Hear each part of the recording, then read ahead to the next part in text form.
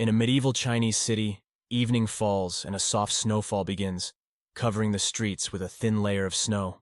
The leader of the Alliance, along with his bodyguards, is carefully examining important documents in a large hall illuminated by lanterns.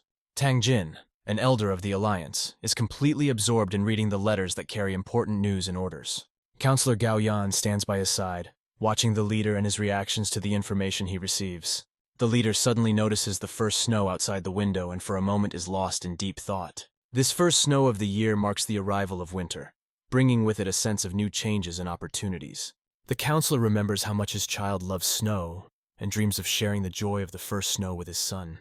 The elder is surprised to learn about the age of the counselor's son and begins to reflect on the transience of time. The question about his son's age causes confusion among the other elders, who are also unable to answer immediately. Finally, the counselors answer that the son is 6 years old and sadly note the elder's obliviousness to such important details.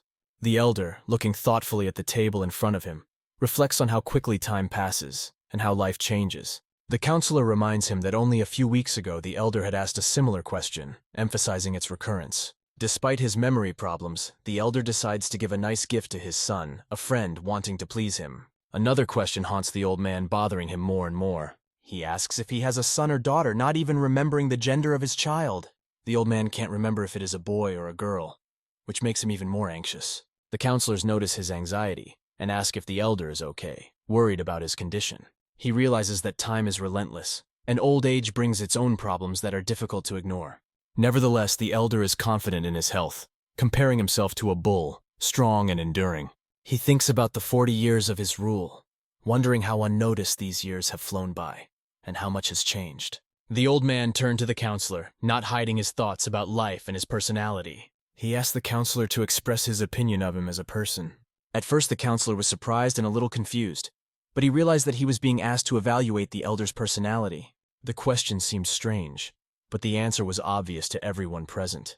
Everyone knew that he was the most respected person in Sengu, known for his deeds. The counselor's words made the elder reflect on his essence and who he had become during his lifetime. Nicknamed the God of War Tianjing, he became a legend at the age of 9. Since then, he devoted many years to fighting unorthodox sects that threatened the world. He destroyed the Dark Ways and the cult of the Blood God, known for its sinister influence on society. In the end, he fulfilled a long-held wish of the Morim Alliance, completing his mission and bringing peace to the region. Thanks to his efforts, peace was maintained in the city.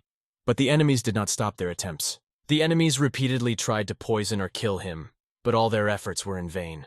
He defeated all those who dared to oppose him, defending his power and the strength of the Alliance. The townspeople nicknamed him the steadfast leader of the Alliance, recognizing his strength and resilience. As a leader, he mercilessly punished traitors, upholding justice and order in the city. He became a symbol of justice and martial arts skill, an example for others. His existence became the personification of the warrior's path, the true essence of Qianhu. Recently, the master had been behaving strangely, which caused concern among his advisors. After reassuring them, he let them go, assuring them that he was fine. Later, he turned to his son, noting his absence from home, but giving him the freedom to choose. The son looked closely at his father and realized that the situation was not as rosy as it seemed at first glance. His eyes showed care and concern, which he tried to hide. Respecting his father's wishes, the son bowed his head in gratitude, expressed words of support, and advised him to get some rest, trying to bring calm to their conversation. On this quiet, snowy evening, when the city was slowly falling asleep and the wind barely swayed the branches of the trees covered with snow, the master thought thoughtfully about his son's words, and how if a person born here reached incredible heights, there would be no room for doubt or discussion. He went through an extremely difficult life, filled with trials and struggles that marked every step of his journey. Over time, he, once a brave and invincible young warrior, turned into an old man whose physical strength had diminished and whose memory began to betray him, making him forget the details of his glorious past. Now he felt weaker, losing his former strength, and this path seemed to him to be getting longer and more difficult. At that moment, a deep longing suddenly gripped him, piercing his heart with unexpected pain. He grabbed his chest tightly, trying to suppress the cough and pain that suddenly gripped him, making him think about his health and future. Surprised by his sudden illness, he wondered why it had happened so suddenly and unexpectedly. Grabbing his chest with all his might, he tried to calm down and collect his thoughts. However, he instantly fainted, falling to the floor, which usually meant the worst. But then light began to penetrate his eyes, heralding hope for salvation. Gradually opening his eyes, he realized that he was in an unfamiliar place. The smell of medicinal herbs suggested that he was probably in a medical office. He realized that he had lost consciousness and must have been taken to the doctor's office, where Counselor Gao Yang had probably already expressed his displeasure at his neglect of his health. Suddenly, he felt funny at the thought that he, the strongest among the strong, had fainted. As he started to get out of bed, he noticed something strange. His energy center, Dan Tang, was empty, which confused and worried him. He assumed it could be poison dissipating his vital qi energy, but quickly dismissed the thought because such a poison would not be able to affect him. When he woke up, he saw a man and a woman standing in front of him, who looked happy that he had regained consciousness. The woman ran up to him asking if he was okay. However, the man, in whose body the old man had awakened, could not recognize them. He suddenly noticed that his voice sounded strange and unfamiliar. The woman asked him with a smile if he really didn't know who she was, and he seriously asked her name. She started laughing, asking if he was sure of what he was saying. Despite the confusion in his head, the woman's face seemed familiar to him. Suddenly, she hit him in the face, trying to jog his memory. Furious, she said that a simple apology would not be enough for the words he had just said. The woman, unable to contain her emotions, screamed, saying that they had been worried about his health all night and had not slept a single minute. Hearing this, the boy began to guess that these people could be his parents, but how could this happen? The father hugged his wife, trying to restrain her from doing anything further, because she was extremely outraged, reminding him that she was his mother and he was an ungrateful son. The father tried to calm the situation down, saying that the boy had not yet fully recovered from the fainting spell. The boy felt a lump in his throat, overwhelmed by conflicting emotions. Hoping it was just a dream, he heard his mother expressing her worst wishes for his ingratitude. He prayed that it was just a nightmare, but if it wasn't, what was happening? Suddenly he saw his reflection in the mirror. He noticed his young skin and hands, and horror gripped his soul. It was impossible for this to be real, and he realized that this must be a dream. In this whirlpool of reality, he asked himself, why does this dream seem so real? Seeing the reflection of his younger self, he sinks down on the bed, hoping to wake up in his usual form. But his parents do not let him fall asleep, gently reproaching him for his childish pranks. Time passed quickly and evening was approaching. Almost 10 hours had passed. The man lay in his room, realizing that he was still dreaming. Looking out the window, he noticed how evening was gradually falling. He dreamed of waking up like a normal alliance leader, but the reality remained the same. Trying unsuccessfully to sink deeper into the dream, he realizes that this dream is indistinguishable from reality, with no signs of problems. He cannot understand what happened and what changed his world so dramatically. He had experienced a lot in his 70 years of life, but reincarnation?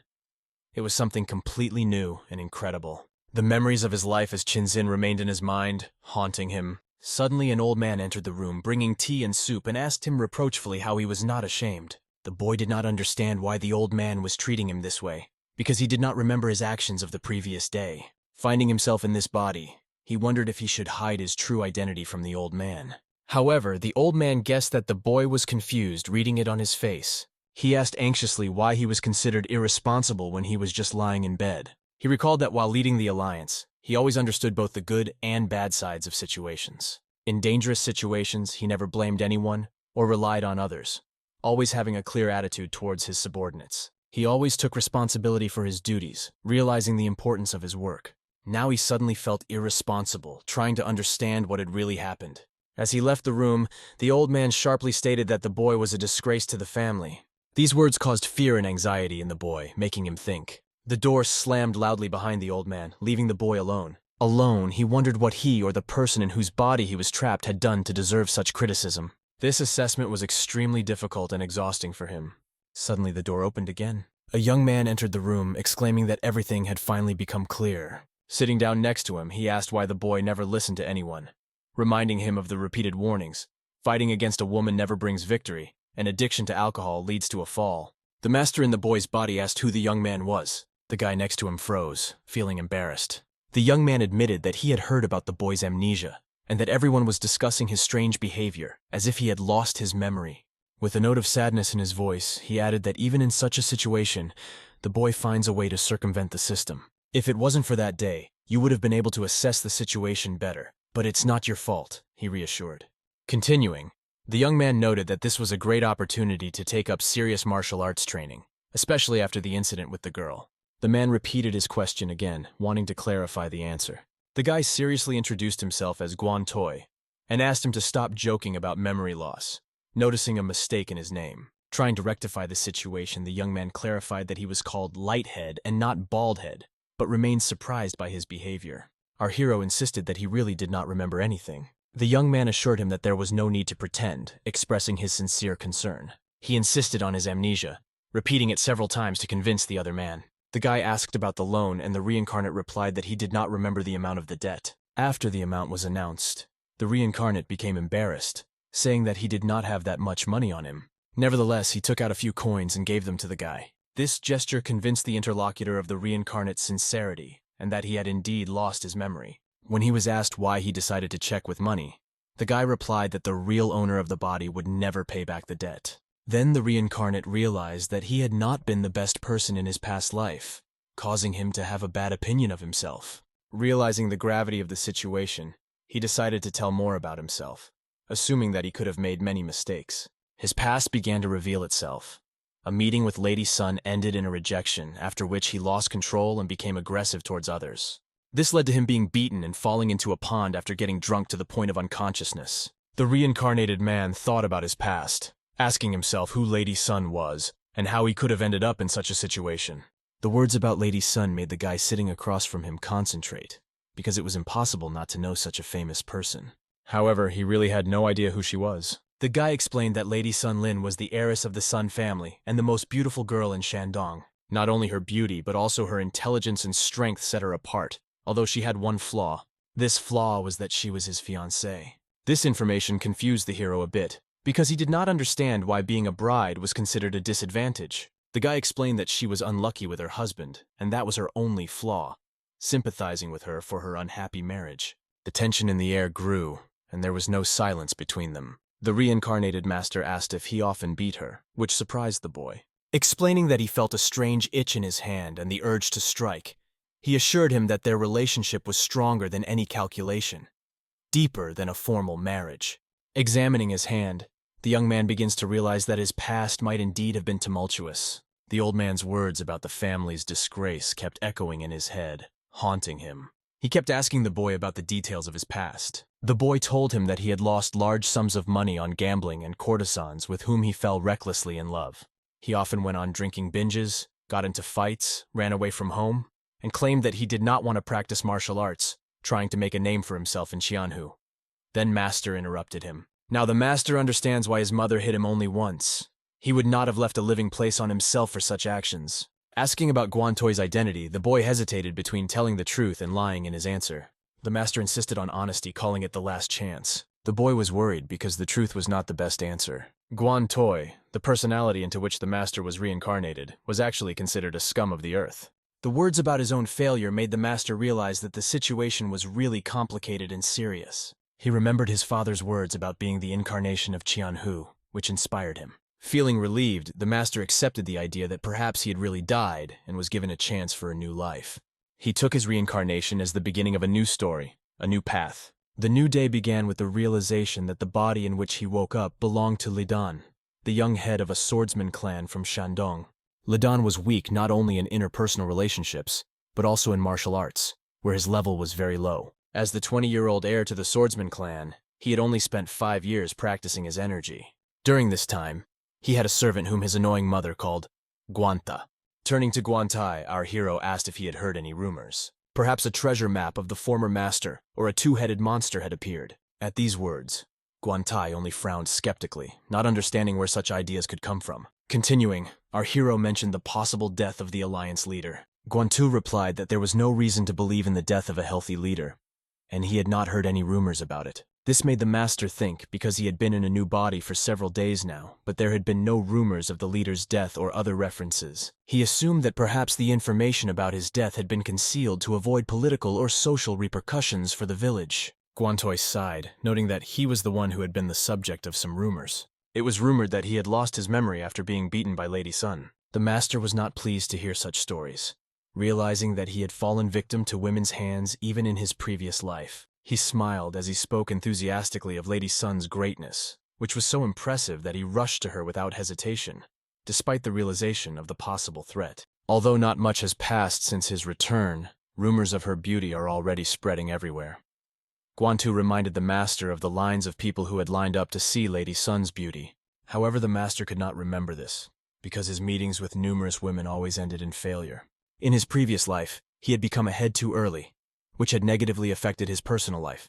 For many women, he was the strongest, but no one saw him as a simple man. His only love was the sword he held in his hands. Guantu said that he noticed that the master was eager to meet his lady, but the master rejected this idea, claiming that he had forgotten everything about Lady Sun, although he called her the most beautiful in the world. Guantu asked why that night was a decisive moment for him. This raised the question of whether there was a reason why the martial artist had decided to take a different path. Guantu was shocked to realize that his friend had indeed lost his memory. He found his sword in the warehouse, which he had to search for with great difficulty, and took it, feeling that it was exactly what he needed. Holding the sword in his hands, he felt a connection to the weapon that he hadn't felt in a long time. It was the first time in a long time that he had held a sword in his hands. It had been a long time since he had reached the peak of his swordsmanship, and there was no need to fight anymore, because there were no enemies left. Despite being called the god of war, he never mastered the art of the mental sword. Mental sword is a state in which a warrior can use invisible weapons created by the power of his mind, and then there was nothing he could not cut. Reborn in a new body, he seeks to follow the path he could not take in his previous life. His eyes were filled with the strength of a war veteran who has been given a chance for a new life. Pulling out his sword, he frightened his friend, who hastened to assure him that the master was not planning revenge on Lady Sun. Our hero was confused, not understanding what was going on and why his friend had decided so. The friend began to get nervous, because his face showed that he was not joking. "I can't even imagine this sword," he sighed heavily. In his new life, his mother came to him asking if it was true. At first, he did not understand what she was talking about, but she asked him sharply if he really wanted to deceive everyone again by accusing him of lying, and asked why he was holding the sword. He replied that he hadn't touched the sword for a long time, and just decided to pick it up. "From that moment on, I decided to take martial arts seriously," he said. His mother realized that he was trying to convince her again, suspecting that he was still lying and might be up to no good. "I don't know what I'm going to do with this sword," he told his mother, not revealing his plans. He knew, however, that he would never harm his fiancée.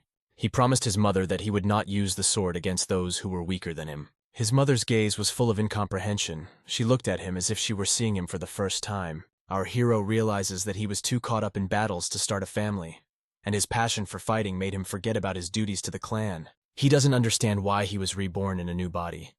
But this whole reality is now his, and it's a whole new life. "As long as I live in this body, you are my mother," he said with a slight sadness in his voice. These words surprised his mother, but her eyes softened a little, and she began to believe that he had really changed. A few days later, the atmosphere in the house became calmer. The master seriously started training, restoring his fighting skills. He worked hard to restore his inner energy, devoting all his time to training. At first, it was hard for him, but with each passing day, he felt his control over his energy returning to him. The energy began to fill his body, revitalizing it with new strength and lust for life. During meditation and training, he began to emit a bright light of power that shone around him like a halo. Although the training was grueling and difficult, he did not give up, moving toward his goal. Eventually, he was able to clear the energy accumulated over 5 years of practicing low-quality internal arts and began to unleash his true potential. Using the technique of the celestial art of consciousness circulation, he learned to control his breathing. This helped him increase his inner strength and resilience, making him even stronger. Suddenly, his friend burst into the room looking worried. He reported a serious problem that had arisen. Our hero realized that it was time to act, feeling that the time had come. He assumed that perhaps the leader of the alliance had died, and this was the cause of the panic. However, his friend was confused by this thought and asked where the idea of the leader's death came from. He repeated the word leader, trying to understand what was happening. When asked who it was, he replied that he was referring to their incompetent commander, Suyunkin. "Why is there so much noise? What's going on?" the comrade asked, puzzled by the situation. He emphasized that Lady Sun was walking next to the commander. They are both heading straight for him, and he feels the tension rising. Hearing this, our hero went out to meet them, hoping not to create additional problems and meet them with dignity. He realized that before meeting Lady Sun, he needed to apologize with respect and understanding. Realizing this, he suddenly saw his guests. The father exclaimed, "Oh, you've come! I'm glad to see you!" Our hero's eyes focused on the girl. She radiated incredible beauty, belonging to the Huang Lin clan. He was fascinated by her. Wondering why she had become the chosen one of this body, his thoughts wandering, the girl searched his eyes with her gaze. But as soon as their eyes met, she immediately turned away. Turning to the girl's father after a long separation, he asked if they were doing well. He expressed his regret over the incident, refusing to comment further, not wanting to aggravate the situation. The girl frowned, as if trying to think of something quickly on the spot. It was clear that she found it difficult to forgive her lover for his past actions. The hero's father decided that it was his son who should apologize, not the girl, and emphasized this during the silent pause. Then the girl started talking, saying that they needed to discuss some things. Our hero's father asked what exactly she wanted to talk about. The girl seriously stated that she wanted to terminate the marriage contract. This news shocked both parents. Our hero watched the situation, realizing that things were taking a difficult turn. The girl's father asked why she had decided to do this so suddenly. She replied that their marriage was arranged by calculation, and although it may sound rude, she believed that she had the right to make her own decision. After these words, there was an awkward silence. The girl's words made everyone hold their breath. She was very uncomfortable in front of her parents, but she absolutely did not want to marry this man.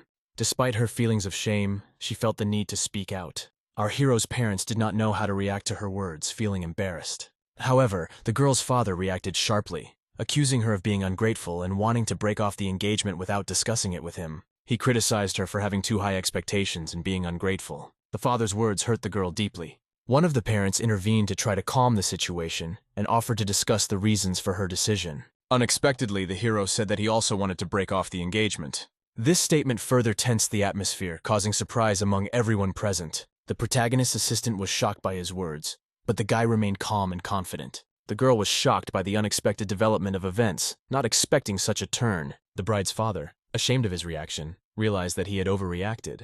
The reincarnated master took the blame, admitting his mistakes and expressing gratitude to the people around him, despite the shortcomings of the previous body owner. As he continued his speech, he explained that his words were not caused by resentment toward the bride. So why did he say it? What could have led to such consequences? The master answered that he wanted to marry a woman he really loved. The bride's face showed sadness, a sense of loss and disappointment. The hero's parents bowed their heads, realizing that no marriage can be happy if it's not based on love. The father tried to ease the tense atmosphere by saying that it was great when everyone agreed with this idea, trying to resolve the situation. The girl's father became angry, saying that they could not just break the marriage agreement. The boy's father replied that, as his daughter had said, they had no right to decide her future for her. These words upset the girl's father even more, and he decided that enough talk was enough for today. The girl shifted slightly in her seat, not knowing what to do next. She asked the boy why he had changed his mind. He jokingly replied that her hand was too heavy.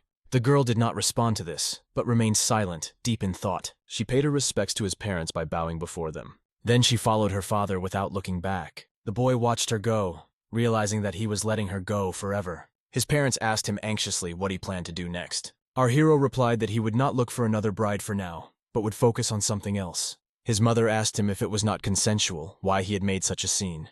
He coughed, apologizing for the inconvenience, and explained that he didn't really know what to say, because he had only recently found himself in this new body. His parents were worried about what he was going to do next. As he had mentioned earlier, his goal was to study martial arts in depth. Was it really a serious decision? But the boy was not joking and had clear intentions. After these words, a chill ran down his mother's back. Seeing this, the father decided to calm her down by taking her away from all her problems and making her a cup of tea. The father was proud of his son's words. He had finally said something worthwhile, and they decided to celebrate. They all went to celebrate together. Looking after them, our hero feels like his heart is ready to jump out of his chest from the tension. Despite being in the body of this young man, the family shows him a lot of care and warmth. But something inside him is uneasy. Even with his family, he feels vulnerable. Assuming that he is the only one who understands what true love is, his mind might weaken. He won't have to act as rigorously as he used to.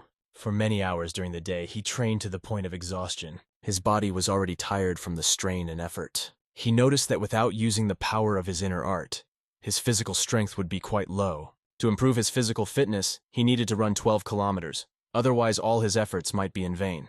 He realized that if he continued to work as hard as he did, his business would certainly improve. When he entered the yard, he suddenly saw her. It was the same girl who had initially avoided him, but fate had determined that she would become his wife. She came up to him, starting a conversation that made his heart speed up its rhythm. He was stunned by her presence, but she quickly brought him to his senses, saying, "Don't take it so seriously. I'm not here of my own free will." Her father sent them both away to apologize. The boy reassured her, assuring her that he did not feel any offense at her arrival. Then she asked him if he remembered what he had said that day when he was drunk. A little embarrassed, he recalled his words. "Let's see how long her beauty lasts." With these words, he insulted her, reminding her that over time her face would become covered with wrinkles and her beauty would fade. The hero realized that he had to atone for the unfortunate words of the previous owner of this body. He apologized to her for what had happened, but the girl, to his surprise, said that he was right. The master did not understand what she meant. She explained that although everyone was praising her appearance now, in time this beauty would fade and no one would admire her anymore. However, she plans to make a name for herself through her hard work, and because of this, she has no intention of dating any of the men. The reason she suggested breaking off the engagement is because she doesn't like the guy. She assumed that he also agreed to call off the wedding because she hurt his feelings. The guy smiled back at her. He exhaled all the negativity that had accumulated inside. He said, "Think what you want." The hero in his past life had lived for more than 20 years and had forgotten what he had felt in those years. However, this moment reminded him of the past. Because of all these emotions, the previous owner of the body was very worried. "Don't worry," he told her. "This is my final decision about our wedding." The young bride could not make sense of these wise words, feeling uncertain and doubtful. His last words were that he would no longer be an obstacle in her life, giving her the freedom to choose. With these words, he walked past her and headed for his house, leaving her in awe. The girl turned around, not believing that everything had ended so easily and without any arguments. She looked after him, trying to understand what had just happened, but he walked on, not even looking back, leaving everything behind. In his past life, when he was 20 years old, he had shed a lot of blood using his sword to kill various thieves who became his training targets. His youth was not radiant. It was tinged with the color of blood. He realized that he had indeed lived a hard life full of struggle. Life had given him a second chance, and in this new version he would not hold anyone by force. The master went to the snowy mountains, seeking solitude and peace. There, amidst the silence and snow, he continued his training, improving his skills and strength. Standing in a fighting stance, he dug his feet into the snow, feeling the cold penetrating the fabric of his shoes. Holding his sword in his hands, he began to recall his forgotten skills, focusing on each movement. He recalled the art of the Asura sword, a technique that transcends the limits of the soul. He used it to tear the hearts of the 13 leaders of the Shadow Path syndicates to pieces, leaving them vulnerable. Immersed in his memories, he increasingly felt the contrast between the aging body that once belonged to him and the new, young body. A dark silhouette appeared before him, the embodiment of past enemies and evil. He swung his sword, feeling power and strength in every movement. The light energy of the sword cut through the darkness like lightning, illuminating the night. He cut off the head of the leader of the Bloody Sky cult, demonstrating his determination and skill. After this feat, he received the title of the strongest in the world, earning the respect and fear of his enemies. His meditation reached a new level, revealing hidden potentials and powers. When he was able to accumulate his energy, it vibrated with such intensity that it seemed as if nature itself was holding its breath. The explosive technique he used caused a powerful wave that spread throughout the winter forest. It was a kind of chase of energy that rushed between the trees, leaving a glow behind. The light accompanying this wave illuminated the surrounding trees, creating an incredible atmosphere. The house that stood near the training ground rose above the ground as if under the influence of a powerful force. It was extremely easy for the master to use martial arts.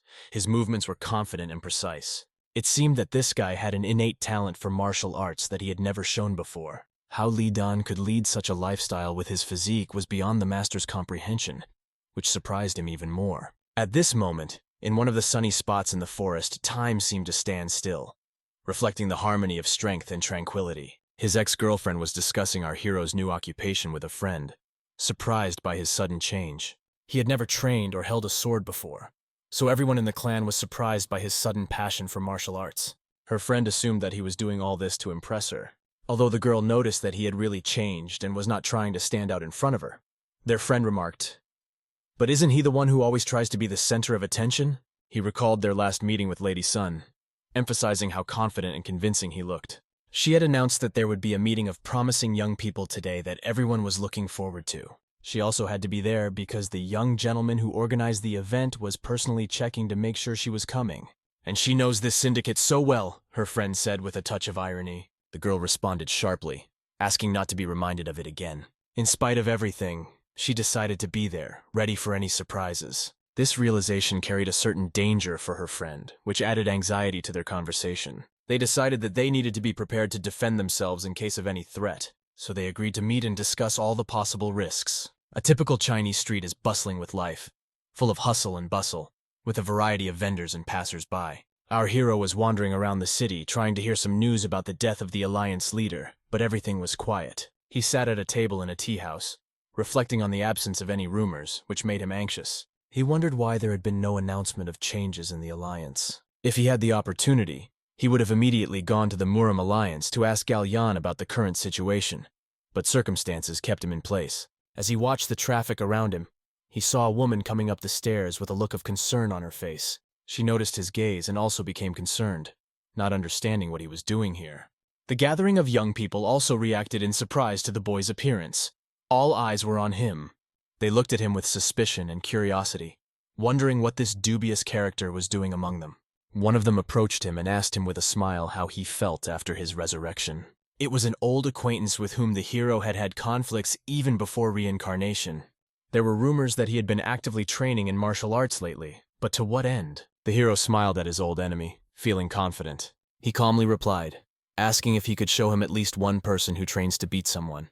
He emphasized that the real purpose of training is not just to fight, but to be ready for any circumstances, even to kill if necessary. The enemy was caught off guard by these words and noticed a cold glint in the hero's eyes. The master, sipping his tea, remained calm and in control of the situation, demonstrating that he was not afraid of challenges. Lindan's opponent was afraid of him, despite his attempts to hide his emotions. Lindan managed to inspire this fear by his mere presence. The enemy tried to humiliate Lindan to make himself feel superior by insinuating that he had been beaten by a girl. When he heard about the debt, Lindan took note of it and calmly promised that he would ask his friend Huang about it. A girl came out of the crowd and firmly stated that she had never claimed to have beaten him. Her opponent, trying to save face, replied that she shouldn't make excuses and asked if this scoundrel was causing her any trouble. She calmly replied that it did not bother her at all. Lindan put on his Chinese hat as he prepared to leave. He realized that he shouldn't waste time and energy on foolish children who don't understand the true nature of things. He was tormented by the question of why he was reborn in this particular body and what was the purpose of it. Even though it remained unknown, he was sure that he was not wasting his time looking for answers and developing further. He confidently walked past his beloved, leaving behind a feeling of confidence. Everyone noticed that now there was a slightly different atmosphere around him, more serious and mysterious. His unusual behavior deeply disturbed the girl, who tried to understand what had changed. As evening approached, Wally, his friend, was sweeping up the garbage in the yard, minding his own business. When he saw Lindan, the young man turned to him. He asked Wally why he was sweeping up at such a late hour, and he replied that Leader Yang was due to arrive soon. Hearing about the leader, Lindan was shocked. He didn't even know who he was. Guan, holding the broom, was once again surprised at Lindan's forgetfulness, not understanding how he could forget such an important person. Guan exhaled heavily, and having prepared himself, began to tell his story, hoping to help the hero remember important details. Our hero realized that no matter how many questions he asked, no one would believe him, because his memory seemed doubtful to everyone. Guang told him about the leader of the largest syndicate in Shandong, who was Ji Jie. He explained that this was the reason why they were only in second place. The guy replied that they were actually in third place now. But what was the reason for their rapid fall to third place? The guy asked suspiciously, "You really don't know?" The hero assumed that it was because of him, and indeed it was true. A considerable amount of money was spent to solve the problems he caused, and because of this, the number of soldiers had to be reduced. When our hero got into debt, he often complained about the huge amount of his obligations, but what bothered him the most was that he owed the Little Jan Syndicate. Now he began to understand why he had behaved the way he did and what the consequences of his actions were for the clan. They had 3 large battalions of swordsmen whose numbers were dwindling, and now there was only 1 left. The same was true of the cavalry, which had also declined. The hero had heard that the clan's finances had been tight lately. Guan looked at him with an expression of mockery, as if he understood something more. He wanted to say something, but kept silent, keeping his thoughts to himself. The master suggested that perhaps his salary had been cut more than anyone else's. However, Guan replied that this had not happened yet, and the head of the house was primarily focused on salary. Listening to all this, our hero realized that the situation was more complicated than he thought. He was slowly and surely destroying his family's future by creating problems. Now it was clear that he was the one who would have to solve these problems. But why all the fuss about this dinner? This question began to intrigue the boy. Guan explained that they had borrowed a significant amount of money from the person who would be coming to the dinner, and so they should be diligent in preparing. After that, he went back to work because he had no time to be idle. He had a lot of tasks waiting for him. This whole situation kept the hero in suspense, making him think about the upcoming events. Suddenly, a girl came up and began to tell him how the leader of the Yan clan had once defeated Guan Toi's brother. Our hero recognized her as Sun He, whom Guan remembered as a very kind and compassionate person. She began to tell him why this rascal standing before them had gained such a reputation. She asked who had hit him, trying to understand the situation. Sun He pointed out that there was garbage left in the yard, and such laziness of the servants deserved a flogging. The guy, furious with the situation, beat the other man's servant and asked who had left the garbage. The girl was on the verge of tears when she said that it was Yang, the leader, who had left the garbage, deliberately creating a mess. The young man realized his mistake when he realized that he had not only carelessly thrown away the garbage, but had also beaten the servant for not cleaning it up. The girl pouted, barely holding back her tears at the injustice of the situation. "Did I have anything to do with this?" the owner asked, trying to figure out if he had anything to do with it. The girl exclaimed in a loud voice that he was just standing by, letting off gas and laughing while the others tried to deal with the trouble. This was the best summary to describe the body the master had transformed into, showing how badly it had behaved. He began to realize that Li Dan's legacy was not just bad, but terrible. And how could he dare to be so irresponsible? However, the girl noted that Guan had mentioned that the young master had been behaving much better in recent days, which gave him hope for change. It was hard for the owner to realize how terribly he had been treated by the previous owner of the body. The girl admitted that she did not trust him very much, but she trusted her younger brother Guan, who had seen the changes in his behavior. She bowed to him, expressing her respect, though she remained cautious. Then she went about her business, leaving him brooding. After this conversation, a lot of thoughts spun around in his head, causing doubts and reflection. But suddenly he heard some sounds that made him alert and distracted from his thoughts. The master was working so hard that sawdust was flying around him, creating an atmosphere of hard work. He noticed this and realized that although the boy had succeeded, it was because of his efforts. The master still treated him with respect, appreciating his perseverance. Day turned into night, and when evening came, the clan leader arrived. He opened the gate of the courtyard. The clan leader did not enter alone. He was accompanied by a whole delegation, guarded by an army of soldiers. It seemed that he had come not to have dinner, but to lay siege to the castle. The moon was brightly illuminating the courtyard, adding to the mystique of the event. The night torches only emphasized the atmosphere of mystery and tension. The clan leader greeted and asked how everyone was doing, looking around with a cold gaze. The clan leader, having arrived after such a long journey, would be grateful for the hospitality and warm welcome that could relieve his fatigue. However, it seems very strange to our hero that this leader showed up so late, arousing suspicion. His behavior hinted at a certain arrogance. He looked at the audience with a clear sense of superiority. One of the hero's friends remarked that the villain here was the one who had beaten Guan Toi for no reason. It turned out that this particular scoundrel had caused many problems, and his presence was an unpleasant surprise. The leader addressed the audience, asking if anyone knew the head of the Peng family from Huber City. The answer was yes. He said that they had decided to unite with them and start a joint business. The head just mentioned the leader, which caused a certain resonance.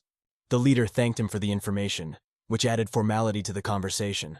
After thanking him, the leader laughed, emphasizing that he was the only one who really cared about their alliance. The clan leader, who was kind and strong, would always be grateful for mutual support and cooperation, as it strengthens their position and ensures a common future. The clan leader offered to come inside the house to discuss all the issues in a more private atmosphere. The boy's father was just seeing the head of the family off, and at that moment they were not together with the rest of the group. The boy was approached by a recent acquaintance who mockingly called him a debt lover. The guy behaved with restraint, not giving in to provocation. He looked at his good friend Guan Toi, who seemed to be tense as well. Jacob, another acquaintance, had been working diligently beside him, but now stood opposite him, stiffening with tension. He saw the expression on the boy's face, and it was becoming increasingly difficult for him to contain his emotions. The boy decided not to waste time and avoid idle chatter, intending to deal with the situation quickly. As he walked away, he stopped, amazed at the petty pride of this insignificant old man who was trying to humiliate him. It was time to stop making excuses and quickly repay the debt. He asked himself when he planned to pay back the 20,000, feeling that this issue could no longer be postponed. Our hero did not hesitate and confidently stated that he owed nothing to anyone. His distant acquaintance was so offended by these words that he thought the hero still considered himself the heir to the best clan. To this, our hero calmly replied that he already knew the answer. No, he no longer had that status. He emphasized that it was thanks to his actions that everything fell into place. People in the neighborhood really noticed that he had changed, and this caused a mixed reaction. The amount of debt mentioned was so significant that it could easily provoke financial difficulties for an average family. But what could make them take on such a large sum? Suddenly, he heard a loud scream and quickly turned around. That rascal had dared to use one of the servants as a tool, causing outrage. Obviously, the master did not appreciate this mockery and was ready to intervene. His loyal friend and servant decided to defend the girl, telling the villain that she was just a child and did not deserve such insults. The villain, seeing that the servant had touched him, was filled with rage. Kung realized that he had made a mistake and shouldn't have done it. He fell to his knees and lowered his head, apologizing and expressing deep regret. The villain saw this as an opportunity to show his power, realizing that he could do whatever he wanted with Kung, even send him to the next world. He remembered that the last time he was beaten, it was his own fault. He also fell to his knees, begging for forgiveness like a servant, showing his weakness. But at that moment, the villain's spit fell to the ground next to him. This was the ultimate display of disrespect, as the villain spat in the servant's direction, showing everyone present that things were bad and that he had no respect for any of them. Filled with hatred, the villain claimed that the place was dirty, using this as an excuse for his attacks. And this was just nonsense, since it was he who left the mess, trying to justify his aggression. The villain was also angry that his message was not responded to properly. However, he noted that it was just a small thing that could be ignored. However, while insisting on his rightness, he suddenly wondered why the servant was lying on the ground. Didn't he say that he had to be dressed nicely for the guests? The boy realized that this was nonsense, but he agreed to clean it up anyway to avoid further problems. The villain stepped on the boy's hand, stopping him from leaving and forcing him to stay put. The girl, filled with indignation, screamed, "What is he doing?" But this rascal cynically said that since saliva came out of his mouth, it should be cleaned up with his mouth as well. It was extremely disgusting and humiliating. The people around were shocked by this horrible behavior and the guests' rude remarks, not believing their eyes and ears. The girl, with tears in her eyes, insisted that she would clean up the mess herself, realizing that Guan had stood up for her and had been insulted. Guan intervened and asked her not to interfere, trying to stop her. He suggested that she go to the clan leader if she needed to resolve something. The girl reluctantly agreed, feeling helpless in this situation, but decided to walk away. At that moment, a young gentleman approached them, looking confident and ready to help resolve the situation. He approached them, calmly and with determination, wanting to intervene and restore order. The girl, looking at him with tears, felt offended and hoped that this was his chance to make amends. The young man came over and said that all the dirt needed to be removed, emphasizing the importance of cleanliness. The girl was shocked by his words, not believing that he could say such a thing in such a situation. Guan understood that the order to lick the saliva off the ground was cruel and humiliating, and it was a difficult test for him. The villain was smiling calmly as he stood on his feet, satisfied with his power over the situation. The servant standing behind him had already decided that all the rumors about the young master's change in behavior were just lies. Guan, suppressing his feelings, took responsibility and decided to obey the order, even if it was humiliating. He leaned over the ground, crying and preparing to lick the dirt to avoid further problems. The villain continued to enjoy his power, as if feasting on a celebration of his own cruelty. But as soon as Guan approached the mud, everyone around him held their breath, watching this shocking sight. However, a young gentleman suddenly stopped him, asking what he was doing. Guan did not understand whether this was a joke or if he was seriously interested. The young gentleman said that whoever made the mess should clean it up, hinting at the responsibility of the real culprit. Finally, he stood up for the servants, and the girl was delighted to hear these words. The young gentleman turned to the lazy fool Kai Gan, pointing out that it was he who should put himself in order. Kai Gan was furious at this turn of events, not expecting such a development. However, the boy continued to insist that he clean up after himself, otherwise things would come to serious consequences. Chugan did not expect to be reprimanded in such a tone, and he was confused. Chiogai stopped for a moment, catching the boy's words. With a slight hint of mockery in his voice, he dubbed him Little Cat, recalling rumors of an unsuccessful courtship with a girl who had brutally rejected his attempts. Chiongai did not even realize that such a dismissive and sarcastic remark could spark a serious conflict. The main character approached Guantai and asked him about his condition with concern. "Why are you behaving like this, my friend? You shouldn't be doing this." He tried to understand what made him act this way, because Guantai could have avoided this mess. The master replied, "Why did you think you had to clean up after him? Guantu felt a mixed sense of pleasure and horror when he heard these words, for he saw a completely different look in his master's eyes. Something more than just disdain or indifference. It really frightened him.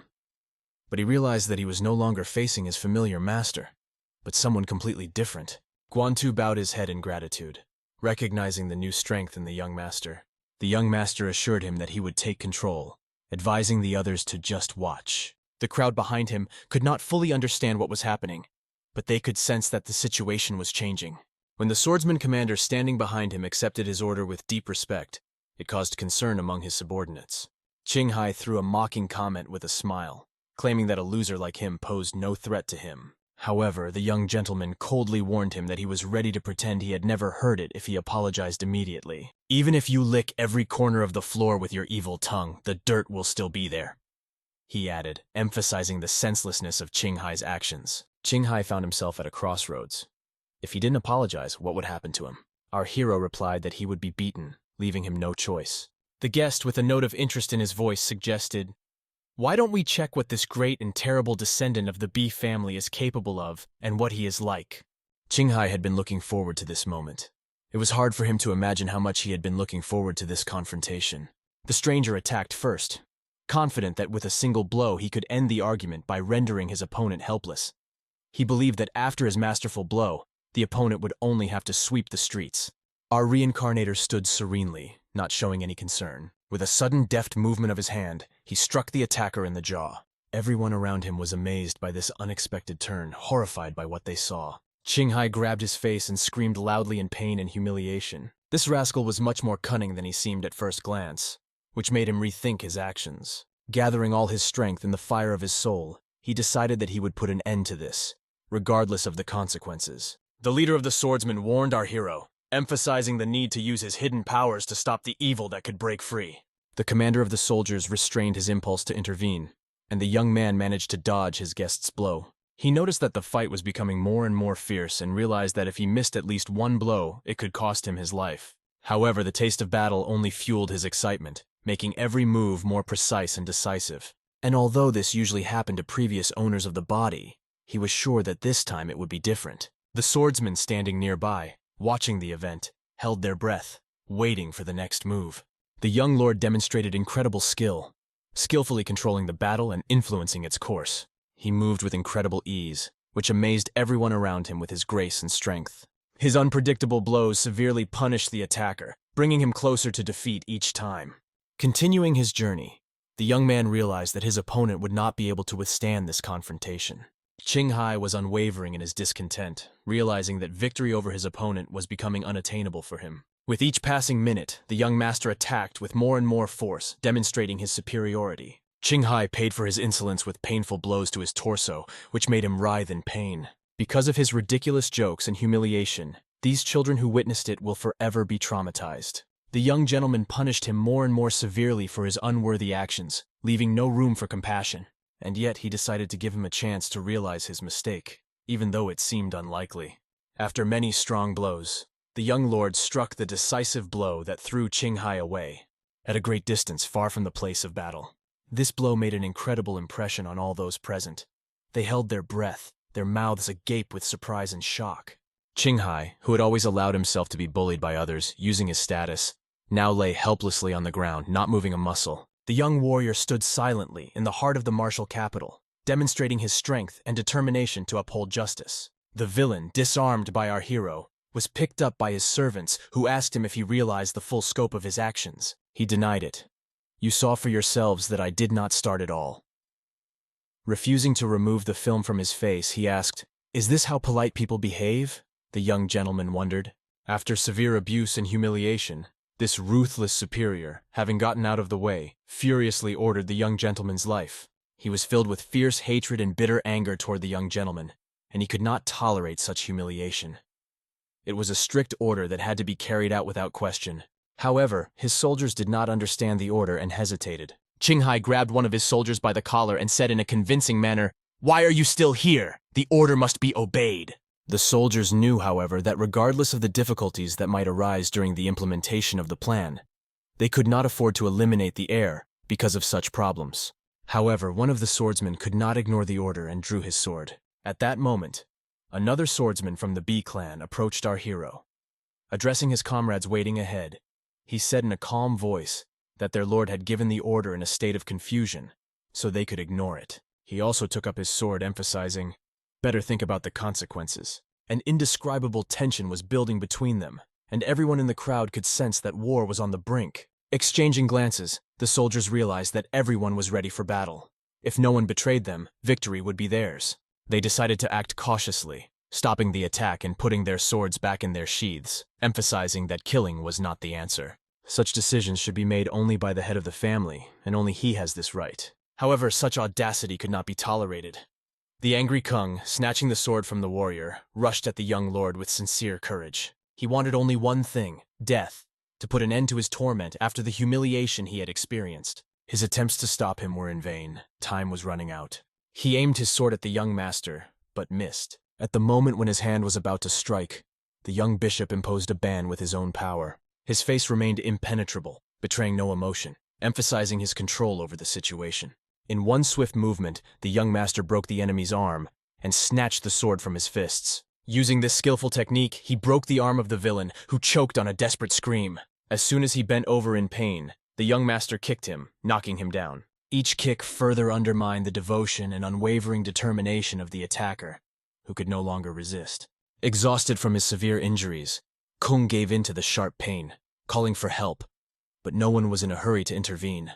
However, faced with such cruel accusations and actions, the young lord could not let him go unpunished. Unleashing all his strength, he struck a final blow to the enemy's face. This blow caused several teeth to leave the rascal's mouth, showing how serious the consequences were. The guards, gathered in a ring around him, watched the scene with intense attention, realizing that this was not just a punishment, but a real exposure of the scoundrel. Our hero, standing over the beaten enemy, wondered if he had suffered his wounds justly, or if it was just the result of a long injustice. After the fight, the swordsmen gathered around the body of their master, watching his condition with concern. Our hero called out, "Call a doctor! He can activate vital points and improve blood circulation." He also ordered to quickly inform the great leader of the clan about the events that had taken place. Guantu rushed over to the young nobleman and exclaimed in astonishment, "Have you lost your mind? How could you do this to a clan member? This is a black cloud over us. I see no solution." The pause in his voice was significant, but he finally suggested, "We have to run away, and then let the head of the family unravel this tangle." He strongly advised the young man to run away, because if he stayed here for a long time, he would inevitably run into the clan head, and it would end badly for him. The moment the young man looked at the merry man, he realized that if he ran away, he would bear all the blame, and he would be the main responsible. Thinking about it, he finally asked, "Is it realistic in this situation to just pick you up and leave?" Guan, realizing the gravity of the situation and terrified, insisted that they had to leave immediately. The young master remained calm and replied that there was no need to rush. The clan leaders were already appearing on the horizon, and the situation was changing. As they came closer, they witnessed a horrific scene unfold before their eyes. The young master joked that if his friend was worried about dying, he would definitely ask them to bury them together. Guan felt uncomfortable when he heard these words.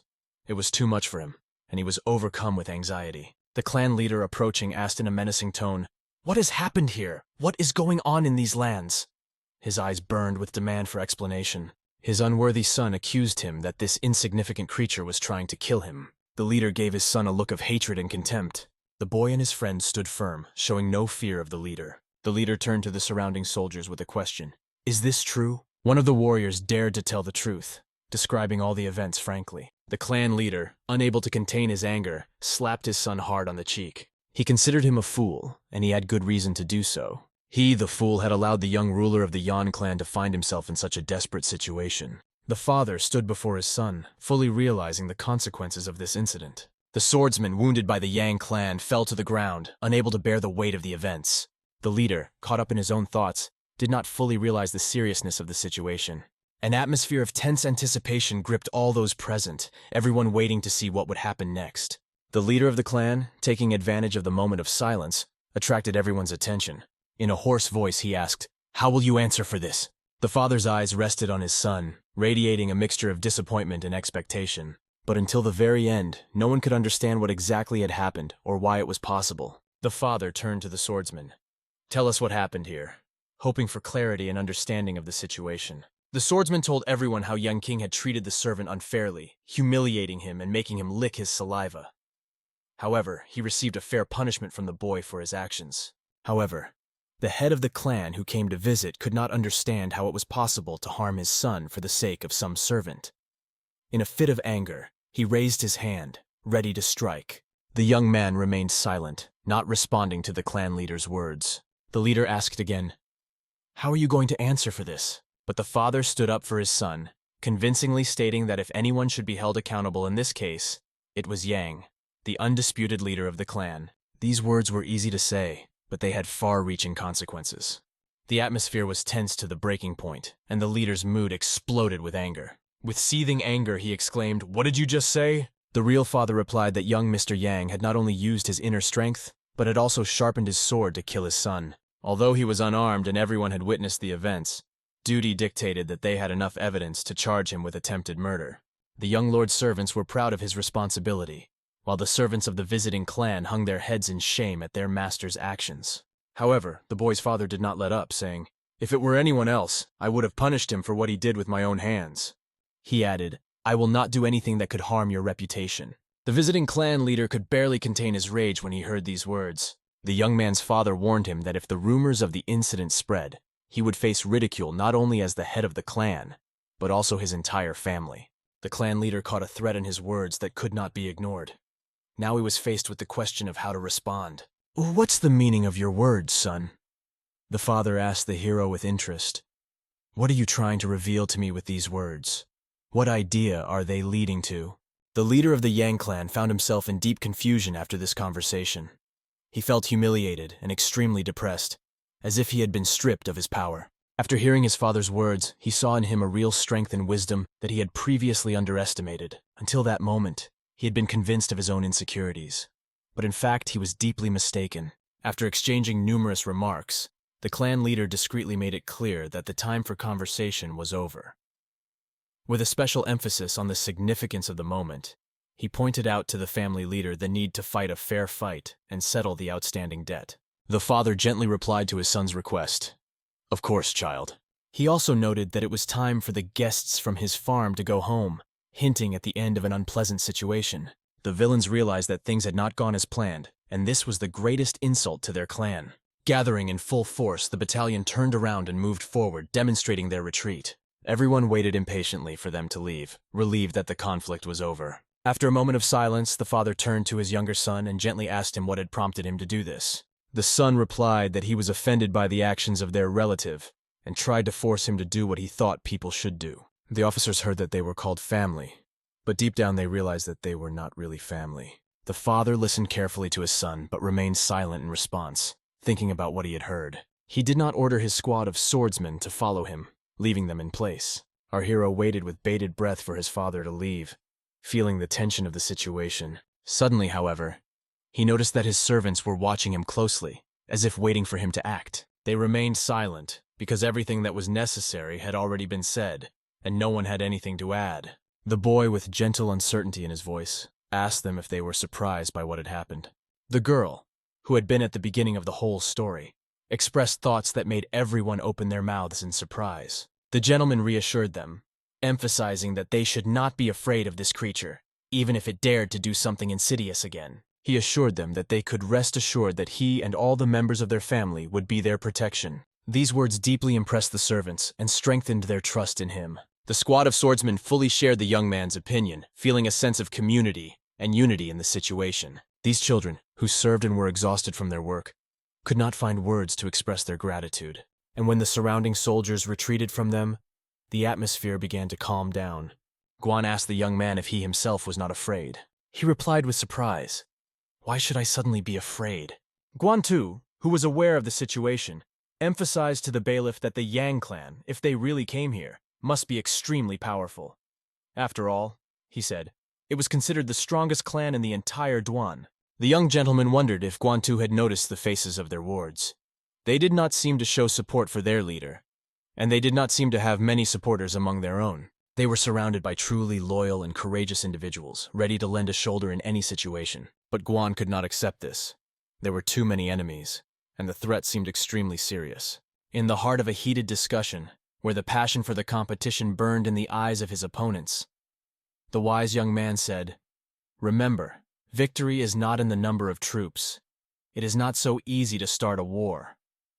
His words vibrated with power and knowledge, offering a deeper look at the true costs of strength, wisdom, and choice. This momentary declaration was not just a statement. It was a manifesto for calm, deep analysis and reflection that leads to success, not hasty actions driven by emotion. The clan leader asked with doubt, "Has my son failed?" A cautious clan leader like Yang would not take a gamble without making sure that triumph was already in the bag. Only when he was sure of victory would he launch an offensive. When the decisive moment came, his son was not even noticed. His irritation was not caused by the fact of his son's beating, but by the realization that he had caused it. He could not stop himself, because his logic was powerless, and the realization that the causes and consequences of this event were completely different made his heart fill with bitterness. The young master realized that he was created for such situations, to stand firm and withstand difficulties. The servant could not understand the meaning. What was the point of all this? In response, he heard, "Go, get some rest. You have been through too much." Just as he was about to leave, a young man caught his attention. He thanked him sincerely for his great deed, feeling deeply grateful. Our heroes were happy about this, feeling proud of their actions. He smiled and said that this act would fill him with kindness for the rest of his life. The servant was relieved when the unexpected became apparent, and he realized that everything had gone well. The young master, analyzing the circumstances, realized that now was not the time for action, and decided to wait with further steps. The leader of the Yang clan wants revenge, and his determination in this matter is beyond doubt. They will try to take revenge while keeping their hands clean, so our hero must be proactive to avoid the trap. There was a tense atmosphere in the family room as the father closely watched the mother's actions. Lena, eagerly holding the old box in her hands, carefully opened it. Inside, under a layer of fine white velvet, was an extraordinary piece of jewelry. It was a necklace made with such skill that her breath stopped for a moment. Each stone, perfectly polished, and radiating deep hues like secrets sealed for centuries, sparkled under the light of the lamp. She turned the necklace around in her hands with trepidation, thinking about the stories it could tell. It was a family heirloom, kept and passed down from generation to generation, a source of deep respect and pride. In a mystical setting where intrigue and power games were the basis of clan life, a figure appeared wrapped in a veil of mystery. A woman with a sharp and deliberate voice whispered, "The leader of the Yang clan is so petty, he never worries for nothing. Questions of motives are alien to him." Her words, like the echo of distant storms, dispelled the silence. She revealed the essence of power struggles, where every step can be decisive.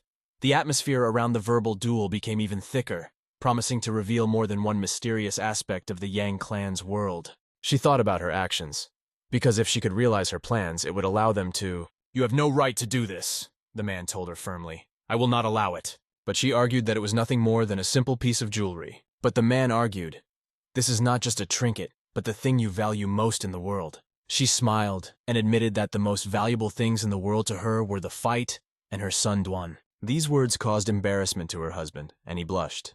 With a determined expression on her face, the woman said, "I finally gathered my courage.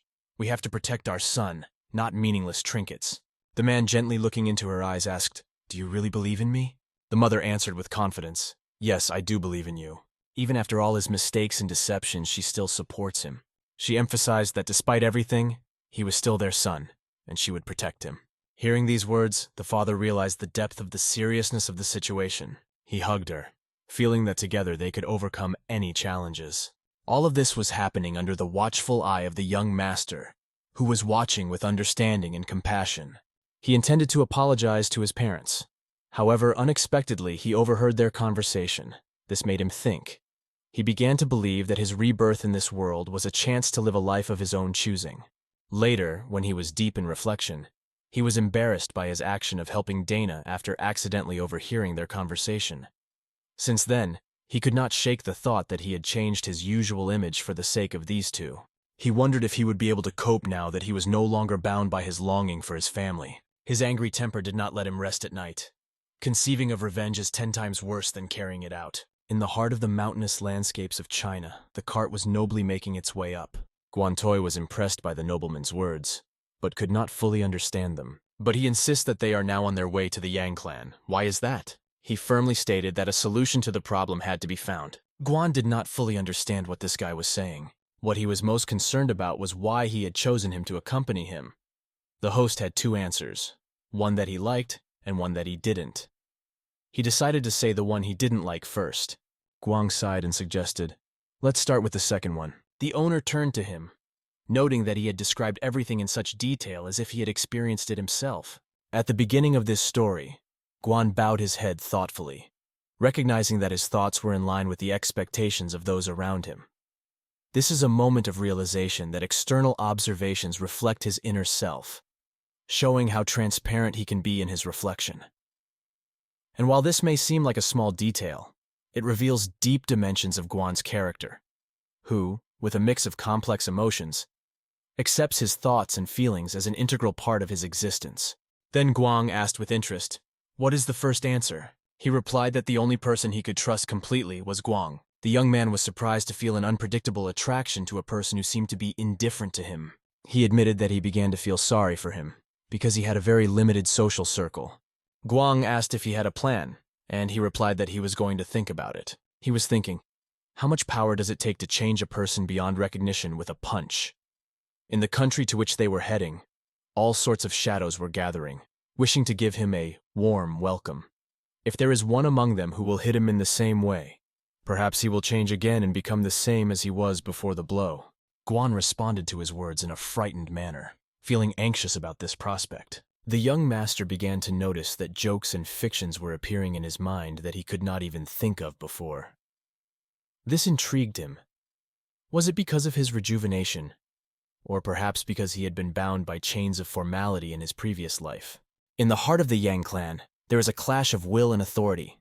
The clan leader, filled with anger and eccentricities, realizes that someone he disparagingly calls a clumsy young man has managed to defeat his son in battle. At that moment, covered in bandages and knocked down, the son begged his father for revenge, to destroy Danny and the entire family of the one who had brought them pain.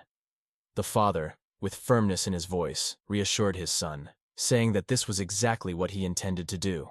He thought furiously, how dare this rascal look up and ignore the shandan that was given to him from above? The clan leader summoned his bloody dog. When his words reached his son's ears, he suddenly realized their true meaning. The father insisted that they would be deservedly punished for such treatment. Meanwhile, in the wagon, our hero was reading intently and turned to him with interest. "Is this by any chance the patriarch's secret technique?" "Yes, it is," he replied, whispering barely audibly. Referring to the shogun, he said that it was something incredible and not a martial art at all. And if the horsemen found out about it, there would be consequences. However, after he said that, his face only became filled with suspicion.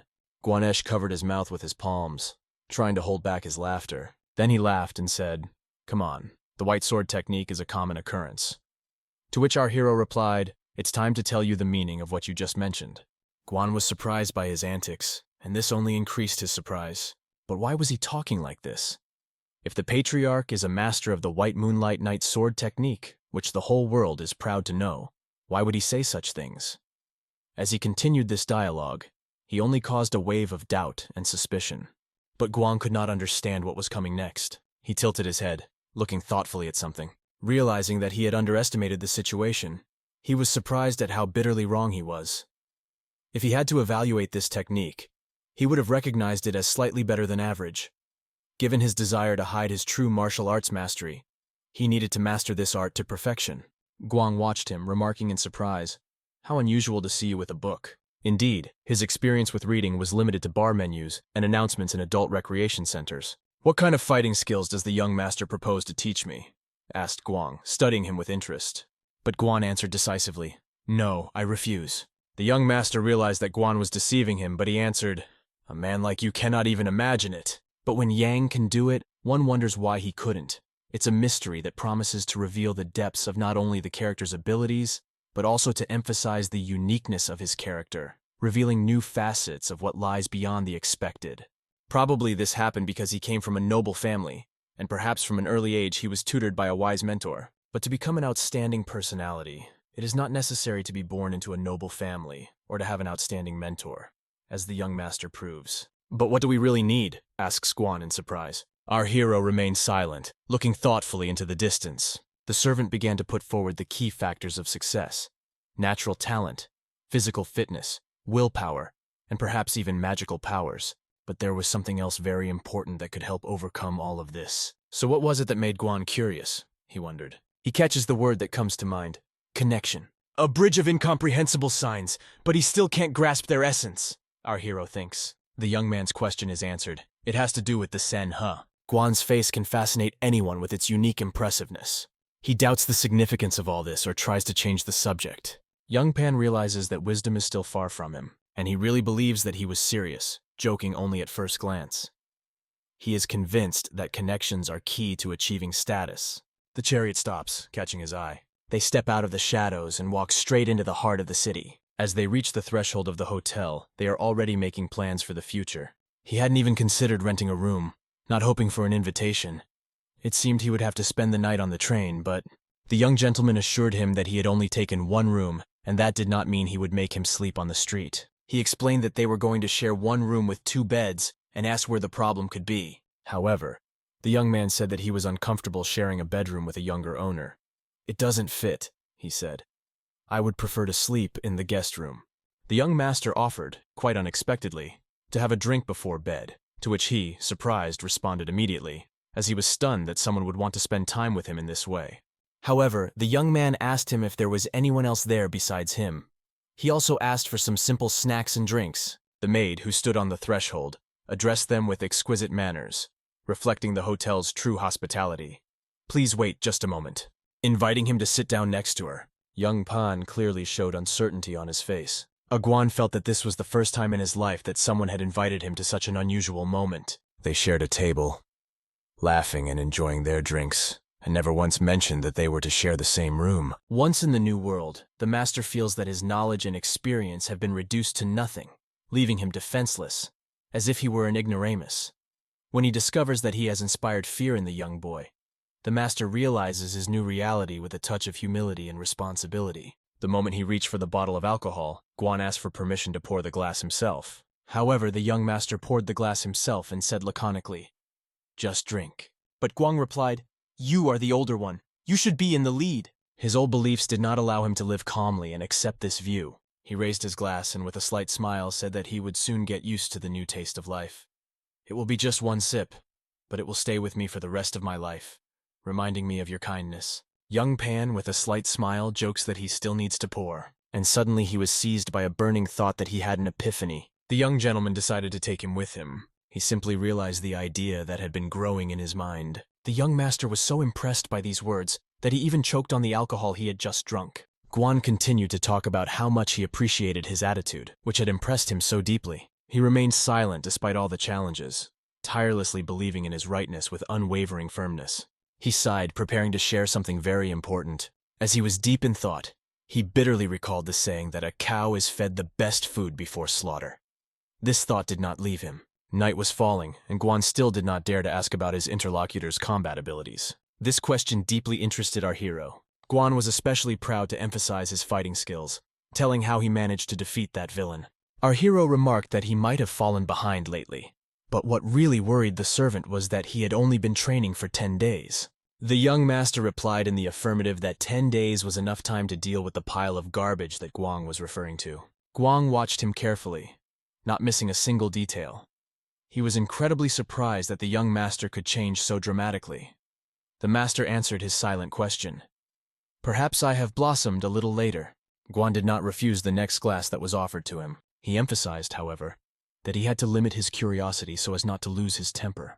However, he wondered if he would no longer undergo changes, or if he would stop there. The master replied that he had no intention of stopping there. But Guan persisted and asked, "Please promise me that you are changing and will no longer be the same as you were before." The young man thought for a moment. What is the value of a promise that is only made in words? Guan emphasized that this was important to him, because he wanted to hear it with his own ears to see for himself the change. The young master, looking deeply into his eyes over the rim of his glass, replied. Tension hung over Guan, growing more and more like a storm cloud ready to explode at any moment. But he suddenly smiled, diffusing the situation, and promised something that made Guan breathe a sigh of relief. With a sigh of relief, Guan admitted that he was skilled in martial arts, and was actually much stronger than he had imagined. How can you hide such skill? He asked, looking intrigued. To survive in this world, you need to keep at least a third of your power secret, he explained, hinting at his hidden abilities.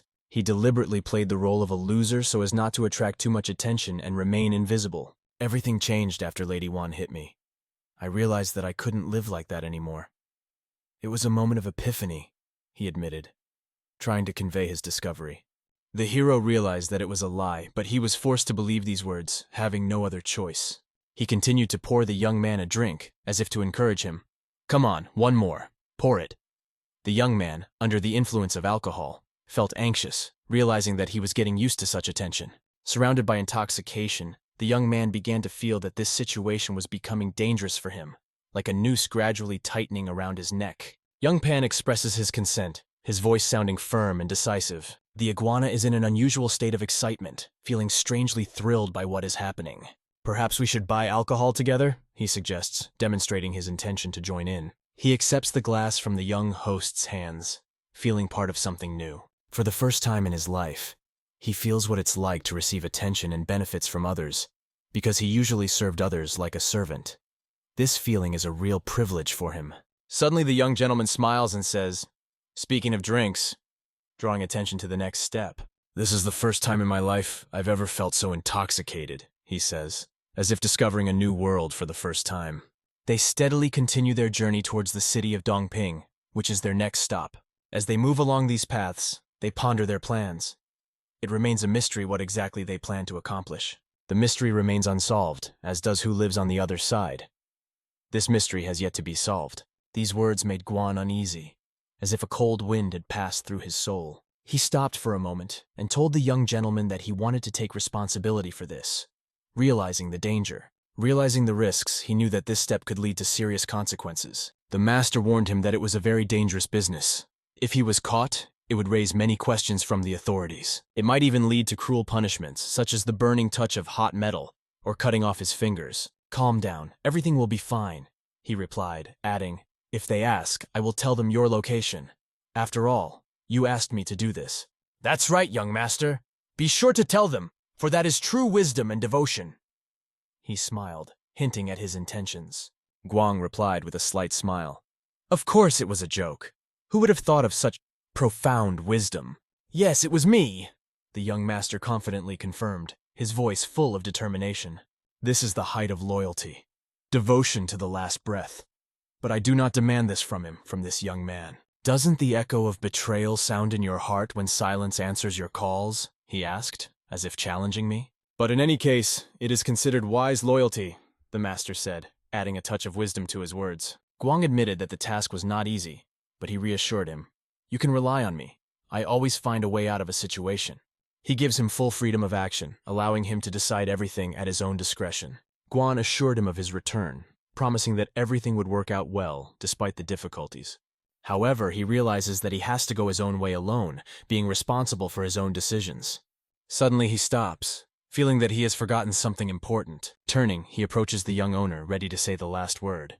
He mentioned that even if he had promised support, he might be the last one to come to his defense, hiding in the comfort of some Ukrainian town.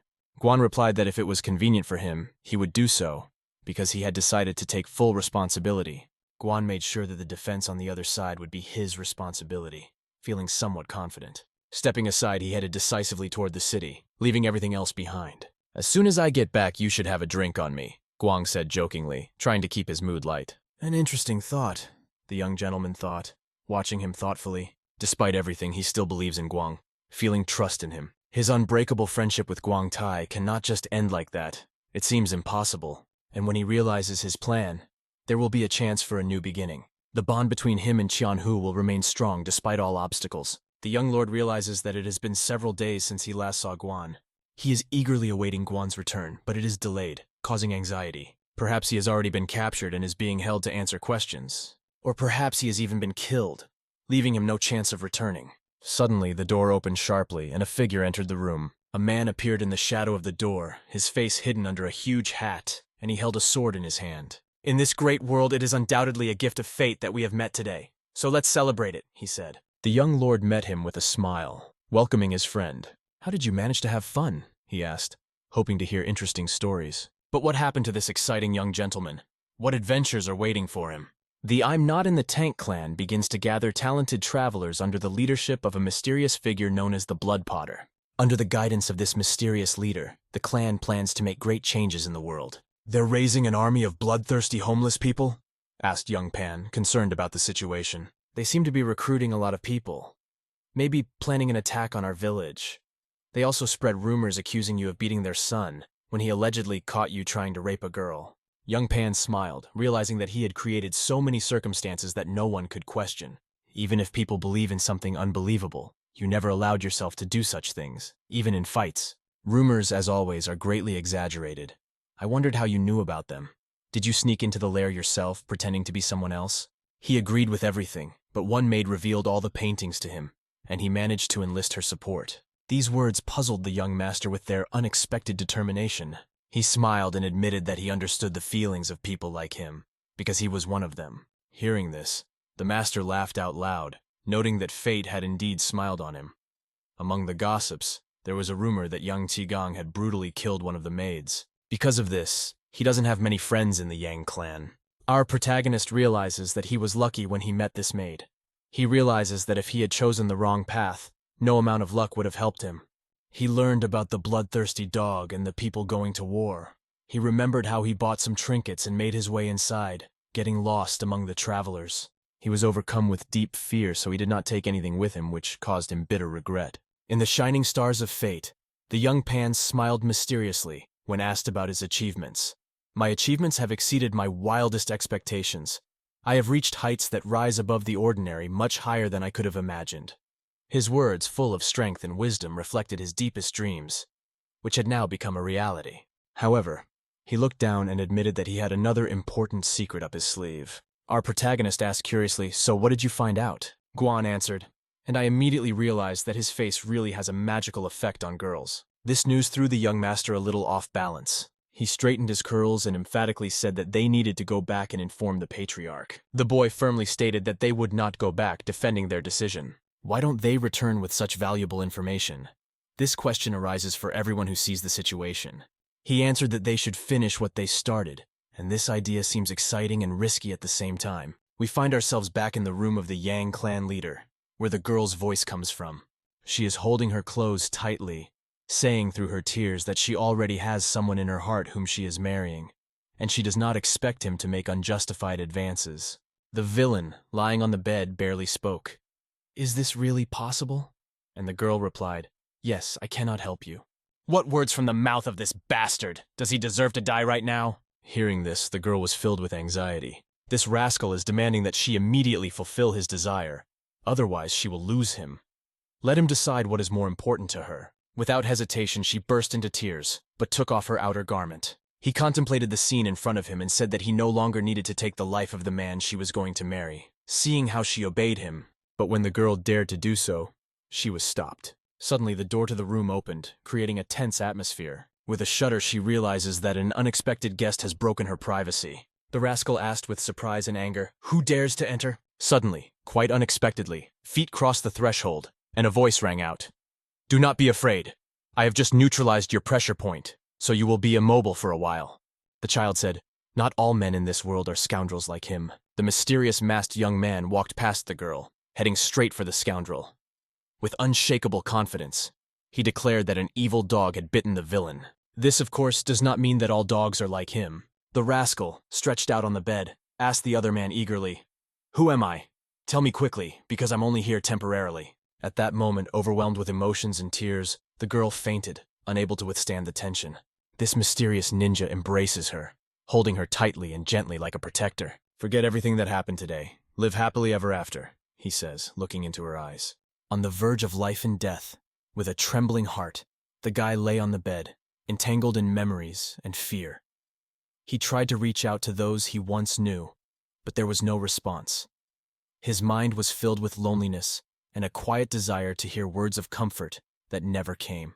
Horrified, he suddenly realized that he recognized the villain. But how was that possible? Suddenly, the ninja quickly plunged the knife into his body, completing this act of revenge. Drops of blood scattered across the room, filling it with their bloody hue. This cunning man, sensing death, begs, "I made a mistake. Stop, please." but the ninja replies with cold determination. When this child begged you. When the crowds begged you for forgiveness, what was your answer?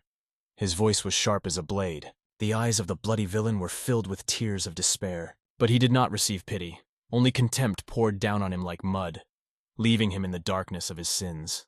The ninja did not pity him, feeling the deep justice of his choice and not deviating from his principles. At this time, the head of the Yang clan was talking to his assistant, who was trying to convince him to rethink the situation. If you attack this family, you will provoke the anger of many residents, he warned. However, the head did not pay attention to the opinions of ordinary people, because his son, unfortunately, was no longer among the living. Can the prosecution of criminals provoke anger? He wondered. But the counselor realized that the whole problem arose because of the stupid act of his son, who was the first to start killing.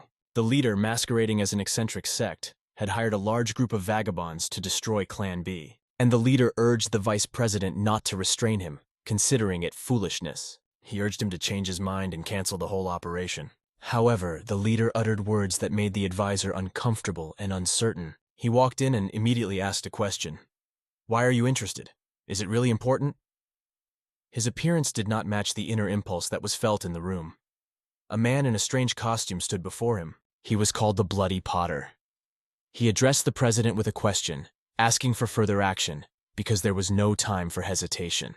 As he knows well, vagrants are those who do not care about anyone around them, and at a critical moment they can betray without any remorse. If they don't get a quick and clear answer, they will leave instantly, leaving the plan unfulfilled. The leader assured me that everything would go according to plan, and we would act according to our plan. And the leader of the Yang clan emphasized that it was not only because of the death of his son. Even though the family's influence has diminished, they still have a significant impact on many aspects of life in the region. And when they defeat their enemies, their power will double, strengthening their position. But the vice president emphasized to the leader that the secret of their survival lies in the army's unwavering trust in their patriarch. The chairman gave his deputy a cold look that did not conceal reproach, and ironically asked him if he thought he was better than the leader himself. He answered no, but the leader took him at his word. Trust was everything. Is it possible that our cities are ruled by only two forces, power and vulnerability? It seems to be a rule where the strong rule and the weak obey. This is the meaning of Qianhu. The strong control and the weak obey, and this rules society without reference to any religion. However, even without religious affiliation, the role of an orthodox sect does not suit us. The vice president stood firm. He assured them that if they dared to attack the Bai family, he would leave their clan. The leader gave him a look of condemnation and said sharply, "You dare to put conditions before me? Get the hell out of Glass before I personally end your existence!" The vice president replied menacingly. Hearing this, he was deeply shocked and frightened, for expulsion from the clan was unthinkable to him. However, the leader did not hesitate. He sharply declared, "Get out, otherwise he will kill you." The vice president could not comprehend how he could say such a thing after 20 years of faithful service. He clenched his fist and said he wasn't going to brag. But if it weren't for his efforts, the clan would never have reached this scale. He spent years devoting himself to the development of the clan, and all his hard work was in vain when the leader said those terrible words. As he was leaving, he still managed to instruct him to make sure that no one from the family left the designated place that day. "Don't worry, we won't miss a single soul from the Bai family. We will keep every one of their guard dogs under strict supervision," he said. Hearing these words, the clan's vice president, who had once been expelled, was furious. How can they act so ruthlessly? It was completely unacceptable. He had dreamed of raising the prestige of his Yang clan to the heavens, convinced that he had to go his own way until he was kicked out. Suddenly, however, he spotted someone on the grounds. It was a ninja holding a sword, his cloaked face full of determination to fight. "Who are you?" asked the vice president, holding his weapon at the ready with a stern look. The ninja, looking at him, said, "You are ready for anything, accepting the realities as they are." You may have been confused by the words, but the ninja explained that you were seeking to save your life by protecting evil, like your leader. The vice president felt his extraordinary power when he suddenly passed by, and he was powerless to do anything. The ninja warned him that if the vice president wanted to avoid all his efforts being in vain, he had to stay here waiting. "You are facing a key moment in your life," the ninja said, emphasizing the importance of the moment. And just then, silence fell around him. The vice president held his breath, sensing something inevitable was coming. The time for change was inexorably approaching, and the vice president had to prepare for it. He did not know how to react, so he simply decided to ignore the warning. The ninja stepped forward and opened the door. He entered the room where the atmosphere was tense. The hellhound and its leader stood in front of him, both looking wary, as if they were seeing a worthy opponent for the first time. The air was filled with a sense of danger and intrigue. "Who are you?" The leader's voice was loud, filling the room with the weight of the unspoken. "I am the heir of those you seek to destroy." At first, the leader did not realize who he was talking about. Who was this son? But amid the din of voices, he caught a familiar sound. It was the voice of... "The white data tells you who I am," he said, hinting at his true identity. The leader thought, can this fellow be considered a friend? How could he behave like this? But most importantly, how did he get here in the first place? Despite all the circumstances, the leader decided to eliminate him without saying the usual "destroy that evil one" to the hellhound. But the hellhound offered to solve the problem for 5,000 yuan. The leader responded with deep aggression, feeling that the time of his death was approaching. However, the hellhound's cunning and commitment to the terms of the contract indicated otherwise. The right time and place had not yet come. "If you don't want to pay, take care of it yourself," the hound added. The leader lost his temper, admitting his desire for money, but still agreed to the price. The hound of hell realized that he had achieved his goal, spreading his paws in triumph. Pulling out his mace, he addressed the child. "Accept my gratitude. Thanks to you, I will earn another 5,000 on top." However, our hero heard himself being called the vagabond, pretending to be a hell potter, which caused him to feel a new wave of indignation. With an angry laugh, the hellhound turned to his victim. "My name is known even to children, and I hope you realize what you are about to die from." And with crazy agility, the hound entered the fray, ready to deliver a fatal blow. It attacked our hero with all its extraordinary strength, leaving him no time to think. The blow was so strong that it knocked out the door and broke through the wall of the room, leaving a trail of destruction. When he finds himself back in his body, the hero realizes that his energy has decreased significantly, becoming no more than that of a 5-year-old child.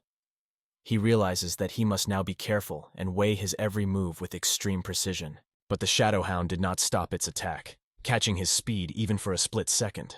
Our hero skillfully dodged the blows, and where the hellhound struck, there was only devastation. He realized that despite his slowness, missing at least one attack would be tantamount to disaster.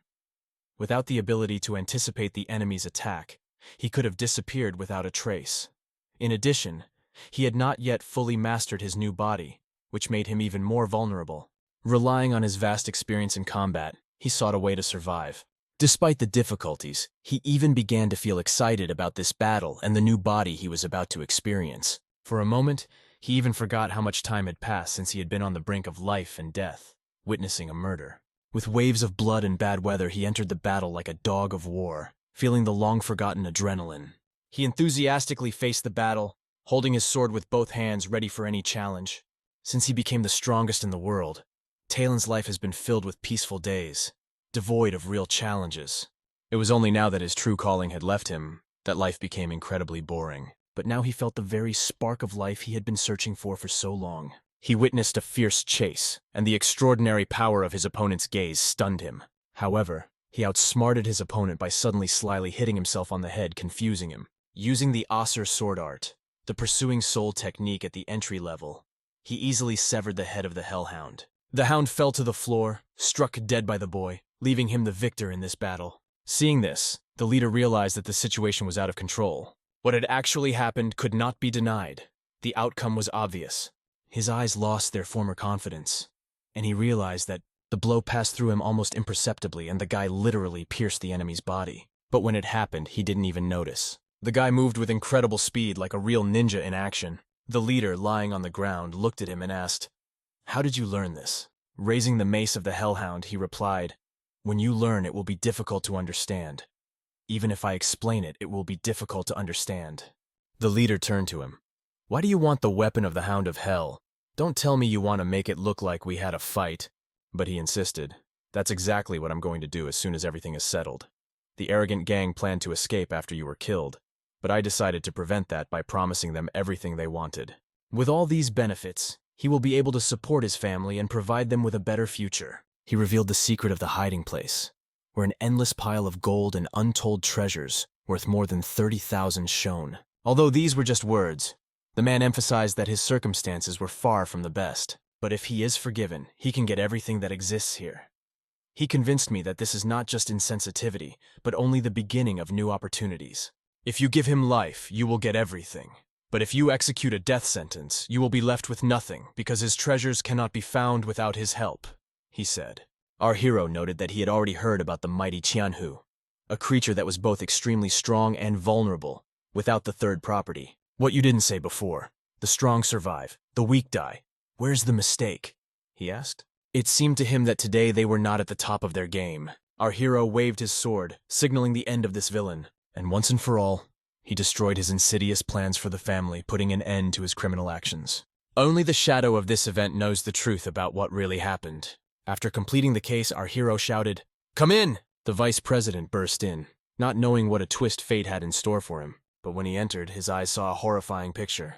The Hellhound and the Patriarch seemed to have inexorably left this world. Young Pan-White Dan, single-handedly, was able to defeat the most powerful warriors of the clan, and the young master turned to him saying, "From today on, I congratulate you, for you are now the head of the Yang sect." The vice president, and now the new leader of the Yang cult, was surprised by this news to the core. The next day, after returning from his grand task, the young master felt tired, but also excited about the successes that had accompanied him. He was surprised to see how his best friend, with whom he had grown up together, had been worried about him all these days. His concern and warm greeting warmed the master's heart. Guan, an old friend of the master, spent the whole night waiting for him to return, keeping an eye on the road where his friend was supposed to come from. The master's sister shared that Guan was unable to sleep all night, and his excitement and nervousness became palpable to the whole family. The moment when the young master finally entered the room was the climax. Guan's eyes shone, recognizing the long-awaited features in his friend's face. The sight of his faithful friend caused a flood of emotions in the master. He could barely hold back the tears that came to his eyes. "Little brat, you really were worried about me," the young master said with a mixture of irony and warmth as he walked toward Guan.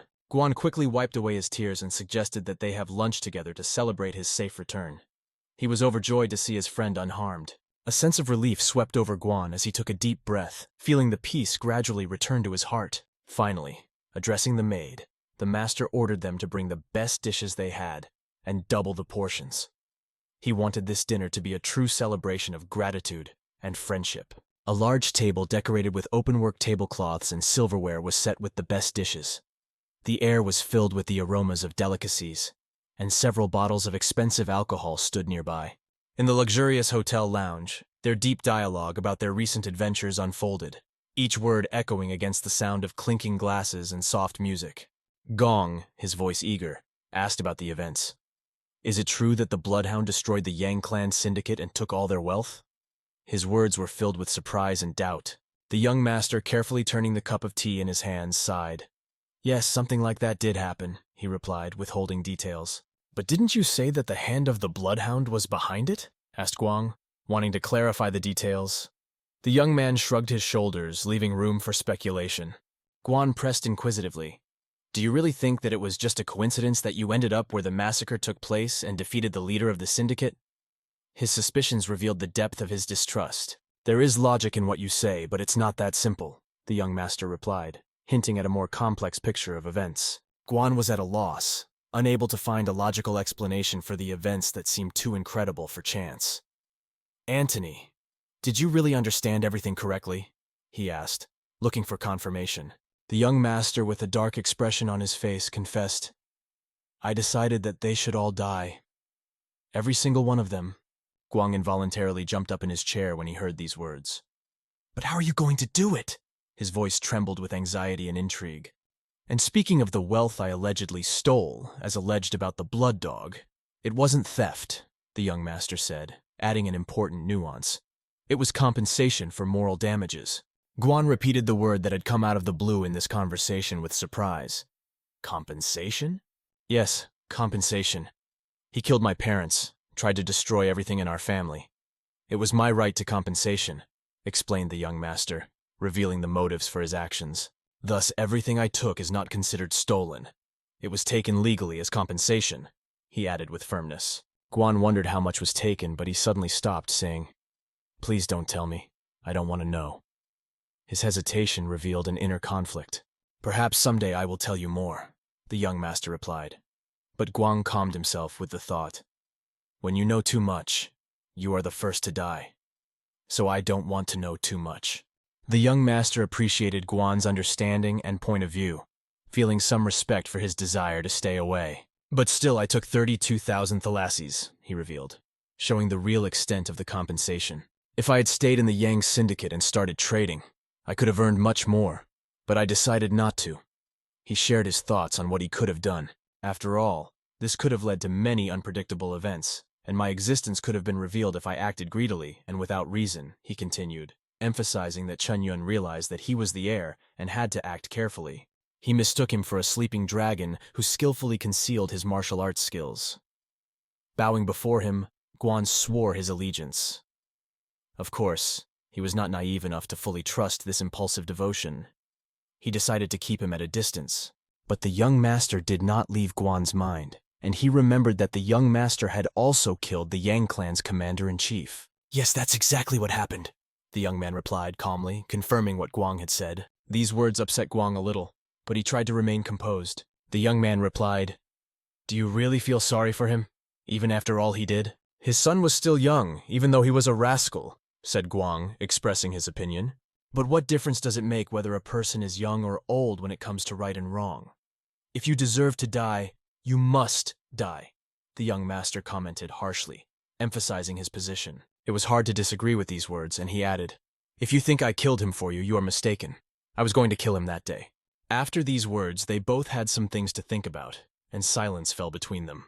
The young master looked thoughtfully at his friend, observing his reaction to the thoughts he had expressed. The young master's gaze rested on Guan, and he was convinced that his friend was indeed kind and loyal. This calmed his heart. Deciding that it was time to trust, he prepared to tell Guan some very important information. Pouring alcohol into his glass, the young master said, "I plan to teach you a real martial art. It won't be the imitations you've seen before, but a real serious martial art," he clarified, emphasizing the importance of his words. Guan's surprise knew no bounds, and he openly opened his mouth in delight at this proposal. "Isn't this a dream? Are you serious?" he asked, trying to understand if this was really happening. But the young master stood firm, his determination only increasing Guan's confidence, and he was even sweating with excitement. Guan hesitated, remembering his age. "But I'm almost 25. Isn't it too late to start?" The young master replied convincingly, "Just trust me." Guan realized that he was already old enough to begin such training. But if the young master became his master, age might not be so important. He thought carefully about his decision, realizing that it would affect his entire future life. "So, do you really want to learn a martial art?" he asked again, looking for confirmation from his friend. Holding his breath and thinking deeply again, Guang prepared himself for the answer. "Yes, I want to learn," exclaimed Guang with a determination that had not been characteristic of him for a long time. "Why do you want to do this?" the boy asked, trying to understand his motives more deeply. Guan explained, "This incident made me think. I felt that I also wanted to change, not just in words but in deeds. I want to change myself from the inside out. To stop being who I was and become a better version of myself," he added with palpable sincerity. The young master then asked another important question. "Why are you so kind to me, even though you used to be completely different?" "Because I used to be a lowly person who bullied you, but you showed me that it is possible to change," Guan replied. Guan continued, "That's because something like that happened to me once, and I decided I had to change." "And what exactly could have happened?" the young master asked, trying to figure out what had prompted Guang to make such a radical change. "I remember when I was 15 and you were 10. You were very good to me when I was sick and had a high fever. That moment had a big impact on me," Guan recalled, reflecting on the past and its influence on current decisions. When Guan lost consciousness, the first thing he saw when he came to was the face of the young master, who had not left him in trouble. The young master carefully helped him recover by applying cold towels to his forehead. The caring attention he showed then, helping Guang to recover, was unlike anything Guang had ever seen before. "I still can't forget his concerned look when he looked at me," Guang recalled, feeling deeply grateful. "You've never looked at me so sincerely before, and it left a deep mark on my soul," he continued, expressing his emotions. The young master listened to him, feeling somewhat bewildered. All this was a bit incomprehensible to him, but at the same time important. Deciding to answer, the young master said, "Perhaps it was foolish to think that I was obsessed with such things, but I'm sure that for some people, such experiences can be extremely useful. The martial art you will be learning is the 7 South Sea techniques," he announced, revealing the details of the upcoming training. Guang was amazed to hear about this opportunity and the uniqueness of these techniques. And one more very important thing the young master added. And from now on, you are no longer my servant. Now you are not just my subordinate, you are my friend, my support, the young master said, emphasizing the new equality in their relationship. Guang rose from his seat, feeling different after hearing these words. He took a deep breath, a gesture that surprised the young master with its determination and meaning. Guang then knelt down in front of him and crossed his arms in front of him, showing his respect and readiness for his new role. The young master watched this carefully, for he had not expected such a reaction from Guan. I have heard that this is how martial artists bow in Qianhu, how martial artists show their respect. Guang explained his gesture. The young master appreciated it and replied, You're doing well. You're doing the right thing, recognizing Guan's efforts and intentions. Looking at his new friend and support, the young master drank a cup of tea and thought that he had not really planned to take Guang as a disciple. With a gesture of reflection, he decided to accept Guan's respectful bowing. This was the end of their in-depth dialogue in the hotel, marking the beginning of a new phase in their relationship and their shared journey of martial arts training. After these events, they returned to their hometown, where they felt more secure and confident. The young master shared everything with his father, telling him how dangerous and insidious the syndicate leader was who wanted them dead. He was much more evil than we could have imagined. If I hadn't met the blood dog, we would have been in big trouble, the young master shared with his father. The father thought about it and said, Perhaps the heavens really helped us. What a blessing that everything turned out the way it did. However, we have to pay back the debt to the Yang Syndicate that they owe us, the father said, emphasizing the need to settle old accounts. The young master understood this and was prepared for this development. He knew that his father would express such an opinion because he was an influential and intelligent man. I couldn't even think that we owe the Yang Syndicate, not Jan or Joe to us, he thought. Turning to his father, he said, I hope they're not too upset, Dad. Such respect and trust from his son deeply impressed the father, as he had not heard him say such words for a long time. The mother, observing the changes in her son, could not help but feel proud. His maturity and determination made her happy. The father, noticing the fatigue on his son's face, suggested that he get some rest. Go and get some rest. The boy agreed without objection, feeling the need to rest. As he went to say goodbye, he realized that this was the first time he was actually talking to his father. In his previous life, he had been raised by his mother from an early age, and his father was not in his life. Although it was their first conversation, he didn't feel bad about it. He felt a certain connection and understanding. The next day, the boy came to the Yang clan. He brought a large purple sack with him and threw it in front of the new clan leader. The new clan leader asked in surprise, What have you brought? What are these gifts? The young master replied, These are 3,000 thalas that I have saved up. This is part of the debt we owe to your clan. The leader of the clan, Yang, expressed surprise. How did you manage to accumulate so much money? The young master replied that he had been saving the money for his own wedding. The young man realized that he could not give the Yang clan all the money he had received since Yang Zi's death. He decided to act carefully so as not to arouse suspicion. When the clan leader heard about the wedding, he asked why the young master decided to give the money to them. Please use it to put our swordsman's squad in order, the young master asked. He also added that he was not doing this because of the money, but because he did not want anyone to think that they were staying in the clan just for the money. The young master explained, We cannot let their families suffer for lack of money. The clan leader heard these words and saw the young master's compassion. He realized that if the young master spoke like that, he should give the money to the clan leader, not keep it to himself. But I don't think you'd take the money if my father offered it to you, the young master replied, noting that this was only his assumption. He realized that this man was incredibly dedicated to his work. Even if his father offered to give him the whole sum, the young master was confident in his ability to solve all the issues with a number of swordsmen on his own. He will always refuse his father's money because he wants to earn his own reputation and independence. The young master explained, You are not just a commander of a large group of swordsmen for us. You are the backbone of our family. If something happens to you, it will affect our whole family.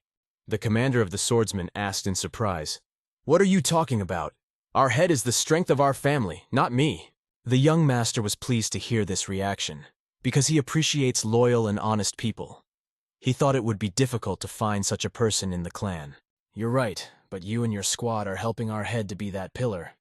Take this money as recognition for your contribution, he replied. It's for the good of our head and the whole clan, the young master added. Seeing the confidence in his words, the commander thought about it. Okay, I promise to use this money only for the training needs of the unit, he replied. The young master bowed and expressed his deep gratitude for his service and honesty. Despite these words, the commander's gaze changed. He no longer saw the young master as the person he had been before. If it's okay, I'll leave, the young master said, feeling that his mission here was complete and he could continue on his way with a clear conscience. At the last moment, the commander stopped him. Wait! I am very grateful to you. My gratitude knows no bounds, he continued, showing his sincere admiration. The young master was touched by such warm words. It was an important recognition of his efforts. As he left, he thought, now Guang doesn't have to say anything more. He will show the results of his work himself. Over the next few days, the situation changed markedly, and everything around them sparkled with new colors. The atmosphere among the swordsmen became much more pleasant. Not only the swordsmen, but the whole family felt a lift in spirit. The young master was sure that his friend Guang had also changed, because the rumors of the payment of the swordsmen's outstanding wages had greatly improved the mood. People began to speak differently, and the atmosphere changed so much that it became possible to announce the recruitment of new swordsmen. For the first time in a long time, the atmosphere in the family became more lively and optimistic. However, the problem with his internal chi energy remained unresolved. It was a problem that he had to deal with on his own, to find ways to restore and balance his inner strength. The young master used every minute of his time, except for the necessary hours of sleep, to perfect his art in the heavenly martial circulation of consciousness. With this technique, he could accumulate internal energy 3 times faster than with conventional training. However, even with this advantage, he was only able to accumulate a small portion of the necessary energy. This left him with an important choice. If he wants to increase his energy storage rate, he needs to learn how to read his thoughts and control his energy vessels, which is only possible with a special elixir. He had 29,000 thalasses left, and he was wondering if this money would be enough to buy the elixir he needed. He went to a forested mountainous area called Jinan.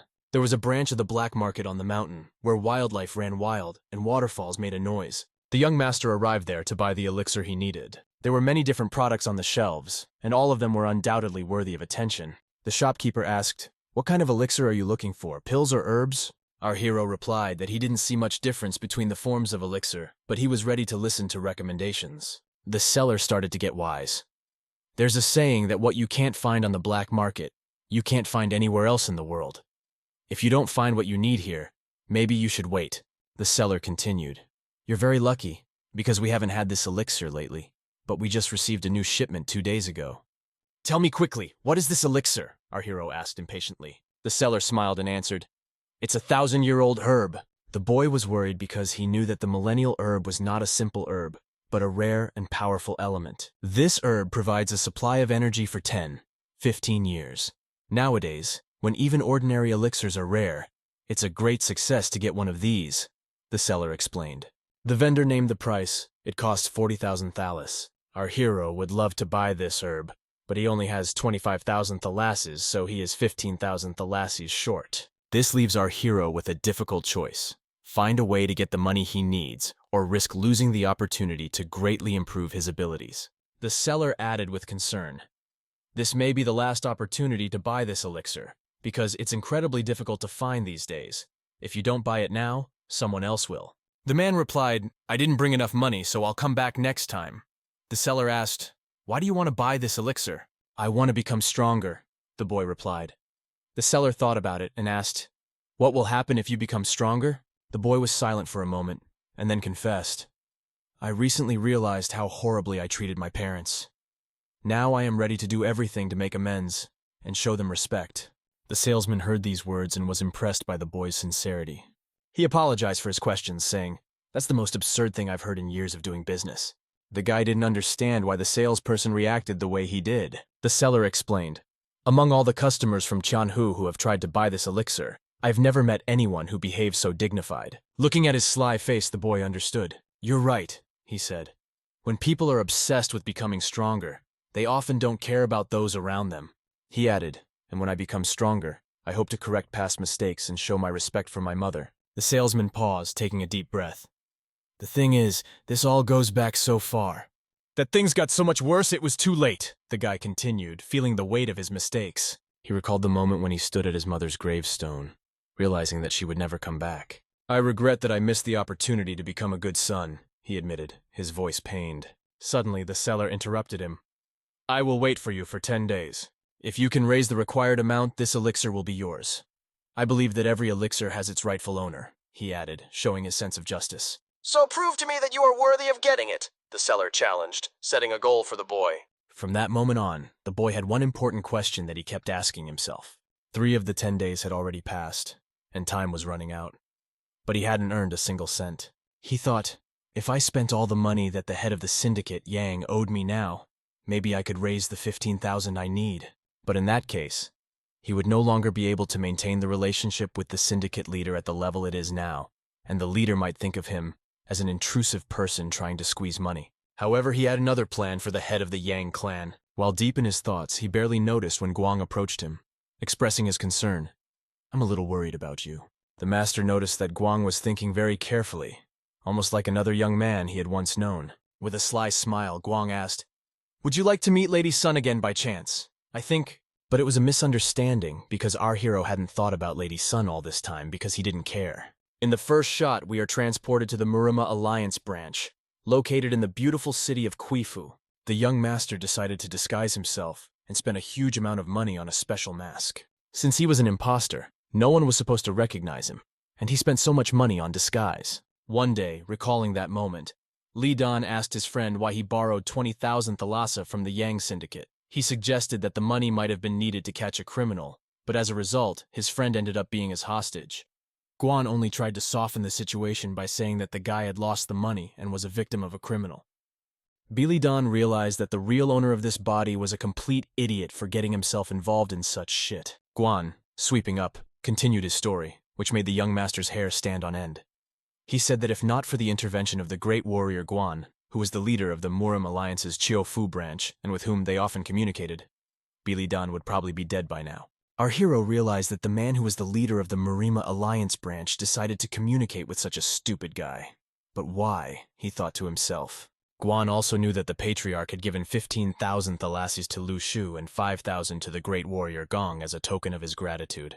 This made it clear that the leader of the Murim branch had taken a bribe, which cast a corrupt shadow over his reputation. And in any case, this was the last blow to their family's finances, which finally upset young Mr. Guan. There was only one question left. Had Guo Dushu been caught? However, Guan hadn't heard anything about it and didn't know if he had been caught at all. This alerted our hero, who wanted to understand all these nuances. When he changed his clothes and approached the guards from Quifu, they asked who the man was looking for, but he had come to find the branch manager. The guards asked him where he was from and what area he was from. Looking at the guard with a stern gaze, radiating confidence, the young man replied that the Heavenly Blade sect was his patron. This made it clear to the guards that this man had a high status and should be allowed to open all doors. However, he had to wait a moment for the guard to ask his master if he could let the visitor in. Realizing this, Li Dan, although he was wearing a mask, knew that the Heavenly Blade sect was part of the 5 Central Plains powers, which are the most powerful factions in Tianhe. If not for him, these 5 factions might have fought for power in the Central Plains. He knew the internal circumstances of these 5 forces well, among which the Heavenly Blade sect was the best cover for his disguise. The reason was simple. Leader Wu Mafeng Zi of the Heavenly Blade sect had a complicated relationship with women. Because of this, he had more than 10 wives and dozens of children, and it was said that even the leader himself sometimes did not distinguish between his sons. The young representative of the sect was received with all honors, and the guards allowed him to enter. When he realized this, the young master realized that he and the guards were in complete disarray. Just because he said he belonged to the Heavenly Blade sect and was wearing expensive clothes, he was let in without any checks. No one even checked his identity, which could have been fake. If he was a hired gun who had come to kill the branch leader would already be dead, our hero thought. After a while, he was brought to the leader himself, who greeted the representative of the Heavenly Blade, noting his authority. The young man confirmed that he was indeed who he said he was. The head of the branch asked how to address him, as he had not yet introduced himself. The young gentleman replied that his name was Ma Yingchong, and that the current leader of the Heavenly Blade sect was his uncle. The branch head bowed to him, expressing his respect. He had long heard of their glorious name, and it was a great honor for him to meet the sect's representative in this place. Thinking to himself, the young gentleman realizes that he has called himself a big name. Although the real Ying Chong does exist, he leads a reclusive lifestyle, and so the world knows very little about him. The branch manager invited the so-called Master Ma In Chong to sit down at the table to make him comfortable. He poured him a cup of tea as if he were a valued guest, and the young gentleman told him that he had come to tell him some very important news. Their family had been pursuing someone for a long time, and after finding out who it was, it turned out that this person was holding someone hostage at this location. He heard that the branch head had intervened in the matter. The head's face visibly paled, realizing the purpose of this gentleman's visit. Recalling the events of his life, he realized that it was only Guo Dush, and this was a correct assumption. However, looking at this venerable man, the branch head did not understand why this person, in particular the great warrior Ma, was above them all. To which our master replied that this sin was directed against them, and all the warriors of his family were now pursuing him with all their might.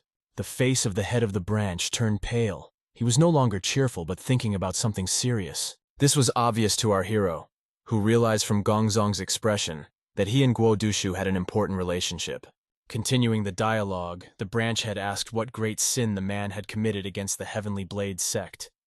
But it was an internal matter that he could not just reveal. However, there was still one important point that worried even the elders of his family. That was why he had come here in a hurry, without giving any warning. Realizing the absurdity of the situation, the man replied that although he did not fully understand everything, since the honored guest had come here, his family had gone ahead to search for the scoundrel. It is only a matter of time before they find him. As a representative of the Heavenly Blade sect, he has honestly appealed to the branch head to catch him before anyone else for his family. He wants to prove that his abilities are superior to the other heirs by outrunning them all. He asked the head of the branch, Gong, to show his kindness and turn him in.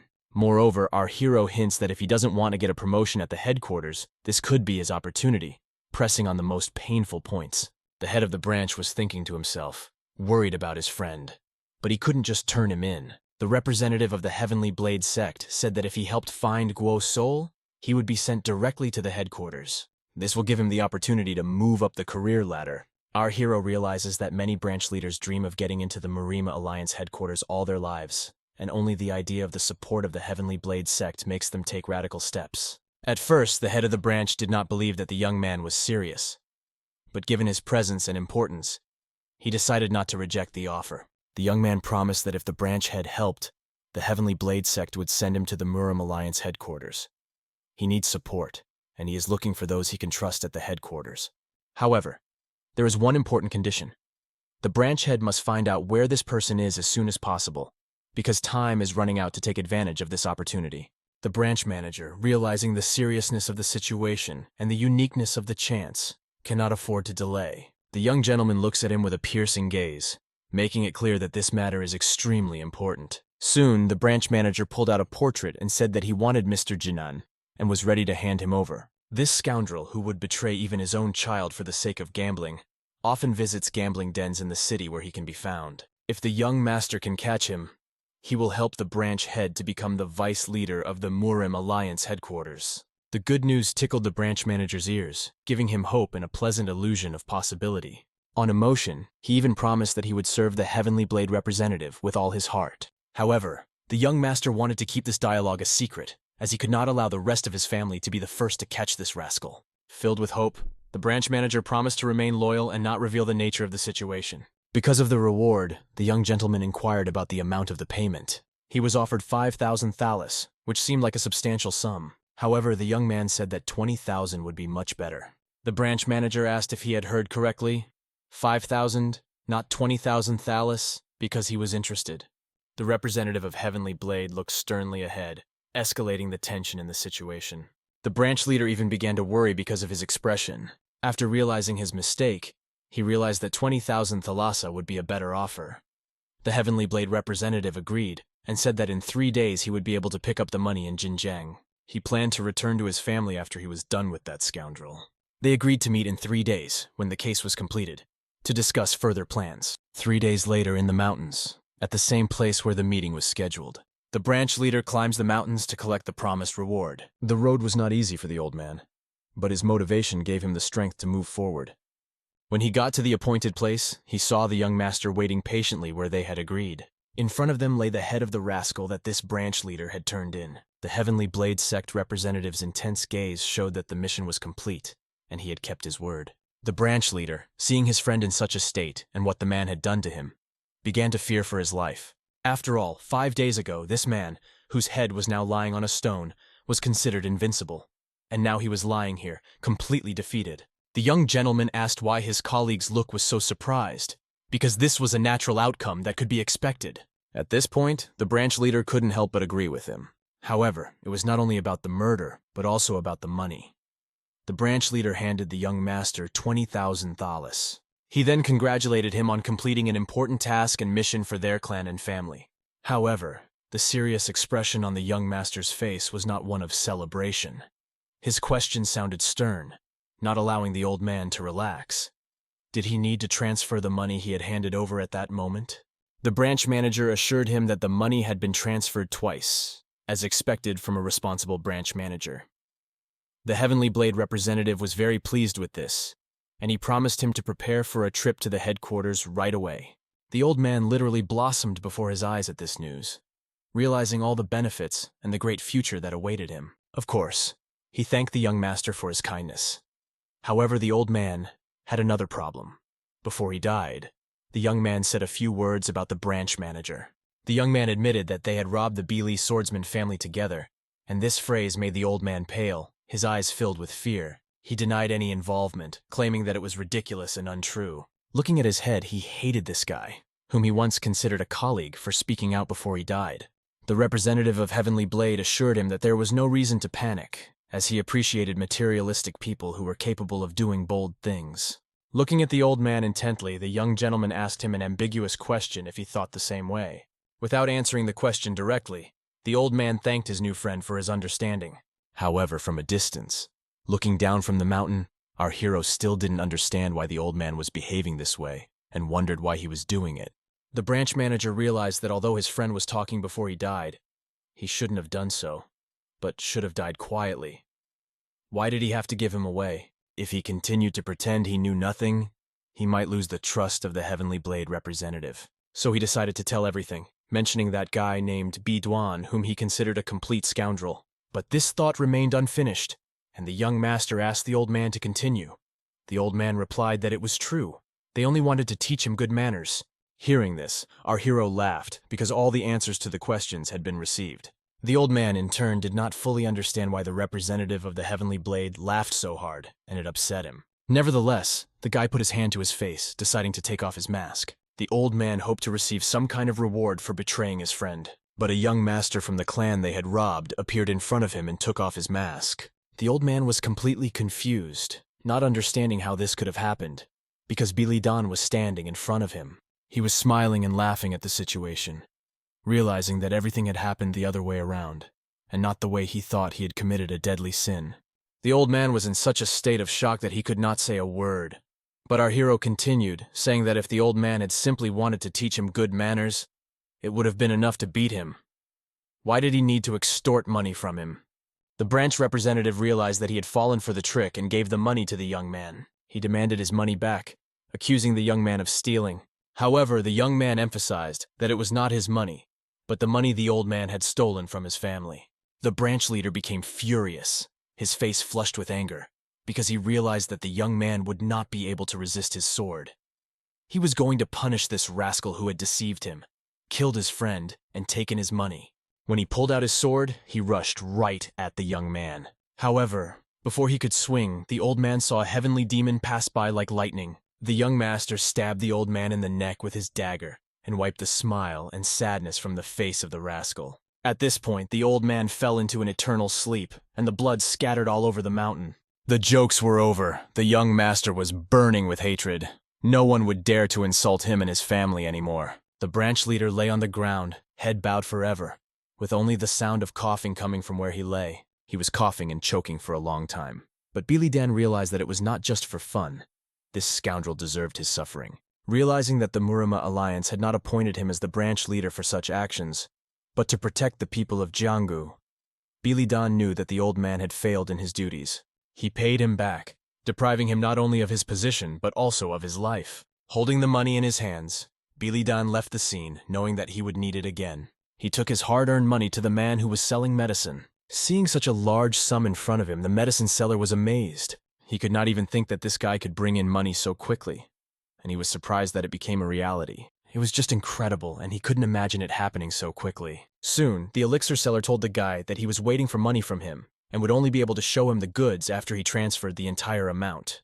Understanding the situation, the guy agreed to wait, because 40,000 thalas is not a small amount. This money could provide an ordinary man with a comfortable life for the rest of his days, or even be left for his children, who could easily live on this amount. However, for a person from Jiangwu to spend this amount to increase his internal energy for 15 years seemed incomprehensible. The accumulated internal energy meant an increase of 15 years of time and effort. After a while, the seller brought the goods to the young master. He looked at the box carefully, wanting to make sure that the goods were real. When he opened the box, he was amazed to see the root. It was what he had been seeking and had paid such a large sum of money for. This beautiful ingredient was in excellent condition. As the elixir seller had said, the guy was very lucky to get it. Billy Don thanked the seller for his attentiveness and help. That was the end of their transaction. Everyone got what they wanted, and all that was left was to go about their business in silence. When Billy Dan left the store, the shopkeeper watched him closely and thought. As I said, this elixir chose its owner, not the owner chose it. To make it work, Billy Dan decided to find a secluded place. He chose a beautiful cave that he found without spending much time and sat in the center. He looked for a long time at the root that was considered so rare and expensive. It was a 1,000-year-old herb that, if taken by an ordinary person, would give a long and painless life. And if a person from Jiangsu takes it, his or her internal energy will increase by at least 10-15 years. Usually, average martial artists can get up to 10 years of internal QI from a 1,000-year-old herb. But thanks to his art of heavenly martial circulation, Billy Dan can easily accumulate 15 years of internal energy. Thanks to his experience and the knowledge he had stored, he hoped that the 1,000-year herb would take care of him. After taking it, his body was filled with energy and his body temperature rose. Using the breathing technique, he tried to circulate all the power inside him. Even the steam came out of his body. This smoke purified him and filled him with new strength. It was as if his body was forming itself, and energy filled every vessel. For a long time, he practiced the breathing technique. Eventually, the root began to work, and the guy moved to a whole new level. After several days of active energy absorption and solitude, this time was not in vain for the young master. The light radiating from the cave illuminated everything around him, making it clear that the path of a celestial demon had begun. After a long cultivation, the young man felt different. But the moment he opened his eyes, his strength was on a completely different level, and his understanding of his body, which had improved, was redefined in an incredible way. The cave was illuminated by night fireflies, and our hero felt his inner energy growing. He needed to move away from this state to continue his journey. Soon the effects of the root began to weaken, and Billy Dan returned to his normal state. However, he was no longer the same guy he was before. His strength had increased by 15 years. Opening his eyes and seeing himself renewed, he looked at his hands. He felt an incredible strength that he had never felt before as he clenched his fist. Realizing that only the best was ahead, he knew why he had done it and that he had to keep going. He left the cave with a 15-year supply of internal energy. Billy Dan now has a total of 20 years of active cultivation. To test his skills and inner energy strength, he picks up his sword. Swinging the sword, he made an incredibly strong stroke that sliced through the air. His energy release became much stronger, and he felt much more confident on this earth. The flow of energy became more natural, and he could feel the difference between his previous and current state. His martial arts skills had grown tremendously, and now all that remained was to go forward no matter what. He would not only help his village and clan, but also conquer new heights. This result, the accumulated internal energy of 15 years, was simply amazing. The result lifted the Sky Demon's spirits, and he felt stronger than ever. All that remained was to see how he would move with his newfound strength. Sitting down in the cave, he pushed off the ground incredibly quickly and flew up. Now he could move like a bird, or like incredibly fast creatures. He landed on a branch of a tree and looked around. He could see the beautiful landscapes of Murim, endless forests, deep rivers, and everything he saw symbolized new opportunities. Billy Dan gained new strength through the reincarnation of a celestial demon. He hadn't felt this satisfaction in a long time. He hoped that this stage of the martial path would be different from the brutal and bloody path he had traveled in his previous life. Because of this, he believed that at the end of this journey, he would receive what he could not achieve in his previous life. When he returned to his village, he met his family, who had been waiting for him for a long time, and even began to worry. When Guang saw the young master, he asked why he hadn't returned for so long and if he was all right. His absence had already lasted for several days, and everyone had lost contact with him. Guan turned to him, saying that because he was young, They had lost several years of their lives because of his worries. The young master looked at Guan and noticed from his puffy eyes that he hadn't slept well, worrying about him.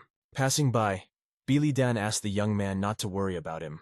Guang looked at the young master and did not understand why he was ignoring him. He could not stop worrying. Something had clearly happened to the young master during his long absence. Perhaps he had caught the rascal? However, the young master's words sounded stern and confident. I always pay my debts. This meant to Guan that everyone he needed was already dead. In any case, Guan needed to practice well the art of the mind that Billy Dan had taught him.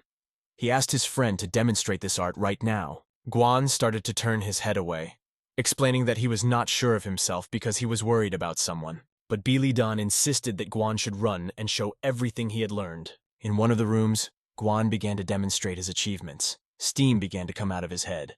The young master was looking at him, and it made him happy, because Guan said he hadn't trained.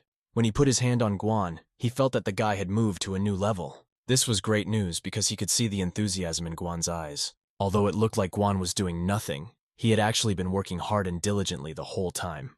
There was nothing to do but praise him because he was really good. Tears of hope appeared in the eyes of the young man, who had just been sweeping the yard and could not even imagine that he would be lucky enough to learn from such a master. All the effort he had put into his training had paid off, and the praise from the young master was the best gift he could have received. It was the first praise he had ever received while training in martial arts. However, the young master believed that one should not attach importance to every little thing. One should move forward, raising the bar and reaching new heights. But still, Billy Dan remembered a moment from his previous life similar to this incident. His son was catching snowflakes while looking at the falling snow, talking confidently to his father. At that moment, the heavenly demon Tian. He sat in his chair and saw how happy his son Pek Pei was to see snow for the first time. It was very sentimental. Now, thinking about it, he realized that the people close to him were sentimental when they were young. But he himself had never been. Guan noticed that the young master had changed and was not like himself. He asked what had changed him in his youth. Looking at Guan, Billy Dan noticed that the young man looked content. He also noticed a change in his chi energy flow after he cleared his blood vessels, which affected the birth and control of energy. Perhaps this was due to the long communication with him. Billy Dan asked Guang what he thought had changed in him. Looking at his master, the boy hesitated for a long time, but eventually said that he had become calmer. This reassured Billy Dan, because everything was going according to plan. However, Guang decided to joke, and suggested that perhaps the young master had found a girlfriend. Billy Dan did not understand why he had such thoughts, but Guan wondered if he had actually guessed right, and perhaps the young master had slept with her. Guan believed that this could have happened. Hearing this nonsense, the young master stopped him, saying that it was time to move on to a new stage. He was going to teach him some new moves, and asked him to take the blade he had bought him. The spark in Guan's eyes shone with a new desire for knowledge. After a while, they found themselves at one of the training grounds. The young master, watching his student hold the blade, realized that he was trying hard. However, his movements were inaccurate, and he was very nervous. He spent a long time showing him how to hold his hands correctly, correcting the position of his shoulders. He taught him how to swing the sword so that everything would be accurate and precise. He explained how to look forward and still meet all the necessary requirements. After a while, the young master noticed that Guan was completely devoted to this craft. He tried his best to become stronger. By channeling his strength, the young man began to achieve some success, albeit insignificant. But this was only the beginning, and there was a long way ahead of them, which they had to go through together with the teacher. After a while, the young master began to cultivate his energy. He sat in his room absorbing energy to become stronger. His breathing techniques gave him strength and energy. However, someone burst into the room and exclaimed, "Master, something great has happened." Of course, the young master was not pleased to be interrupted, but Guang brought news that was hard to believe. The leader of the Murima Alliance had died.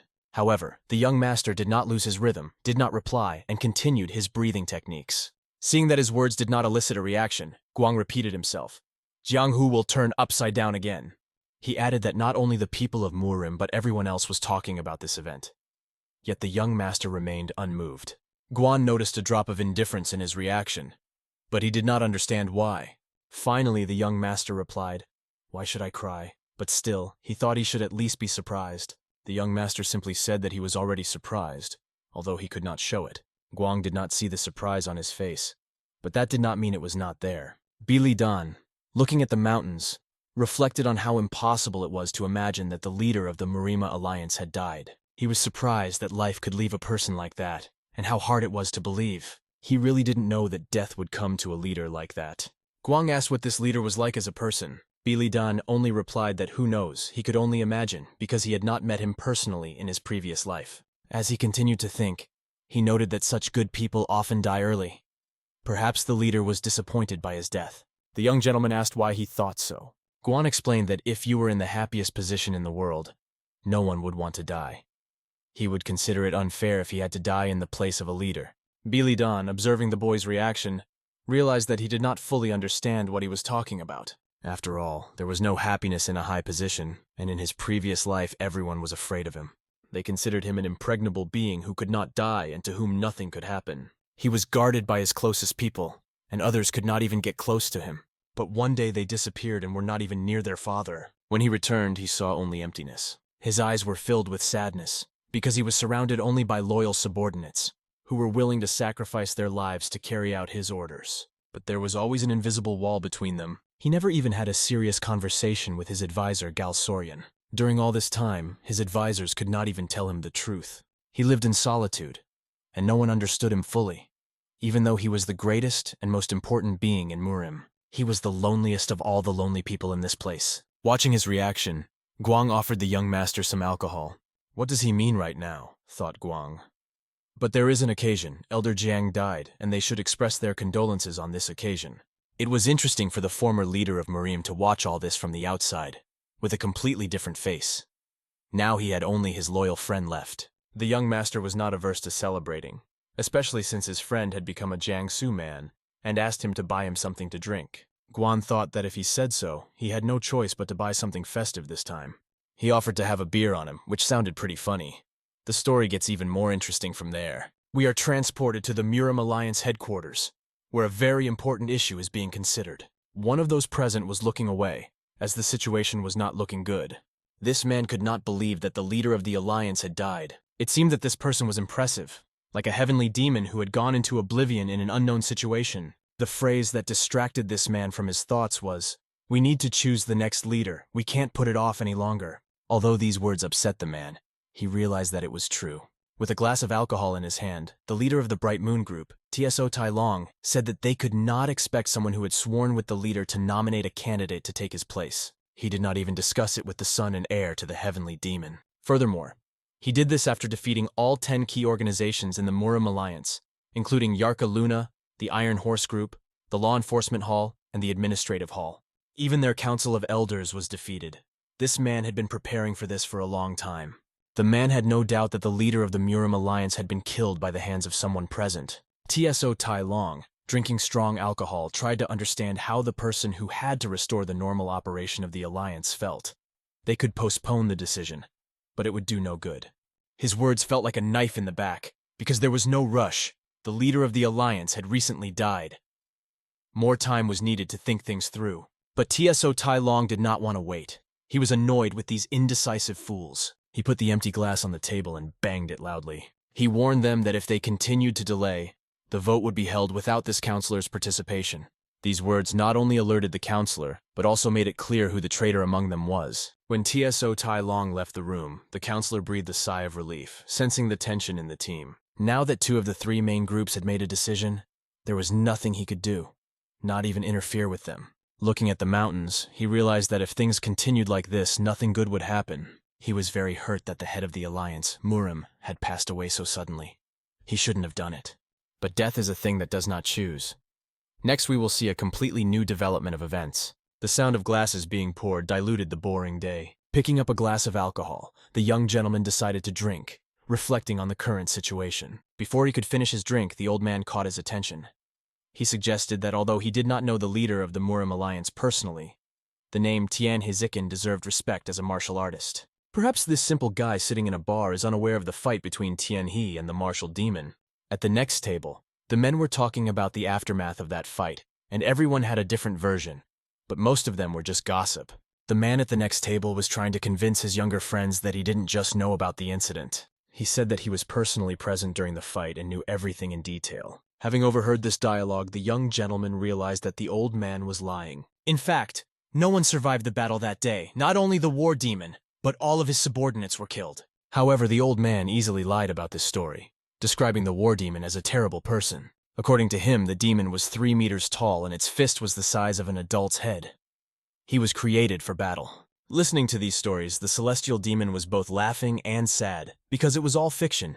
Recalling the war demon, he remembered that he was very small, only 1.5 meters tall, and very thin. His appearance did not correspond to any idea of a fighter. Remembering the story, the guy wanted to drink his glass of alcohol and picked it up. As he raised it to his lips, he remembered that fight and asked himself if it was really a great and significant fight. It was raining heavily that day, and blood filled the battlefield, coloring the ground. At the moment he had the opportunity, he barely managed to plunge his sword into the heart of the war demon. But at the next table, the conversations did not stop. One of the men was dissatisfied, saying that even the god of the sword would not have helped. The tanned man asked what he was dissatisfied with, and why he was expressing such dissatisfaction. One of the men said that there were rumors that Tianhe Jin had illegally amassed a huge fortune and made money from secret deals. This interested our hero, because such accusations were unfair. He had done nothing of the sort, and had always tried to live honestly. There was an assumption that with such strong martial arts skills, he could make money this way, and these rumors spread across the continent. Ordinary men sitting in the bar heard this, and didn't believe it right away, given his position as the leader of the alliance. Why would he need money? Moreover, Tianhe had the strongest martial arts skills of any of the leaders. They assumed that he had died before he could spend all that money. The people in the bar were curious about how much money the Murama leader could have embezzled. Perhaps tens of millions, or even 100 million. Listening to this, the boy felt disgusted with these words, considering them to be complete nonsense. Gossip bred new gossip, and the accusations that Muram's head was accumulating money illegally went beyond the pale. But people like to talk about who made what money and how. They like to discuss such things. After listening to the various rumors, our hero decided to leave the bar. He felt heavy at heart, realizing all the gossip he had heard. He realized that he had sacrificed his entire past life for this beautiful place, and for these wonderful people in Jiangsu. Yet these people were as ungrateful as anyone else. They could not even imagine or think about how much the Murim head liked Jianggu. When he returned to his village, he saw his new disciple actively training. The martial arts student was no longer so helpless. He enthusiastically did everything his teacher told him. He grew right before our eyes, and the guy who had recently been an ordinary servant was getting the highest quality training that Jiangsu can offer, because there is no such training anywhere else. And the fact that he easily mastered the extraordinary martial art called the 7 Movements of the South Sea was incredible, because its master was the head of Muram himself. Realizing this, the young master made it clear to his student that he had mastered a lot. He had been practicing diligently all along, and when the young master approached him recently, he saw his results. Although Guang was deeply absorbed in his training, he did not notice Bilidan's arrival. Bilidan made a remark to him that even if it is the same martial art, there is always a significant difference depending on how it is used. The most important thing in martial arts is always people. Guang was impressed by these words and remembered them forever. From that moment on, Bilidan asked the boy to drop everything and train with him. He bought another sword for him and gave it to him. This gift was very valuable to the boy, and he did not know how to thank the master. However, it was enough just to try to pull the sword out of its scabbard. When he pulled it out, Guang felt the blade of a beautiful legendary sword. Looking at Guan's face, it was clear that he understood the significance of such a gift. The sensations from this sword were completely different, perhaps because it was forged especially for him. Even if he held another valuable blade in his hands, he would not feel the same way. However, the young master noticed that the boy had never held a valuable sword in his hands before, so he said so. Guan was saddened by these words, and as he looked at his master, his soul was overwhelmed with sadness. Bilidan even asked what had happened to his student's face. Guang only asked if his master was okay, but what did he mean? He even turned away and curled up inside himself, starting to say that there are rumors that people do things before they die that they have never done in life. This scared Guang very much, as he thought that perhaps the master was dying of an incurable disease. When he heard this, the young master decided to joke, saying that if that happened, he would leave a will so that they would be buried together and next to each other. Guan even walked away from these words, imagining it in his mind. And yet, the young master looked at him and realized that not many people could look him in the eye when they spoke. Since everyone was afraid of him and worshipped him, the young master wondered if this was part of his happiness, and if he felt good. At the time, he thought that the power that allowed him to show himself was his real pride, and he valued it. But when he found himself in a completely different place, in different circumstances, with his memory intact, he realized that he now felt completely different. How nice it would be to communicate with Guan informally. Guan, looking at the young master, promised that he would become a great warrior with this blade, which was a very valuable gift for him. That was all Beely Dan wanted to hear, and it was time for him to leave. He instructs his apprentice and tells him to work hard and train hard all this time. He adds, "Subscribe to our channel, because it's going to get even more interesting. Thank you, my friend." We move to the headquarters where Beely Dan has arrived to meet with the general. The general was not expecting our hero to arrive and asked if he was doing well. The young gentleman replied that everything was fine and hoped that Songhwa's father was also doing well. The general replied that he had just returned from a meeting with his father. Since the breakup of his engagement to Songhwa Li, their relationship had become quite awkward. The girl's father knew that there was a time when Beely Dan was at a loss and not at his best. He didn't think it was a bad thing for a young man, because everything passes with time. He believed that the early wanderings were quickly forgotten, and better times would come. The young master felt grateful to this man for thinking well of him, and perhaps it had more to do with his friendship with Beely Dan's father. He really envied their friendship, because despite all the difficulties, they stayed together. Thinking back to his previous life, he realized that he did not have this, and there was always a big gap between him and his associates. Songhwa's father said with difficulty that if he was worried about what Lin had said about breaking off the engagement, he shouldn't worry, because girls can be moody sometimes. However, Beely Dan decided not to get Lin's father's hopes up, because he probably knew that was not the case. He was sure that Lina was right. At the very least, marriage should be granted only to those who are directly involved. If a father decided to marry off his daughter without her consent, it would lead to nothing, and the conversation would not continue. As he was leaving, the girl's father said that even in this case, he would not give up on her. At the moment this man left, Guang was standing outside the door, waiting for the room to be free. He had come to visit his master, but he did not expect such serious conversations to take place here. Beely Dan breathed a sigh of relief when the man left his room. He realized that he should have said that he would behave in the future, and wondered why the man had been so insistent on this issue. Sitting down and smiling, Beely Dan asked his student if he really wanted him to get back on track with Lady Song. But why shouldn't he want to? It's natural for such a relationship. However, many questions prevented Guan from formulating his thoughts. He wondered what his master meant, because he had repeatedly told him that if a girl is beautiful, that is enough.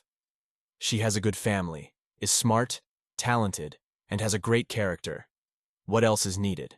Guan decided to joke, suggesting that the young gentleman must have saved Jianggu in his past life. But that was not the case. The young master emphasized that their relationship lacked the most important thing, love. But in fact, he had indeed saved Jiang in his past life. After these words, Guang's expression changed. The master emphasized again that they did not love each other, and this was the honest truth. Therefore, he believed that they should not get married just because their parents wanted to strengthen the relationship. Looking at Guan's face, the master asked him if he was right in his reasoning. If he was right, why was the boy looking at him so closely? Guan merely remarked that Beely Dan had grown up in his eyes and had really matured, looking like a grown man. The truth is that there were many thoughts in the young master's mind. But why did Guan come here? He came because the patriarch called the young master to him. Soon the boy hurried to his father for a conversation. His question was quite simple. Why did his father call him? Standing next to his wife, the father said that he had something to tell him because Patriarch's son had been here recently. Patriarch's son had just exchanged greetings with him and said that it was impossible to break off the engagement. But my father laughed because it wasn't true. What did his father want to say to the boy? He decided to tell him a story. The father told him that the Shunduan Chamber of Commerce, the largest trade organization in Shunduan, wanted to bring together different families in the region to form a union. Hearing this news, the young man was amazed and continued to listen to his father. The fact is that he said that not only the Shunduan Chamber of Commerce, but also other chambers are going to unite before appointing a new leader of the alliance. This shocked the young master's soul, because in his past life he had strictly forbidden Murim factions to unite. He sought to prevent the chaos that could arise when power and association merge. Who would have thought that Murim would begin to change once he was gone? As soon as the news of his death spreads across these lands, everything will change faster than he could have imagined. The Shunduan Chamber of Commerce said it wanted to support Patriarch Song, and he was considering becoming the head of the Shunduan Union. The young master realized that since his father was a friend of the Patriarch, he was probably going to support him. But given their friendship, his father would support any decision he made. Realizing this, He thought that he should look into the situation carefully, because the Shunduan Chamber of Commerce had put forward this proposal. Merchants only act when there is some benefit, and if they are teaming up with different factions, it is not just for fun. The young gentleman thanked his father for the news. After hearing the gratitude from his son, the father believed that this information was important, and he needed to know it anyway. Having understood everything, the boy decided that he had to go, because he had a lot to do, and he had already received all the necessary information. Leaving his parents' yard, he felt that his feelings for his parents had become much deeper. At first he thought that he would not be able to consciously accept them as his real parents, but now his feelings naturally take over his consciousness. He feels as if these people have really become his real parents, even if he shows them the respect that he could not show his late mother. Perhaps she would have deserved such respect the most. Walking through the yard, the boy suddenly meets a girl, a very familiar girl, Songhua Lin. She came uninvited, which surprised the young master. When he asked why he was surprised, the boy replied that he had not expected her visit. She stopped him, saying that she honestly wouldn't have come here if she didn't need to ask him for a favor. The man asked what kind of favor she meant. She asked the patriarch to persuade his father to reject the offer of the Shunduan Chamber of Commerce. But why did the girl need this particular request? The fact is that if he changes his mind when his father asks for it, it will make a big difference. She can't even imagine it, but the patriarch's words will definitely influence her father's decision. The young master understood what she was talking about, and that she was right. But why is she addressing this issue to her father? She thinks that the leadership of the Shunduan Union is not suitable for him. In the boyfriend's opinion, she may be underestimating her father. But she believes that this is better than the problems that may arise from overestimating his abilities. Realizing this, Bili Dan thought that she was reasoning correctly, and she needed to act more cautiously given these changes. Moreover, if she overestimates herself, there is a high probability that she will be swept away. Since the previous leader of the alliance did not stabilize the situation in Murim, he does not think it is bad to be the head of the alliance. In such a peaceful time, the power of the Song family could also increase significantly. But this is exactly what Songhua Lin is worried about, and she knows what she is talking about. When the young gentleman asked her what she meant, the girl replied that the former leader of the alliance had ruled Murim for a long time thanks to his great martial art. And it's true that he defended peace in Jiangsu. But on the other hand, there are things that develop in the dark so that no one knows about them. What are these things that develop in the dark? The boy asked. The girl's surprising answer shocked him. It was the suppression of desires. Since Murim are people with the instinct to defeat their opponents in advance, they are by nature cruel and barbaric. They are wolves and tigers, not rabbits or deer. However, thanks to the power of the former leader, everyone hid their true nature. If they had dared to reveal it, they would have been immediately killed. If they did not want to die, how can we explain it? They all waited vigilantly for him to die, and for a long time they failed, but now the cage was open. All this time they wanted only one thing, the death of the head of Murim. He kept them in the cage and did not allow them to show their true nature. The next day, the young master went on a mission he had invented for himself. He was interested in the words that the sweet-tooth Hualin told him, and he had a lot to understand. For the first time in a long time, he had a dream in which he went back in time and participated in a meeting between the Alliance and Murim. The meeting was attended by representatives of all the major factions and sects, and the head of the Alliance, Murim, sat in the center to hold an important meeting. He looked around with a serious look to keep the situation under control. Everyone in that room at that meeting had anxious expressions on their faces. They were eagerly awaiting the death of the head of the Alliance, salivating at the thought. This thought was so ingrained in his mind that he could not relax for a second. From this dream, he realized that he had not really died an ordinary death. He had been murdered. The next day, in the middle of the lake at a resting place, he met Lin again. The girl asked if he had spoken to the head of the family, to which our hero replied that he had not. She realized that if they lost too much time, there would be no turning back. However, nothing could be fixed. She apologized for bothering him. She simply believed that if he made the wrong move, things could change for the worse. But she was very interested in what the young master meant by that. He thought that if his father was against it, maybe he could convince the head of the Sum family. However, if she was not sure that he would not have any doubts about it. To this the girl could not answer him. The fact is that the young master is worried that their friendship might be shaken. Will Songhua Lin take responsibility, and does she want to?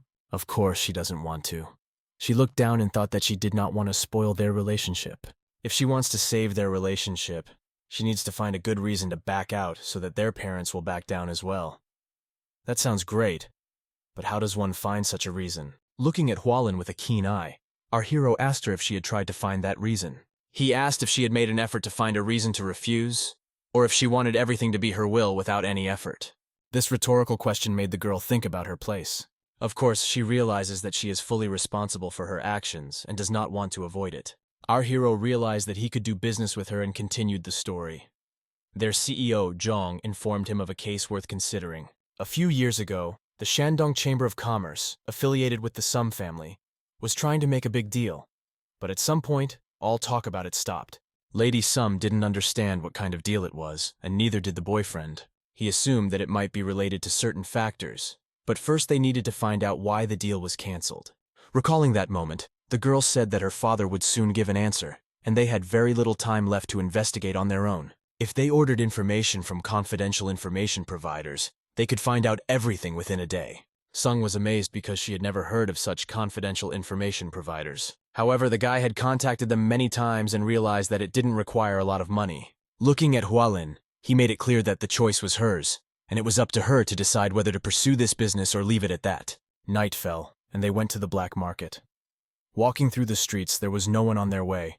Only the light of street lamps illuminated their path. The guy was amazed that Hualing was able to find as many as 2,000 thalasses in just 4 hours. He noticed that she was very nervous and realized that she had never used the services of a confidential information provider before. He had also heard about this informant from Galasaryan and was sure that it was natural for the girl to be so nervous. Soon they found themselves at the Heavenly Networking Union in the Chiubu branch. The girl explained her nervousness by saying that it was her first time. The young master took her condition calmly and with understanding. He warned her that even if it was, she shouldn't show it, because the amount could double. Hearing this, the girl realized that the stakes were high and decided to keep her cool. She even promised the young master that she would not show her excitement. Accepting her promise, he decided to continue moving forward. Soon they entered the building. Our hero was the first to enter, open the door, and head to the place he knew and had heard about. He knew for sure that this place was here. The man who met them asked what their purpose was. They came to buy information, as our hero explained. The man, hearing this, looked them over carefully. Hualing kept a stern face as this man looked at her. They looked serious, as if they were carrying important intentions. Appearance and demeanor mattered because it could determine their solvency and goals. The man was interested in what they wanted to know. They wanted to know about the Shandong Chamber of Commerce, and the information peddler quoted a price of 1,500 taels, although it was originally 200 taels, but had recently increased. This price increase hinted that something might have happened to affect its value. Looking at each other, they realized that they had to act. The girl put a bag of gold on the table with the money in it. After a while, the merchant counted the money and decided to tell them everything. A few months ago, the Shunduan Chamber of Commerce merged with the Yang clan and made inroads into Hebei. It was amazing news because the Yang clan had been active before, and it happened before we dealt with them. At that time, the leader of the Yang clan was Yang Ji-je, the guy who was destroyed by our hero. How did they manage to break through if there is a chamber of commerce that doesn't allow this to happen? The young master wondered what made them go ahead, believing in the power of the Yang clan. They had apparently come into conflict with the Shi family, which supported the Hebei Chamber of Commerce, and a major religious struggle had broken out that could have escalated into a larger conflict. However, with the death of the leader of the Yang clan, the Shunduan Chamber of Commerce suffered losses. This happened because Zheng Yu, the new leader, severed ties with the chamber. Analyzing the situation, Bilidan understands what the Hebei Chamber of Commerce and the Shi family are doing now. It is said that they are preparing to take revenge on the Shunduan Chamber of Commerce, and there are even rumors that the Hebei Chamber of Commerce is using this opportunity to expand its influence in Shunduan. All of the information received was about the Shunduan Chamber of Commerce, and the guests thanked the merchant for it. As they left the stall, they realized that if this information had not been useful to them, they might have said that 1,500 thalassa was an exorbitant price. But what they had just heard was worth much more than that. Hua Ling started talking about how the Heavenly Union was a hoax. They were trying to use their family to avoid pressure from the Hebei Chamber of Commerce and the Shi family. It was exactly as she had realized. The girl was overcome with a sense of fear, because this was beyond all accepted economic laws. The boyfriend couldn't help but agree with her because it was really scary. Given this information, they needed to do something completely different. Lin decided to move forward and tell her father immediately. As she was walking away from the young master, she suddenly stopped and turned around. From the bottom of her heart, she thanked him for his help. However, our hero replied that there was no need to thank her, because she had bought this information with her own money. The girl did not recognize Bilidan as the man he used to be. After that, she hurried to her father to tell him this information. They went their separate ways. But it gave Lin a lot to think about, and helped her avoid many of their parents' mistakes. Returning to the village, our hero met with Guan. He had recently learned that Patriarch Song had come to visit with his daughter, Lady Song. It was true, and there was no arguing with it because it was true. Patriarch Song, having heard about the incident, came with his daughter to express his gratitude at the meeting. Thanks to our hero, they learned the truth, and that's why he came. When they met face to face, the young master insisted that Miss Lin was the one who had found out everything, and he was just a chaperone. Mrs. Lin stood behind her father and listened to the young man's words in awe. However, the patriarch could not believe it and knew that it was not quite like that. But he was still grateful because without him, their family would have been in big trouble. He shook his hand, which was a sign of great respect on his part. Despite the roughness of his hands, they were warm. The patriarch had only good intentions and could not find words to express his gratitude. Guan reflected on the incident and thought about how his master had gotten a few points from Lady Song afterwards, perhaps by inviting her out for a drink, Guan imagined. However, the opposite happened. They immediately parted ways. In Guang's opinion, they should have had a drink together at least once to settle things, but the young master did not do it for such purposes. In any case, today they would have a sparring match, in which Guan would participate with his master. Guan thought that he was not ready yet, but decided not to give in to this mood, and even assumed that something had upset the master lately. If so, he would simply suggest that he spend time with Lady Song. But the young master shut him up, calling his words nonsense, and ordered him to prepare for the sparring match because it was no joke. Hearing about sparring with blades, Guang was initially frightened, but the master explained that they had recently sparred with wooden swords. In Guang's opinion, this was a logical and correct approach, although it was a good way to learn to fight. If he was never going to draw his sword, he should fight with wooden blades for the rest of his life. If he wants to become a strong warrior, he must overcome his fear. Despite his fear, Guan decided to overcome it. He went to get the sword and soon returned. After a while, they stood on the training ground holding their swords. Guang pointed his sword toward the master, but his hands were trembling. The heavenly demon saw his worry and realized that it needed to be fixed. However, now that they were actually doing it, he was becoming afraid to sword fight. He understood perfectly well that the fear of pulling out a blade and pointing it at another person is a natural fear. At this point, the master draws his sword. But there is one but. You should not give up just because you are scared. After these words, Guang sees the master skillfully point his sword in his direction. He did not know how Guang would take it, but every word contained his understanding of martial arts. Guang was afraid that he might accidentally hurt the master, but the master understood what he was doing and was not at all afraid of being hurt. The master assured him that he could attack as much as he wanted and imagined him to be a real enemy. Believing in himself, Guan pointed his blade in the direction of his master. Our hero was not going to dodge and was just waiting for his student to attack. At the moment when Guan decisively attacked the young master, he seemed to have transcended his fear, and his sword flew straight at Bilidan. This was already a good result, and the master easily deflected his blow. However, it was a shock for Guan, and he almost dropped his sword. The master told him to open his eyes wider and make his attacks as precisely as possible. Guan heard his instructions, and he prepared for another attack. Swinging his sword, the boy wanted to strike hard, but as befits a master, he deflected all his blows. However, this time the boy did not retreat. He continued to attack, despite the skill of the enemy. Attack after attack became better than the previous ones, and it seemed that the boy was growing before our eyes. However, each counterattack of the master threw him aside. Their training lasted for a very long time, and the student received many whippings. The young master reminded him that he had to open his eyes. If he was afraid of the sword, he would die. Guan had to focus on his blade, and with each word he was following these rules more and more. During one of the attacks, Guan was already much better at parrying the master's blows. However, despite this, his skills were not enough. The master decided to show him an easy move, and by repelling his attack, demonstrate his skills. The boy, thrown aside, realized that he was losing control when he closed his eyes. At that moment, the master, with anger in his eyes and a shining blade, approached him. Guan felt as if death had approached him and flashed past his eyes. He even mentally said goodbye to his life, clenched his teeth and closed his eyes, expecting a blow from the young master. But the master stopped right in front of his nose, and when he opened his eyes, Guang saw the blade in front of him. By doing so, he wanted to show that a real fight ends in death. If Guan realized this, he would be able to move forward without fear. Guan lay on the ground, and the master ended the fight. After the encounter with death, his body shook for a long time, as did his arms and legs. The master turned to his student, Guan Tu.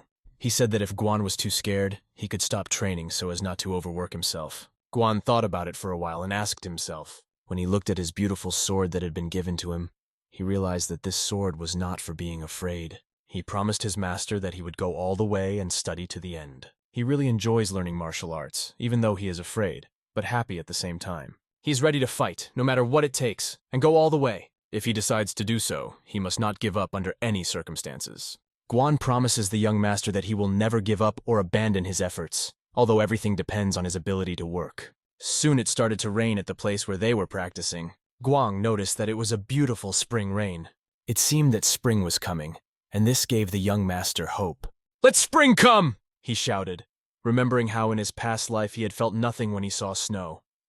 But now the spring rain made him delighted. He was looking forward to this time, and was intrigued by what might happen in the future. A few days later, Guang burst into the young master's room.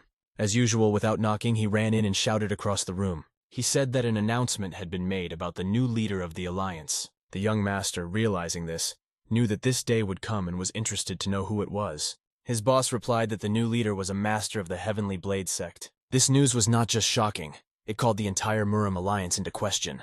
The leader of the Heavenly Blade sect, Ma Fengji, is the same person who used to pretend to be Ma Yin-chun. Not only does he have a difficult relationship with women, he is not at peace with himself. Greedy not only for money, but also for power, sinister and cruel.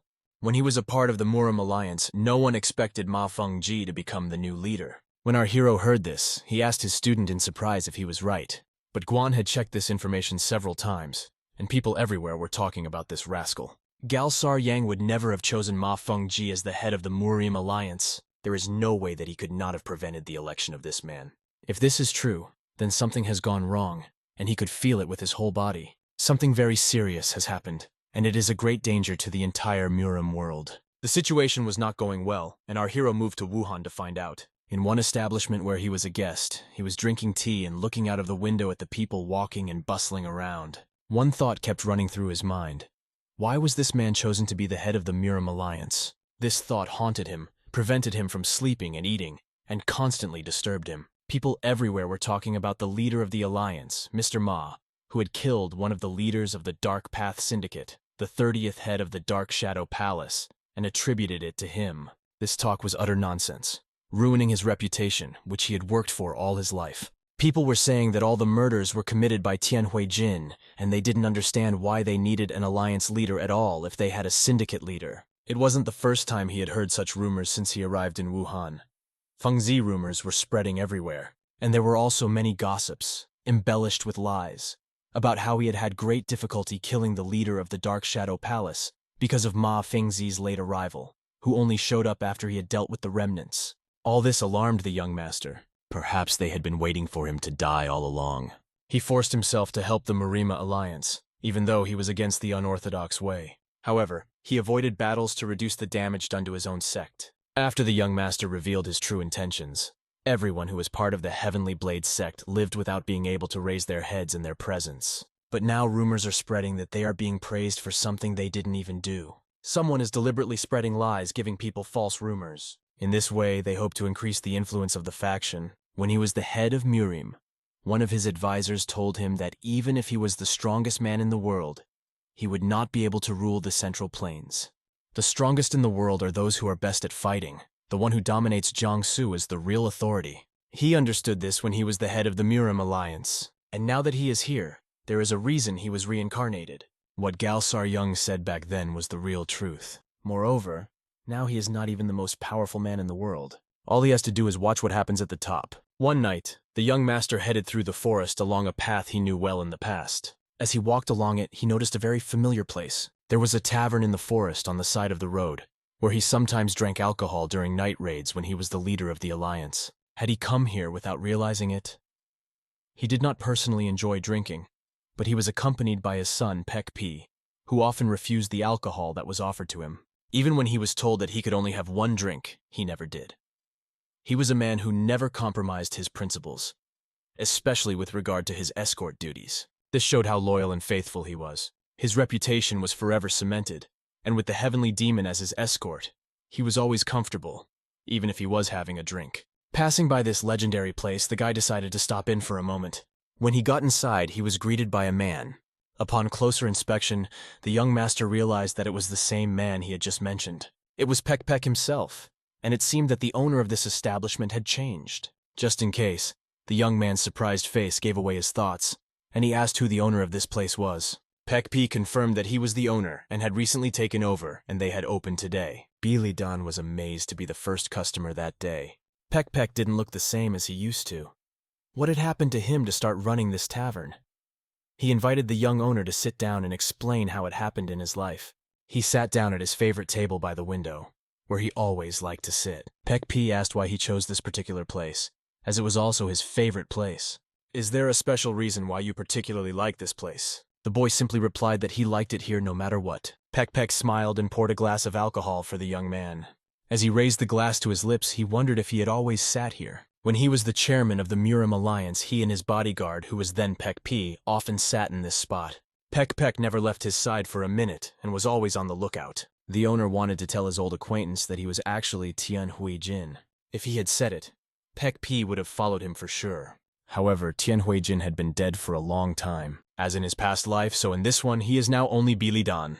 Realizing this, he decided not to say anything, realizing the curiosity of the situation. Soon someone else entered the establishment. "This is a nice place," the man said, and the boy immediately recognized his voice. It was his advisor, and the boy was surprised to see such people in this place. Galsar Young personally visited the place of his good friend Peck. The owner of the establishment greeted Mr. Advisor and praised him for buying such a store. Peck acknowledged that he was indeed lucky, as the previous owner had been forced to close the store and return home. As the counselor was passing by one of the tables, he noticed the young man. He noticed someone in the place and suggested that Peck go outside for some fresh air. At that moment, the counselor went out with the owner of the establishment. Our hero just watched them through the window. The counselor asked if this guy had come here before, but he had never been seen here, although the counselor had told him several times about the great atmosphere here and even offered to go together when there was time. He became passionate about the topic, and the counselor began to suspect something. Finishing the glass of alcohol that Peck poured him, the counselor was thinking. He regretted his past life. He would have liked to spend time with Galsar Young and Peck. In a casual setting, they could not even imagine that the head of the Murim Alliance was sitting in this establishment, but in a different body. The advisor came to ask Peck whether he intended to remain in the Murim Alliance. Peck, however, apologized, explaining that he saw no point in defending the new leader. The advisor agreed and expressed his agreement. Peck acknowledged that the counselor had done everything he could, because the Bright Moon and Iron Horse groups had betrayed them, and there was nothing they could do to stop them. The young master heard them talking and his hair stood on end. The Bright Moon and Iron Horse groups had betrayed them. He thought that if Peck had not said this, he would have thought it was nonsense. Who would have thought that these two would betray their alliance? The boys talked further, discussing that this was not, strictly speaking, a betrayal, because they had remained loyal to the leader of the alliance as long as he was alive. However, the young master realized that it was a clear betrayal, that they had betrayed his dear subordinates after his death. They should have helped Galsar Young. They should not have appointed a scoundrel like Ma Fengzi as leader. Peck wondered what the master counselor was going to do next. Understanding the situation, the counselor was sure that these people wanted him to disappear, but he planned to hang on a little longer. Peck doubted whether that would be the right thing to do. The advisor explained that he was being closely monitored, so they would not be able to do anything to him, most likely transferring him to some small organization. However, he planned to go all the way, and these words excited Peck. Perhaps it was presumptuous of him, but why doesn't the advisor leave the Murin Alliance? The advisor replied that this was his true home, that he would stay until the end, because this was his starting and ending point. The guy, realizing the gravity of the situation, was shocked, realizing how far things had gone and how bad it had become after his death in his previous life. After a while, the guy returned to his village. He had no choice but to return, as he was unable to take any action. Nothing would have changed if he had gone to them right away, and he said that he was the reborn head of the Murim Alliance. As soon as the young master entered, he was greeted by a disciple who was happy to see him. Noticing the dim look on his master's face, the disciple assumed that things had not gone well, as he looked disappointed. From the master's point of view, it was really quite bad. The iguana understood from his master's expression that, although the situation was difficult, it was possible to find a way forward. He noticed that finally the master began to behave like a normal person. But what did this mean? The student replied that all this time the teacher had been acting as if he could achieve everything he set out to do. even though he hadn't said so. It really looked like that. From these words, Bilidan concluded that he now understands how to calm or encourage this young man. As a result, he tells the young man to train hard so that he doesn't have to worry about such things. With a sweet smile, the boy looked at his master. He offered him a rest as he was tired, and promised to cook his favorite dish for dinner. The master thanked him and said that everything would be fine. As he walked away, he recalls the moment when he decided not to interfere in the affairs of the Murim alliance. But Gal Saryang, Pikipe, Ma Fengzi, and even his own death, all of this was extremely hard. But nothing would have changed if he had intervened then and taken care of them. Now he needs to focus on the development of the Bi-Li swordsman family. Since Jiangsu is in turmoil, he has to develop the Bi-Li swordsman family to be able to protect himself. After all, a big storm is coming soon.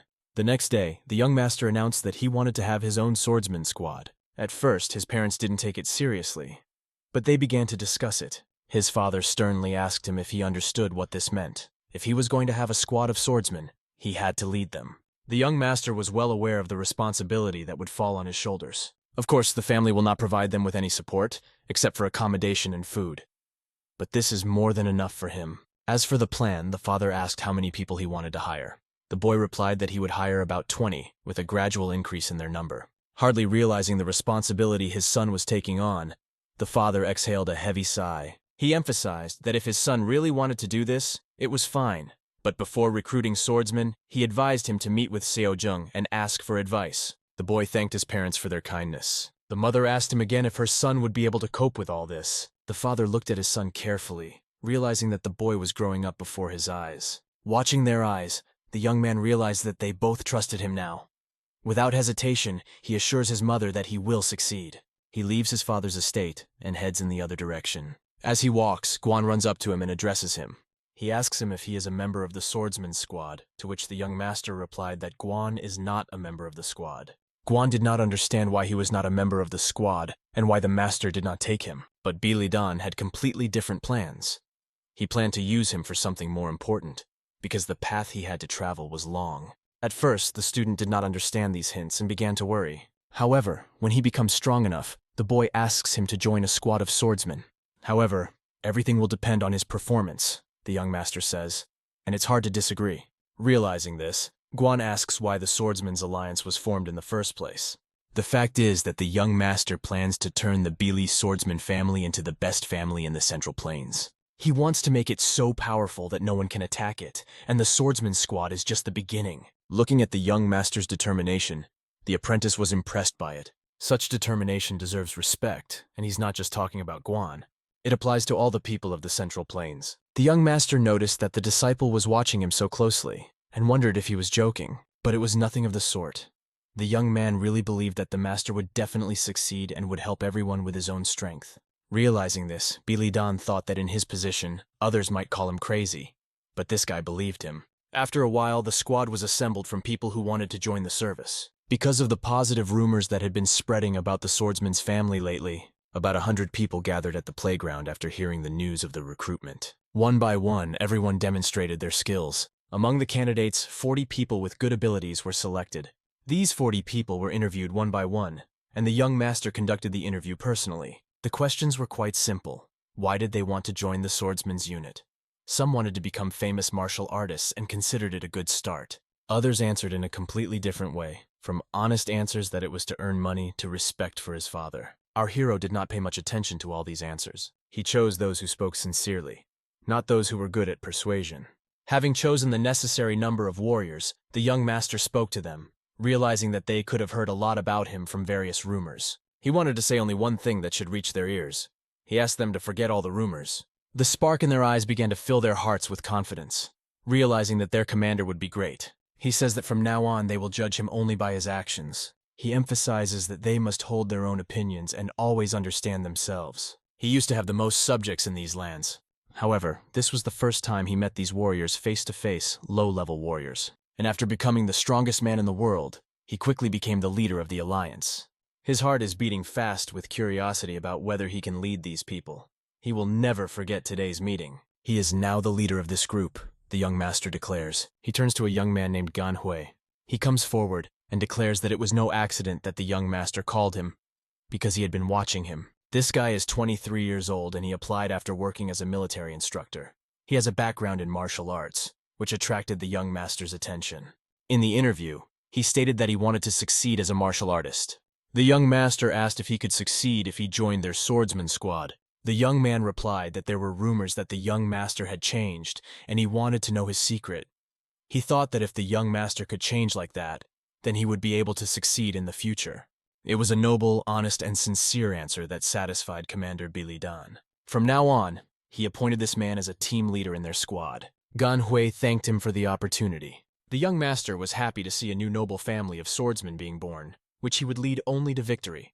The next day, the sounds of swords filled the valley. The training was so exhausting that it almost brought the warriors to the brink. The warriors were lying on the ground, panting from the enormous physical exertion. Sweat poured from them. They fell to the ground holding their legs, their arms shaking with convulsions. The leader of the squad, Gan Hui, looked at the young master and did not understand how he was holding himself so well. The young man accumulated his energy in order not to succumb to fatigue. He used breathing techniques to keep himself in shape. He didn't look tired. It was not obvious that he was out of breath or had other signs of exhaustion. The squad leader asked how their master had so much stamina. He replied that they too could achieve this by running and doing muscle-building exercises for 6 hours every morning. Hearing this information, the squad leader was impressed that the boy trained his endurance for 6 hours every morning, as well as training with the swordsman. But in order to succeed in any business, you need to invest an equivalent amount of time and effort, the young man said. This insight amazed the squad leader, because he could not even imagine that if you put the same amount of effort and time into training, you could become so strong. The young master's teachings were so powerful. He insisted that there must come a time when you become obsessed with one thing and focus exclusively on it. He continued his breathing technique to regain his stamina. However, the commander still couldn't accept the fact that to succeed as a martial artist you need to train so much. It required an investment of equivalent time and effort. Guan's eyes opened wide, realizing the importance of this situation. The master insisted that the more effort and time you put in, the more likely you are to succeed. These words cut deeply into the soul of the squad leader, and he began to feel their deep meaning. He thanked his master from the bottom of his heart for the great training. The young master did not just look confident, he looked like a strong and determined man. Closing his eyes, he thought only that they were moving on.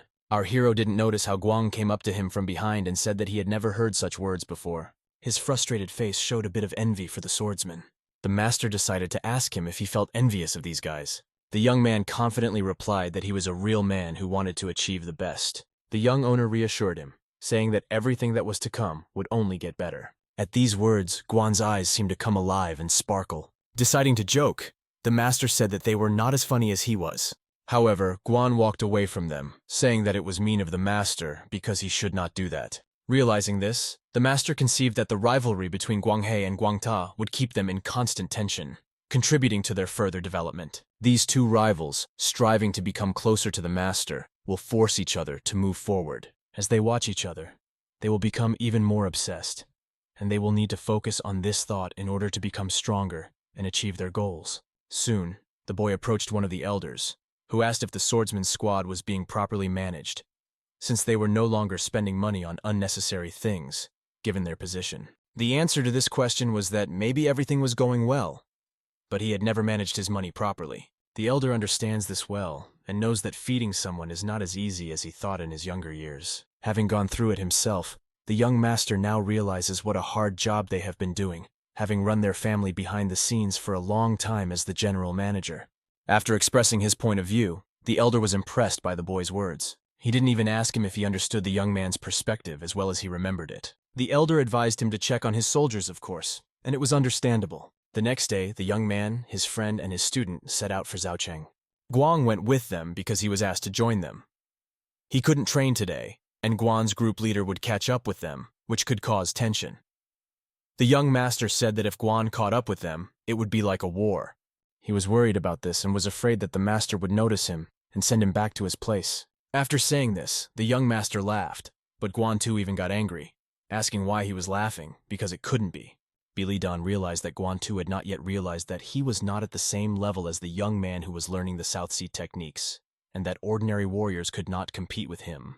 Looking at Guan Tai, he realized that he did not yet know his strength, because he had not sparred with anyone. In fact, he is already stronger than all the swordsmen gathered in this place. Since the master had trained him personally, of course he would become stronger, and so the master laughed. However, he did not show this to Guanta, and the boy asked him to stop laughing and not to leave him in this position. They approached one of the buildings, and the student noticed that the person who managed their money was supposed to be sitting in this building. He thought it was not a very luxurious house, but for the young master, it was not important what the house looked like, but that its insides were not rotten, and he asked to open the door. Guantoi shouted loudly that they had arrived. The door opened and a man came out. He looked quite miserable, almost like a homeless man. The apprentice noticed that the man looked quite shabby, and the master hoped that his mind was not as bad as his appearance. Turning to Master Kong, the boy asked if he was really who he said he was. Master Kong replied that he was only a member of the Kong family and asked what brought the boys to him. All of this happened because the chief administrator of the bullies swordsman family, Jun, introduced him to them. The Kong family master reacted with surprise, realizing that the matter was quite serious. Nevertheless, he invited the boys to go inside to discuss it. As they walked forward, they saw a pile of books and scrolls on various martial arts. The young master asked if he could ask about his relationship with the chief steward, Jun. The young man replied that Jun was his master. Everyone was shocked to hear this. Master Kong asked how the young master was doing. The young master replied that he was doing well. The man was glad to hear that, but still asked why they had come to see him. The young man introduced himself as Bili Duan, the heir to the bullies swordsman family, and explained that he had come because they needed a chief manager. Master Kong asked if they wanted him to be their chief steward. This was true, as Chief Steward Jun had recommended him. However, Master Kong asked if Jun had explained why he was living in such a remote area. The young master replied that he didn't have an exact answer, but that the master probably had his own reasons. Looking down, Master Kong turned away, and after a while began to tell his story. As expected, he didn't hear anything, because Master Kong had killed the person who hired him. This story scared Guantai very much, and he even began to fear this man. Master Kong got up from his chair and wished the boys a happy return, saying that he would not see them off. However, the young master assured him that he did not need to worry about it. He said that it was his personal business and did not concern others. The young master emphasized that he was not so weak that he would die from being hit by bills. This message made Master Kong realize that the young master was serious. The next day, the boys did not come empty-handed. The chief manager, the general, noticed a man he was quite familiar with. Master Kong accepted their offer and came with them. Although he looked like a homeless man, he would soon get a haircut and look normal. He will occupy a decent enough position and finally come out of the wilderness. The general was happy to see his master. A long time passed and they finally met. The general was glad to see his old student, who looked just fine. The young master had been watching and was happy to see them meet. However, the general asked the young man for advice for his master. There were many things he was missing, so he advised Master Kong to be careful, and he took this into consideration. The general asked the young master to buy him a drink. Realizing that the boys want to sit down and discuss many important issues, Bilidan realizes how important this is. He agrees to the general's request, but before he brings him a drink, he wants to look at his schedule. The general thinks for a while and walks away from them. As they watched him, they realized that he wanted to express his gratitude for accepting his student. The boy watched his reaction carefully. He decided to start a dialogue by asking about the current situation. He gives Master Kong 3,000 thalasses, which should be enough not only to feed 20 swordsmen, but also to pay their salaries for a month. Master Kong understood the situation and knew what to do with it. When the young master asked if everything would be all right, Master Kong replied that he had not been invited because of the difficult situation. Surprised by these words, he did not know what to say. He accepted the master's words and showed that he was serious. He handed the money to Master Kong and thanked him for his work. 20 swordsmen and 1 steward could not even be compared to Mareem's alliance. But he realized that this was only the beginning. The most important thing for him was that they had taken the first step. After some hard training of his swordsmen, time flew by incredibly quickly as the swordsmen trained and trained. Several months had passed since the swordsman squad was formed. Commander Guanhu had fully settled into his role, taking initiative and seriousness in everything. There were no complaints that the team leader was too young. Fortunately, the last 2 months of training completely changed both the approach and the movements of the swordsmen. As a result, the atmosphere in the squad has become quite pleasant, which was evident on the faces of its members. During a visit to the office of the chief financial officer, they started talking about working with escorts. It turned out that a Taizhou trading company had recently come to them, but their deal with the Taiyang escort agency had fallen through completely. They quickly found another place, but couldn't seem to find the right one. All this information was passed on to the young master by Master Kong. As a result, they offered a very good price for the escort, but wanted the goods delivered within 10 days. The young master asked how much money they were offering for the escort. Master Kong replied that it was in the neighborhood of 2,000 thalasses. After realizing this, the young master was sure that if they were offering 2,000 thalasses, their goods must be worth a lot of money. Kong was sure that this task could be very dangerous. However, the young owner decided that they should complete the task, confident that everything would be fine. It was time to start the practical tasks, and this task was one of the important components. Their squad prepared to escort the Taizhou trading company, getting their horses and chariots ready. The swordsmen loaded the goods onto the carts together, carefully fulfilling the task. Guanghui kept reminding them to be careful while loading. The representative of the Chamber of Commerce said that these goods were particularly valuable, so they needed to be as careful as possible. He assured them that they would make sure the goods were delivered safely. The Chamber of Commerce did not have much confidence in them, but decided to trust them anyway. Despite their fears, the Chamber of Commerce fully relied on their help. The young owner was happy that they were trusted. They were probably worried when they heard that their squad was just a small, unofficial group of swordsmen. But right now, that was the problem they had to solve. The swordsmen set out on their journey. They walked through a narrow gorge, following the map they were given. All this time their path was quite boring, though dangerous. Guantu, sitting on the cart, began to doze off from boredom, yawning. 3 days had passed, and fortunately nothing had happened. The young master said that this was the way it should be. It was better to avoid fights whenever possible. They also avoided the inconvenience of sleeping on the side of the road. It was so peaceful that it was even boring. However, the young master noticed something suspicious up ahead. Perhaps because Guantu mentioned these words, suspicious people appeared on their way. At first, Guantu did not understand what they were talking about, but when he looked ahead, he saw it himself. They noticed that an entire detachment was crossing their path ahead. These men, holding swords and dressed as ninjas, blocked their way and stopped the chariot. One of them said that if they gave up their belongings and went their separate ways, they would be spared their lives. The young master, looking at this, estimates the considerable strength of the opponents. This was not just a random group of thieves, it was a whole army of warriors. Looking at the number of these people, the warriors realized that their forces were much inferior. However, the master did not care about the numerical superiority of the enemies. He ordered his troops to form up as they had been taught before. The young master stood in front, and the soldiers covered him from all sides. The thieves, seeing that they were ready for battle, ordered their troops to attack. Soon, face to face, the battle began to unfold. The young master held his blades in his hands, ready to attack anyone who came near. One of the main thieves, commanding the attack, did not even expect that the young master would destroy the 4 warriors behind him with his 4 blades. With skillful movements, the young master had already managed to neutralize the 4 enemies before they could approach the squad of swordsmen. The master commands. The commander of the squad, Guan, goes to the left, and Guantu goes to the right to control the flanks. Meanwhile, the young master rushes straight to the center, to the scoundrel who started the fight. Clashing swords, they crossed blades and looked into each other's eyes. The young master noticed that instead of the aura art and the White Moon sword technique, their family art, the enemy was using a simple sword technique. At the moment the enemy was about to attack, he didn't even realize it. He was struck by the young master's lightning strike and sent to the next world. He instantly realized that his side was cut and blood began to flow from his shoulder. He wanted to continue the battle despite his wound, but did not notice the young master piercing him with his sword. Taking his insignificant life, he destroyed one of the leaders of the thieves. The warriors surrounding him saw this and realized that it was no longer time for jokes. They were scared to death. Fear filled their minds and their eyes were bloodshot. How is this possible? But the young master was not going to answer their questions. He simply pulled the sword out of the body of the rascal who had stood in his way. His body fell to the ground, and it would remain buried on this cursed roadside.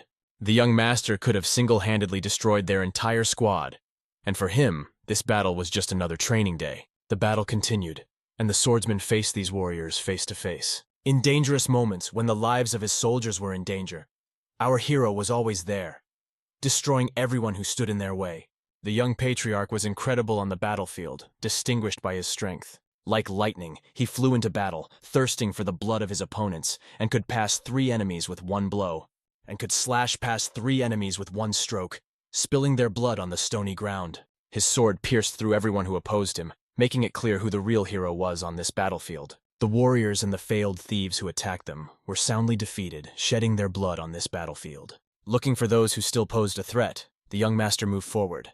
He attacked anyone who looked at him askew or held a sword in his hands. Each time, like lightning, he swooped in, striking with powerful blows and cutting through the flesh of these villains. The enemies fell to the ground, returning to their former lives, but in a different form. His swordsmen, watching their young patriarch become a true master, were amazed. They didn't know what to say when they saw his flawlessness in battle. He killed in cold blood all those who stood in his way, killing not 1, but 10. His cold gaze penetrated every cell of the battlefield, and he closely watched his soldiers. His eyes fell on Guangtai, who was also fighting, covered in the blood of his enemies. He was enjoying every blow, but he still made many mistakes. His opponent could have been defeated much more effectively by using his skills than by confronting him mindlessly. Watching his student fight, he was not going to interfere. When the barbarian shouted, "Die, Guangtai!" and pointed his sword at him, the boy just gritted his teeth. Seizing the moment, Guantu stabbed the scoundrel in the chest. The enemy fell down, and Guantu defeated him. It was his first time killing someone. After catching his breath, he looked around at the battlefield. A huge number of fallen soldiers lay on the ground, their bodies covered in blood. The young master saw that there were 4 corpses near Guantai that he had defeated on his own. Out of breath and holding his sword with both hands, Guantai realized how strong he had become. However, the young master was nervous about his psychological state, as it was clear that he had overstepped his bounds. After the fight, it was necessary to treat the wounds with various ointments and bandages. Those who were not injured were ordered by the commander to stay alert. The soldiers made a halt, helping the wounded, and the goods were carefully covered to protect them from prying eyes. The soldiers needed to help in any way they could. They began to bring the wounded back to normal and provide first aid. Guantu was impeccable in this battle. He did not suffer any injuries, but was completely covered in the blood of his enemies. The young master approached him and asked if it was his first time fighting. Guantu, holding his bloodied sword, replied that it was. His hands were bloody, but he survived the fight and killed 4 people. However, keeping the situation under control, the young master ordered him to look around. When Guantu looked around, he saw the people he had fought for. If he hadn't killed those 4 murderers then, at least 4 of those people would be dead. Guantoi protected them. This realization deeply impressed the young man who was just beginning his training. The master said that it was not easy for him, but they were already in a world where violence was inevitable. If he wanted to be a part of this world, it meant being ready to get blood on his hands for the sake of justice and for the sake of his comrades.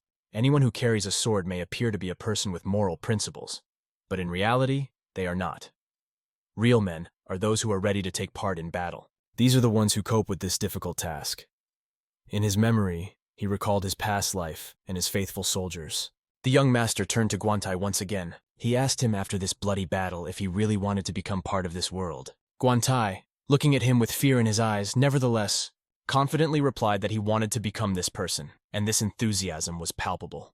The young master looked at him again and was pleased with him. He put his hand on his shoulder and said that he had fought very well today. The young master thanked him, and the boy almost cried. He began to wipe his tears with his dirty hand, thanking the young master.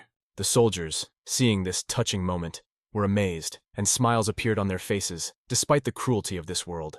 The young master, remaining strict and reserved, was pleased with his soldiers. He ordered them to look at the people next to them. All of them fought so well that they were able to save the lives of their comrades who were nearby. He thanked everyone who took part in the battle for finishing it without loss.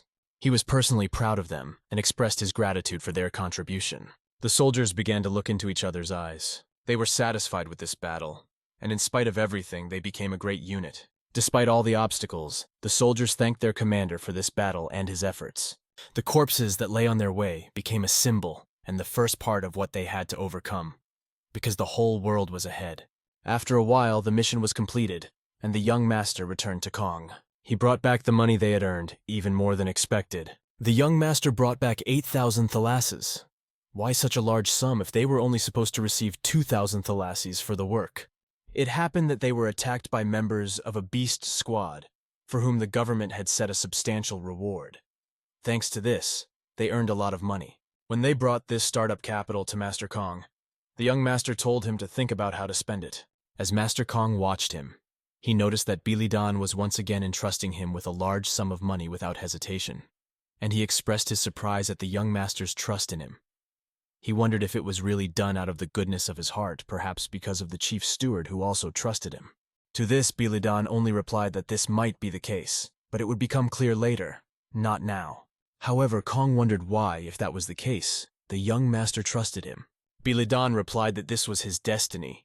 He believes that his destiny is not for the general manager to just take the money and run. Master Kong realized that the guy was quite a strong person. He looked down, realizing everything he was about to say. The young patriarch promised him to manage the money properly. And next time, Master Kong will still make the young master say a phrase that is important to him.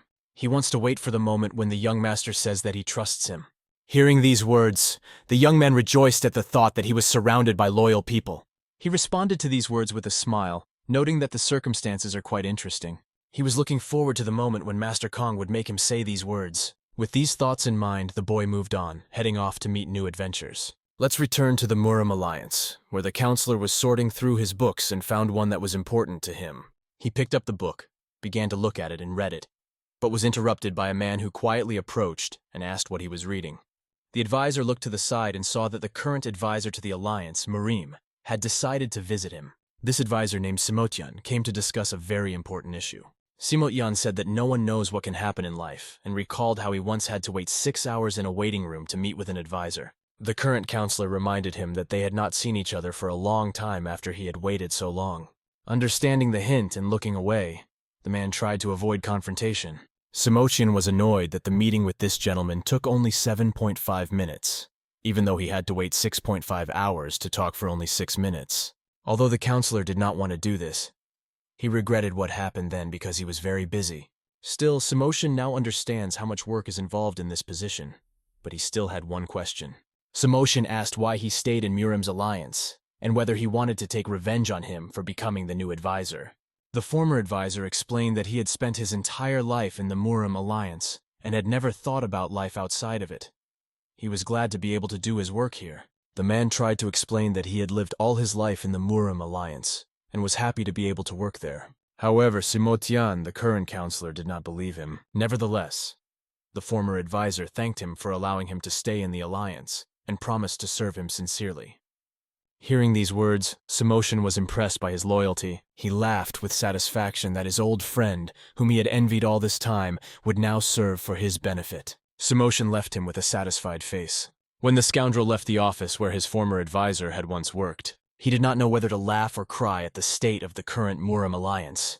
He wanted to leave this worthless place immediately, but he realized that he could not do so until he had taken revenge on the leader of the alliance. Until then, he will play the role of a cute bunny, but at the same time continue to work hard, no matter how long it takes. We moved to the Dongping Chamber of Commerce, where the horses of the swordsman's squad arrived with the goods and they began to unload them. The warriors of Dongping were happy to see these guys who brought them the goods, but still did not know who they were, these unknown swordsmen. The young master went forward, despite all the obstacles, and they were met with a harsh question. They were sternly asked where they were from and who they were. The young man introduced himself as a swordsman of the B. Lee family's squad. He explained that they had come here after receiving an invitation from the head of the chamber. These guys understood everything and asked for a moment to wait. They would immediately inform the head of their arrival.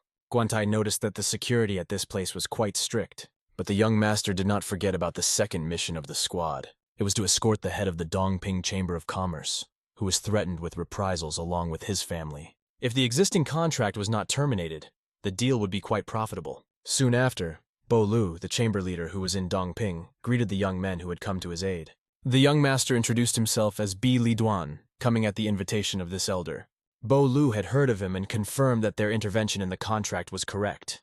Bo Lu explained that his cousin, one of the leaders of the criminal gang, was connected to the leader of the obedience union, Shu. The young master did not quite understand how Bo Lu could obey the Shu obedience union. It turned out that the Shu obedience union was one of the famous dark unions in the district, named after a man named Shu Liang, who was followed by its members.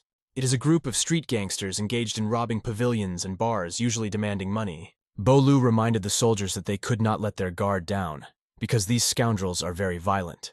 There are more of them, and they are everywhere. The old man had also heard that some of them were skilled in martial arts. The young master thanked him for the information and said they would take it into consideration. If the old man is ready, then they can leave right now. They set off to deliver old Bo Lu to the appointed place according to the contract. The chariot moved, carrying the old man in a protected place, and the soldiers accompanied it, carefully inspecting every corner. Because Lu, traveling with the young master, remembered that they had destroyed the beastly band. Fortunately, it was true because this band of thieves was quite famous. However, what the young master could say about them was that they were only a band of thieves. After a while, the chariot ride came to an abrupt halt when someone from far away shouted, "Halt!" And the young master decided to get out of the chariot. When he got out, he saw that the soldiers were quite tense. and it was because of something important. They had been ambushed by these scoundrels who decided to surround them. His soldiers looked ahead and saw an endless number of enemies, quite a few of them, a whole row. Realizing that the situation was serious, the young master stepped forward. Looking around, he saw a huge number of enemies surrounding their group of 20 men. Not only did they surround them, but they seemed to have besieged them like a castle with a countless army. The situation was quite bad, and something had to be done.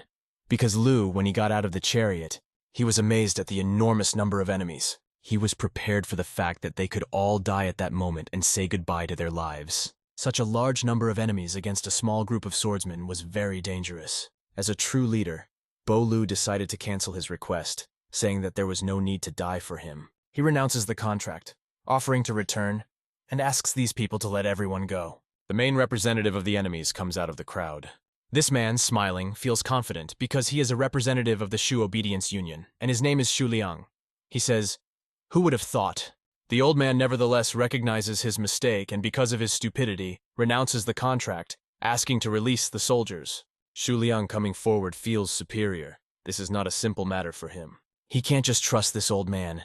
He suggests that if they return in this form, they might decide to complete the contract tonight. The old man seems to offer to write a detailed note on their family if necessary. But what good will this note do to the Shu Union representative? If it doesn't satisfy him, what does he want at all? Shu Liang suggests that the old man cut off one of his hands, since he signed the contract with this hand and does not know his place.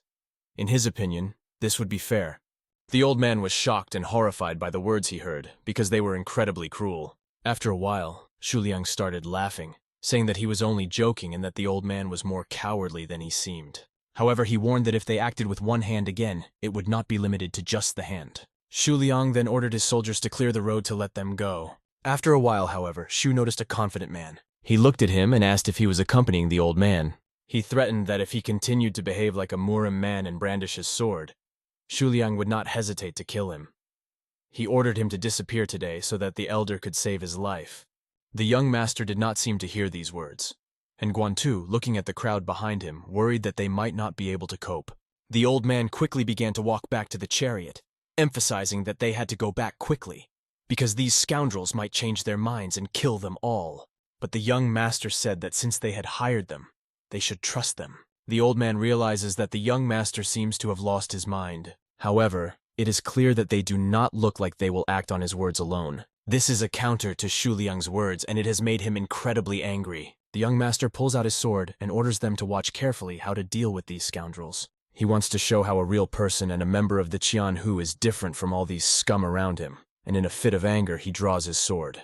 His student Guantu supports his master. He orders the entire squad to get on alert, spread out, and form a battle formation. Shu Liang, seeing such stubbornness, decides with a spark of hatred in his eyes that if the young master wants to die so badly, they will fulfill his wish. His soldiers began to attack the swordsmen. The young master, holding his sword in his hands, prepares to confront all these scoundrels. He carefully analyzed the battle and realized that he did not need to make many moves. With a single stroke of his sword, he cut through the 3 villains standing in front of him. His swing was so powerful that it could kill many enemies, which amazed everyone on the battlefield. Shock could be seen in Shu Liang's eyes when he saw the scattered pieces of his men. Silence reigned on the battlefield after this blow, and the face of the scoundrel from the Union remained unmoved. Everyone held their breath and opened their mouths, not knowing how to react to what they saw. The warriors, including the swordsmen, and even Shu Liang himself, were shocked by what had happened. He looked at the ground and saw his soldiers lying scattered, especially those who had been the first to rush into battle. The young master looked more than just confident. He seemed to be able to move mountains, not to mention destroy their unit. Shu did not expect such a confrontation from the young opponent standing in front of him. His eyes flashed with even more hatred, and he was ready to sacrifice all his soldiers just to destroy them. The line that could not be crossed was broken, and the leader of the Union, Shu, ordered his soldiers to kill the young rival. But the boy confidently held his position, looking at the endless number of enemies. He began to blow their heads off like the wind, and they just watched as their comrades fell. Some soldiers tried to strike at the young master, but he skillfully dodged them. He ruthlessly wiped them off the face of the earth, so that they could never commit crimes again. These scoundrels fell at the feet of the young master. He calmly walked on, despite the number of enemies running at him. After a few swings of his sword, he just kept moving forward, and the enemies who attacked him fell. With his sword, he did not just destroy these villains. but he was erasing their existence as if with a pen on paper. They fell, scattered to pieces in various states like trash. Just like a littered clearing in the forest, these people were lying around like garbage. Seeing this, Shu was completely shocked. He ordered his soldiers, "Why are you standing there? Stop him!" But none of his soldiers, even after such blows, came out to defend their leader. With such clarity and self-confidence, the young master walked right up to the face of this scoundrel. When the leader of the Shu Union came face to face with the young man, he was about to run away and said that they would return. But the boy didn't let him finish. He just swung his sword and decapitated the scoundrel, leaving his head lying on the ground. An incredible amount of bloody liquid flooded everything. The very legendary leader of the vast union fell and froze forever. The warriors of the young master Bilidan simply froze in place, not believing their eyes. But the young master not only demonstrated seriousness and confidence, he also radiated an aura of danger. The enemies, seeing such a strong opponent, did not know what to do, but fighting was not an option. One of them ran forward, threw his weapon to the ground, fell to his knees and began to beg for mercy. Following him, the other soldiers also threw down their weapons, surrendering and bowing before him. They begged the young master to spare them, because they did not want to die, and their lifeless leader was lying before his feet. The swordsman, numbering only 20, had just defeated a huge army. This scene amazed Bulu. He had never seen anything like it in his entire life. The young master was showing his soldiers what it meant to be a real warrior. He showed them what it means to be a human being and a warrior, and why they are called the people of Jiangsu. Now, they understand what it means. The swordsmen paid homage to their commander, and the warriors, who outnumbered their opponents, knelt down. The job was done, and the young master suggested moving on. Bulu even forgot where he needed to go after such a battle. The young master asked if he were going to sign a contract. The old man agreed, and they soon returned to the Bai family. After the recent successful completion of the mission, the bond within the swordsman squad was strong. The head of Guanhu came and broke the news that, when the members of the squad got together, they all expressed a desire to be like the squad leader. He also noted that the number of people who joined the morning training had increased significantly, and he willingly taught them everything. After their swordsman squad completed 3 more missions, he followed them to A2 once, and on other occasions he simply sent the members off. Despite the fact that several members of the squad were injured during the missions, they successfully completed them. The money and practical tasks were a great motivation for them. They not only gained real combat experience, but also felt a competitive spirit and a need to improve their skills. Everyone realized that the whole of Jiangsu primarily suffers from weak people, and from that day on, their small group of swordsmen became a level and stronger, like an army of 1,000. Returning to the Congo with important information, they made a big profit, and an unexpected investment. Instead of the expected 1,200 talents, they earned an impressive 4,500 talents. And thanks to the additional income from the Duplin Chamber of Commerce, Congo will be able to hire 80 employees next year, not 40. This was just great news for the young owner, but he only plans to hire 40 more, as planned. But Master Congo laughed at his answer. The young master asked why he was laughing. Congo explained that he was glad that the boy was not greedy and that they had a good relationship. Perhaps he hopes that the young master will make a decision when he sees fit. The guy said that he was glad that you were not making unwise investments, but were quietly increasing your resources, and called Mr. Congo the general manager. At this point, Mr. Congo feels confident in his boss's actions. But Bilidan, the leader of the Murim Alliance in his previous life, had met many greedy old men, including those from the Council of Elders. He does not understand their greed at all, because the desire for development is completely different from greed. The young master promises himself that he will never put greed before development, and yet they must move slowly, step by step, to achieve success. Congo accepts his words as wise. He will take this into account and swears loyalty to the young master. The boy, in turn, feels that relations with Congo and the smaller units, smaller than the swordsmen, are improving. One fine moonlit night, the boy asked for a secret meeting with his old friend. He was curious about what had happened, that he decided to ask for a secret meeting. It turned out that the Heavenly Blade sect had sent one of Ma Fengzi's sons. The young master was very impressed. It turned out that Ma Tingshu had met with the leader of the Shanduan branch and asked him to gather all the sect leaders. It is not yet known why, but they would not have done it in good faith. It is clear that there is a catch. The leader of the Shanduan branch refused. If this is true, then you are a real honest man. The young master realizes that it seems that there are only rotten people like Gongzong in the Murim Alliance. After that, Ma Tingshu came to the syndicate, trying to pressure them to organize a banquet. After they promised to contact him later, He left, leaving them with questions about how to proceed. Bilidan reflected that if he hadn't come to the Yang Syndicate, it would have been difficult for him to refuse. But if he doesn't say no, it will cause problems. He decides that it will be better to deal with him through the Yang Syndicate, where he can intervene at any time. He asks that they let him know that they will do everything he asked. The head accepts his advice and decides to act on his recommendations. Next time the young gentleman asks not to come in person, he asks to deliver the message through someone he trusts the most. The master accepts his advice and expresses his respect. A young man named Ma Tingshu, one of Ma Fengzi's 22 children, cunningly won his title as head of the alliance. Although he was pushed out of the heir-apparent race from a young age, there were many things about him that indicated his genius in various fields. His martial arts skills were as good as those of the other heirs. Because his mother was a maid of the Heavenly Blade sect, his brothers pushed him out of the line of succession. According to information received by the young master from the information broker Zhang Zhengyu, Ma Tingshu was invited to a banquet organized by his master, Ma Yig-S. Ma Yig-S invited promising talents to the banquet, including Ma Tingshu. He probably plans to take control of the children of the leaders of various factions to make it easier to control Shandong in the future.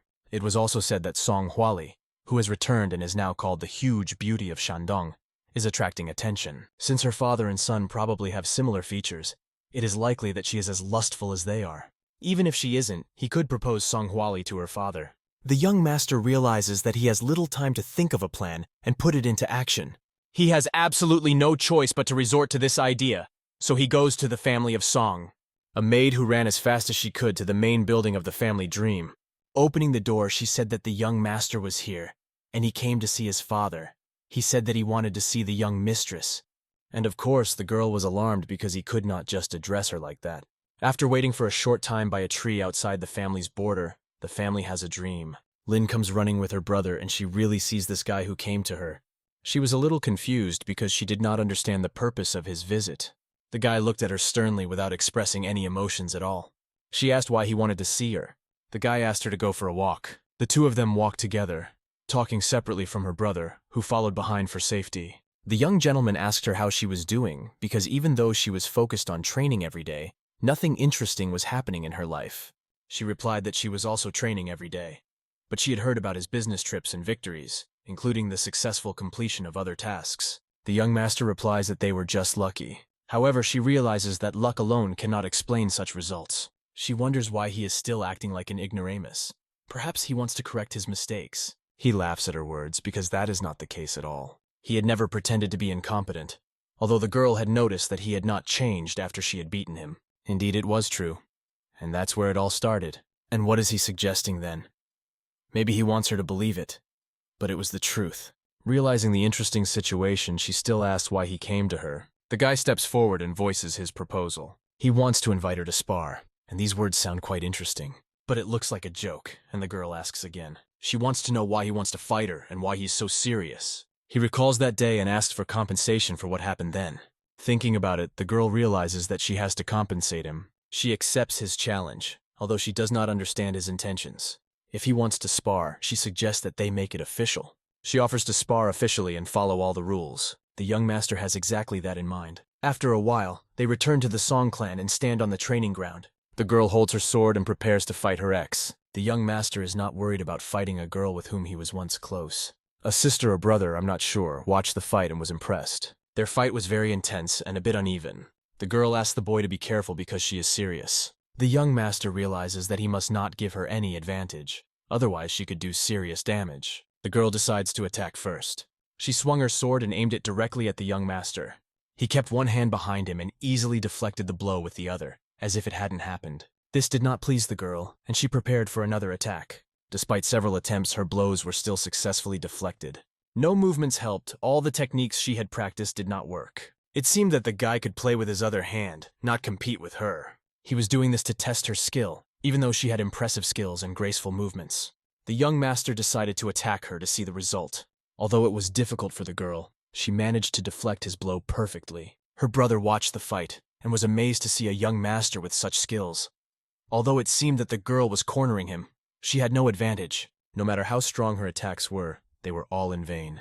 The guy, standing with one arm, continued to deflect the blows. The girl wondered what had happened to this scoundrel. why he was so skillful with his sword. She tried to get to his head and strike him, but he rudely blocked her blow, throwing all her movements aside. The girl was already tired and had spent all her energy not noticing him. At this point, the young master was about to act, looking at her sternly. He swung his sword with such seriousness that it seemed as if he wanted to kill her. The sword was near her neck, as if death was about to touch her. Her brother, seeing this, was worried and wanted to run to help, but the young lady turned away from the boy's blow. He hit her pretty good, leaving her with an irritation on her skin. The boy was not going to give up. Since it was an official fight, he started throwing punches. He felt no hatred or sadness, only a crazy calmness. He landed enough blows to win the fight. The girl fell to the ground with her legs up. We can say that he paid her back for beating him. Her brother ran up to her shouting, "Young lady, are you okay?" The girl looked very bad. The young man had beaten her badly. Holding her sister, her brother asked if the guy was crazy, how he could treat her like that. If it was a fair fight, then if he thought he should have been gentler because she was a woman, let him say so. But still, she suggested that he could stop at least this time. But he didn't stop, because it was payback for her beating him last time. Song Hualin said that was enough, and she accepted defeat. Her body was tired, and her bruises would take a long time to heal. She wonders what the last blow he gave her was. Realizing that the girl felt strong gives a chance that she feels an inner energy that symbolizes her good skills. Thank you for watching this video. Subscribe to the channel, there will be more to come. If you support us with likes and comments, the next part will be released much faster. Our hero returns to the Yang Syndicate location, where an important meeting has recently taken place. He meets with the squad leader to discuss financial issues and a plan for further action. The commander informs him that instead of keeping the money he has received in a bank, the enemy hides it in a secret safe in his bedroom. The safe is built into the wall in such a way that it cannot be moved, and the door is made of such thick steel that even an energy sword cannot pierce it. Billadan doubts that there is any way to solve the problem and asks if there is any mechanism to open the safe. The commander explains that the only way is to enter the correct password on the shields next to the safe. If the password is entered incorrectly 3 times in a row, the safe will be locked for the day. The commander adds that if the young master tries to open the safe by force, a powerful alarm will sound. Billadan warns the commander and syndicate leader Kata Zheng that he plans to leave the enemy without a single penny during the upcoming feast. The syndicate leader is shocked by Billadan's words. However, Billadan continues. If his plan succeeds, it could happen while he is still in the syndicate, which could lead to trouble. Billadan must be aware and understand the risks, but the leader assured him not to worry and to continue with his plan. He could never have imagined that the syndicate leader, Yang, would be so naive as to agree to such a risky move. In addition, the leader would be accompanied by a person who would monitor his whereabouts throughout the banquet. The leader also warned that there is a secret passage built by the previous leader that leads directly to the hiding place, and it would be better to use it. This turned out to be valuable information for Billadan, and when he heard it, he smiled happily. The night continued, and the plan had to be implemented as soon as possible. In the city where the feast was held, everyone was drinking and having fun, not thinking about any problems. One of the guests raised his glass, addressing everyone, and urged them to enjoy the moment with all their hearts. He was sitting in the center as the main representative, and next to him were high-ranking officials who were enthusiastically watching the performances of the charming dancers. The musical accompaniment created a magical atmosphere, inspiring everyone in the hall. The beautiful girls performed dances that captivated with their incredible skill and fascinated everyone who watched. The young master sat on the sidelines, watching the enemy, who undoubtedly knew how to win the trust of young people with his banquet, and had invited disciples of prestigious sects. From the point of view of the people he invited, it seems that this man is very pleasant and looks good despite everything that has happened. Sipping his drink on the sidelines, the young hero pondered how best to implement his plan. There was a great deal of commotion in the enemy's circle as they discussed their plans and laughed out loud. The young master assumed that these people must have been tense before coming here, but after he entertained them, they began to let their guard down. The enemy continued to fill their glasses with alcohol, calling them to drink to him, and saying how glad he was to meet them. He approached each guest, demonstrating his serious friendship with individuals, and this certainly influenced others, even if he had no sincere intention of friendship. A person who holds to their truth often feels uneasy when they see others getting closer to each other. Billadan wondered whether young students realize this, and how quickly people learn about each other. While bad people only try to use others to their advantage, this man is cunningly manipulating everyone present. At this point, when the young master is tense, Ma Tingxiu approaches him, wondering why he is so tense and if he is okay. In order not to give away his true feelings, Bilidan decided to answer that he was fine, and asked how Mr. Ma was doing. However, Ma emphasized that there were rumors that young Madison had not come to the banquet today, and when he found out the reason, he discovered that Billy was the one who had knocked her down. In a playful tone, Ma asked why Billy had decided to spar with her. In his thoughts, Bilidan realized that, as expected, this bastard had his eye on Song Hyuelin. He was sure that Ma had even checked the truth. Madison really couldn't attend the banquet because of her injuries. The boy exhaled heavily and, deciding to be honest, turned to Mr. Ma. He said that he had a prenuptial agreement with Madison, but she was the first to suggest that the relationship be ended. Bilidan hinted at whether it made sense to do whatever she wanted, given that this union was created by two families, and this was unheard of for him. Mr. Ma even tensed up a bit at these words, and his face took on a sad expression. Bilidan continued. When he heard about this, he decided to go to Madison's to argue with her. But because of the alcohol in his blood, he lost the argument, and to take revenge, he offered to spar. This sounded quite funny to Mr. Ma, as Bilidan had been very harsh with Madison, though he was ashamed to admit it. These words made Ma laugh out loud, and he noted that Billy was a real man. Hearing such compliments, Bilidan asked not to flatter him, as he felt uncomfortable. Ma put his hand on his shoulder and patted it, expressing his support. After that, he walked past the young master and went on with his duties. Ma addressed the audience, saying that he wanted to show them something special. At that moment, Bilidan noticed an extremely important artifact. The artifact impressed him to the core and aroused his interest. Ma showed him a legendary sword that had been stored for many years and was of great value. Taking the sword in his hands, Ma began to show it off, as it was flawless in all its characteristics, and was truly considered legendary. Ma told the young representatives and guests that this sword had been used by the previous leader of the Alliance, the Heavenly Sword. The young people were amazed to see this legendary sword in Ma's hands, as it was the weapon of the Alliance leader himself. But in his past life, the young master known as the Heavenly Demon had used this sword as one of the 5 that made up his arsenal. He also had the Wave Sword, the Dark Heavenly Sword, each with its own special purpose. The Sword of Cold Snow and the Sword of the Hell King Shur also belonged to him. And it was hard for Bilidan to realize that his own legendary sword was in the hands of this scoundrel. He could not hide his displeasure, envying his own sword, and if he could only get his hands on it, he would immediately use it. Meanwhile, Ma continued to talk about the sword, looking at its sharp blade, and said that his father had given it to him. Bilidan wondered if Ma Francis could have given him this sword just like that. In that case, Ma Ting Xiu obviously would not have done it himself, as he had intended to attract Ma Francis's attention, and it was he who had sent the enemy to this place. But Bilidan felt that there was some unknown reason behind it that he did not yet understand. With his sword in hand, the host decided to seize the moment and the opportunity to offer to organize more regular meetings for the youth. After this productive meeting, the young people were delighted with his proposal, feeling epically inspired. They didn't hesitate to agree, because they were so excited.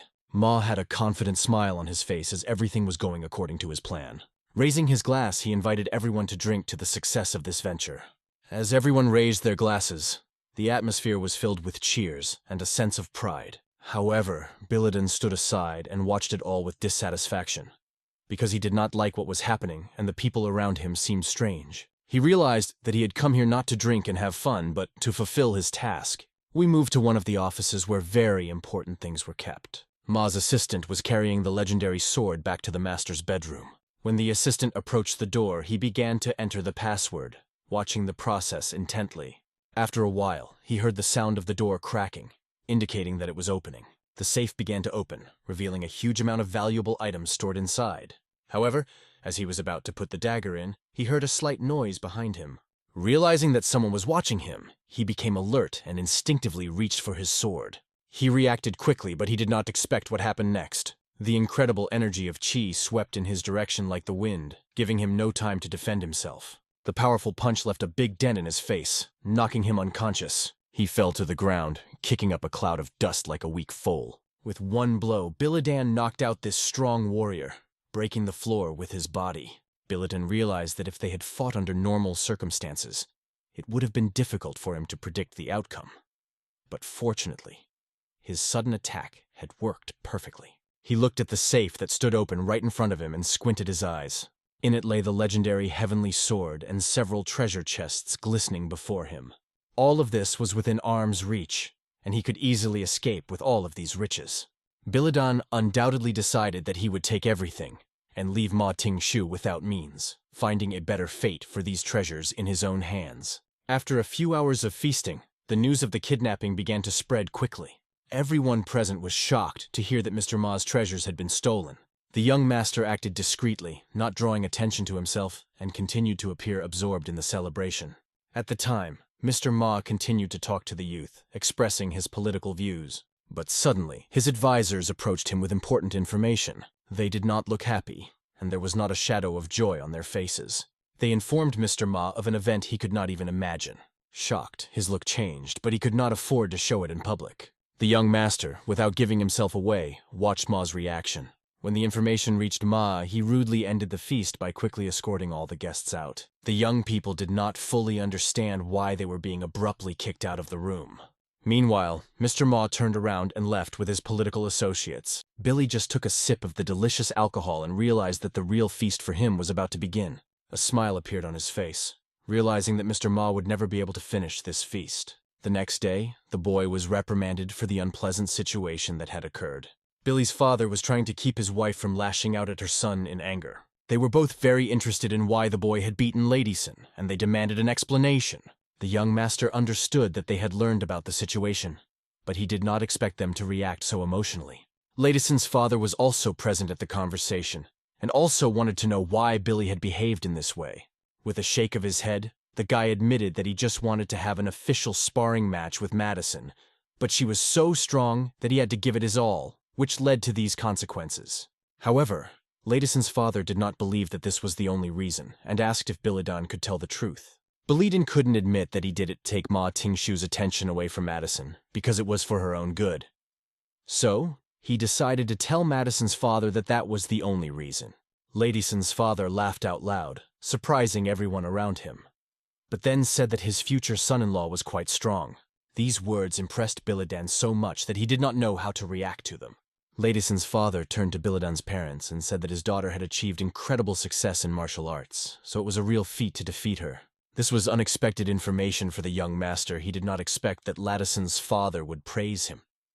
It was beyond his imagination.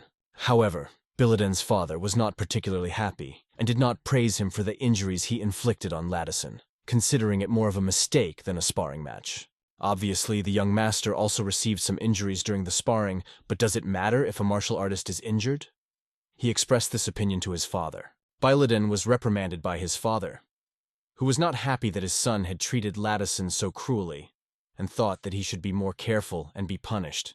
As a punishment, Ladyson's father decided to personally deal with Biladan and talk to him one-on-one. When asked if Biladan was ready to accept the punishment for his actions, he answered in the affirmative. As a punishment, he would have to spend time with Ladyson, and only when she recovered would he be able to leave her.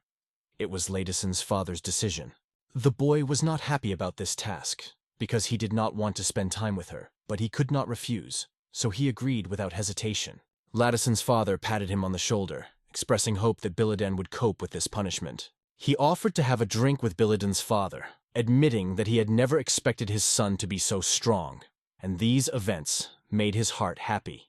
The young master wondered if Song Yongjin was really happy, because what father could be happy when his daughter was injured? In any case, since it had already happened, he was probably trying to cheer himself up, given his relationship with his parents. After that, Biladan retired to the cave where he hid the loot. He looked at the sword that once belonged to him in his past life, and felt its power. Making a few moves with the sword, he performed the combo he had done in his previous life. Holding the sword in his hands, Biladan felt more confident, because the last time he wielded it, he was still a heavenly demon. Although this sword was not his main or favorite sword, it still had tremendous power. He had only planned to use this sword for a while, as it was a valuable gift he had received from the previous leader. However, in his current state, he could not fully utilize the sword. He needed to refine it and change it. This would be extremely useful, as he still lacked the inner energy to fully control the sword. Turning around, Biladan saw a bag that contained a lot of money and jewelry. The banknotes looked amazing. The amount was incredible, about 82,000 thalas. In addition, the bag contained several important documents. However, one item in particular caught his attention. He picked it up. It looked like a book, but rather a box, which he began to open with curiosity. But when he opened the box, he could not believe his eyes. It was the very legendary divine herb with 9 leaves. It was an incredibly valuable specimen, much more powerful than anything he had seen before. Its effect was even stronger than the Millennium Herb he had previously used. If it gave him 10-15 years of internal chi, this herb could increase his strength by as much as 20 years. Feeling this herb in his hands, he laughed like a madman, delighted with the enormous power that was now available to him. He wanted to start training his energy as soon as possible to take advantage of the new opportunities. Without wasting any time, he consumed the herb, allowing its powerful energy to penetrate his body. At first, he felt nothing for a few minutes, but he waited for the herb to take effect. Soon, the divine energy began to spread through his body, filling him with incredible strength. Sitting in the lotus position, he began to feel the full power of this energy permeating him from the inside. Soon he completely rethought his state, feeling the energy flowing into him from every cell of the cave, giving him unlimited power. An incredible surge of energy came from the cave, and it glowed so brightly that night became like day. Soon the next day's evening came, and the boy tried to calm the incredible power that was raging inside him. He controlled his breathing to keep control of his energy and stay in balance. Opening his eyes, he felt incredible warmth in his soul, realizing a deep connection with the new power. He realized that all his efforts were not in vain, because this herb was much more valuable than all the money he had taken. A smile appeared on his face, showing confidence that he had a great future ahead of him. His internal energy, which had previously been equal to 24 years, now reached 44 years. An incredible result. Meanwhile, we return to Mr. Ma's residence, where he is pounding on his desk in anger. He was furious to the point of anger, realizing that in their time it was very difficult to get elixirs, and they had allowed the divine grass to be stolen. His servant stood there with a broken face, having nothing to say in his defense. Master Ma was furious that they hadn't even found out who could have done it, because no one had seen anything. The old man said that it was not yet known who was responsible, but the leader of the syndicate had already sent people to search for them.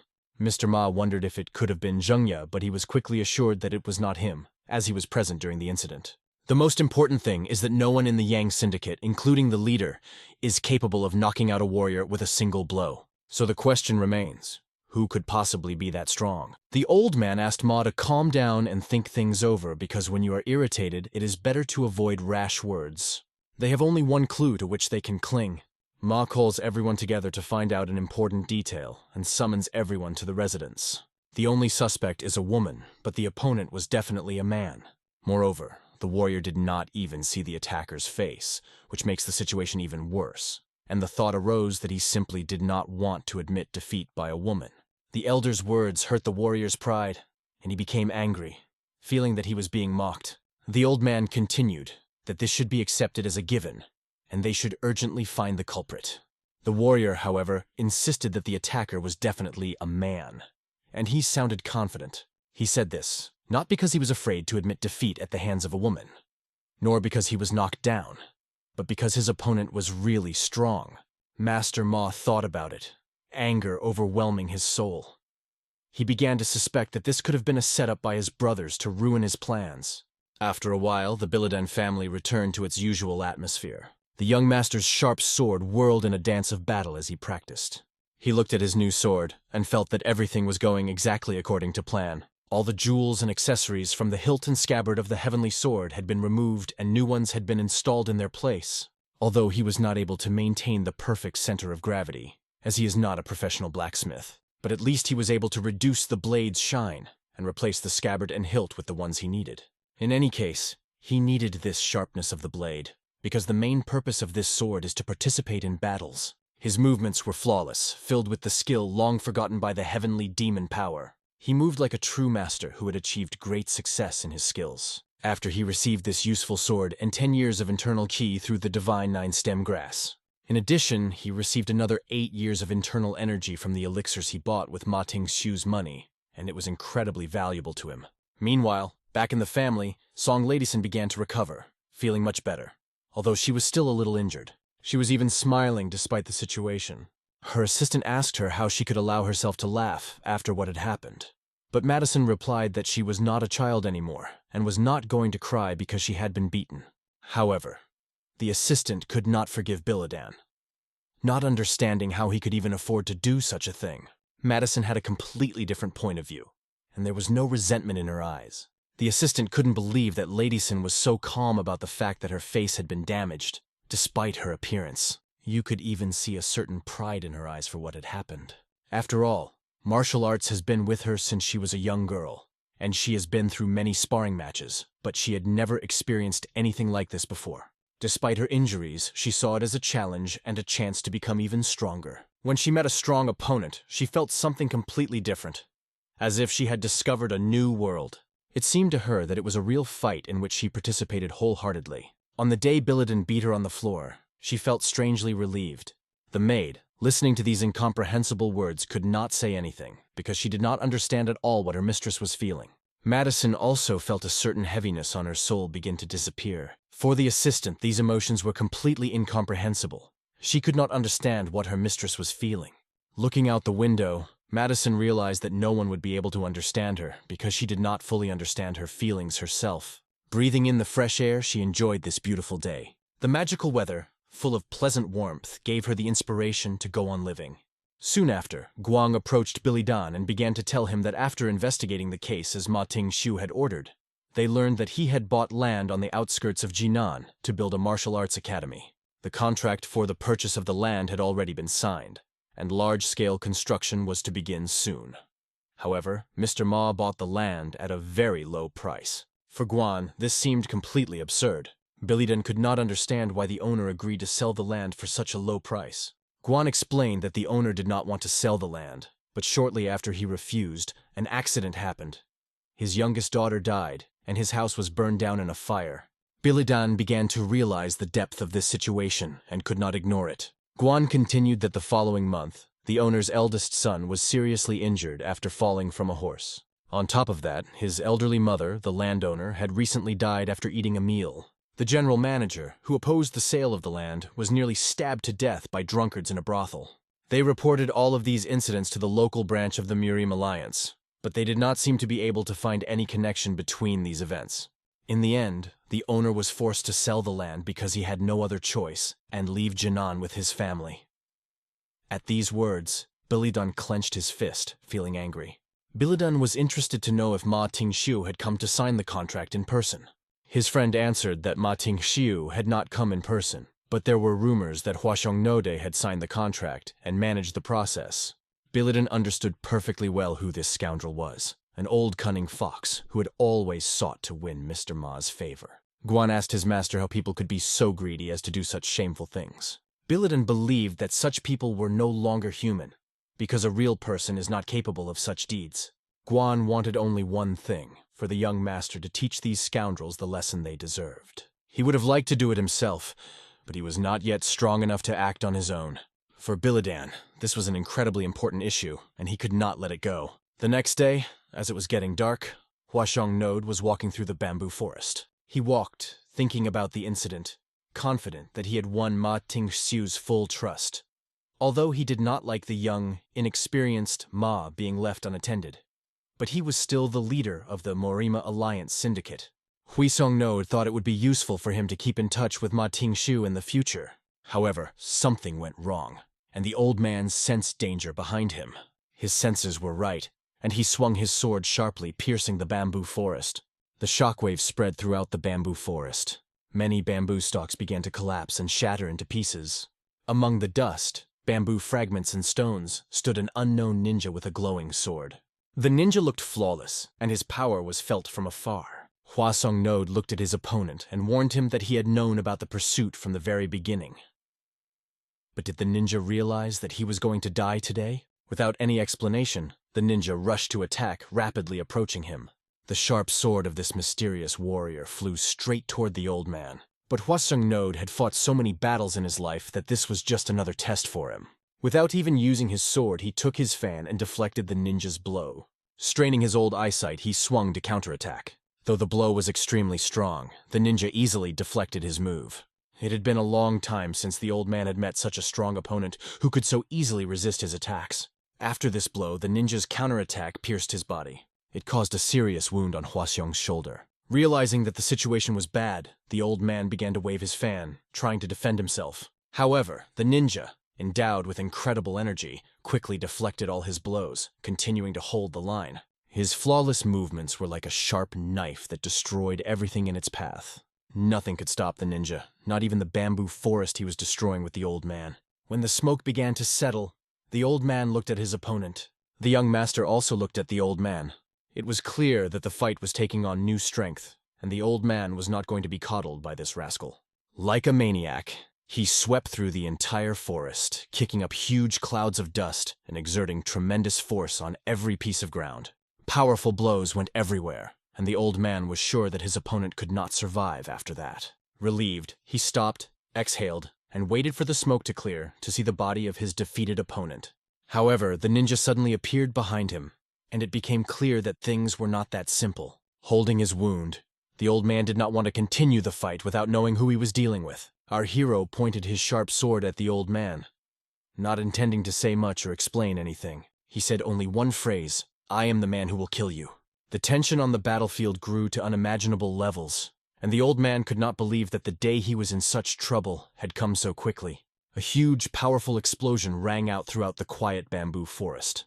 The battle continued, gaining even more momentum, the young master confidently moving forward, ignoring the obstacles. The old man could not withstand the insanely powerful sword blows, and was forced to jump aside. He opened his fan to give it his full strength in response to the onslaught. In one fell swoop, he released 5 lightning bolts aimed directly at our hero. Billadan uncompromisingly deflected all the attacks that flew at him, maintaining the pace of the battle. They moved rapidly through the bamboo forest, destroying it on their way. The fragments of bamboo merged in a frantic dance of their battle, where both opponents confronted each other. In a moment, the old man missed a brilliant punch from his young master. This blow pierced his torso with incredible force, leaving a serious wound. One of his shoulders was injured, and it became obvious that the old man was out of the picture. He leaned down, trying to hold back the blood from the wound, but lost his vigilance and lost his arm. This meant the end of the fight. The old man was defeated, and his arm was bleeding profusely. Raising his head, he asked the ninja, who was preparing to deliver the fatal blow, to stop. The young master struck his sword at the old man's head, making a warning gesture. But the cunning old man wasn't going to just talk. He released his hidden weapon when he said, "Stop." But the young owner managed to dodge the blow. Without any hesitation, Billadan pierced the old man with his sword. At that moment, the enthusiasm disappeared from the old man's face, and he began to beg the unknown man to stop, promising to give him anything he wanted if he spared his life, while asking who had hired him. But there was no answer, and the old man continued to plead, offering twice, or perhaps 5 times as much as the person who hired him. He even promised to give 10 times as much if the ninja killed the person who hired him. After these words, the young master rudely pulled out his sword, leaving the old man with a deep laceration. The frail old man lay on the ground, writhing in pain. And now Billadan asked him, who hired him? Obviously, he was very interested in this question. The old man realized that he could not have been attacked for no reason, and he did not know who was behind it, who this mysterious enemy was. But the ninja answered that his employer was already dead in Jinan, and it was the old man who killed him. The old man did not even have time to realize what he had said, as a powerful ninja punch pierced his clothes, dealing him a fatal blow. This blow ended his existence. After that, it became clear who was who, and the old man only exhaled heavily before he died. Billadan felt that he had taken revenge on the old man for his atrocities, but still not completely. He recalled a conversation with Guan, who told him that after the landowner refused to sell the land, an accident occurred. His little daughter died and his house was burned down in a fire. These words sounded in Billadan's head every day when he thought about revenge. He could not forgive such abuse of a child and whispered to the old man, "This is for the child you killed." After that, he threw him to the ground and a red liquid began to flood the battlefield. Blow after blow, and in the old man's eyes there was no hope for survival. He could only hear Billadan's words as he told him, "That is not all. The following month, your eldest son was seriously injured when he fell from his horse, and your mother died unexpectedly after eating." These words were like a sword blow for the eldest son and for the eldest mother. The old man slowly suffered from the revenge of his young master, feeling every wound. Billadan's eyes, like those of a heavenly demon, shone with satisfaction at the animal he had just punished. He wondered if this old man could even be considered worthy of life when he had so brutally destroyed his family. The old man, though incredibly injured, still tried to survive, begging for forgiveness and promising that he would live right from now on, asking only for mercy. But the young master's sword again plunged into the old man's body, leaving him on the verge of death. The old man writhed on the ground in excruciating pain in a pool of his own blood, not believing that he would survive the night. He would never forget the mercy of the young master, which would forever remain his last memory. Biliden warned him that this was not all, and it would not end if the old man continued to live the way he had lived before. These words reminded the old man of the heavenly demon, who had once been the head of Murim, and it seemed that he was looking down on him. When the old man squinted his eyes, he saw Tian Hijin in front of him. He was amazed beyond belief because it seemed incredible. How could this happen? But our hero confidently told him, looking at him with a different expression, that he was the heir of the heavenly demon who had once warned the old man. The old man couldn't believe that this ninja knew their secret, because only 2 people knew about it. How could he possibly know? Then, an incredibly strong blow fell on the old man, ending his existence forever. The boundless sword that covered the entire forest exploded with powerful chi energy. This was the end of the battle, and it was a victorious one for the young Master Biliden. He raised a huge curtain of smoke over the battlefield and was about to take off his mask. Biliden took off his mask to send the old man to hell for his unworthy deeds. He hopes that those who died because of the old man's actions will find peace and a happy life in their future incarnations. And the old scoundrel, who will now go to hell, will remain unaccounted for. He will never be found. Meanwhile, the Yang Syndicate cannot decide who to suspect of the theft from the safe. However, the leader of the syndicate decides to inform Biliden that he is suspected of involvement. Fortunately, their suspicions are weak, as they believe that Biliden and his clan are not capable of such a thing. Hearing this information, Biliden reflects, realizing that he is not considered a suspect because their clan is perceived as rural and insignificant. They cannot imagine that any of them would dare to attack one of the 5 armies of the Central Plains, because no one in the area has ever done so. The leader of the syndicate begins to realize that their thoughts seem to be directed towards somehow merging with the Shandong Chamber of Commerce. If the Shandong Chamber of Commerce gets involved with the Song family, it could spell complete failure for their plans. And perhaps that's only natural because they need power, while Ma Tingxiu only needs money. It seems that this maneuver is already making them a profit and will help them earn even more. The sect leader laughed, for this was the real truth coming from the young master's mouth. In any case, he requested information related to the Shandong Chamber of Commerce, and would inform Biliden as soon as the news was available. The guy thanked Zheng Yun and thought that this act demonstrated true loyalty. Although Jing did not help him become the leader of the syndicate, his actions were too great to be considered mere valor. Despite the danger he was in, Zheng still helped Biliden. Looking at this man, Biliden realized that the time for action had finally come. The young master approached Zheng's leader, saying that he wanted to develop the Yang Syndicate. Zheng replied that he did, but warned that it would not be easy for him. The young master's question struck a chord with the syndicate leader. Had he ever dreamed of becoming something more? Hearing these words, it became clear to the syndicate leader that the young Biliden trusted him more than he could have ever imagined. This feeling of trust from the young master seemed especially valuable to him. However, Biliden looked away, avoiding a direct answer, noting that he himself was not sure whether he could trust him completely. For Biliden, this man was real, and he sincerely wanted to trust him, even though he was afraid of making a mistake. But he hoped he would not regret it. The young master's answer was so flawless that it shocked the syndicate leader to the core. At that moment, Mr. Ma was cleaning up and searching various places in his residence. The rooms were in chaos on an incredible scale. Books, scrolls, and other things were scattered all over the place. His assistant said that there were rumors that Huang Sung Node had not been seen for several days, and that his luggage had also disappeared. Judging by this, one could assume a certain picture of what happened to Mr. Ma's belongings. In place of the missing heavenly sword jewelry, it was obvious that the old man had probably broken into the safe and stolen all the money and jewelry that did not belong to him. This was very likely, as the assistant realized, because only such a strong blow could leave such marks. Mr. Ma could not understand why a person of such high status would expose himself to such enormous risks for a few tens of thousands of steel. This misunderstanding did not allow him to think calmly, because he was overwhelmed with anger. And there was no need to talk about other possibilities, was there? If there is clear evidence, Mr. Ma is willing to accept the truth, even if it is not in his favor.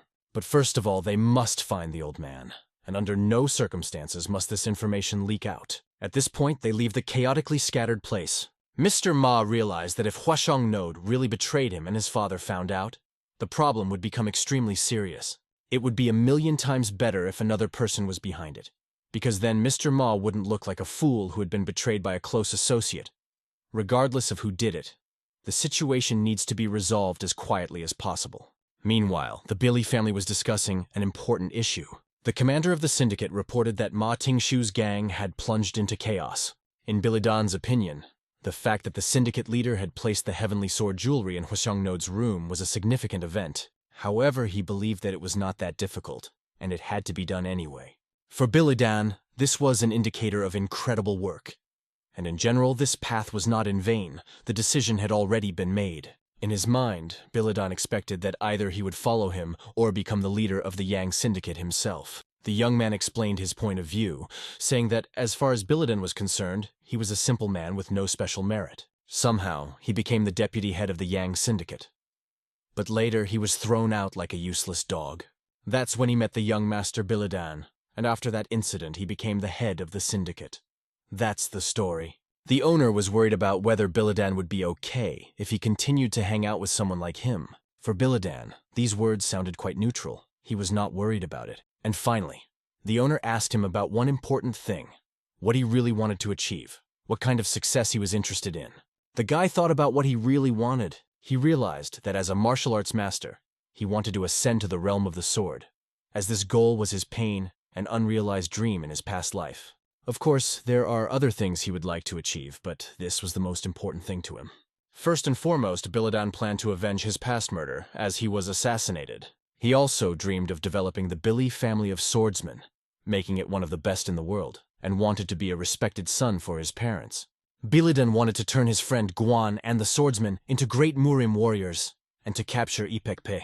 Now that he thought about it, he realized that he had a lot to do, but he didn't know where to start. The room fell silent, broken only by Biladan's faint voice. He said quietly that all he really wanted was to be happy. The answer was unexpected for the head of the syndicate. Biladan explained that he wanted to be happy, and he wanted everyone around him to be happy as well. He believed that if he achieved his goals, it would bring happiness to everyone else. This positive response made the syndicate chairman smile. He then apologized for his laughter, explaining that he did not mean to offend Biladan. It was just a really unexpected response. The head of the syndicate was expecting a completely different answer. Rather, he was nervous, thinking that the boy would say something in the spirit of world unification. Biladan apologized for possibly disappointing the syndicate leader with his answer. In his mind, he realized that he had already united the world once, and now he realized that the things he had just mentioned were no less complicated. He didn't realize it then, but now he was completely confident in his goal. The syndicate leader bowed his head to the young master, showing his respect and acceptance of his role. He solemnly greeted the young Biladan, swearing his loyalty to him. The leader swore before the gods that he would be loyal to Biladan until his death. These words sounded like honey to the soul of the young master Biladan. He picked up the syndicate leader and, holding his hands, supported him. Looking him straight in the eye, Biladan told him that from now on the syndicate leader was part of his family. Biladan now asked for help, as he was unaware of many aspects of management and important decision-making. From now on, they will work together to achieve their common goals. Meanwhile, an important meeting of the Director General of the Shandong Chamber of Commerce and Industry took place. A representative of Baijun said that he did not see the need to continue cooperation and asked to end it immediately. The other party, who had been listening to these requests for a long time, did not find these words convincing enough. However, judging by what the representative had seen, Ma Tingshu was a very dangerous man, and they did not want to make the mistake of letting in a tiger to drive away a wolf.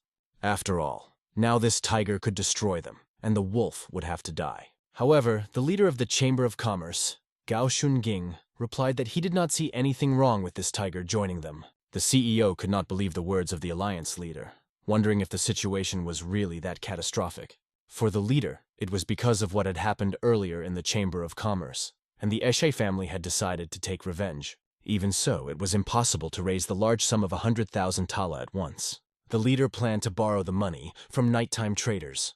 The CEO realized that night traders are people who make secret deals. Although it was easy to borrow money from them, the situation was very risky and dangerous. After all, night traders lend money at huge interest rates. And the worst part is how ruthless they are with those who cannot repay the debt. He did not hide his point of view, believing that this is a real crazy and dangerous organization, and their butchers are terrible creatures. The most frightening thing was not their fighting skills, but their ruthlessness towards people who could not return the money. Many of those who borrowed from them disappeared without a trace, and the revenge of the night traders could last a lifetime. There were rumors that the butchers of the night traders were using banned and concealed weapons from Qianhu to massacre people from Murim. However, the leader only indifferently replied to his CEO that he had already borrowed 100,000 thalassa. Shock gripped the CEO's soul, and he begged the leader to change his mind. But the leader replied that they were already between a tiger and a wolf, so if a poisonous snake entered the fray, it wouldn't be any worse. Meanwhile, we return to the location where Biladan is. He looks at Mr. Ma, who asks him intently how he is doing. Ma wondered what he was doing and what he was planning to do.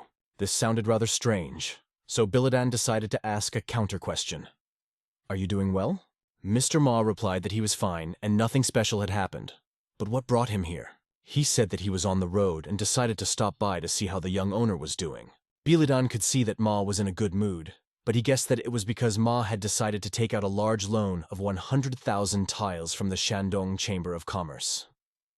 In response, Biladan invited him to visit his family's property. However, Mr. Ma refused, suggesting that he would rather go for a walk with Biladan. The young man did not understand the hint at first. Ma continued the conversation and explained that Biladan had promised to show him his fiancée. This alarmed Biladan because it was not part of his plans. Mr. Ma waited for some time, believing that the girl's wounds should have healed by now. He sincerely wanted to see the most beautiful girl in Shandong. The situation had gotten out of hand, and a walk was certainly not bad, but Biladan realized that all his actions towards Mistress Song were aimed at keeping her out of the eyes of this scoundrel. And now Mr. Ma appeared and said such a strange thing. Biladan realized that he should have been concerned about the situation with Hua Xiong Node, but this rascal still hadn't forgotten about Song Hualin. Something about his appearance and expression was inexplicable and suspicious. It wasn't just lustful desire on Mr. Ma's part, because if it was, he would have found a way to meet Song Hualin in person. Biladan began to realize that this man had come here to demand explanations from him, with the intention of taking the girl away from him. The scoundrel put his hand on Biladan's shoulder. He asked him to act quickly, as he was in a hurry. According to Ma, his visit was to make a good impression if they visited her together. It was clear that he was enjoying the process. Biladan hid his true emotions behind a smile and agreed, saying they could go and set off together. Biladan tried to play dumb, but he wondered if he would have the courage to watch what would happen. He wondered if he would be able to withstand what he would see with his own eyes. As they were walking to see Mrs. Song, Mr. Ma's assistant suddenly blocked their way and turned to him. He had urgent news that he had to tell Ma in person. When Mr. Ma asked him what was wrong, the assistant asked him to leave Biladan aside. He asked to give them a moment because the information was very important. Biladan stepped aside, realizing that everything was going according to his plan.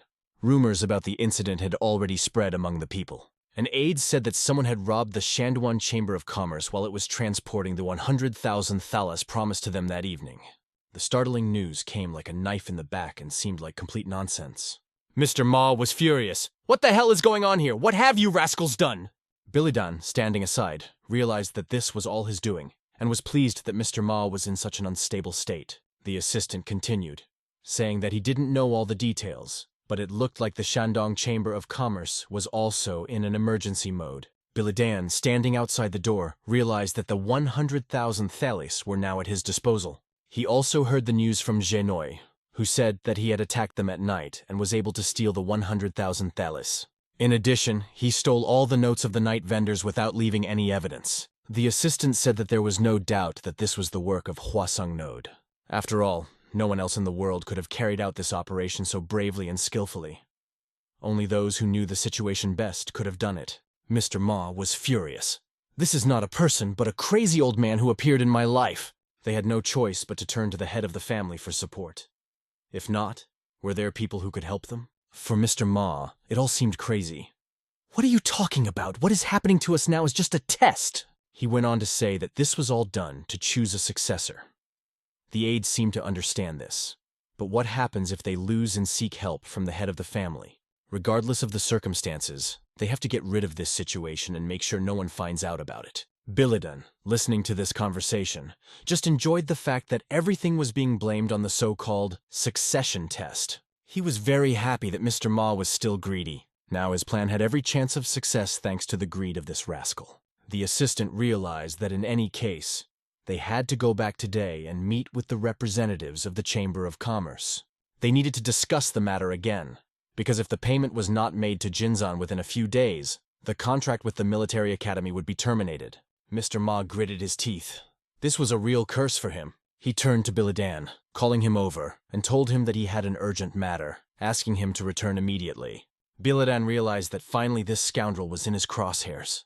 Mr. Ma's assistant could think of nothing better than to go to the bar. He decided to drink a serious glass of alcohol to calm his nerves. Sitting next to his boss, he tried to suppress his emotions. Now, he looked at his master not as a hero, but as a problem, remembering his words. Ma said that they could not stop the construction and sent him to get the money urgently. When the assistant asked him how to organize this, he received only a rude answer. Mr. Ma said that he did not care how it was done, as long as the money was there. He asked not to give him any more pitiful news, but rather to invest in solving the problem. Although Ma said this with emotion, these words touched the assistant deeply. The instructions that followed were clear. Either find a way to steal the money or threaten the people to give it back immediately. For the assistant, it was an absolute crash. After this conversation, he went to a bar that was open around the clock and ordered alcohol glass after glass. In his mind, he could not understand why Ma Tingshu was chosen, because his talents were relatively modest. If Ma Tingshu succeeded, he would get all the glory. The aide hoped that, given the small number of competitors, he would be able to take over as deputy commander in the shortest possible time. That's why he took care of his master, and did all the dirty work he was assigned. But damn it was all going beyond his patience, and he was just angry about it. Suddenly, he heard a rustling behind him. When he turned sharply, he saw the bright light again. A powerful punch of chi energy had hit him again. And again, he was knocked out, remaining powerless, lying on the floor. The target repeated itself again. Another man lying helplessly on the road. The starry sky was beautiful, but what was happening was simply unbelievable. All this was happening at the headquarters of the night traders. Their leader was sitting at a table, tapping his fingers and analyzing the situation. An informant told them about the whereabouts of the scoundrel who had stolen 100,000 thalasses from them, which they had lent to the Shandong Chamber of Commerce. It was Yatian. Everything was exactly as reported, and his servant stood before the leader. The leader continued by saying that they had sent the message, but they still didn't know who had done it. To this, his assistant, Chiu Yu, replied that yes, they still did not know how to deal with the situation, because it was too confusing. The leader did not show joy, because this situation was very suspicious to him, but he could only check everything personally. After all, it was a huge amount of money, 100,000 tala, and it was not something that was lying around on the road. Meanwhile, Mr. Ma's assistant, who was lying in the forest, finally started to come to. He was very uncomfortable, and his head hurt badly from the sudden blows he had received. Looking around, he felt that he was also suffering from a hangover from drinking, but he did not realize where he was. The only thing he knew for sure was that for some reason he had not died, although he had hoped for it. His head hurt unbearably, perhaps from the alcohol, or perhaps from the blow. First, he needed to get out of this place, because he was somewhere in the middle of nowhere. No one knew where. Soon he heard a rustling from the bushes, and saw a strange picture. A large number of people appeared from different directions and surrounded him. There were so many of them that it surprised him. He just asked who they were. These people called themselves night traders and held their swords at the ready. He asked why the night traders were here and if they knew who he was. They replied that they knew exactly who he was and that he was brave enough to dare to touch the money that belonged to them. This was completely absurd to the owner, and he could not understand why they were saying such things. But then it dawned on him that maybe they had found out that Huasheng Node had stolen the money, and now they suspected him as someone who was on his side. He tried to find a way to get out of this situation by understanding why they were behaving this way, but it was a misunderstanding. He wanted to explain everything.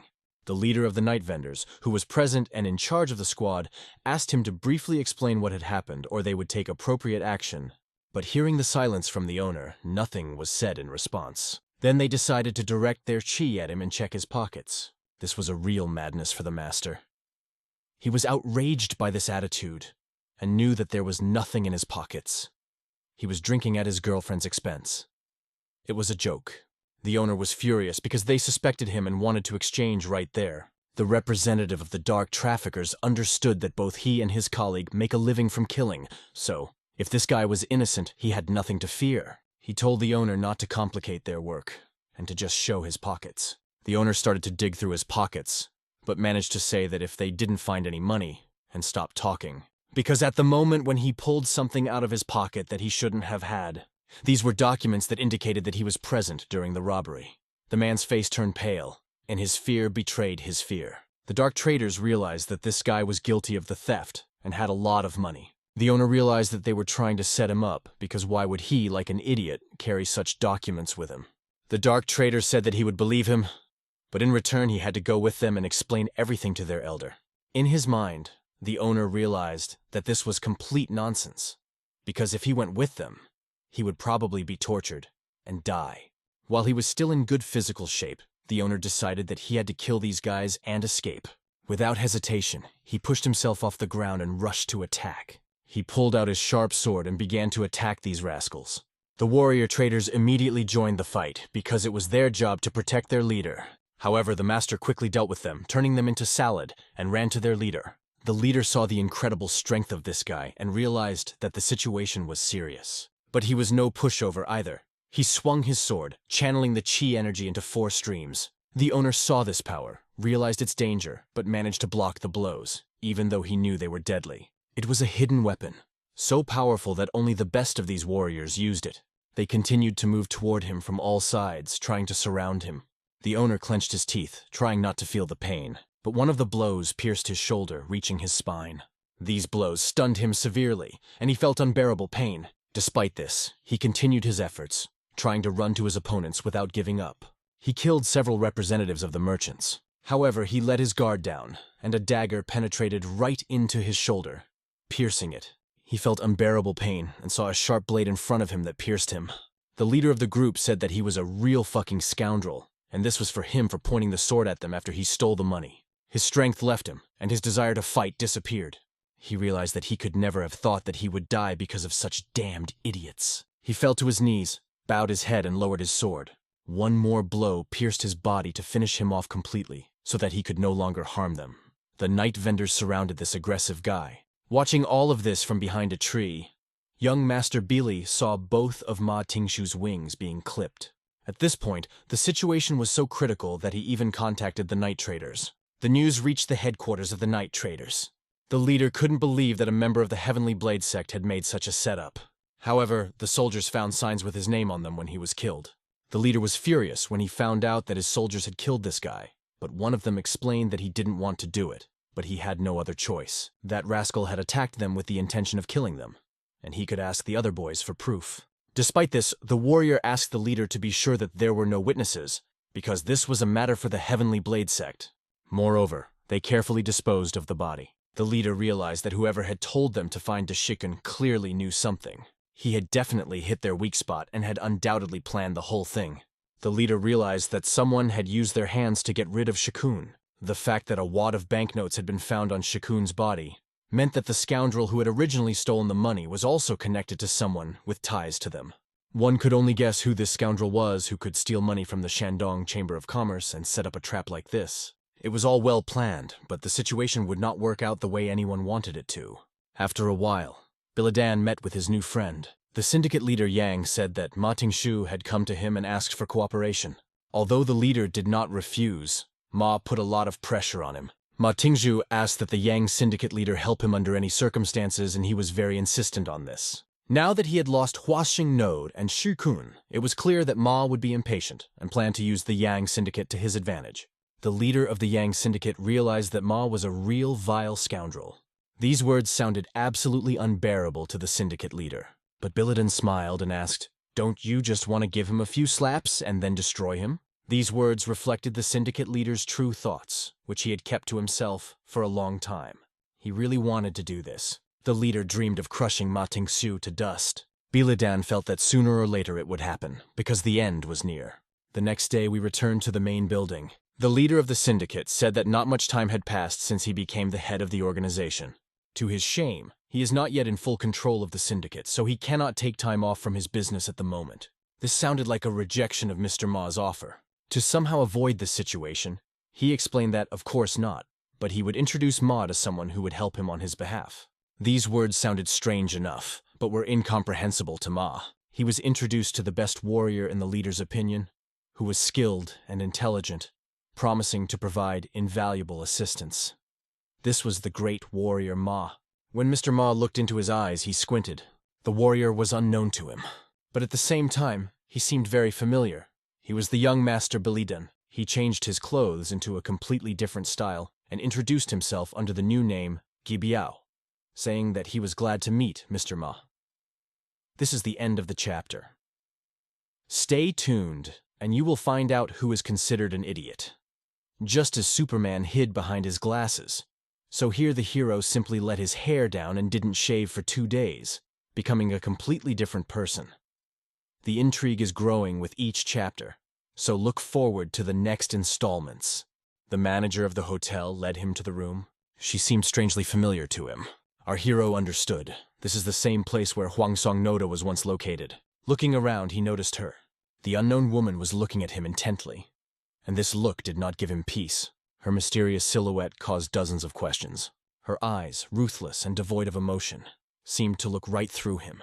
They seemed familiar, reminiscent of something from the past. These were the same eyes as those merciless killers who had been raised in unconventional sects or demonic cults since childhood. These children, devoid of any emotions, grew up only to carry out brutal missions. The question did not leave him. Is this woman one of those merciless warriors? The young master approached, greeting him politely and introducing himself as Gebiao. She didn't say a word, just coldly walked past him.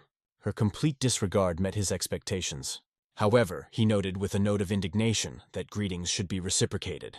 When asked about her name, she also remained silent. Who would have thought that he would be so blatantly ignored? However, judging by her posture and energetic aura, she is clearly an experienced fighter. Maybe her level is close to Shikun or slightly lower, but it's impressive. Considering her age, one can assume that she is a real expert. But who the hell is this woman? The next morning, she stood by the magical lake, illuminated by the silver moonlight. Her indifferent look at the water seemed to indicate that she knew of his arrival. The young master appeared here, where he had been watching her for several days. This was made possible by information from Jen Yu, who learned that this woman was not guarding the temple. If she wanted to protect herself, she probably would have accompanied someone. But she only observed and did not accompany absolutely anyone. He did exactly the same when he studied her behavior. Why does she keep looking at this water? It seemed odd. She didn't seem to be listening to him even when he was talking. However, she finally spoke, her voice cold, not a gram. The young master finally heard at least one word from her. Well, everyone has only one life. Maybe living alone without connections with people is even more comfortable, he thought. She shot him a cold look after that phrase. It was clear that she was not going to give her name. She didn't seem to care. Names meant nothing to her. Instead, the host emphasized that names are always important. After all, this woman must also have a name. If she doesn't want to call him, he can just call her Hey or O. If she didn't want names, he could come up with a nickname for her, but she didn't respond to that either. He thought that this was a great opportunity. The woman didn't even pretend to know him. But what is so special about her name? In any case, it is her. A man approached the young owner and told him that Wang Yan was looking for him. But the night was dark, and he didn't understand why anyone needed his presence right now. He had to leave the woman, although there was a residue in his soul. Some indescribable connection remained between them, but he had to go. She just watched him with her piercing gaze, never saying anything. In the bar where he entered, the sound of a musical instrument was heard, dissolving into a loud noise. The young owner noticed the man playing and was impressed by his facial expressions and gestures. The stranger turned to him, inviting him to come closer and drink together. He poured him a glass of strong drink. At the same time, the man said that the leader of the Gen syndicate praised him very much. However, the young master noticed that he still lacked something important. Perhaps luck or talent. It was clear that this man wanted to have a drink together, and it seemed that he had some kind of plan. The young master felt that there was something more behind this, because the man looked quite tense. He clearly needed the money, and he made no secret of it. The owner heard that the syndicate refused financial help, and even Jen himself did not support, as he planned to pay back the debts later. However, he asked for 10,000 thalis in advance. The man, however, noted that this amount was not enough. But how much is needed? It remained a mystery. He put the glass on the table, and he announced sadly that he needed 100,000 tuels. It was a huge amount, and the young master could not hide his surprise. Such money does not grow on trees, and it cannot be scattered. The man added that he needed the money within 5 days. But 100,000 taels in such a short period of time. It seemed impossible. He asked the young master if he had any way to get such a sum. The owner expressed concern, reflecting on the complexity of the situation.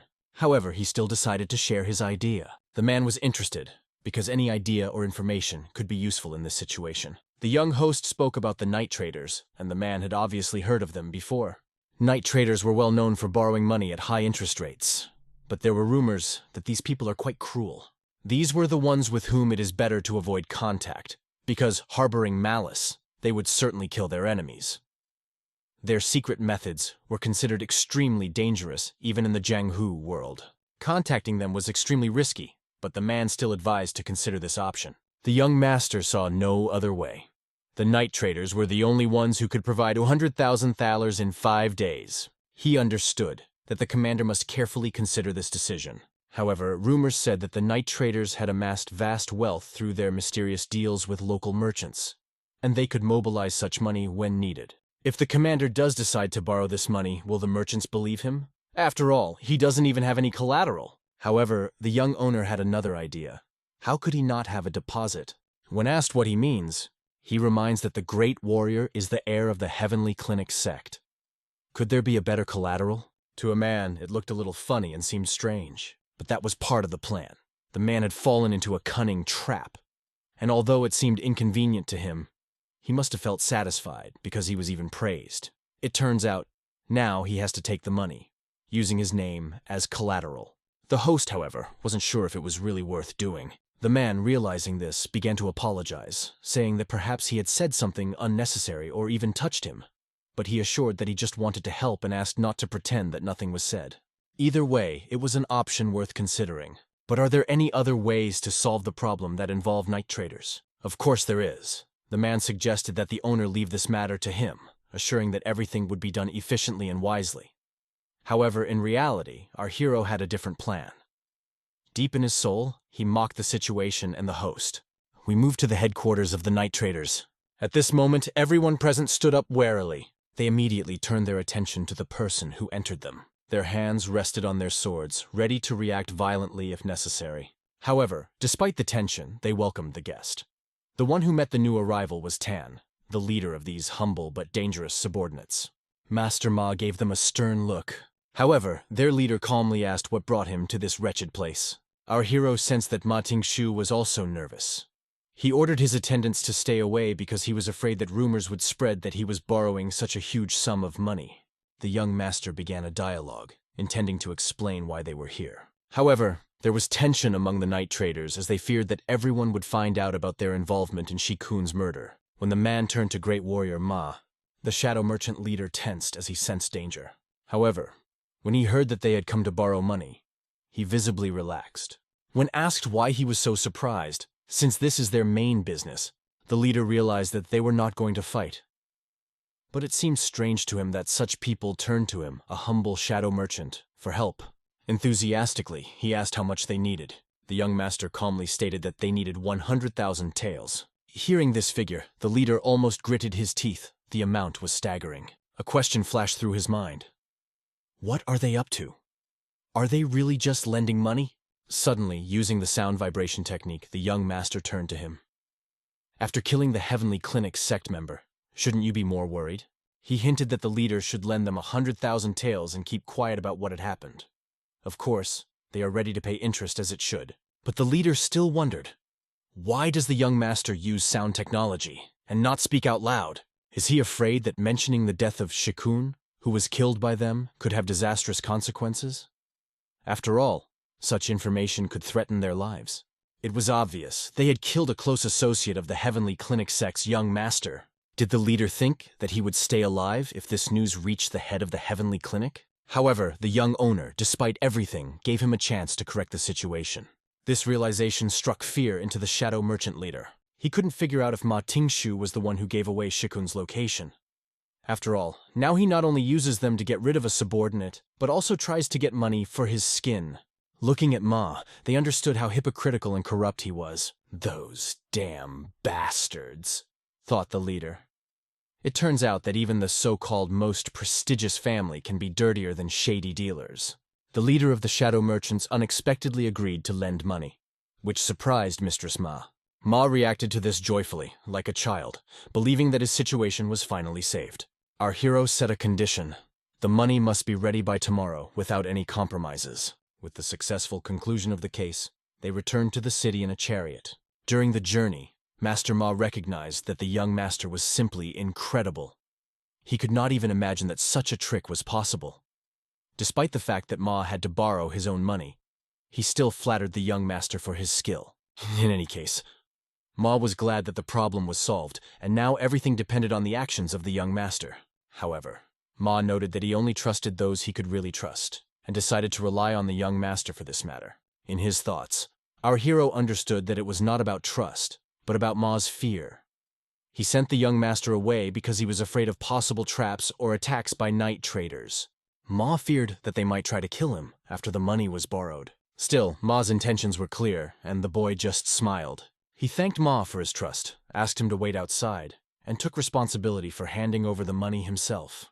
Master Ma was relieved to know that the young master had taken all the risks, leaving him safe. After some time, they met again on the same lake. The young owner admitted that he considered it necessary to stop the actions of this man. After all, he blackmailed night traders and demanded money from them. Although he had no other choice, he still understood how dangerous night traders were. The young master explained that there were reasons to inform the girl that Ma had put himself in a risky situation involving night traders. She must know that their plan involves pretending to eliminate Ma. The girl calmly replied that this man was not her master. This answer amazed the young master. She continued, "If you're so worried about him, stop him yourself." She just left in silence. Biladan hoped that the girl would follow him, but now he understood that she would not interfere, even when Ma Ting-chu was in mortal danger. The next day, events unfolded with new tension. When the shadow merchants brought the money, they looked angry and exhausted. The guy was sure, after such a visit, there is no point in checking the money. He got everything he needed. In response, the representative of the night traders only said, "You will pay for the fact that you decided to make fun of us." But for our hero, these words were just empty noise. He calmly took the money and left with a light heart. As expected, Ma Ting-xiu sent him himself and stayed away, fearing that the night traders might attack unexpectedly. Thanks to his cleverness, he was able to come up with this cunning plan. At a moment when Master Ma didn't notice, the boy and his good friend exchanged bags. Passing the sacks to each other, they completed their elaborate deception. The young master watched everything with a smile, realizing that everything was going perfectly. His right hand was reliable and could not let him down in any way. As if nothing happened, they exchanged bags and went in different directions. It turned out like this. The bag handed to Jen Yun was filled with bills, but only a few thousand were real. All others were fake. Meanwhile, Master Ma waited nervously and did not notice the boy's return. After a while, he saw it on the horizon. Ma's smile slowly spread across his face as the boy approached. He turned to the young warrior with a request to return the money, having made sure of its authenticity. Mr. Ma had already checked the top bills and found that they were genuine. It gave him confidence. He was looking forward to what the boy would do next. The young G warrior showed loyalty, but he understood well that if Master Ma found a fake, he would immediately blame the night traders. In his wildest thoughts, Ma would not have even guessed that G himself was behind this. But even if he suspected, it would not matter. Our hero was ready at any moment to get rid of this naive fool if necessary, and would do it with pleasure. Mistress Ma's chariot was leisurely heading to his residence. Our hero was riding next to this mysterious girl, and there was silence between them. The young master remembered the words Ma said during their journey. Ma noted that it would be enough to take 20,000 taels as a deposit for construction. At the same time, he said that they, together with this bitch, would be an ideal companion. The hero imperceptibly watched her hands, noticing that she had clearly mastered fist-fighting techniques a long time ago. Usually, such techniques are not practiced, because unless they reach a high level, they are not able to confront enemies with weapons. However, he dared to ask if she specialized in fist-fighting. The girl, as usual, was silent, and the hero emphasized that it was impressive because it must not be easy for a woman. He remembered how he himself was fond of fist techniques. The idea of fighting with bare hands seemed incredibly attractive to him. In his thoughts, he recalled how at one time, in addition to fencing, he studied various martial arts, including fist techniques. He was especially inspired by the former King of Fists, the ultimate master of the Wind God fist style, mentioned in the reports of the Murim Alliance. Despite his confidence in the sword arts, he had only mastered 50% of the Wind Fist technique. If he hadn't devoted himself to swordsmanship, he probably would have taken up fist techniques seriously. For the girl, his words looked like excuses. She thought he just didn't want to learn fist fighting, and these conversations were just empty excuses. The hero explained that this is not the case. Fencing requires precise movements, while fist techniques are aggressive in nature. He suggested that maybe things would have turned out differently if he had chosen the fist style instead of the sword. However, the girl wasn't sure of his words, even if the strongest master in the world would say so. In her opinion, a real strongest master would never be associated with such formalities. But why does she think that a strong master will not be bound by any formalities? In the past, before his reincarnation, the hero could simply ignore this question. But why can't he let it go now? If he was the strongest in the world, how could she say that? After all, the strongest person must understand that his position contradicts his beliefs. Viewing martial arts as free from formality, he understood that those who renounced the rules could not create the perfect mental sword. Suddenly, there was an illumination in his mind, like a flash. At that moment, he realized something extremely important. Unexpectedly for the girl, he thanked her. The hero himself did not expect to fall into a trance and achieve enlightenment at this moment. The girl, however, did not pay attention to his condition, looking towards the road. She noticed several people in the distance. Everyone turned their attention to these strangers, asking themselves, who are they? When the hero also looked, he saw those he never expected to meet here. It was a familiar figure, a girl and her father who had once been part of his family. He had no way of thinking that he would see them here after they had finished their business and returned. Master Ma immediately ordered the carriage to stop. As expected, the hero also decided not to ignore these people. He got out of the carriage and turned to Patriarch's son. They suddenly greeted each other in the middle of the road. Mr. Ma gazed with admiration at the girl who struck him with beauty. It was a true gem that her father displayed at this moment. Her father introduced her, naming her Yahello, and asked her to congratulate the hero, emphasizing that he was a great warrior and a representative of the Heavenly Clinic sect. At her father's request, the girl easily demonstrated her courtesy by introducing herself and saying her name. Master Ma, who had heard of her for a long time, was struck by her beauty. Her appearance made his heart beat wildly. The young master watched this closely and felt tense. Lady Song heard the flattery addressed to her and remarked, "Then what should I do if I already have a groom?" Master Ma tried to humiliate her fiancé by calling him a loser from the B-swordsman family. However, he later pretended that these words were accidental and apologized. In fact, this was said on purpose, as Ma knew that young Master B, who was nearby and was hiding his face under the mask, had heard it. Despite the apology, Ma continued, "Lady Song, is it true that you wanted to break off the engagement? Was it because of true feelings?" The girl replied with a smile. Girls are fickle creatures. This phrase frightened Ma, because it could mean that the engagement had not been broken off. The girl added, "All I can say is that young Master B is much better than anyone I know in Jianhu." These words shocked the masked young Master Bai, who was nearby and heard everything. He understood that having received such trust from this girl, she saw something completely different in him than all men. Young Master Bai stood behind Ma and barely held back his emotions as he listened to these words. However, the girl added, "But Master Ma is also a great warrior." At this moment, our hero remembered the rumors that praised Ma, but now realized that the girl was subtly hinting that these words were exaggerated.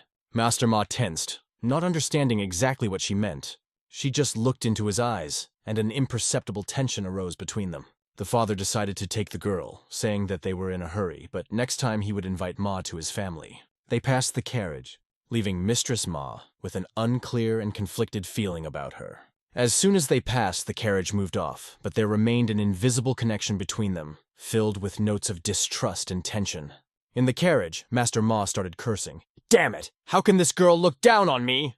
The lady nearby remarked that Ma couldn't take his eyes off that girl and added, "He, as a man, always remains a man." But her words only caused Ma a sense of incomprehension, because she never explained exactly what she meant. Soon they arrived in the city of Jinan. When they reached the construction site of the palace, Master Ma received terrible news. One of the workers reported that some of the bills they were given turned out to be fake. Our hero, standing behind Ma, loudly protested, "It's impossible!" He added indignantly, "How could they use counterfeit bills? Why would they do it in such a way that it would be known immediately?" Mr. Ma also thought about it, but it turned out that out of 20,000 taels, 18,000 were fake. He suggested that perhaps they were replaced by the workers themselves. However, the employee assured that he would never dare to do such a thing. Young Jae warrior reassured Ma, saying that it couldn't have been prepared in advance by any of the locals. But Ma gave Ji a suspicious look. He began to doubt his companion, but Ji promised, "Don't worry, I will do my best to find the truth, since I have followed you for so long." Ma sensed that there was some kind of trap, but he couldn't figure out what it was. Our hero explained that he got all 100,000 taels from the night traders and handed them over to Ma right away, without even touching the money. These words made Ma come to the conclusion. He had been set up by night traders. He decided that these bastards had given him fake bills in the first place. At this moment, young Master B, standing next to him, smiled. Everything went according to his cunning plan. The fish was hooked.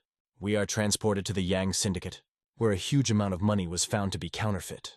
All bills except for 20,000 taels turned out to be fake, the young owner confirmed. The night traders decided to deceive him. Moreover, he even wrote a promissory note on them, trusting them. The hero suggested that the night traders might be working with other supporters who are also interfering with them. This thought made Mistress Ma furious. Annoyed, he cut the table in half with a blow of his hand, not understanding why those bastards went against him. "If these scum got in my way, I will never forgive them. I will make them pay for teaming up with my enemies and choosing to mock me," Ma shouted. The young master supported him, noting that it was impossible to leave it just like that. They will not forgive the night traders who mistook Mistress Ma for a fool and went to such impudence.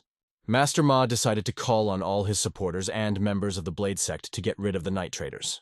"Damn this air test! I can't take it anymore," he said in despair. For our hero, it was exactly what was needed. The situation developed perfectly. Master Ma drank non-stop all evening, bottle after bottle, trying to find solace. Although they brought him more alcohol, he still understood that he needed to gather his thoughts. The young master noticed that Ma had started to go somewhere. Drunk, Ma said he was looking for that fucking bitch who just keeps silent and looks at him without even listening to what he's saying. The warrior explained to him that he had not seen her today. In response, Ma called her a damn rat who quickly ran away and hid from him. The young owner decided to bring some more alcohol for Ma. However, when he went out the door, the same girl was standing next to him. She wondered why he didn't tell Ma she was here. "We've crossed paths before, haven't we?" she added, clarifying. The hero explained that Ma wasn't in the best condition right now, and she shouldn't be the target of his anger. The girl ignored these words. What she thought, only she herself knows. The young master was convinced that this woman, who helped him achieve enlightenment in the mountains, was almost a reward from fate for him. Meanwhile, Ma, having had a good drink, went outside. He wandered through the night forest, barely able to stay on his feet. Thoughts swarmed in his head that he could be eliminated as a candidate for the heir, or even removed altogether. Ma did not understand why things turned out so badly for him. Thoughts about that bitch, Mrs. Sun, did not leave him. He decided to come to her in the evening, making her no longer look down on him. "I'll make her drink and see how she behaves under alcohol," he said to himself. But while he was walking, someone's figure appeared in front of him. It was a ninja in a black suit, blocking his way. Ma hated it when anyone got in his way. The ninja said that there was a rumor that Ma was forced to leave Shandong because he was unable to return 100,000 taels. Master Ma understood. "This is a man of night traders." The ninja explained that no one was able to get hold of their money or valuables and stay alive. After that, he drew his sword. Ma called him a scumbag and said that these scum dared to come to him after giving him fake bills. In any case, Ma was not happy to meet even one of these bastards. He attacked the ninja first using his sword. Our hero noted that even when drunk and weakened, Ma radiated powerful chi energy that indicated his high level of skill. Ma attacked again and again, trying to overpower the opponent with his sword. He shouted, "How dare you stand in my way?" The ninja deftly dodged and counterattacked, showing exceptional skill. At one point, one of Ma's incredibly powerful punches was parried. He almost died, but managed to block the attack. Ma decided that it was time to teach his enemy a lesson and show that even when cornered, he was still dangerous. In the depths of his soul, he felt that that woman was watching the battle somewhere nearby. Despite this, Ma noticed that this rat was very good at dodging blows. A thought appeared in his head. Let him die soon, I still have things to do. Suddenly, Ma's sword lunged at his enemy with all his might. The blade pierced the ninja's body, and blood spilled all around. However, everything went wrong for Ma. He looked down and saw that his own body had been pierced by a sword. The blade went through with such force that the wound seemed mortal. Blood streamed from his mouth. The ninja standing over him said coldly, "You should think before you try to take over Shandong." "And now I got a well-deserved beating," he added with disdain. Ma planned to gather all those who obeyed him and take revenge, but now he understood. This ninja does not belong to night traders. Although that didn't matter anymore when the ninja sword was still sticking out of his body. The ninja began to radiate powerful energy that was transmitted through the sword. The pain grew stronger with each passing second, tearing Ma's body apart from the inside. Our hero noticed that this scum dared to disturb Muram's peace. To Ma's question, "Who the hell are you?" the ninja replied that he was only embodying his hatred for Ma. The realization hit Ma, but it was too late. A sword full of deadly energy took his life. The moment Ma's body fell to the ground, his last gaze rested on Mistress B's eyes, which were calmly looking at what had happened. Mr. B completed his flawless plan. Having thought through everything to the smallest detail, he brought his plan to the end. "He who does not pay his debts to the night traders will die," he repeated, as if emphasizing the inevitability. Even with Ma Tingju's body, everything was resolved. He did not use Asura's sword art or the white blade technique, but used the assassin sword techniques he had learned in his past life. These methods proved to be sufficient to finally close the case. All this was watched from afar by the lady. She saw what happened and was a silent witness to this dramatic finale.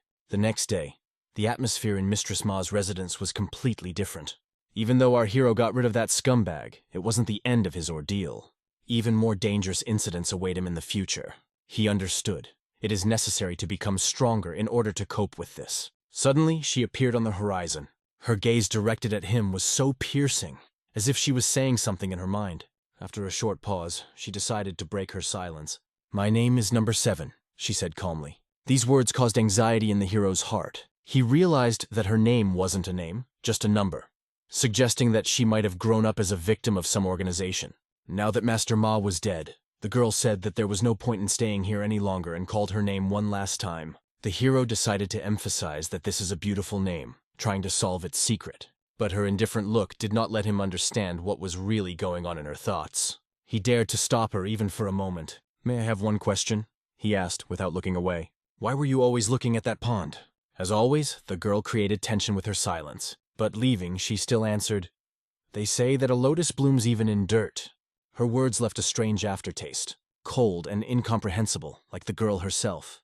After some time, the Muram alliance received disturbing news. The Lord's son was found dead. It was clear that he had been killed. Advisors reported that this was probably the handiwork of one of the succession contenders. The ruler was determined to avenge the death of his son, but the question remained, how exactly to do it? However, public opinion in Jianghu deteriorated significantly due to this incident.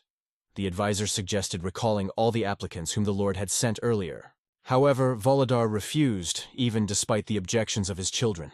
He still left his men with the applicants so that they were aware of the current situation. The problem, the counselor insisted, was that they could not ignore public opinion. The Lord, although he understood this, still pondered whether he should change his approach. The advisor explained that all this could be just a misunderstanding. However, upon bringing up the subject, he asked several questions, including why the Lord had supported him as the leader of the alliance. The Lord replied that he had always considered the advisor worthy, but insisted that he should not speak meaningless things and name the real reason. After all, it seemed that someone could stand behind the advisor. The advisor with a confident look declared that there is no one behind him, and he wholeheartedly supports the Lord. The owner decided that this explanation was enough and let him go. The advisor thanked and expressed the hope that Volodar would have a good rest. Left alone, Volodar reflected. If all these people supported him, thinking that he was just an old womanizer to be used, then they had made a big mistake. Meanwhile, rumors from Shandong about Ma Tingxia spread throughout the county. It was said that Master Ma was trying to establish a partnership with the Shandong Chamber of Commerce. But in the process, he allegedly tried to steal money that the night traders had lent to the Chamber of Commerce. Rumors of Mistress Ma's death were never confirmed. Instead, he was said to have left Shandong and his plan to establish a military academy had failed. Peace has once again reigned in Shandong, but the two groups are in a critical situation. They were the night traders and the Shandong Chamber of Commerce. Chaos reigned among the night traders, for they had lost their influence because of their connections with that scoundrel in the Chamber of Commerce. The chamber itself also had problems due to its association with night traders. As a result, our hero emerged as the ultimate winner, earning 200,000 thalers with his mind. These funds allowed him to immediately increase the number of his squad to several hundred people. He also acquired some rare elixirs to enhance his power. Going to the same market? The merchant reported that they currently have no elixirs. He also pointed out that the other branches of Shandong are probably out of stock as well, as their numbers are gradually decreasing, and they are unlikely to appear this year. Mr. B decided to try to find another way out of the situation. Since he's here, why not find out if the merchant has any other hidden trump cards? With a smile, he asked the merchant to show him something special. When Mr. B entered the inner room, a breathtaking picture opened before him. The room was filled with interesting artifacts. Various boxes and amazing things were stored in the room, but the main decoration of this room was legendary weapons. Each weapon sample was at the level of the legendary masters. He estimated that these items could be extremely useful in future battles. Bai thought he could trade his Guantoi sword for one of these priceless artifacts. Mr. B decided to inquire how much this weapon cost. The merchant replied with a smile. For such an intelligent and perceptive young man, 6,000 thalers. B agreed, deciding it was an excellent deal for him. However, another important detail caught his attention. The merchant noted that B had a great talent for choosing weapons and asked to show him the sword he was holding. At the same time, his gaze fell on the beautiful toy figures of warriors lying on the table. Bai was interested. Are they also sold? The merchant, of course, confirmed. Of course, otherwise I wouldn't have left them here. I've been meaning to sell them for a long time. He added that he had been involved in black market trading all his life and had rarely seen anything like this. Our hero stared intently at these sculptures, pondering whether they should be purchased. Bai didn't understand why, but these sculptures caught his attention. In the end, he decided to buy them. Strange as it may seem to him, he paid 2,000 thalers for the figurines. There is always the first buyer, he thought, and did not regret his decision. The same evening he went to the mountains. Having many figurines with him, he wondered what to do with them. An idea was swirling in his head, but its essence was still unclear. It might have seemed like fun, but B sensed that there was more to it. There was no doubt. These figurines demonstrated certain movements. He decided to try to reproduce these movements himself. Concentrating, he focused his gaze on one of the figurines. Then he began to maneuver, imitating her position and movements. Time and time again, he used it as a basis for training. After a while, he noticed that he was starting to come out. And he also felt why these figurines interested him so much. They were created by someone who truly understood the martial arts and encoded knowledge that could be used to improve the technique. Somewhere in the mountains, the boy continued to train tirelessly. Over time, he completely honed his movements, achieving amazing precision. If it were fencing, he would immediately understand the essence of these movements. But in front of him was a completely new martial art, which was significantly different from the familiar techniques, especially the atypical fist technique. Thanks to the modification of fist fighting, it turned into an art involving the whole body. Fists, feet, the back of the bones, elbows, knees. Everything was interconnected and worked harmoniously in this system. Even shoulders were used, adding new possibilities to combat equipment. Despite the difficulty, the boy realized the potential of this art. This discovery delighted him. He diligently controlled his breathing to achieve even greater efficiency in his movements. The fifth movement, depicted in 33 sculptures, was extremely complex and at the same time incredibly practical. The sculptures consistently performed movements that looked like a piece of powerful machinery. Although the boy knew a lot about cultivation and martial arts, he couldn't fully appreciate the power of these moves when viewed in random order. By placing them correctly, he saw the true meaning. Remembering the words of the merchant who said that the sculptures should lie in their original box, he decided to sort them according to the order of the moves. During this process, he noticed a hidden pocket in the box. Taking out a small leaf from there, the boy began to carefully study its contents. The record mentioned Mount Taime, located in Hebei province. He remembered how he had visited these places in his youth, traveling through the central plains. But why was the location of the mountain so secretly indicated on this sculpture and box? The boy understood that he needed to go there personally because until he saw everything with his own eyes, he would not know anything. At this point, we moved to B's family. The boy told his parents that he was going to Hebei province. Parents reacted to this with interest. Noticing that their son seemed to be starting to grow up, father decided to talk to him alone. He emphasized, "There are times and there are things that cannot be forgotten. There are secrets that should not be revealed," he added. The father asked his son to always show respect, even to those who are below him in status. The boy thought, ironically, that it was a pity that he was receiving such advice now. If father had said this before, when he was the leader of the alliance, his life could have turned out very differently. Suddenly, father remembered that Lin used to come when Bilidan was not at home. "She just came to say hello, we had a great time," said the father with a smile. It turned out that Lin had stopped by to visit B's mother. But the hero did not understand why she needed it. The mother, in turn, asked Lei Dan what he really thought about Lin. However, the guy repeated what he had said before. Now he wants to focus on his goals, not on marriage. He added that he is doing things that are important to him and intends to continue doing them, even if it doesn't quite meet his mother's expectations. The young master felt passion for what he was doing. The mother noticed that her son grew older and became more determined. Liden looked into his mother's eyes, trying to show that the last few days were very happy for him. It pleased her that he actually looked happy. After all, if the son is happy, then the parents are also happy. The father also felt proud, seeing that his son was following the right path.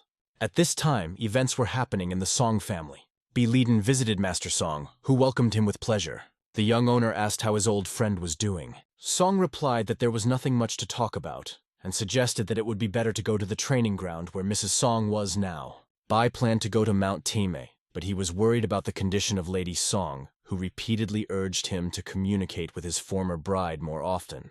He was grateful to her for visiting his mother even when he was not at home.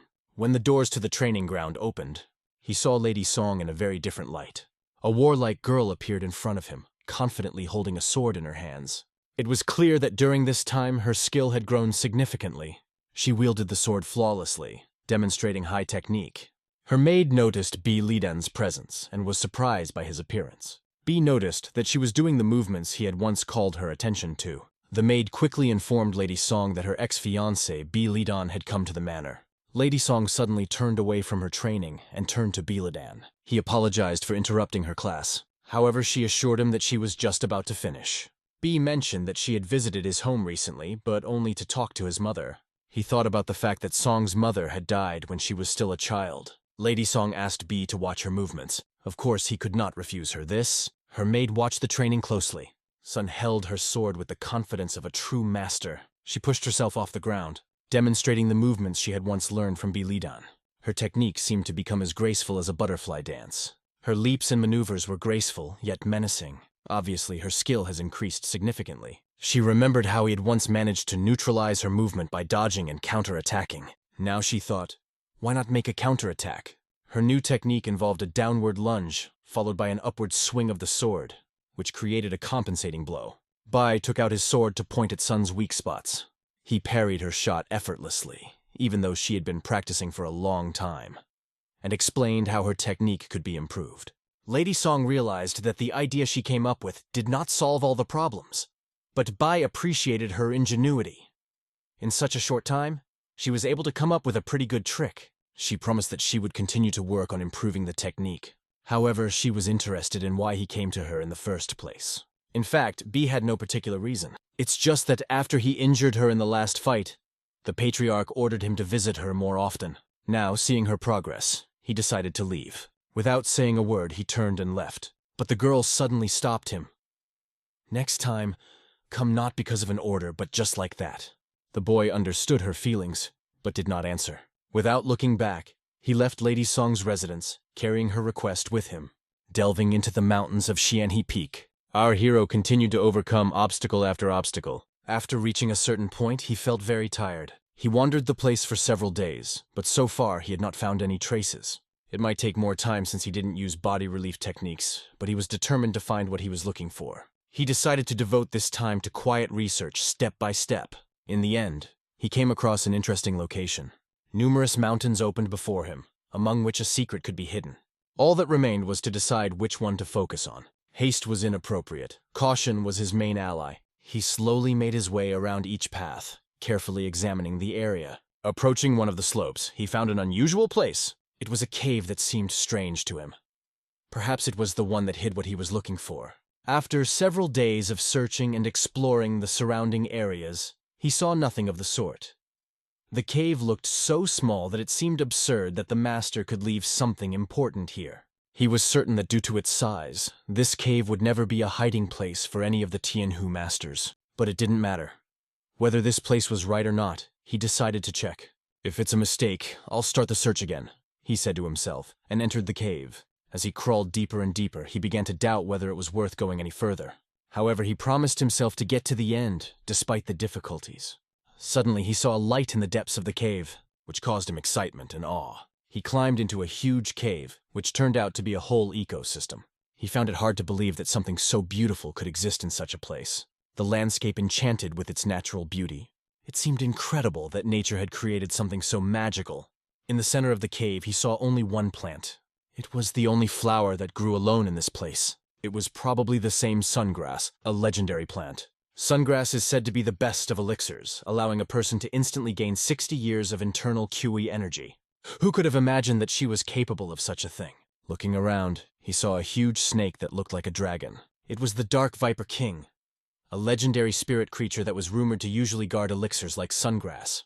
It was said that if a person did not have a resistance to 10,000 poisons, one bite from this creature would kill them instantly. The hero understood. He must kill this creature with one blow and take the sungrass. But suddenly he caught himself thinking, why didn't whoever created the sculptures kill the Dark Viper King and take the herb himself? Why did he create a special hiding place in the casket? Perhaps the goal was to bring here a person who could solve the secret of the sculptures. The hero thought that he must have missed something, but decided to try to find clues. Nearby he noticed a gorge, where he found a small cave inside the main one. Moving carefully, he tried not to attract the attention of the snake, as the creature could quickly attack and swallow him. He crawled to another cave and went inside. Inside, he came across something extremely interesting, an artifact. It was probably something left behind by the same mysterious master. In front of him sat a skeleton in the lotus position, next to which lay a notebook. It was clear that this man had died here, leaving behind only his records. A notebook lying nearby caught his attention. It described the secret art of the immortal crane. The hero realized that this technique remained unknown, but could change his life if he mastered it. Having received pleasure from the discovery and new knowledge, the hero carefully studies the records left behind. The notebook described in detail the secret martial arts demonstrated by the fighting figures. It explained how to properly move true chi energy and release it through 5 key movements. He decided to eat the sungrass and defeat the Dark Viper King. However, he suddenly noticed that a rare herb that cleanses the meridians of poisons also grows here. This herb, which bears fruit once every 100 years, is able to neutralize any poison. It grew in this very place, adding meaning to the cave. The hero remembered that he had seen a description of this herb in the library of the Murama Alliance. Its appearance matched all the descriptions. Having understood the plan of the old master, the hero realized that this was a legacy left for a worthy successor. The master created the conditions for the successor to use the herb to purify the numerous poisons and be able to absorb the inner core of the Dark Viper King. An ordinary person would have killed the snake to take the sungrass, but the master was incredibly clever, foreseeing a more sophisticated way.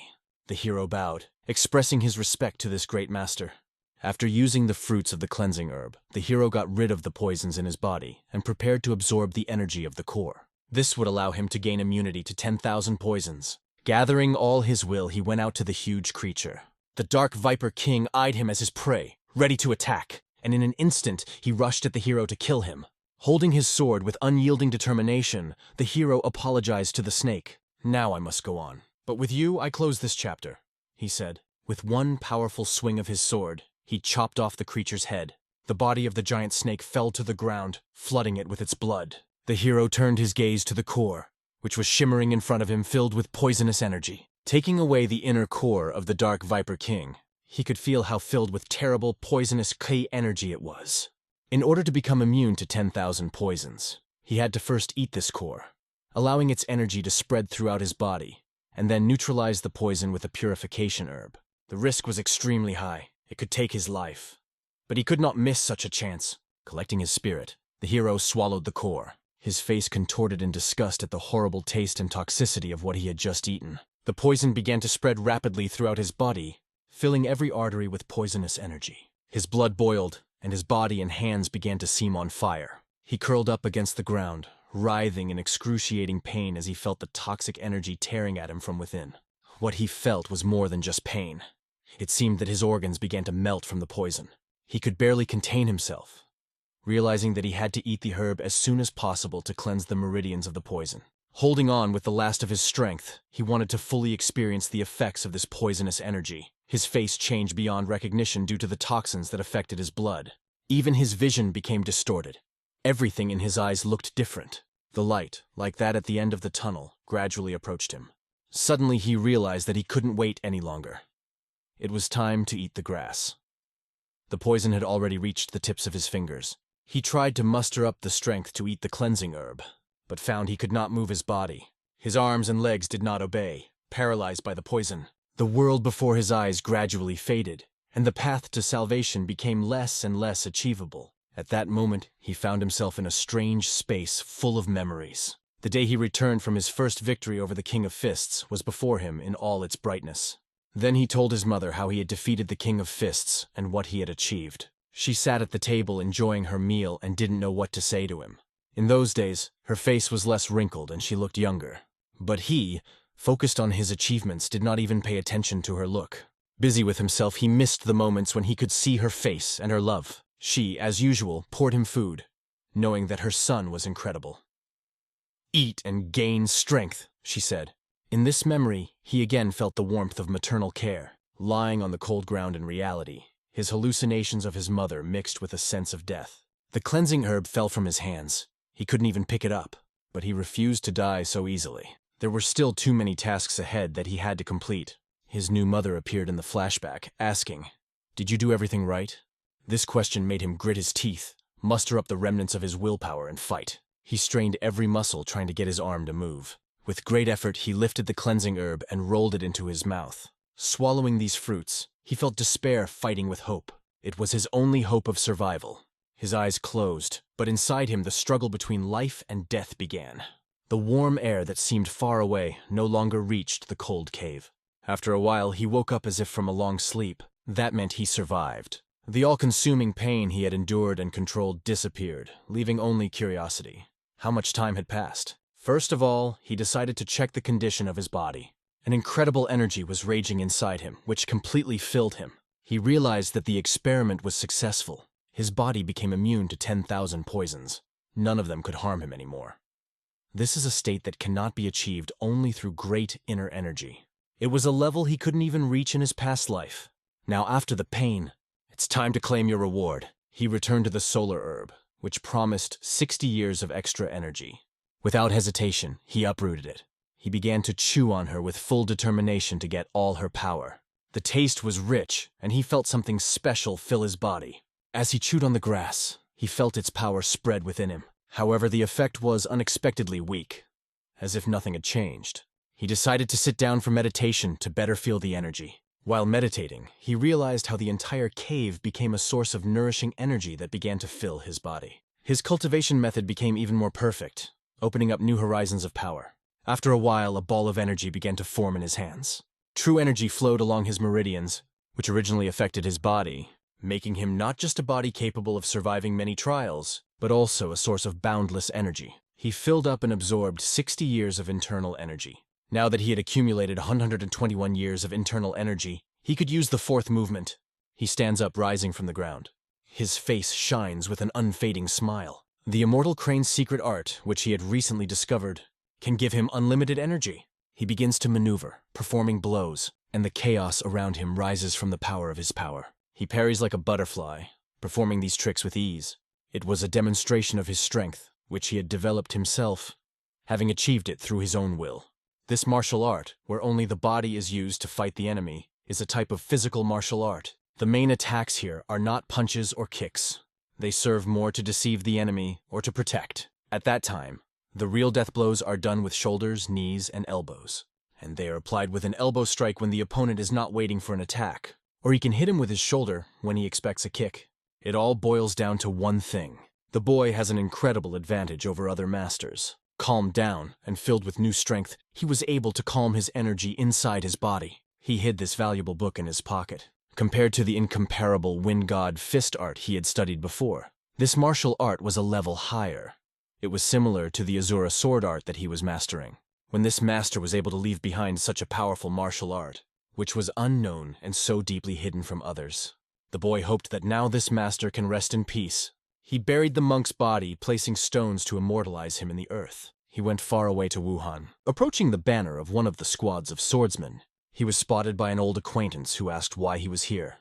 "I came to think, everything here has changed so much," answered our hero. "It's hard to believe.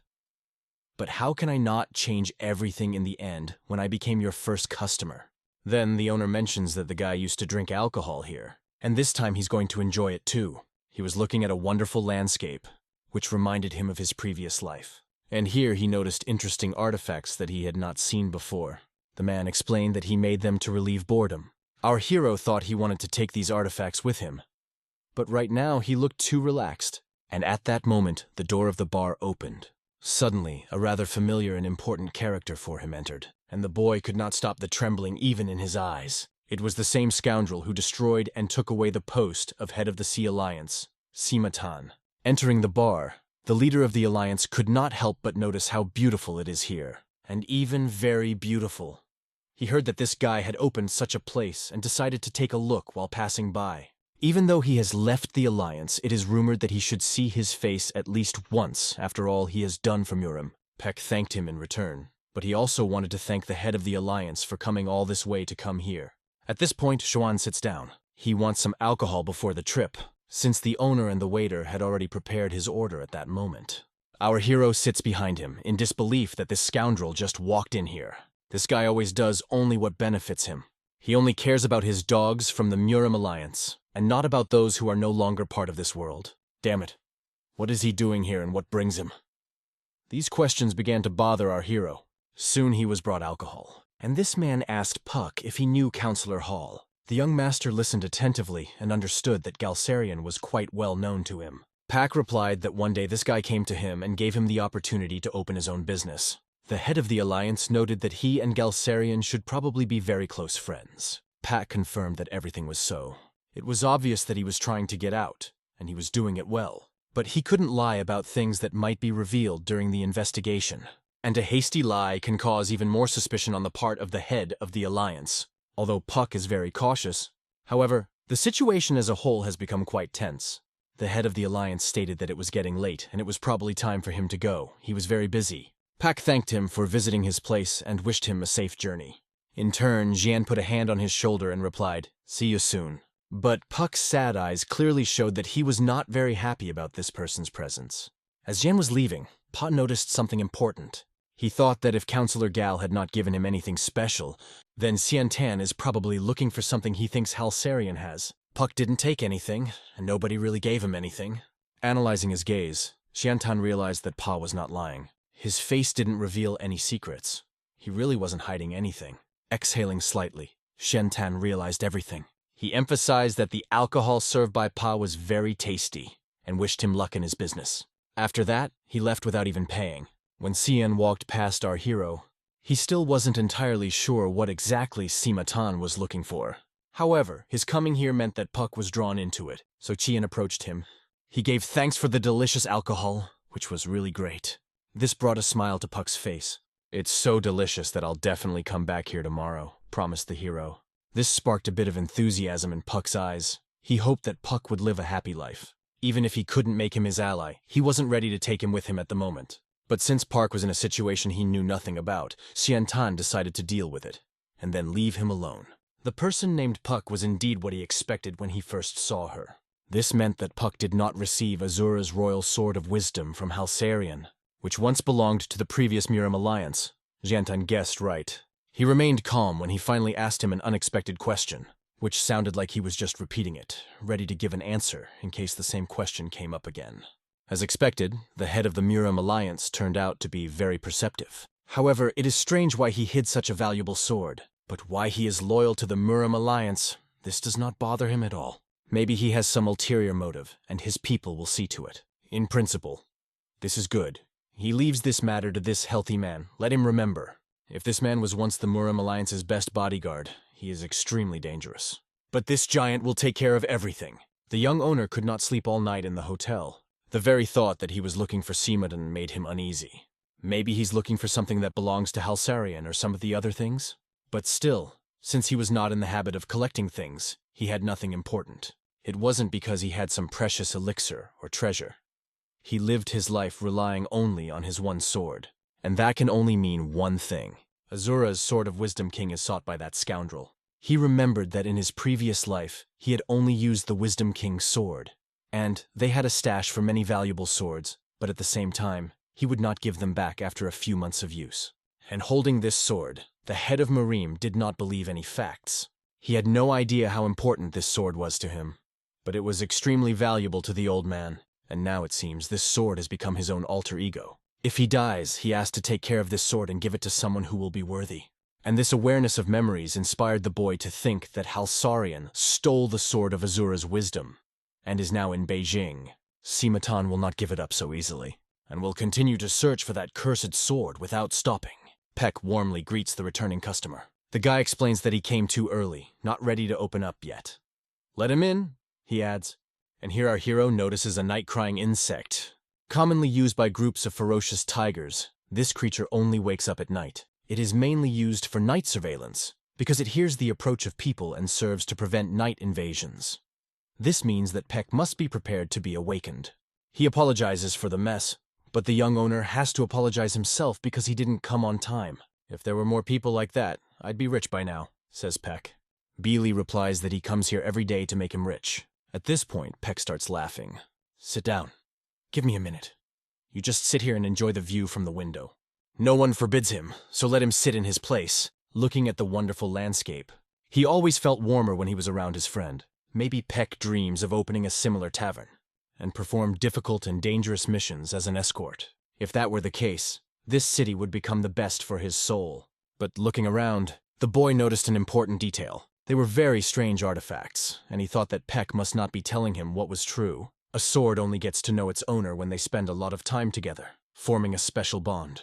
It literally feels and understands the emotions of its owner, reacting to them with amazing accuracy. The sword can tell if its owner is angry, and even how much. When his energy and emotions combine, the weapon becomes even more powerful. Earlier, the sword of the King of Wisdom Asura reacted only when the hero released his energy, activating his strength. However, it is not known now whether the sword will be able to recognize this energy, because the body of the hero has changed, becoming Bi Lidan's body. With the heavenly mind circulation martial art still intact, the hero decided to see if he could reconnect with the sword. Fortunately, Peck was not home now, which made it possible to act without interference. Bi Lidan stretched his hand to the sword carefully, as if checking whether they had a connection between them. As his hand touched his hand, he felt an incredible flow of energy that pierced his whole body. As if passing through an old wooden statuette, this power seeped into his palm, filling it with indescribable power. But suddenly he felt him repelled by an invisible force, forcing him to retreat. This only confirmed his guess. This sword was the legendary sword of Asura's Wisdom King.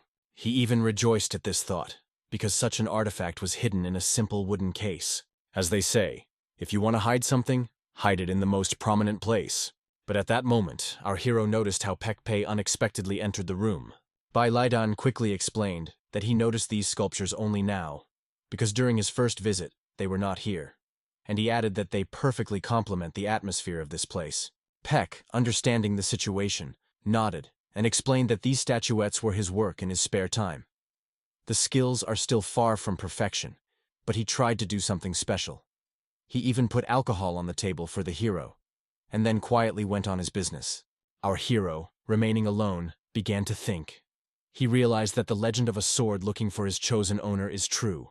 This is the sword of the King of Wisdom of Asura. The only question that was tormented: how to make sure that this force does not get into those hands. Suddenly, Pekpei returned and reminded Bai Lidan of his words when he said that he was the heir of the Bai sword family. Bai Lidan confirmed it and added that he is now traveling the world, expanding his knowledge and outlook. However, at heart, the guy understood. The most important thing in the relationship is trust. If you start with lies, even the best explanations will not help to avoid the bitterness of alienation. This case could be an important point, a chance to avoid danger and establish a relationship with FECs. Pekpei was amazed that Bai Lidan, despite his young age, showed such intelligence. In addition, he praised that the boy is now in the best shape. Bai only joked, "Is it not yet young enough for BECs?" He only laughed at this, saying that his youth has long remained in the past.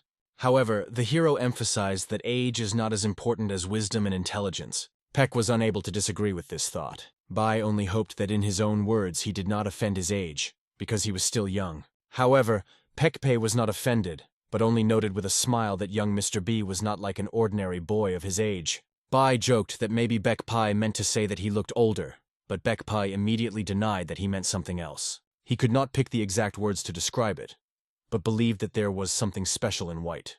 Our hero realized that Peck really saw something unique in him, even if he was not aware of it. B took these words as sincere praise. Pek P only nodded, confirming that this was exactly what he meant. Sipping alcohol, our hero felt an unusual connection with this person, warm and full of trust. At that moment, the scene changes, and we find ourselves in one of the taverns, where a charming young lady has ordered herself a sumptuous dinner. She was beautiful and elegant, sat at the table and drank her tea slowly. Suddenly, an old woman who looked respectful came to her. The old woman wondered what she thought about. The girl, who was striking with her beauty, replied that she had received an invitation from the Morim Alliance. Her name was Bon Shu Qing, and she was a representative of the Heavenly Grid Union. The old woman, having heard the name of Ma Fenzi, was indignant that she could not understand what this unfinished old cap wants. She could afford such words, because she was a hairdryer. However, the ban on prices specified that this invitation was not received from Ma Fenzi, but from the advisor of Simi Tian. And it seems that he also sent a message to the Valley of the Demonic Eye and the Vandal Union. The elder suggested that the counselor must be calling them together to tame someone or something. The girl fully agreed, noting that both the leader of the alliance and the advisor are cunning old schemers. The elder expressed anxiety about the future journey, because the former alliance head, Tan Hanzin, never hurried to join the alliance of Morim. The ban on prices, thanks to its long-standing friendship with the Pavilion of the Righteous, was honored to personally get acquainted with the chief advisor. Their meeting took place in an extremely respectable and polite atmosphere. However, against the background of this, a new one-sided message seemed rude and disrespect. She understood how strange it was an invitation that raised more questions than answers. At heart, she was sad because she had to cross her own principles for the sake of circumstances. The elder carefully asked if she knew anything about the person. The girl asked in surprise what exactly the elder meant. The old woman clarified that it was about the former chief advisor. The girl was upset by these words, because she knew that he had been demoted to an ordinary advisor. The elder realized that it was a real disappointment, and did not press further. She slowly left the room, leaving the girl with her thoughts. Soon, one of the assistants appealed to the banks, saying that she urgently needs to go to the department. This unexpected news worried her, forcing her to get together quickly. The scene changes, and we are transported to the Wuhan branch of the Heavenly Grid Union. The head of the alliance, a ban on prices, came a man in a bandage, which was carefully monitored when he was accepted. Her voice came from behind the wall, asking the guest if he had come to sell valuable information. The man confirmed this, but we know that this is our hero who has reincarnated into another person's appearance. He realized that even with her changed voice, Bang Shuqing was without a doubt the leader of the Heavenly Grid Union. This organization, one of the most powerful reconnaissance services, has become known to him only thanks to a representative of Hansarian. The ban on prices suggested that the information he brought was left by the previous alliance leader. The man confirmed her guess, noting that this information had never been made public before. Bang Shuqing knew how important it was to be careful in such matters, and she wondered if this information really belonged to Tian Hujing. The man pulled the envelope, explaining that in it, she could see a familiar handwriting and thus check his authenticity. He swore that everything would be done in her presence, and this would finally confirm the truth of his words. The girl understood that this agreement was extremely important and could change the course of events. The elder standing behind came forward to pick up this letter. He took the letter from the austere man, giving it a careful look. The old man opened the letter directly in front of them, carefully studying the familiar handwriting under the magnifying glass, because he remembered the style of writing a former leader. After careful examination, he confirmed that the handwriting was indeed that of the previous leader.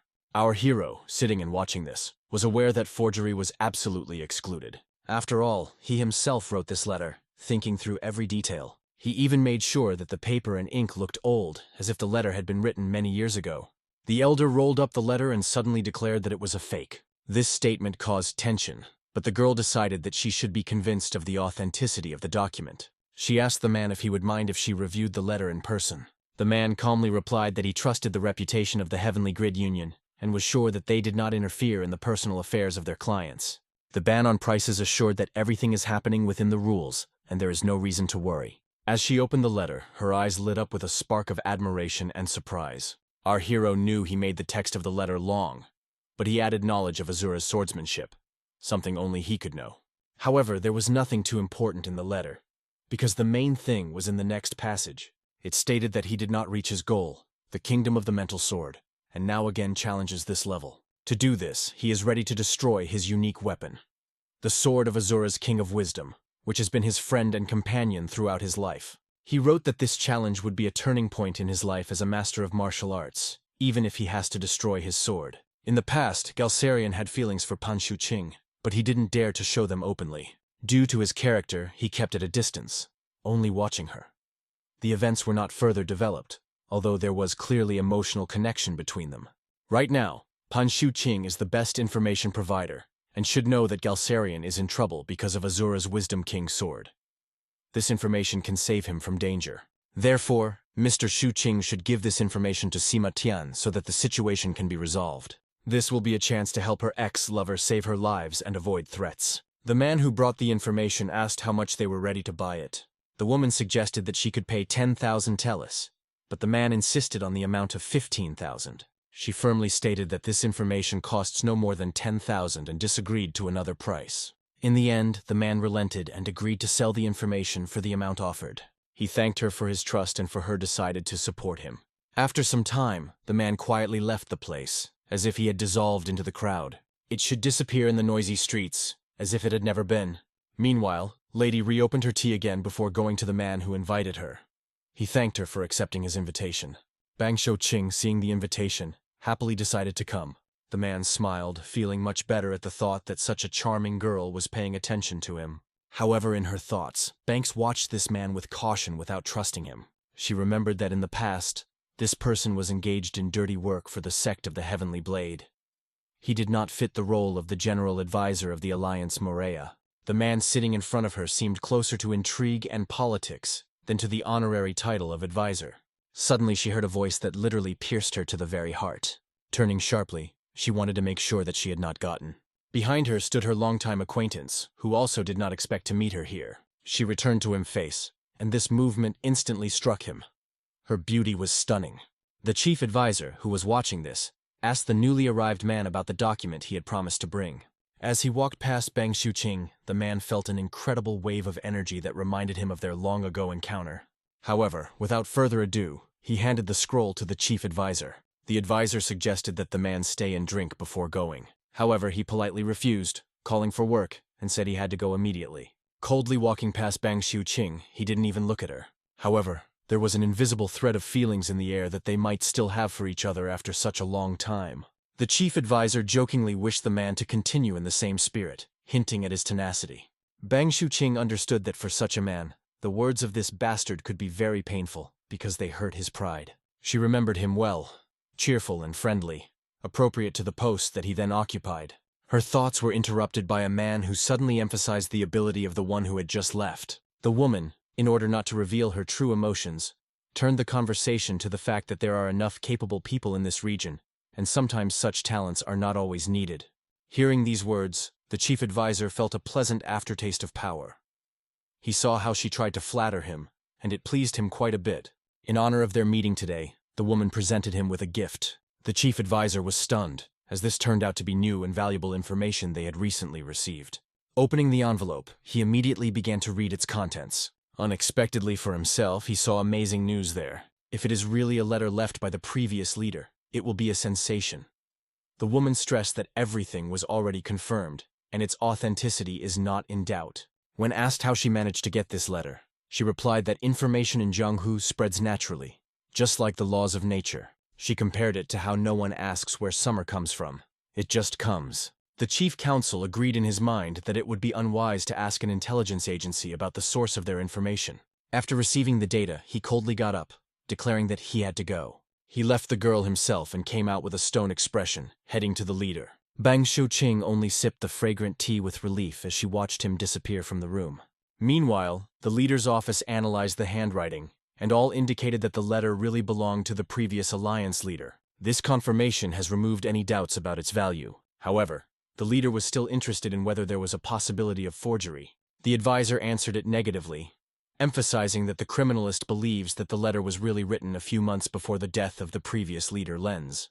They also consulted the old masters from the Council of Elders about the part of the letter that mentioned martial arts. The masters confirmed that it could indeed have been written by an alliance leader. Having received enough confirmation, the leader released the forensic. He could not even imagine that this letter was so sincere and frank. However, one of his people believed that even if it was a real document, there was a suspicion of how he could appear at this time. The leader understood that if anyone had deliberately made this public, it could only be Galsarian or Pek P. After all, these two were the only ones who could keep the relics of the master and leader of the Alliance. But now it didn't matter. The main thing was that the Asura Wisdom King sword no longer existed in this world. The leader knew that he had been trying to find this sword for a long time in order to give it to Ma Fengzi in exchange for more power. However, all this has become useless now. He ordered the investigation related to Bayek Pai to be stopped, because there were more important matters now. The order was immediately accepted, and all activities in this direction stopped. Meanwhile, our young hero returned to Taverna after a while. Peck proudly showed his son and introduced him to the young mistress of B. The guy who was called Mings was glad to meet B, demonstrating his sincerity. Bai Li shook his hand and remarked with a smile that if the boy was so cute, his mother must have been very beautiful. Peck, hearing the word bride, only joked that he was just a tavern owner, while B is the heir to the noble kind. However, Bi Li was slightly surprised and replied that there was nothing outstanding about being an heir to a small family. The most important thing is a sincere desire to communicate with people. At this point, Peck felt extraordinary heat from this young man. His strange words, so simple and insightful, reminded Pekpe of someone special. These memories returned to him the image of his good friend, who was no longer nearby. Our hero was aware that this is exactly what he had to be in his past life. One sincere and respectful word can touch another person's heart. This is what was missing even in the great authority of the leader of the Alliance, and our hero still does not understand this. Peck has always been those who defended him, having conducted his youth, traveling with him in different fields of battles. However, these wars took away many of his comrades. These losses left an unforgettable scar in his heart, which will stay with him for life. Even after the death of the Alliance leader, Peter keeps his sword, although he does not understand what he does for. Our hero also cannot understand why Pek Pe keeps the sword, because he was only the former Alliance leader, Tian Hu Jin. Looking into the eyes of FECs, the hero hopes that at least now can find peace and enjoy the happiness that is still left. At this point, events began to unfold at the headquarters. One of them asked why they were summoned, especially 3. The bald man looked around, trying to assess the situation. Next to him stood a chunky and powerful warrior, silently waiting. The 3 were informed that the mission had been abruptly cancelled.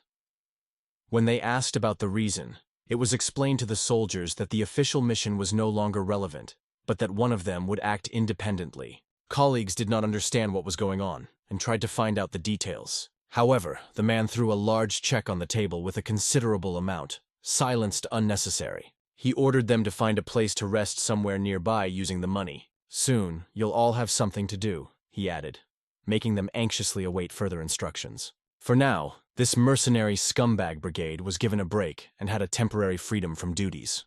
That same night, the gang of mercenaries went to the tavern to discuss their plans. They talked about their target being the former leader of the Tiger sect. He once led a powerful group that protected the leader Murima. According to their analysis, this person must be incredibly strong. They confessed that even 3 of them could not overcome it. However, since this person is on their boss's list, he will be killed, as always happens with his targets, even if no longer the leader of the Tiger sect. The boss will somehow find his weak spot. This statement seemed to them undoubted truth, but they did not even suspect that they were eavesdropped behind the door. Behind them was a young master Bi Li, who heard every word. In the end, it was about how they are going to find a weak place of Peck. Our hero realized that Pek Pei's weak point is his child. He really wanted to kill those bastards right now, but he held back. If he let his emotions get the better of him, it would make John suspicious and even Chobek herself. Even if he killed them along with Cho Bayek, he had to make sure that Bayek Pai or Galsarian would not come under suspicion. That's what he was, a strategist who always thought out his every step in advance. In the meantime, these guys enjoyed the attention of the courtesan, spending the day in luxury and entertainment. Our hero, following them, carefully observed their behavior. He was surprised how they thoughtlessly splashed their money, spending huge sums in a few days in such a high-class establishment. This was money that ordinary travelers could not have. Even Chobek, Cho's right-hand man, couldn't afford such a luxury. Chobek undoubtedly had a solid and hidden source of funding. Today they went to some unfamiliar place. Our hero knew that there could be no such entertainment in this place. They came to one of the courtyards, which looked rather mysterious. Stepping forward, they put their hand on the guard and he allowed them to enter. The guy watched them closely without taking his eyes. It seemed to him that this whole situation looked rather strange. He moved quickly and was absolutely invisible to a regular warrior. When the gang went inside, they were surprised by what they saw. They noted that their business is booming, and the boss is literally raking in money with a shovel. At that time, they noticed a group of old men surrounded by courtesan, who were obviously part of this business. One of them noted that the baby grew up so quickly, and it is probably it. Another confirmed that she was indeed, emphasizing that she was already cut the whole family for her sister's tooth. At that moment, the old man waved his hand, thanking everyone for their patience. He reported that they had a new girl who looked frightened and did not understand where she got. The old ones looked at her with a lusty, greedy views, from which her fear only grew. The rascal seller started the bidding, starting with 500 glyan. One of the old men raised his hand to offer the 500. The second immediately shouted 600 glances, raising the bet. One of the brigade noted that these travelers have more money than you can imagine, but it was even better for them. The girl began to realize that all these cries relate to her value, and her anxiety became even stronger. The old people continued to bargain until one of them offered 2,000 look. Colleagues just shook their heads, not daring to interrupt such an amount. No one was going to offer more because 2,000 looked at the price too high. The winner, confident in his victory, gladly looked at the defeat of competitors. The dealer announced that if no one raised the bid by the end of the countdown, the last offer would become final. And suddenly a voice from the crowd calmly said, 100 million leones. At this number, everyone present froze, feeling how cold they felt inside. This bet seemed so absurd that one of the old men only exclaimed that it was nonsense. They argued indignantly until the young master entered the room in his suit. Everyone started shouting that such an amount was ridiculous and no girl could be worth 100 million. However, the hero, whose face was hidden by the fabric, turned to the old one. He calmly asked, "Would you sell your grandson for 2,000 leon?" From these words, the old man exploded with indignation, shouting, "What do you carry, the abomination, and who are you?" He got so angry that he ordered to immediately capture the hero. But for some reason, everyone present froze, not obeying the order. Our hero found himself surrounded on all sides by these scoundrels, but remained completely calm. He didn't even look worried, not seeing them as any serious threat. The warriors were afraid of him because his steadfast appearance and confidence made them doubt. But this was their job. With shouts, they rushed at him from all sides, armed with swords. However, the hero, using only his bare hands, did not even take out his weapon. He struck with lightning, causing them to fall powerless and disarmed. With one movement, he scattered the soldiers in different directions, leaving them stunned. The attendees saw the incredible power of a guy who immediately dealt with two enemies. It became clear that no security was able to stop it. The boy only remarked that this day seemed strange, and he wanted to come here today. One of the mercenary brigade just laughed, seeing the hero. He clung that he probably made a mistake, appearing today during their visit. The bald mercenary pulled out his cold weapon, smiling ominously. He rapidly rushed forward, moving at incredible speed like a jig. Leaping over the unmoving hero, he attempted a devastating blow. He struck directly into the head of the hero with his sharp sword. The leader of the mercenaries watched this blow intently, confident of victory. However, his eyes were wide open when he saw the result. The hero's bare fist stopped the bald mercenary's sword, and the force of the blow made the latter spit out several teeth. The powerful blow of our hero threw the mercenary aside like a miserable loser. The impact was so powerful that the bald mercenary flew across the room, shattering the old wooden ceiling. Our hero stood confidently, radiating incredible strength and unwavering. The scoundrels exploded with anger, seeing how easily he dealt with their friend. This was not just some petty thief, but a high-class warrior to be wary of. They realized that they were dealing with an opponent who would not give them a step. Armed with a cold weapon, they rushed to it on both sides, trying to get around. Their swords flashed in the air like lightning, aimed at his heart. They were getting closer to the hero, waving their blades. However, he stood motionless, quietly watching their actions. At the moment they were already nearby, he seemed to disappear from their field of view. His movements were so fast that he dissolved in the air and found himself under their blows. With one blow of his elbow, he pierced one of them in the stomach so that he almost lost consciousness. The hero's eyes were burning with relentless energy, reflecting his fighting rage. Even the second mercenary he intercepted in the air when he tried to strike his sword. With a single movement, he tossed the two high-ranking warriors in different directions as if they were nothing more than puppets. The old people who watched the battle were so frightened that they almost lost control of themselves. They saw their strong bodyguards lying among the broken furniture, writhing in pain. Broken and humiliated, the warriors groaned, scattered throughout the room. It seemed that there was no one in this city who could withstand our hero. It seems that Bailidan chose the exact day to appear here to punish these scoundrels. One of the mercenaries was clutching a hand that was seriously injured after the fight.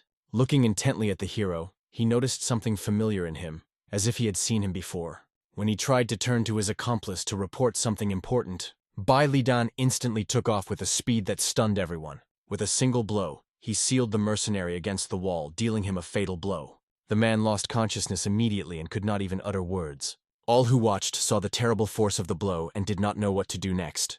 They began to realize that they were in a situation from which there was no escape. In front of them was a warrior who was far superior to them. In a panic, everyone began to run, who where, using any opportunity to escape. Bai Lidan only wanted one of them to escape, and brought here Jaobi, because his plan was not yet completed. However, the hero still remained with a few old people who were still in the room. Addressing them politely, he asked where they intended to go, adding that they should not be afraid, because he does not intend to kill them. For a moment, the faces of the old people shone with relief. Hope appeared, but suddenly something flew past them with incredible speed. One of the old ones was hunched over pain on the floor. They remembered Bilidan's words that he would not kill them, but they still shuddered in fear. And indeed, Bilidan had no intention of killing them. He had another plan. He wanted to leave them alive so that their crimes became known to the world. One of them started to panic a lot and begged the hero to stop at least for a minute. But Bilidan has already defined him in his experiment. The hero intended to convey to their families all that these old people were created here. These scoundrels will spend the rest of their days in their disgrace and rotten shame. For all their crimes, Bilidan broke their teeth, condemning them to eat liquid seaweed soup for the rest of their days. Their life will be worse than death. He wanted to make them end with him because of the pain and shame for everything they had done. The courtesan who watched what was happening began to cry from hysterics and fear. The young girl who had only appeared here today was trembling with terror as she watched all of this. Her gaze settled on Bilidan's bloodied hand, and this only increased her fear. The hero forced everyone to suffer, leaving them to suffer on this earth, deprived of any hope. With an indifferent look, in which there was only a shadow of pity, he looked at the girls who were crying, unable to bear what they saw. The girls were covered by fear and did not know how to behave in the presence of a hero who had just dealt with their tormentors. Bai Lidan calmly asked if they missed their mothers, reminding them of home. At this point, the girls did not restrain their tears, barely holding themselves from bitter crying. Our hero decided that he would send them home, away from this terrible place. He understood that the fact that these girls had survived would leave deep scars in their hearts for life. They will never be able to forget this terrible experience. However, he hoped that watching the punishment of these scoundrels would at least help them to heal their mental wounds a little. He was ready to show them justice in all her cruel reality. Suddenly, the hero felt that the main villain had entered the room. He stood and silently looked at the hero, freezing for a few seconds, assessing the situation. Bilidan noted how his view studied his every movement carefully and wary. The man looked around, seeing all the devastation that the hero had left behind. At first, he thought it was just some kind of wandering, who likes to raise a noise. But after what he saw, he realized that a real master, like a ninja, was in front of him. The guy in the mask calmly explained that he just passed by and accidentally came across this dirty place. The man asked him if he knew who his boss and how powerful he was. "But does the boss know who stands in the existence of this place?" asked the hero, hinting at something more. The main villain understood the hint and felt that the situation was out of control. He offered the hero as much money as he wanted, just to end this conflict. The boss even promised to give 20, maybe even 30% of all profits of this establishment, if the hero names his price. Bai Lidan only exhaled hard, preparing to voice what he really wants. It was difficult to choose the words, so the hero decided to act, demonstrating his intentions. He charged forward with bare fists, straight at the leader. The leader, seeing the attack, became angry, and decided that this arrogant freak deserves death for his boldness. He threw a hero some unknown substance. Bai Lidan immediately realized that he was poison, and did not stop, rushed directly at him. However, the hero was aware that even if he survived, the girls could suffer from this poison. He could not allow them to be victims of this fatal gas. Focusing his energy, he began to swirl the air around him, creating a hurricane flow. In a few seconds, he sent the poisonous gas back towards the leader, who threw him. His chakra created a vortex that collected all the poison in one place. The hero formed a dense ball of gas, keeping it under control. Eventually, he absorbed all the poison, dissolving it in a vortex of his energy. When the smoke cleared, the room cleared, and the poison was no longer a threat. The leader of the place, however, only laughed and called the hero a grabbed idiot, saying that the inhaled poison blocks all the acupuncture points in the body. He was convinced that the hero was doomed to die of pain. But Bilidan knew that such tricks were not acting on him. With incredible speed, he evaded every blow to the sword that the leader applied. Each subsequent attack became stronger and more aggressive, but the hero moved perfectly. At one point, he stopped a powerful blow by intercepting the leader's sword. With his counterattack, he rejected the enemy a few meters ago. The leader, not believing in his eyes, exclaimed, "Why are you still alive? You should die." Lidan sarcastically observed that the leader must have mixed his own poison. Otherwise, he could not have made such a mistake. How is it possible? "Do you not believe in what you meal?" said the hero, forcing the leader to get lost. Suddenly, our hero was right in front of him, shortening the distance in a split second. The commander tried to block all his blows, but the pressure from the hero's strength was too strong. Lidan charged forward, cutting through his defenses like a knife through butter. His blows became more and more powerful, forcing the leader to retreat under the onslaught.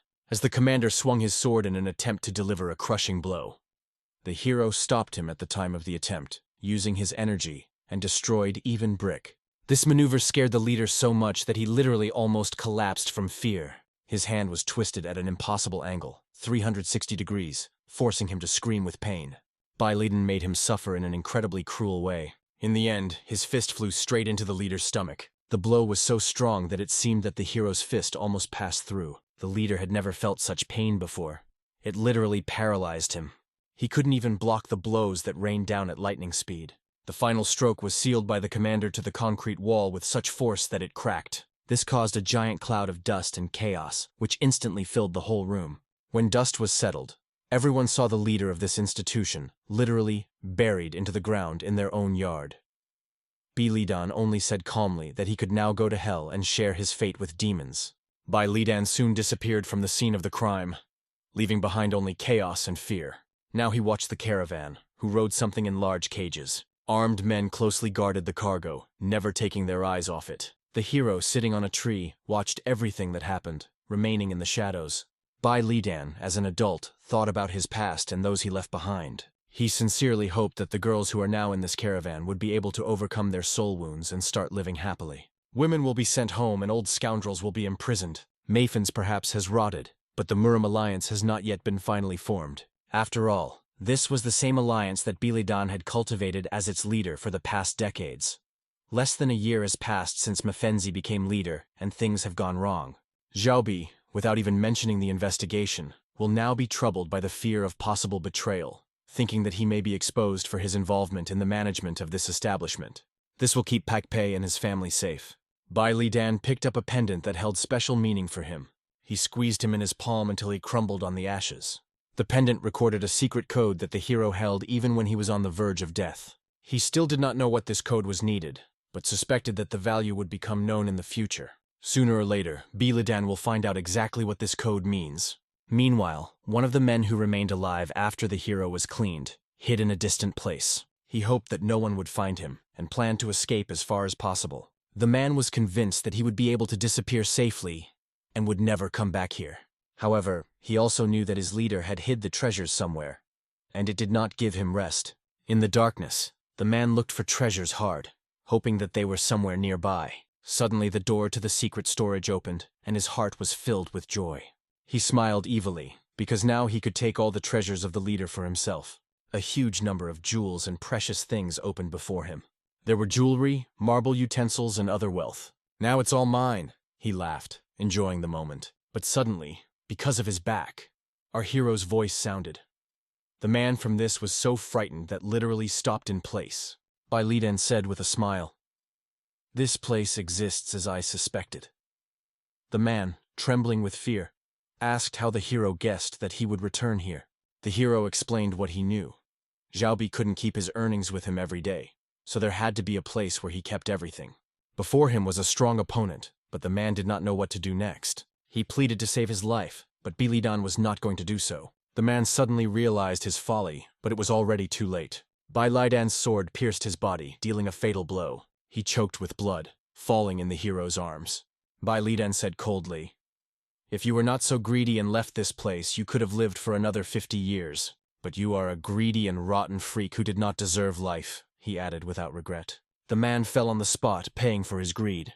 His body remained there, in the shadow of his own shame. The next day, Lidan was already at another establishment, sitting at a table with friends. He thanked them for the fact that they came and wondered if everything was well in their families. B.I. Lidan's friend replied that all is well and their families are now in full order. He also mentioned that their relatives are constantly asking B. Lidan and even missing him. These words upset the hero a little, because he did not expect such attention.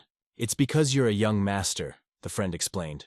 When parents get older, they want their children to follow their own path, but at the same time, they are always proud of them. But how long you can stay so wonderful? Look in the mirror on yourself, a friend joked, forcing B. Lidan to smile. The hero couldn't help laughing after hearing this and cheerfully responded to the joke. Then his attention switched to the captain. Bai Lidan proposed to establish a trading company. The captain assumed that something like this would be voiced when he came to this meeting. What do you think of this idea? B. Lidan asked, waiting for an answer. The captain replied that the creation of a trading company is a difficult task.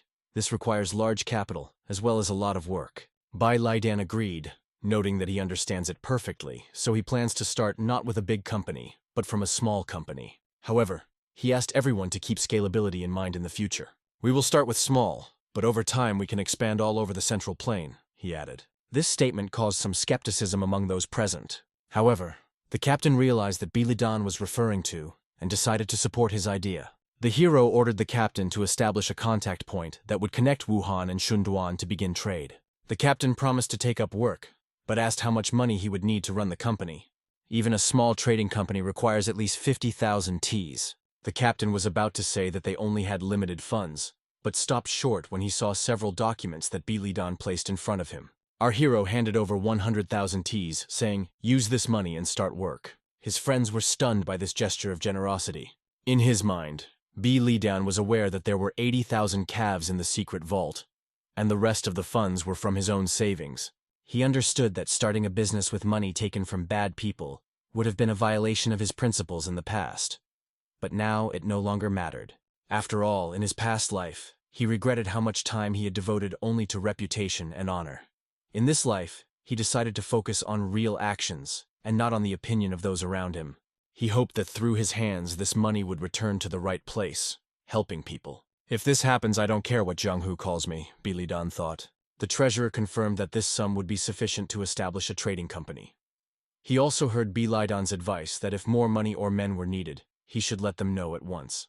Bai Lidan added that he fully trusts CEO Zhen and relies on his decision. Zhen expressed his gratitude for the trust, and promised to do the job at the highest level. At the duration of the companies were entrusted with the second Lidana, who adopted this responsibility. He remained loyal to his young master, and was ready to do everything in the best way. Soon, Leiden went to his favorite institution, taking with him a friend. Together they visited a place where they were always welcomed. Pekpe was extremely happy to see B. Lidan again. Our hero introduced Pekupe to his subordinate, Guantu. He stressed that he is the person he trusts most of all. Pek was happy to meet Guantu and expressed his respect. Guanto, in turn, thanked Pekpe for taking care of the young master all this time when he needed help. Pekpe was a little embarrassed by these words, but he could not hide his joy. Pekpe didn't quite understand why Guantu had called B. Lidan necessary, because thanks to the young master, things had been going very well lately, and he was happy. Moreover, thanks to B.I. Lidan, the sales of the establishment have increased significantly, which added the joy of P.E. In his thoughts, Lidan was aware that the moment of presenting someone to whom he fully trusts was of particular importance to him. In his past life, it was a Pek, a person who remained true to him until the very end. In this life, such a person became Guantu, his new reliable ally. For Bai Lidan, it was like a reflection of his past, where the events of two lives were intertwined, united by the loyalty of people who stayed close. Bai Lidan decided to stroll through the forest along with Guantu, remembering that drinking at the hell of FEC was incredibly delicious. It was hard not to agree with this. Even the most picky would be satisfied.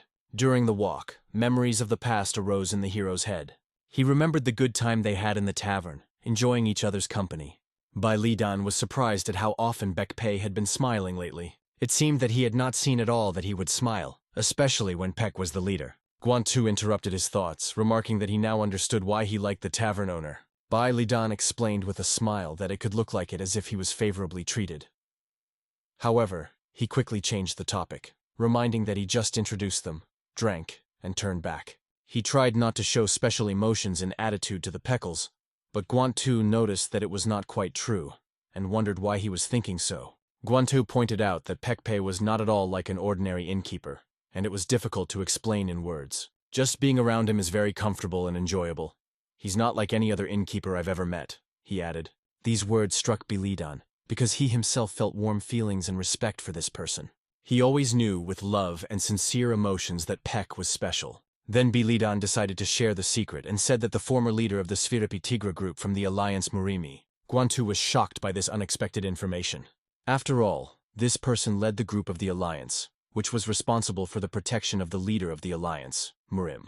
Bilidan explained that he accidentally learned that the FEC family was in danger and helped him secretly. He told this Guantu just because he did not want to deceive the person he trusts. Guangtou advised Bilidan to talk to Pekpei and reveal the truth to him. After these words, Bilidan turned around, considering his next move. Guantu insisted that Bilidan should tell Pekpei that he was the one who helped save his family. Bilidan did not understand why this was necessary because he considered it unnecessary. Guant replied that Pekpei deserved a chance to thank his savior. Why not give him that opportunity, he added. Bilidan only smiled, dismissing the idea. I'm not a collector to collect thanks, he said. But Guantou countered that without this conversation, Pekpei would never know the truth. Guant noted that Bilidan does not like to take responsibility for such things. But the world is different. If you don't tell him, these people will remain ignorant, Guant added. Bilidan believed that it was better to do the Guant of the two, not he. He was informed of this news. Sighing, he realized that he was brought here for a reason, and it was all planned. Bilidan only laughed, but Guant addressed him seriously. Please, master, tell him everything and invite him to join you, Guantou insisted. Bilidan was amazed at the honesty of his ally. Guant noticed how the hero looked at him with unusual warmth. This look was filled with kindness and sincerity that it was impossible not to notice. Apparently this look is warmer than the one you look at me, Guant made jokingly, causing a light smile to Bilidan. However, Guant was a little discorded through his words. I am not sure if I can judge it objectively, Guant added with a slight smile, causing laughter at Lidan. Despite these jokes, Bilidan could see that this was a difficult topic for Guant to talk about. He understood that Guant wanted everyone to receive the attention and care they deserved, even if it seemed difficult. Still, despite his hesitation, Guant decided to support Bilidan in this matter for his own good. Bilidan promised to think about it, although he has not yet made a final decision. He understood deeply in his soul that he was obliged to do it. Staring up at the sky, the hero reasoned, if it was Galsarian, he would not hesitate to recruit him when the time came. But he still had doubts about Pekpei. He wanted Pek to live happily with his family, not return to the cruel realities of the past. In his past life, Lidan did everything he wanted without thinking about the consequences. He was fully focused on becoming the strongest in the world and ignored everything else. His life was not easy, and he understood that if he looked back to the past, he would never have reached his goal. Having become the Alliance leader, leading war against the unorthodox sects and fighting with the hidden forces, he was constantly in chaos. This life was far from normal. Now everything has changed. He is no longer focused only on his own emotions and desires. Bilidan believed that PE now deserves to be free and live alone, and the hero himself hoped that he could let go of this past. As he moved forward, he watched with satisfaction as Guan showed his reliability once again. Guantuao looked at his young owner silently and went in the direction of Taverna. He was going to talk to the general advisor. However, Bilidan noticed that Guan looked a little thoughtful.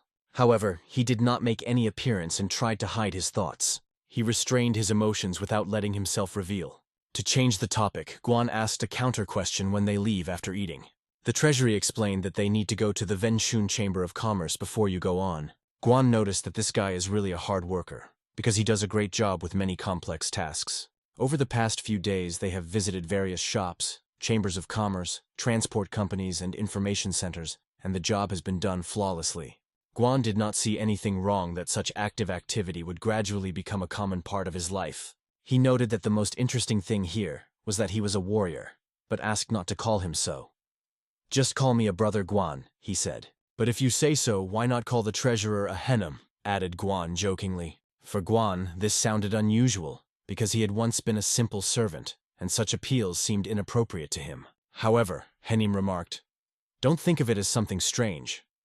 It's just the assessment of someone who has been used to doing something useful since childhood. What really makes a person unique is the ability to do something they haven't done before, and at the same time overcome their fear, he added. Guan was embarrassed by this compliment and remarked, if it wasn't for the young master, I would still be sweeping the yards. But for Henim, they were both amazing people. From these words, Guan was even more upset. His face even blushed. However, Henim assured, there is nothing in these words to be ashamed. There was a short silence between them, which was filled with warmth and mutual understanding. Guan then remembered the main controller, Kong, who looked like he might be in some trouble. Guan asked what he should do in such a situation. Kong replied that it was better to just act if his hunch was right. Do you not want to cause dislike or conflict? In this case, you need to act. Minus said Kong. If something worries you about the future, the only way out is to act, he added, confident in his advice. Premonitions or fears are only shadows of the past. They are not always true, Kong said, encouraging Guan. Just work, do not be in spirit, and everything will be fine, he finished his advice. From these words, Guan again embarrassed, but it originated with confidence. Suddenly he stood up sharply from the table. I'll be back soon, he exclaimed, turning to the Kong, and hurried to go out. Kong felt that Guan finally managed to start acting, and it reassured him a little. Meanwhile, Guan went to Little Tavern with secret intentions. Pek Pei, who was in the tavern, did not expect guests and looked a little surprised.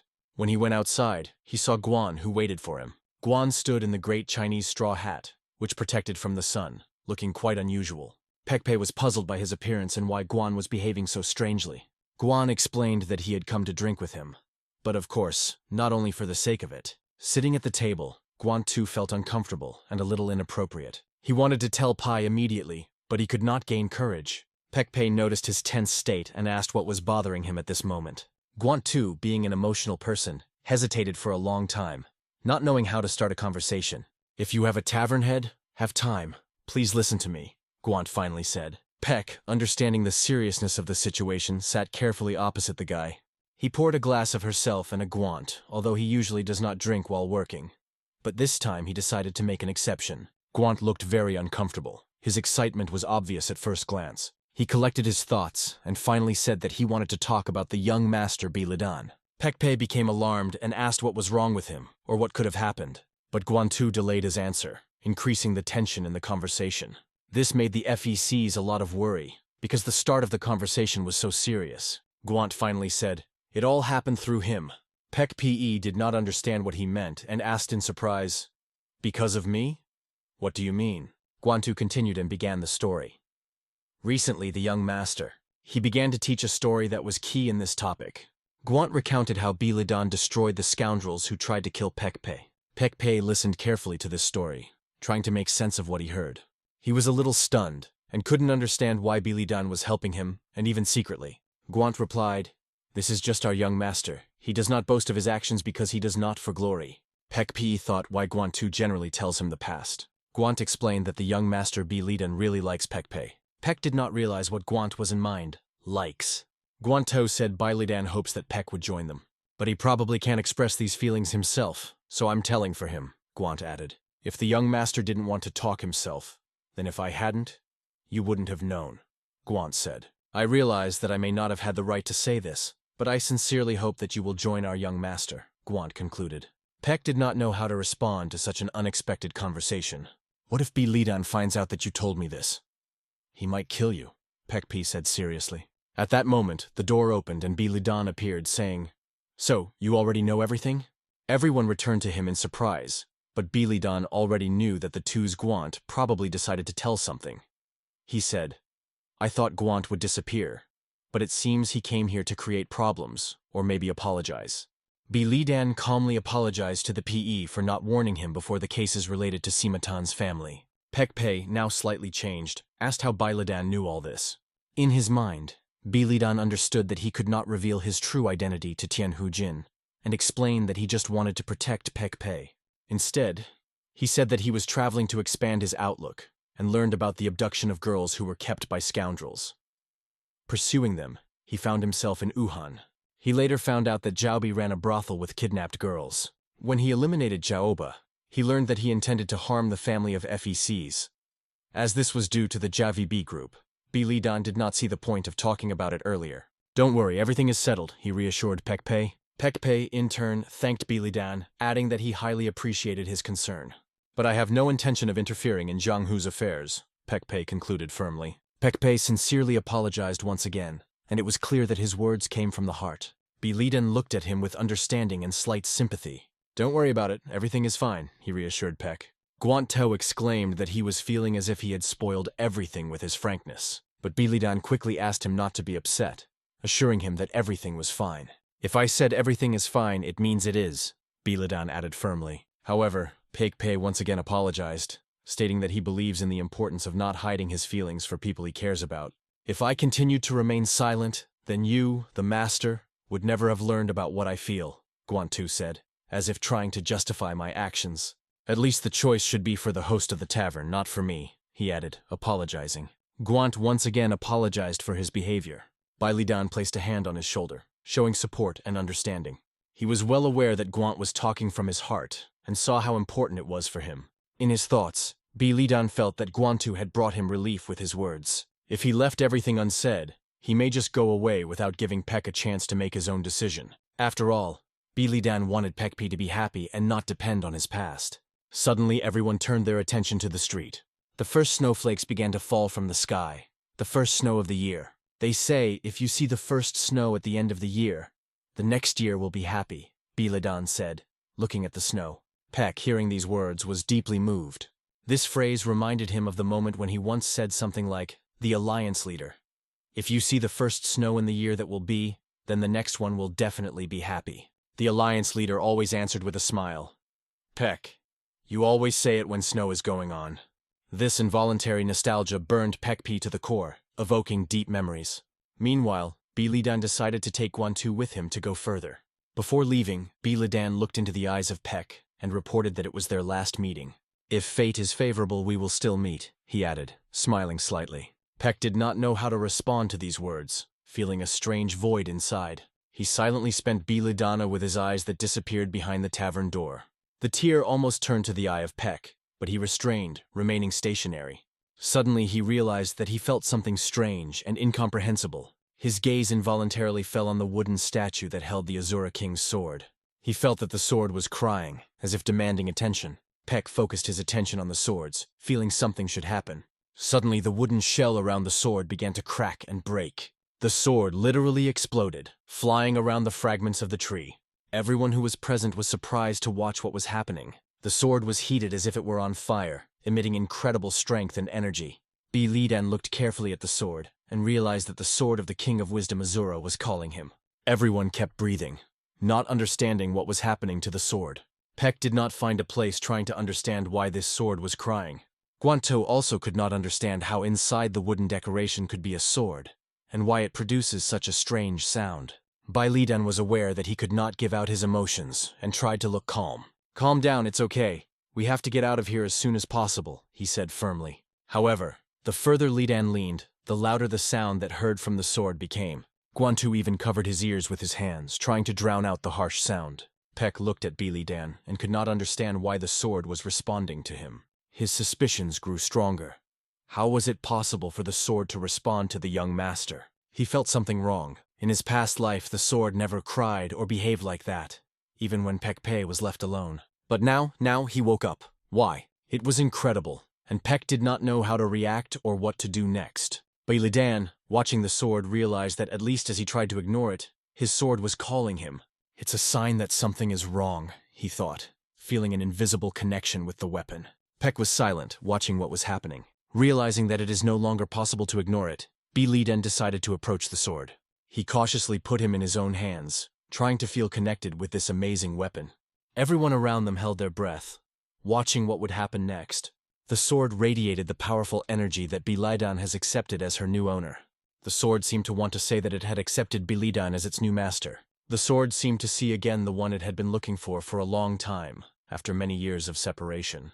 Over the age of 17, Hujin has never felt such an emotional connection with the sword of the wisdom of Asura. Bewildered, Pekpi asked, "If you took this sword, who are you really?" The fact that a sword that has never cried in the past now cries testified to something great and incomprehensible. Perhaps the heavens themselves speak through this sword, Pekpe thought. He now realized that his fate, like the fate of the sword, was now inextricably linked to Bilidan. Bilidan looked into the eyes of Pek and finally said that he was the heir to the swordsman. "I am the one who did not have to become a leader, but was forced to accept this burden," he added. He explained that after becoming the leader of the Alliance, the world of martial arts was plunged into great chaos. Pekpe listened carefully, feeling that Bilidan's words carried great meaning. Bai Lidan finished, saying that he was about to put the edge of this chaos and asked if he was ready to join him. It was an incredible question that raised even more questions and doubts about FECs. The next day after the events that happened, we returned to the tavern. Guantu was meticulously wiping down the tables after dinner, working intently. His actions were so diligent that it attracted attention. The advisor wondered why the guest was removing in the hotel. Guantu replied that the traitor arrived. He apologized to saying that he accidentally saw the young owner and wanted to know if he had something to say about what had happened. However, Bilidan only exhaled deeply and looked at Gunyant. He smiled, calling him a good fellow, and added, "The young master arrived just in time, and everything turned out for the best." Bilidan was surprised to watch Guantu thoroughly clean up, especially after his sudden appearance. "Then why are you cleaning?" he asked with a slight smile. Guantu explained that when he worries, he always chooses cleaning, because it helps him calm down. The advisor understood this feeling, adding that he himself calms down by doing calculations. "What kind of calculations?" Guantu asked. "For example, how much you can earn in a year in trade, or what income is this hotel in a day?" the advisor replied, thinking slightly. Guantu, not understanding why to engage in such complex calculations, remarked, "Cleaning is probably a similar solution, only easier." The counselor smiled and added, "Maybe, but my method is a little smarter." Guantu's mouth dropped open in surprise at such a statement. Both were not restrained and laughed together. However, Guant did not forget about the question and clarified. "What is the result of the troubles that we have caused through your advice?" "The result? I think we will have to wait a little to understand," the advisor replied, looking calmly in the snowy distance. When the snow covered the ground, the atmosphere around the tavern was completely different from before. In the yard, the child Pekpe played, sculpting a snowman, enthusiastically adding the last details. Pekpe watched her with love and warmth, enjoying this peaceful moment. A woman came out to him, wanting to talk about something important. She noticed one detail that alerted her. Her gaze fell on the sword lying by the table. It was the Asura king's sword, and Pekpe was standing next to it with another sword in his hands. She asked the man if he had seen the first snowfall. Pekpe nodded silently, his gaze lost in thought. His wife was glad to see that Pekpe looks calmer. Pek shared that someone asked him to return to the Jund. When she asked who it was, he replied that it was an heir who lived nearby in Shunduan province. But he does not know what kind of person this is. The wife suggested that it is probably a good person. Pek was surprised by her conclusion and asked why she was thinking. She explained that if it were not, he would not feel such strong internal experiences. "There is something about this man that grabs your attention at first glance," she added. "But if that was the only reason, you wouldn't worry so long," she continued. Pek agreed that, no matter how special this man is, he was not going to serve anyone but the Alliance leader. However, he couldn't forget the moment when Azura's Wisdom King sword wept. They say such valuable swords choose the owner themselves, and without a doubt, the sword chose this person. He continued, "When I saw him, I thought it was the Alliance leader. Especially after he sat in the place where the leader was still sitting," BCC confessed. He added that from that moment he felt the world of martial arts was falling into chaos, and that his only desire was to protect this world. Pekpe was still hesitant as to whether this was the right choice, and wasn't entirely sure how to proceed. "What do I do?" he asked himself mentally. But his wife, with confidence in her voice, asked him to leave, which greatly surprised him. She firmly stated that she believed in him, because this night, he was not dreaming of nightmares who pursued him earlier. These nightmares, who had previously dreamed of him every night, were left alone. "If you're in doubt because of the changes, know that things have changed. Do what you do best. Protect Min," she said, looking him confidently in the eyes. "You have to go for this and for the sake of the memory of the previous Alliance leader," she added, reminding of a person who once taught him not to give up his dream for attachment, but maintain a balance between them. His wife's words were impressive and insightful, leaving a mark on Pekpe's heart. If what this person said is true, and the world really plunges into chaos, then I have to go and stop it, he decided for himself. After all, he is the one who always defended justice and fought against evil. His wife begged him to do this not only for the sake of the world, but also for her sake. "And for the sake of our beautiful daughter Ming, protect the world she grows up in," she said, holding his hand tightly. In a spacious clearing in the middle of the mountains, Pekpe finally appeared in front of Bilidan, holding his sword. He looked directly into Bilidan's eyes and said, "I guess you mean that I should become your subordinate?" Bai Lidan replied straight, "Yes, that's what I mean." Pek has exhausted hard as if weighing all his doubts and fears. Slowly but surely, he drew his sword from its sheath in a show of determination. Bai Lidan immediately realized what that means. Peck is not going to serve someone just like that, he thought, looking carefully at his movements. This was the moment when Baekpae had to decide whether he was ready to become a part of something bigger or whether he would remain true to himself. The sharp sword of Peck Pe was directed directly towards Bai Liden's face. The eyes of both met, and they looked at each other silently. Bai Liden looked at his old friend without fear, understanding his intention. But Peck Pe warned, "If we start this duel, I might die. Do you still want to take me with you?" Bai Liden calmly took out his hands from his pockets, maintaining a calm expression. "I'm not going to accept just anyone either," he replied, looking firmly at Peck Pe. In his thoughts, Li Dan already knew all the martial arts of the FECs better than anyone else. His strength and weakness were inextricably linked. The Peck Pe sword is not a weapon for killing, but a sword for defense. His weakness makes him strong because the sword that protects will never lose, thought Bi Lidan. Peck began to act. He warned, "Be careful, Bi Lidan," and suddenly, as if dissolved in the air, disappeared in a whirlwind of chaos. His movements created a storm, and he whirled with incredible speed. In an instant, he was right in front of Bi Lidan. With a swing of his sword, Peck Pe forced Bi Lidan to dodge to the side. Without stopping, he continued to attack with ruthless determination. Its thousands of blows were scattered throughout the territory, creating chaos and tension. Peck was attacked from above, from below, on the sides, forcing Bi Lidan to defend every second. His eyes glowed like a cold-blooded killer when he rushed to his opponent again. Bai Lidan watched this incredible power, realizing that in front of him was a true martial artist. Bai Lidan managed to touch his hand with the hand of a sword of Peck Pe, neutralizing his next blow. This maneuver caused Peck Pe's sword to ricochet and hit the empty space next to Bi Lidan. Peck was struck by the incredible agility of his opponent. At the same time, Bi Lidan wondered, "Why is Peck Pe so strict with me?"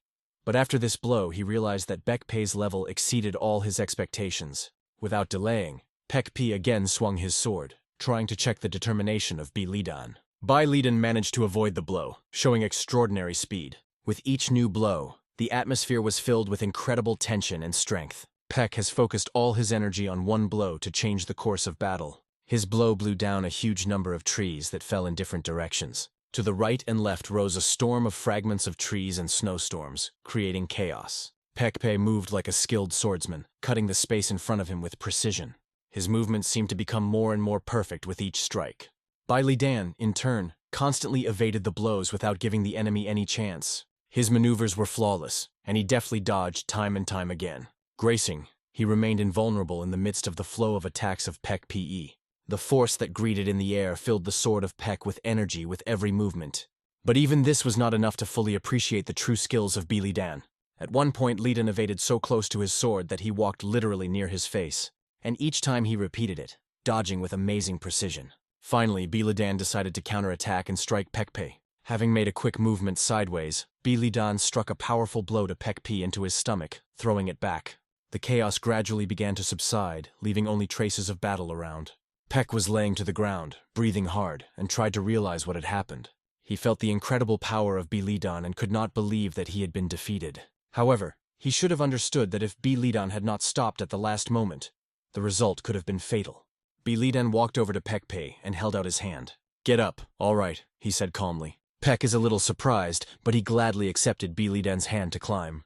He was still excited and probably did not even imagine that Lidan could win him. After all, in the world of martial arts, the most important thing is the trust between the leader and his subordinates. But even more fundamental is the pride to serve as a stronger master.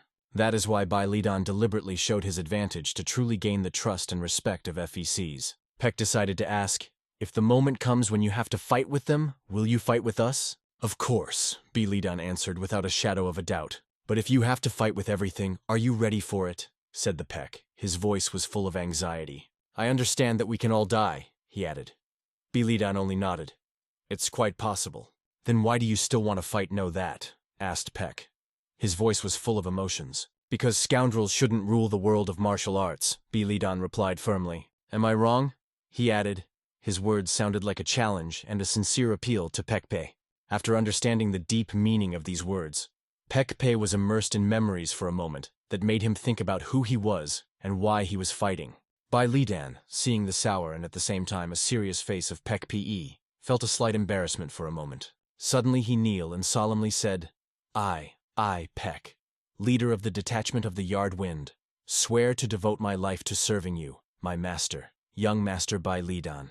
His voice was full of determination and devotion, and he asked Bai Lidan to accept him as his loyal servant. It was clear that these words came from the heart. Peck was removed from his pocket by a sword wrapped in an old cloth. It was the exclusive and priceless armament of the former leader of the Alliance. This sword is one of the most important artifacts in the world, and now he has chosen you, my owner.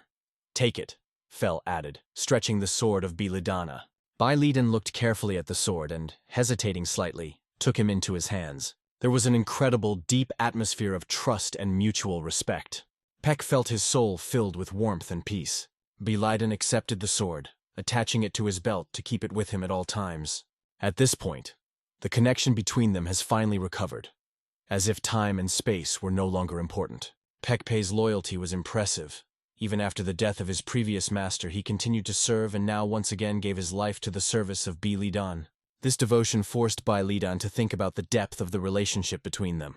To live together and die together is my wish, Bai Lidan said, looking straight into Peckpei's eyes. These words deeply moved Peckpei, and his heart was filled with gratitude and respect. It was an unforgettable moment of friendship, mutual respect, and strong union. I will be with you in life and in death, Peckpei replied, his voice full of confidence. Bai Lidan realized that after this snowfall, he had gained another ally, more loyal than any army. This day marked the beginning of a new chapter in their lives, where they will face chaos and injustice together. Bai Lidan, being interested in history, asked Peckpei how this tavern came to be. Peter said that he had often visited this place with the former Alliance leader. It was their favorite rest. He liked more and more with each visit. After the death of the Alliance leader, he could no longer remain part of the Alliance. Peter believed that his inability to protect the leader was the cause of his death, and it did not give him rest. Bai Lidan looked at him and thought, did he care so much about his leader? Peckpei decided that he should not continue the conversation in such a sad tone, but admitted that it was part of his story. For Bai Lidan, this story was a perfect reminder that their enemy was not the current leader of the Alliance. It would have been scarier if they hadn't mentioned the former leader of the Alliance in this situation. From that moment on, Peckpei was no longer ashamed to mention his late leader. It was a man I respected above all, he confessed, and in his voice was a pride. Bai Lidan was glad to hear this and understood how important this connection was to Peckpei. But if there is someone who will be a key part of our work, continued the Fel PE, it is a former advanter of Gausarian. He needs to be recruited to our army. Bai Lidan thought about it, realizing that the involvement of such an experienced advisor could be decisive for their cause. During the conversation at the table, Peck unexpectedly received an invitation from the young master. He understood that it would take another month or two to complete the work in Wuhan, and then return to his native Shandong. It was at this moment that he suggested that Peck's family live on his estate. Upon hearing this, Peck was shocked. He definitely didn't expect anything like this. The master said directly, I want you to become part of our family. This was indeed the safest option, and it also allowed him to move freely to perform important tasks. After several refusals, Peck finally agreed. The decision was not easy, and so, a few days later they all set off on a journey together in a chariot. He went to Shandong with his wife Baek Pyo, Zhong Yong, and their boy Min. As soon as Mina got even a little tired, they would immediately stop for a rest. And after dinner, we always chose a quiet place to spend the night in a hotel. Zhong Yong may not have known that it was Baek who gave the keynote speech at her wedding. On the way, she confessed that her husband had been suffering from nightmares for a long time. However, after meeting the master, he began to sleep peacefully for the first time, and she was sincerely grateful for that. Her joy was genuine, and he felt the warmth in every word she said. After that, she asked for one thing, to take care of her husband. Soon, the Billy family welcomed the newcomers into their home. The couple greeted the guests warmly with a sincere smile. I am Zhongyun. Please take care of us, she said, bowing low. Even before leaving, the young master sent a letter to his parents, saying that he would arrive with Zhongyong and her son. My name is Min, nice to meet you, came a sincere, childlike voice. They exchanged warm greetings and briefly introduced themselves. It was clear that it was important to maintain good relations with each other, and only in a warm atmosphere does a real smile appear on faces. The owner of the house asked us not to be shy, to consider this house our own, and for this sincerity they expressed their gratitude to him. The hostess told Zhongyun that since the family was a martial arts family, there were always a lot of men and endless talk of battles. She felt very lonely, until a new companion appeared, and she happily suggested that from now on we become good friends. Then she led the guests to the room that she had already prepared in advance. The young master told his father about the work in Hubei, Everything was done brilliantly. The goals were achieved. And he also met a prominent martial arts master, Baek Pyo. For my father, it was a real joy. But he advised his son to always consider the other person's situation before making a decision. In the room, Jung-yeon took her breath away. Everything was extremely beautiful. Little Min was jumping for joy. He now had his own bed. Meanwhile, Jung tried to explain that she didn't need such a luxurious room. When the hostess asked if there was anything she didn't like, that wasn't the point at all. John didn't know how to say that this was the worst room in the house. But that's not what she meant at all. The master could hear everything behind the door. He smiled, because this room was the best. And in time, she would understand that. For the weak, family is a burden and vulnerability. But for the truly strong, it is a source of true strength. Today his family has grown bigger, and with it the strength that fills him has grown.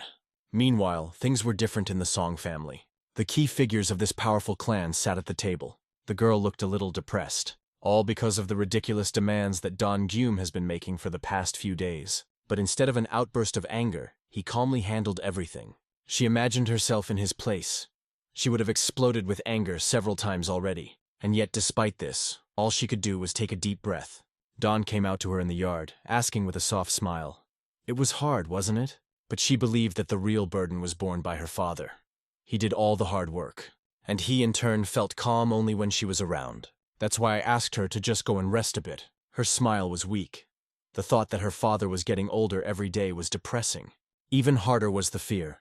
Would she ever be able to lead the Song family the way he did? And suddenly she was addressed again.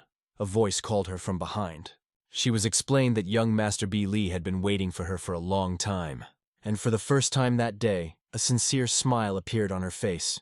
Bai Li was already tired of waiting and was looking away impatiently. And when she finally came, her cheeks were burning like fire. I wonder why. First he asked how she was doing.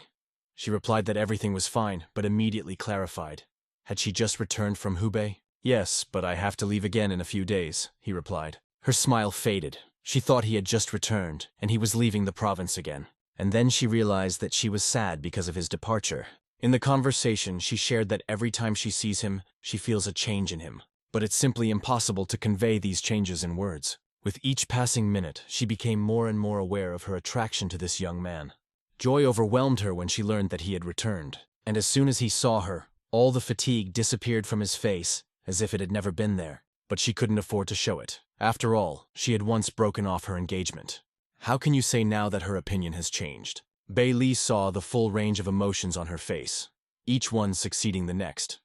He decided to ask if she was okay. She replied that she had recently learned about the Song family's actions, and he sincerely thanked her for taking care of his mother in his absence. No need to thank me. I just did what I had to do, she replied simply. In response, he smiled softly at her. She couldn't help but smile warmly in return. And then she unexpectedly suggested they have a drink together, even though he was sure she didn't drink at all. Instead of alcohol, I can just get drunk from this atmosphere. Let's go. This time I'll treat you. As soon as they entered, Billy said in surprise, "Wow!" The reaction was quite expected. You don't see such luxury every day. The dances were enchanting with their grace, like paintings come to life. And the music sounded as if it embraced the soul, completely immersing you in the moment. He smiled to himself. This is the perfect place to have a drink. She jokingly asked, "Why are you acting like it's your first time here?" And indeed it was his first time here. Pretending to remember something, she sighed theatrically, and with a hint of jealousy she said, "I know you come here to drink with women." The thought swirled in her head. Well, this lazy Billy Duan can't miss a place like this. While she was grumbling in her mind, they were invited to a table. Bai Li picked up the topic and joked, "Since you brought me here, it must be your first time here." She replied that she had just returned and heard about this place and had stopped by one day to see what it was like. It made him laugh, sincerely and warmly. A table was set for them to melodious music and in a cozy atmosphere. It looked as if they had come not just to drink, but to have a real feast. It was nice to just sit and enjoy the moment. She praised the dancing. It was exceptionally beautiful. B. Lee suggested that she must be a good dancer too, but she quickly denied it. But then the conversation became more serious. The girl brought up the topic of studying her Sun family, which turned out to be much more complicated than it seemed. Bailey felt the same way. Ideals and reality were different. However, it was unexpected for her. He seemed so confident. She even admitted his swordsman squad became a real inspiration for her. Watching him form and develop his squad made her want to achieve her own success. Even though she hadn't even started properly, she was already having a hard time. But he encouraged me, step by step, and you will definitely succeed. And having said these sincere, almost romantic words, he handed her the mug. They hit it off and agreed to work together with all their dedication. Her cheeks turned red again. She couldn't hide her emotions. With a gentle smile, she nodded. Agreed. Together they spent a wonderful, warm evening, full of understanding and joy. And for that, he sincerely thanked her, not only with words but also with his gaze. She didn't hide it. The evening was truly enjoyable for her. But suddenly she was called out from the side. It turned out to be her older brother. Bai Li was a little surprised. He definitely didn't expect to see him here. Her brother immediately asked why she had returned home and not told anyone. She embarrassedly admitted that it just happened that way. Something happened. Bai Li noticed that she was clearly not glowing with joy at this meeting. She politely introduced her brother to him, Zhuo, from the influential Huyan family. But before she could introduce Bi Li, he himself spoke. I am Bi Li Duan, Hualin's fiancé. Zhuo asked in surprise and heard a firm, unequivocal answer. Yes. Nice to meet you. I've heard a lot about you, but this is the first time I've met you. Bai Li already knew about Huyan. It was one of the most prestigious martial clans, second only to the 5 great clans of the Central Plains. Zhuo asked him, take care of our younger sister. But Hualin was interested in something else. Why he was here. I came with the teacher. We have some business to take care of. And here's another surprise. It turned out that the teacher was also in town. The brother said he would be happy to meet her again. Surprises poured in, and within a moment he announced that he had to go on business. He mentioned exactly where they were staying, and quickly said goodbye. We'll definitely see each other again, he said in farewell. Bai Li didn't know what exactly happened, but Hualin's gaze darkened. He cautiously asked if it was time for them to return. But she silently took hold of his clothes, and she dragged me along without saying a word. She suggested, let's go have a drink. But this time, properly. Bai Li agreed without any hesitation. She drank glass after glass without stopping. Her face already screamed for itself. She was drunk. And then she began to talk about the teacher who had started teaching her martial arts when she was 15. Her father was happy that they had found a mentor from the great Huyan clan. She remembered how he took care of her. His care was sincere, but over the years she noticed something had changed. His gaze had changed. She still couldn't believe it. After all, he had always cared for her like his own daughter. But on the night she turned 20, she woke up to see a drunk teacher standing there looking up at her. The smell of alcohol was unbearable. His gaze made everything clear. He was hesitating whether to hug her or move on. Stunned, she slapped him and immediately fled the clan, returning home. Only now did Bi Li understand where she got such a hatred for alcohol from. Later, the teacher came to her again drunk and made a real scene. She couldn't tell her father about it, so she just made up a reason to quit martial arts and return home. Since then, her nights have become nightmares. She still sees that terrible night. It's useless to console herself that nothing happened. The pain doesn't let go. Bai Li realized a simple thing. Whether it's Baek Pyo or Song Hualin, everyone carries wounds within them that don't disappear even in sleep. Without saying a word, he poured new glasses, and they drank together, sip by sip. The journey home was difficult. He carried her on his shoulders like a silent amulet. I kept thinking, they drank until sunset, so there must have been panic in the Sun Estate by now. From his shoulder came her drunken whisper. You didn't hate me, did you? She added, almost crying. I tried. And he replied that he hadn't even thought about it. But as soon as she asked, really? Zrania, she bit him on the shoulder. Liar. You don't want to lose me, she muttered. After that, she closed her eyes and seemed to fall asleep. That's it. He was bitten by a woman for the first time in his life. Later, already in the Song family estate, he carefully laid her on the bed. She was sleeping soundly. But he knew he would have to apologize to her father. But he didn't even look worried. After all, she was with Bi Li. Although it's strange how he couldn't be bothered, knowing that his daughter was out late with a grown man. Maybe he was just glad that she came back unharmed. Realizing how tired Bi Li must have been, his father suggested he rest. But he only apologized and promised that something like that would never happen again. Meanwhile, at the Zhu family estate, one of them rubbed his sword, coldly asking, what happened? He was told, Butcher Yanhua is currently in the Mingshu Manor, along with 5 subordinates. His accompaniment is well known. It is the 5 heavenly blades, the legendary 5. In addition, he accidentally met his younger sister, Hualin. She was with her fiancé, the young Mr. B, Zhuo's teacher, who was also her former mentor, then looked at Zhuo with a very curious look. The martial arts world in Shandong was in turmoil. Even Bi Li's family was in disarray. This was what he had talked about with his father, who had reminded him of Mantingxia from the Heavenly Blade sect. Bi Li remembered that man well. The father shared his guess. At the time, it seemed that he had simply disappeared. But it seems that he had really been killed. It is impossible to imagine. Who dared to kill the son of the Alliance leader himself? Most likely someone from the Heavenly Blade sect was to blame. No less. But the father suddenly suggested that the murderers could have been Shandong night traders. Even if that's true, it's hard to understand their motives. Perhaps they've simply lost their minds. Manhwa, a member of the Heavenly Blade sect, known for his ruthless style, arrived to investigate. Bi Li immediately recognized the name. He was nicknamed the Striking Sword, the official punishing blade of the sect. He is not just an assassin, but one who appears when it is necessary to publicly destroy an enemy. Bi Li also inquired about the reaction of night traders, and learned that they had already reached out for support. Master Huyan Nan, a representative of the great Huyan family, arrived in the city to act as a mediator. Now it became clear why Master Song Hua Lin brought his students here. Meanwhile, in the Song family, in the morning the young lady could only drink water. Her condition was, to put it mildly, serious. Her face expressed genuine anguish. The hangover was merciless. The boy who brought her water was surprised to remember that the young master had only returned it in the morning. She herself was curious. How much had she managed to drink? While she was thinking, she was suddenly startled by a familiar voice. It was Bi Li. He had come since morning to find out how she was feeling. The answer was obvious. My head was about to explode. But he couldn't help himself, and asked if she remembered biting him yesterday. She was instantly overcome with shame and blushed even more. She herself couldn't understand why she did it at all. I asked him why, but how would he know? She looked away. Shame prevented her from looking him in the eye. It must have been hard for you, too. You drank a lot, too, she muttered. I hardly drank, because I was so nervous, admitted Bi Li. You drank so much that I just couldn't lose my vigilance. Memories began to flood her, fragments of last night coming back one after another, and suddenly she realized she needed to tell him. Thank you, she confessed. It was the first time since her mother's death that she allowed herself to cry. Suddenly, she started talking about how much she hated the previous leader of the Murim Alliance. Bi Li wanted to hear why she despised him so much. Because my master liked him, came the bitter reply.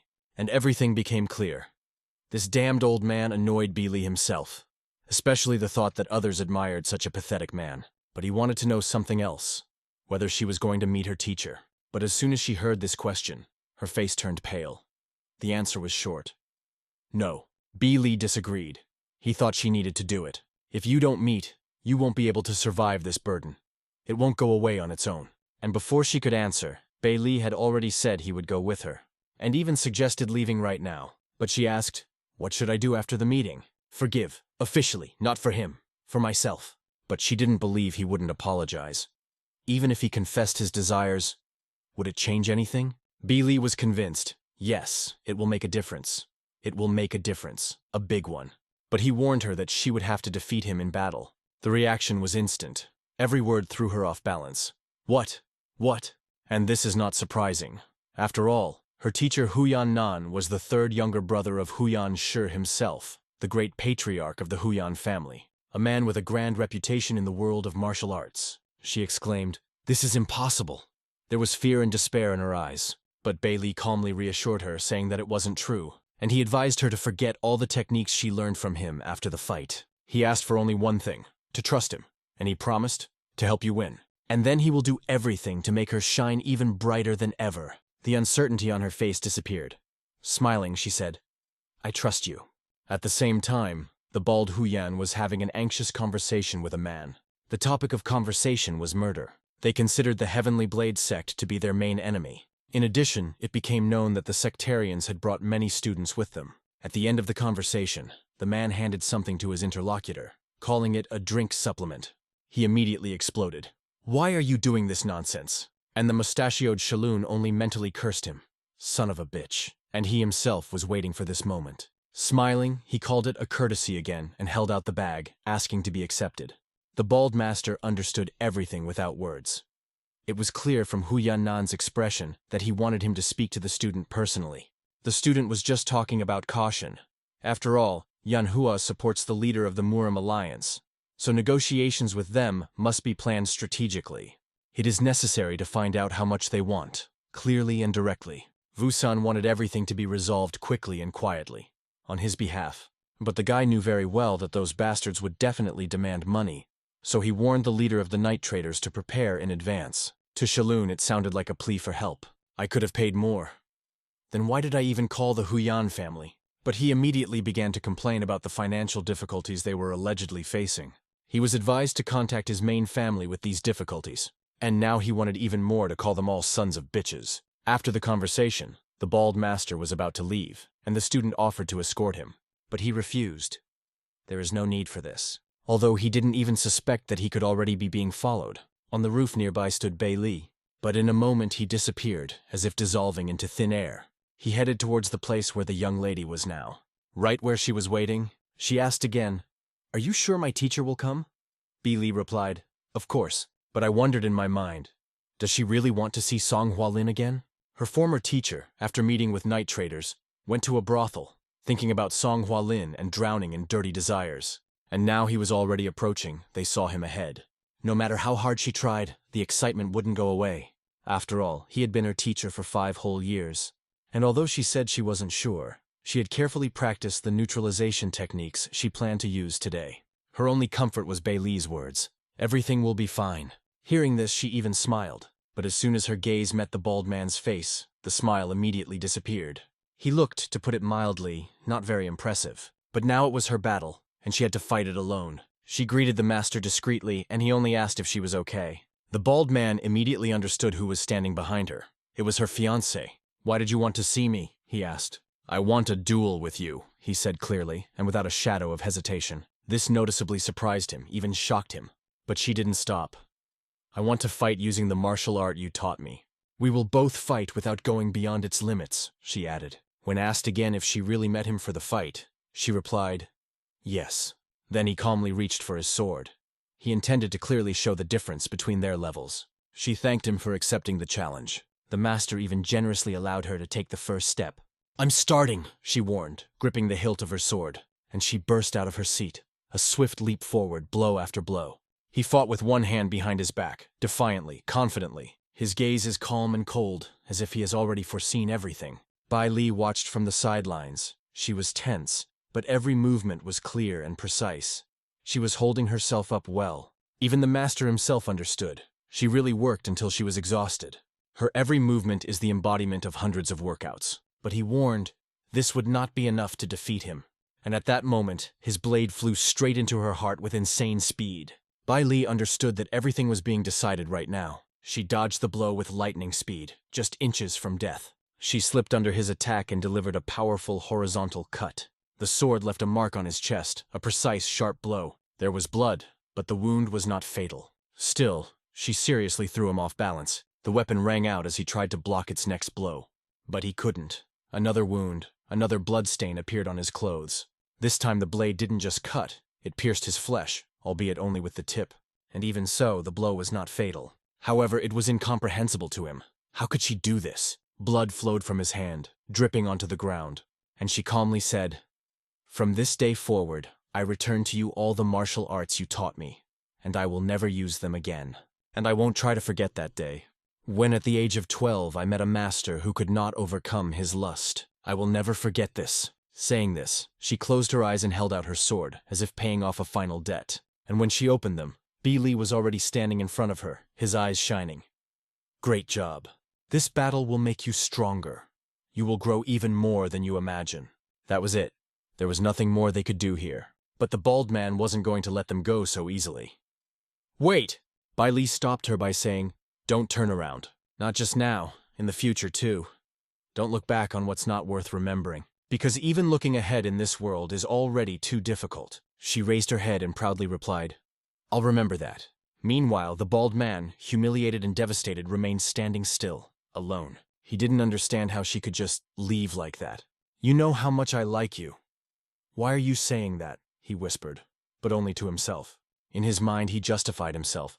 "I only let her go that day because I love her. But I will make you regret it. I will tear your fiancé apart right in front of you." But suddenly, unexpected words. "Sir, Yanhua orders you to leave Shandong immediately. His hands trembled as he realized that it was all part of the Heavenly Blade sect's plan. Otherwise, Song Hualin would never have wanted a sudden meeting, and even more so to talk to him like that. Now he gritted his teeth angrily, staring at the figure of Yanhua, the official executioner. To be honest, even Bi Li was already lost. Who is he? An executioner, a butcher, a slaughterer? The translators themselves don't know. Back home, Bi Li could finally relax a little. There he asked his mother and Mrs. Chan about the boy. He was told that he was interested in literature. Madame had even enrolled him in a school with a good writing teacher. The woman asked Zhong not to call her madam, but simply to address her as sister. At such moments, Bi Li respected his mother even more. He asked her to take care of Madame Zhong, but what she was doing now was not just fulfilling a request. It was genuine concern. Age doesn't matter here. Even in his previous life, at 70, he couldn't treat people with such warmth. He asked, if they need anything, let them tell him right away. The mother just sighed and calmly said, I need a daughter-in-law. Here, he didn't know what to answer. Meanwhile, the bald man gathered all his students. Across from him sat the same serious warrior from Huyan. He was sincerely thanked for the difficult path he had taken. But he made it clear. He had not come to negotiate, but only to show some respect for the large Huyan family. Now it was just a matter of waiting to see what the bald man would say. The disciple spoke up. I am the young lady's older brother. We came here as intermediaries between the night merchants and the Heavenly Blade sect. But he didn't have time to finish. The powerful crash of the table drowned him out. The bald man couldn't help himself. He smashed the table to pieces with his bare hands. Die! He shouted and rushed straight at him with his sword. The blow was unexpected. It was impossible to avoid it. With cold eyes, the bald man struck without mercy. His disciples were in a stupor. No one could believe what they saw. The wounded warrior fell to the ground, blood dripping from his shoulder. I couldn't even imagine that the bald man would use such a vile technique. Shut up and just die! The bald man shouted at him, launching into the attack again. But this time the blow did not reach the target. The warrior was able to defend himself. The situation looked like a classic. The woman refused, and now she's angry. But who's to blame that you're weak as a dick? However, the enemy was definitely not a weakling now, and all this bald tactic definitely won't work anymore. The order to attack was given. In response, the bald man's disciples also drew their swords. A real bloody meat grinder began. In the midst of the battle, at a completely inappropriate moment, the bald man asked, Did you really dare to use Hualin? To the opponent, this question sounded like complete nonsense. And all this, while in the same institution, was quietly observed by Bi Li. For the mustachioed leader of the night traders, this was a real shock. Huyan Nan attacked Yanhua just during negotiations? The masked man confirmed. Yanhua had indeed created tension by refusing to negotiate.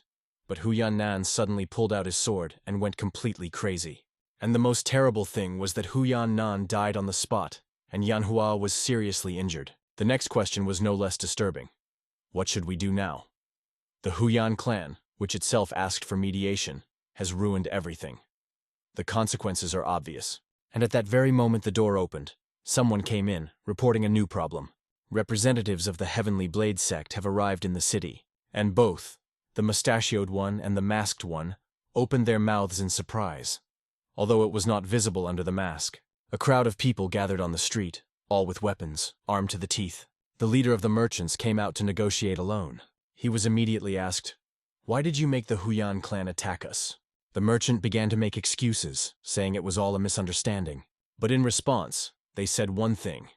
Shut your mouth. Because of your old bitch dog's ambush, our great warrior Yang is seriously injured. The head of the merchants could only throw up his hands. He had not expected such a development. But the response was ruthless. An open threat was made. We will kill you all right here. The masked man decided to attack first. He fired, thinking it would help. But he had no chance at all. He himself received a sword blow. Quick, precise, with no chance of defense. The leader of the merchants tried to assess the situation. He wondered what else could be done. He decided, we must destroy the most dangerous of the enemies. And he ordered them to take out their hidden weapons and shoot without hesitation. But he just dodged the bullets, as if he did it every morning during his warm-up. As soon as the bullets ran out, he immediately took to the air. The distance between him and the target became critically small. One thing burned in his eyes, the lust for murder. It was instantly readable. This desire made him cut everyone who was nearby. He spun around the battlefield like a real deadly tornado. And everyone who came with weapons now simply didn't know what to do. His gaze stopped, direct, ruthless, on the head of the merchants. He instantly lost confidence, and courage too, because he immediately fell to his knees and began to beg for mercy. The head of the merchants was ready to give away all the money he was going to give to the large Huyan family. The swordsman just sighed. I wish I had heard that sooner.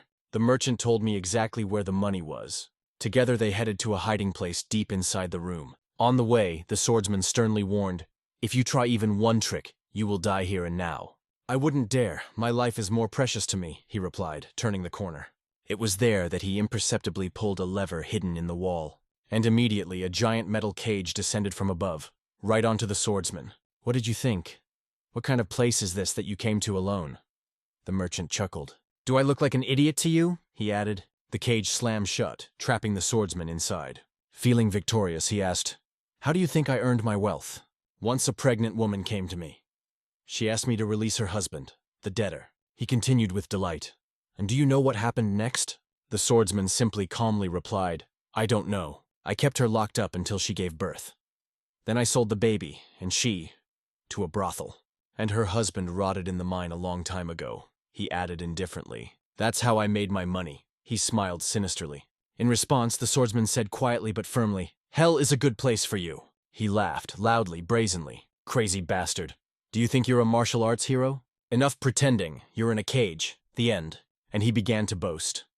"This iron is stronger than any technique. Even with reinforcement, you won't be able to cut it," he declared confidently. But in the next moment, I saw power, real, awakened, and immediately shut his disgusting mouth. He just silently watched, without a shadow of his former arrogance. The swordsman mustered all the speed he could muster within himself, all his energy, all his anger, all his strength.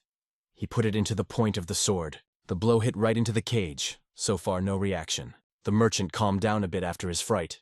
"You scared me. I told you this is cold iron made of Ethereum. Do you think it can be cut?" he said, regaining his self-confidence, but did not have time to agree, because right before his eyes, the point of the sword passed through the net. Slowly, as if red hot. In a panic, he pulled another lever mounted in the wall. A thick blue liquid began to seep from the hole in the ceiling. It instantly flooded everything around it, filling the trap. It was a poisonous gas, extremely toxic, capable of stopping the heart and rupturing blood vessels from the inside. The head of the merchants hoped that the swordsman would scream in agony, writhing in pain. At least, that's how it was supposed to happen. But silence. No screaming, only silence. The poison began to dissipate, and a silhouette emerged from the smoke. A black shadow moving forward. "How did he even get out of the cage?" The merchant immediately began a new wave of excuses. "It was just a joke! It's not me! It's smoke, I'm sorry! I'll give you everything I have!" And the swordsman simply kept the liquid in his mouth. That's why he was silent. He physically couldn't speak. He gathered the poison into his lungs and spat it all out right in the bastard's face. He poured it into his eyes, the poison he himself had planned to use to kill him.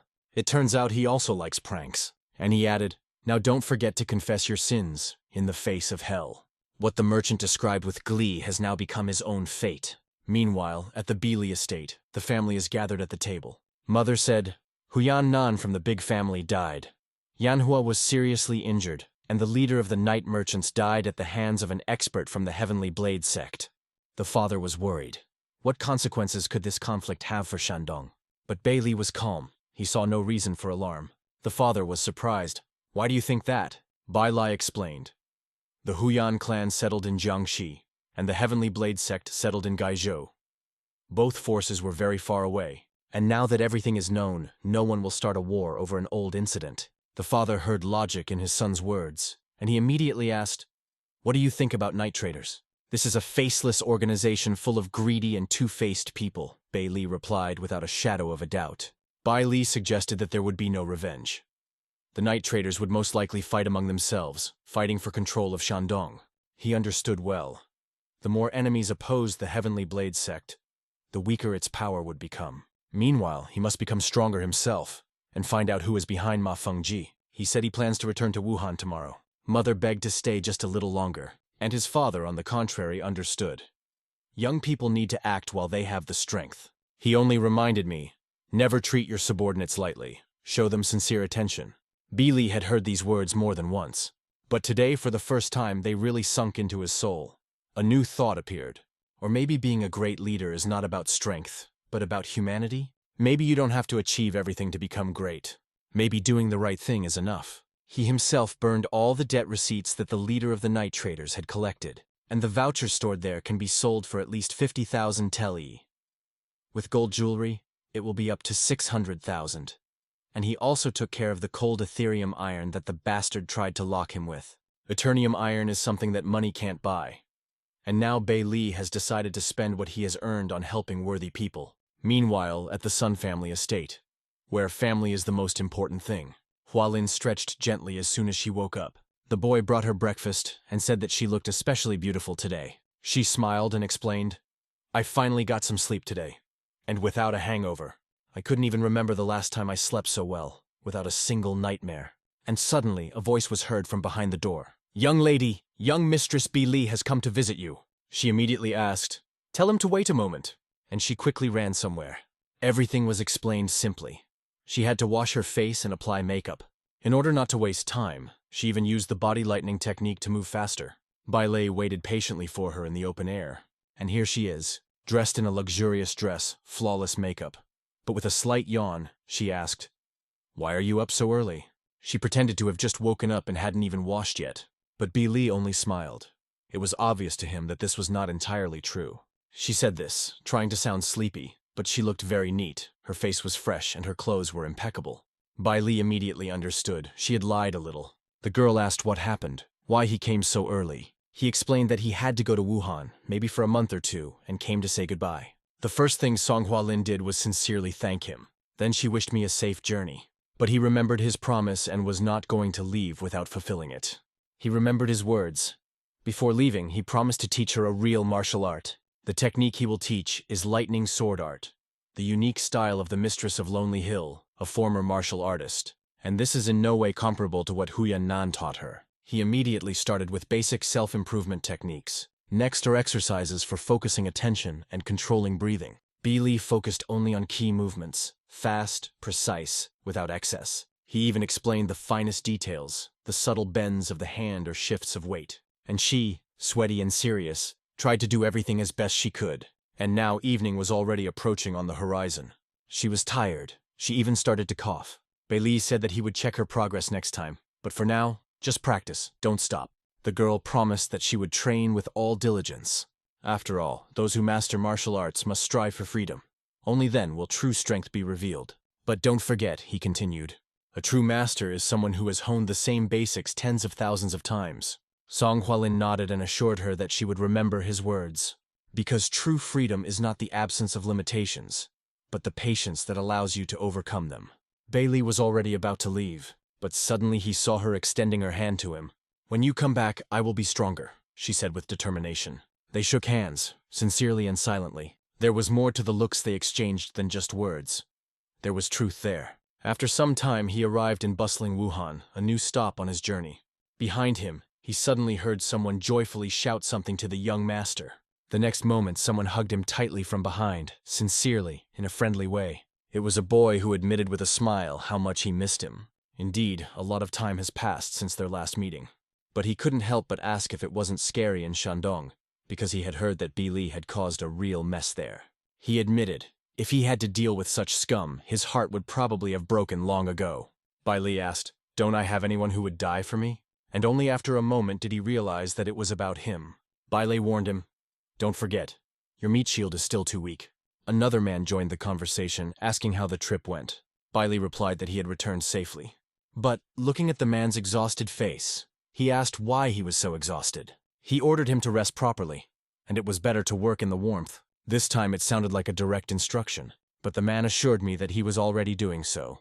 And then he said there was one place that Bei Li had to go with him. Later, they were standing in front of the same object. It was a new estate, just purchased. It was planned to turn it into the basis for creating a large trading company. It may have seemed like a small thing, but he wanted to show it to Bei Li in person. But Bei Li did not consider this a trifle.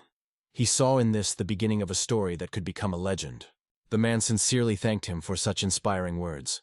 They entered the building together. Bei Li immediately realized how much had already been done here. Everything looked well thought out and organized. However, he just waved his hand, saying it was nothing special. Everything was just bought with his money. And the moment came. Everyone bowed before the young master. He was asked to give the place a name, but this time Bi-Li entrusted everything to General Manager Kong. He thought for a moment and suggested, "What do you think the name is?" "The Big Star Trading Company. For now, it's just a company, but over time it will shine like a real star in the sky." Bi-Li smiled. He liked the name, so he suggested moving on. As they walked forward, they felt like something important had just begun. The estate was truly impressive. Nature and architecture created harmonious beauty. Despite his new accommodation, Bi-Li temporarily stayed in a hotel. He wanted the Big Star to develop as an independent structure, not connected to his family. Kong also intended to act carefully, from the shadows not to shine too brightly. But suddenly he heard his name. Someone addressed him. A familiar figure stood before him, glad that Bi-Li had returned alive and unharmed. In response, he just smiled. "It's all thanks to you." The guys who came with him looked at each other in surprise. Did this young man really call Bi-Li master? Bi-Li sat silently at the table, but his gaze clearly asked, "Who are these people with you?" He replied immediately. He wanted to personally introduce them to the hostess, and asked his comrades to say hello. On the left stood Yang Zhong, on the right was Myung-do. He said, these two were his hands and feet in the Furious Tiger group. Bi-Li said simply, "If you trust them, so do I. Let's keep this trust for the future." Both answered in unison, "Yes, mistress." Bi-Li mentally noted that Peck had really taught them well. What is needed most now is not money or martial arts masters, but reliable people with talent. Because if they are not managed by a worthy leader, all these resources are just empty numbers. At that moment, he sensed that Peck must be missing his wife and son. His Grace's parents treated him as their own son, but Bi-Li didn't understand why he had doubts. He even asked if they held a grudge against him. Of course not. Peck himself confirmed this. Then Bi-Li reached into his inside pocket and pulled out a pouch. Without saying a word, he placed it on the table. At first, Peck couldn't believe his eyes as he held the bag in his hands, and when he heard the amount, 300,000 taels, he simply froze. He asked in surprise, "Why?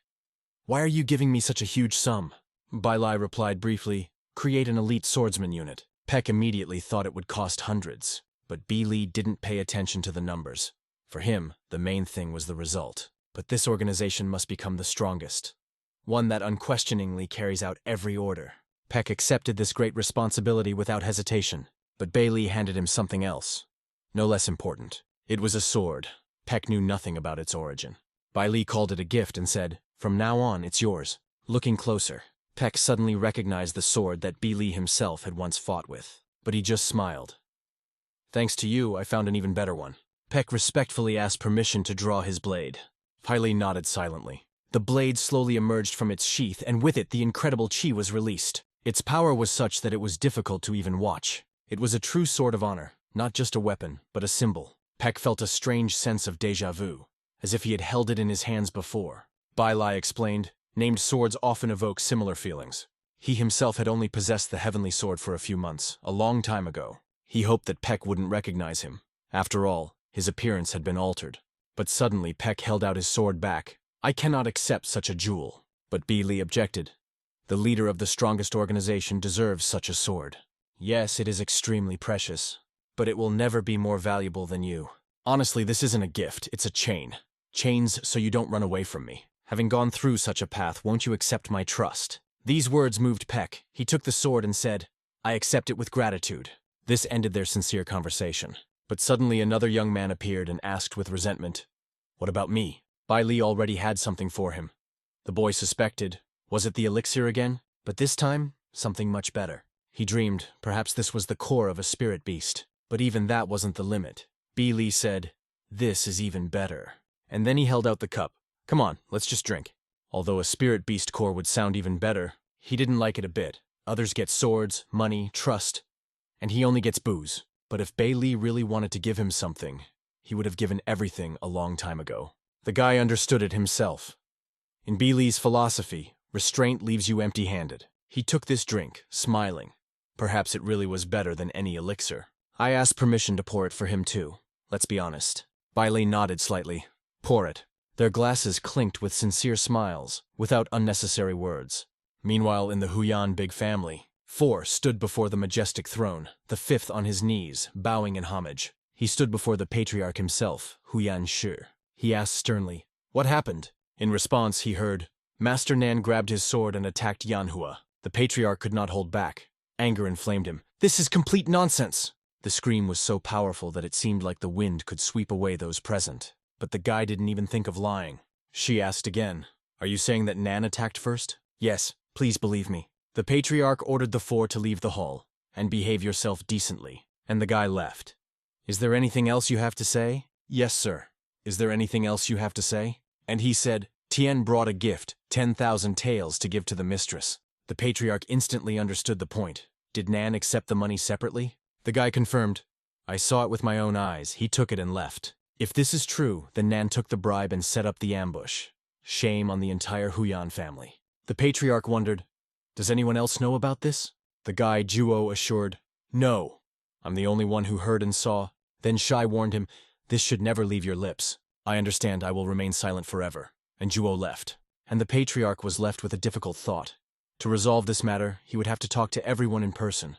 But another question arose. What to do with this young man? What if, when the truth about Nan and the money comes out, he becomes a problem? The patriarch could not allow this to happen. Even the thought of it was unbearable. Meanwhile, Beely sat in a quiet, picturesque place, immersed in deep meditation. His mind was so calm that it seemed like he was no longer here, but in another dimension. In that dimension, he met again with the leader of the Bloody Heaven Divine Cult, the strongest opponent I've ever faced. Against him, he decided to use the secret art of the immortal crane. Thus began the duel with the monster in human form, without the slightest exaggeration. He reached out with a giant hand, wanting to close it around his body, and in the next moment, everything around was covered in blood. Fighting him seemed impossible. The force was too terrifying. To at least somewhat restrain his onslaught, Beely struck with his fist. His face was covered in blood. Everything turned crimson, because the enemy's fist was incredibly huge, capable of even crushing entire mountains. But Beely had another weapon, skill. With one precise kick, he hit the giant in the head, and he froze for a moment as if he was thinking, and then again, only flashes of red. Only it wasn't paint, it was his blood. It hung in the air, dripping from his body. Even the very vision of this fight made him involuntarily swallow. And here he is again, in the same place where it all began. And again, a look into the enemy's eyes. And again, a merciless battle. And again, the same result as before. He understood. With the current level of Immortal Crane, he could not win. But if he ever achieves absolute mastery, will he be able to kill him? Unfortunately, this remains an unanswered question. This time, he decided to combine the Asura sword art that haunts his soul with the secret technique of the Immortal Crane. Using two martial arts simultaneously in a battle with an absolute master is stupid, but giving up is not in his nature. Otherwise, he wouldn't be him anymore. He sought to find a way to harmoniously combine these two paths, to confront future enemies. After a difficult meditation, my thoughts were transported to the tavern. He was having a calm conversation with his friend, sipping wine at the table. And truly there is nothing better than a glass of good wine after a grueling workout, especially when you are with someone with whom your souls resonate. But suddenly a voice sounded behind me. "Did you hear?" Someone said that a disciple of the late Huyan Nan committed suicide, and Beely immediately understood who he was talking about. Further conversation confirmed this. The boy could not bear the burden of guilt for not saving his master. Bai Li remembered him. He didn't seem weak. Yes, he was suffering, but suicide? It was a shock. It was hard to believe. Not just hard, it was almost impossible. And Beely, unable to restrain himself, asked aloud, "Did he really do it?" And the companion understood everything without any further words. After all, I have seen many cases where, under the guise of protecting their loved ones, people have done terrible things, things that never had the right to happen. And to find out the truth, you have to be strong, because the truth of the weak remains forever buried. If the Huyan big family really killed him, and made it look like suicide, then they have long since crossed the line. It was night. The establishment where they gathered belonged to the leaders of the Alliance. If we ignore this, the entire Jianghu will look down on the Heavenly Blade sect. This is what Manhwa said to the chief. But the chief thought, Huyan Nan is already dead. Isn't that enough? However, the answer came coldly. No, that's not enough. Everyone who was there that day must die. Only then will their fear become real. Manhua tried to persuade him to return to reality. The head's advisor added, he did not complete the task. Therefore, he deserves punishment for disobedience. But the chairman believed that he had simply lost his balance temporarily. After a few days of fun, he would come to his senses. It was difficult to understand why he trusted him so much. But the reason was simple. Although he had talent, he remained thoughtless. Those are the rare ones.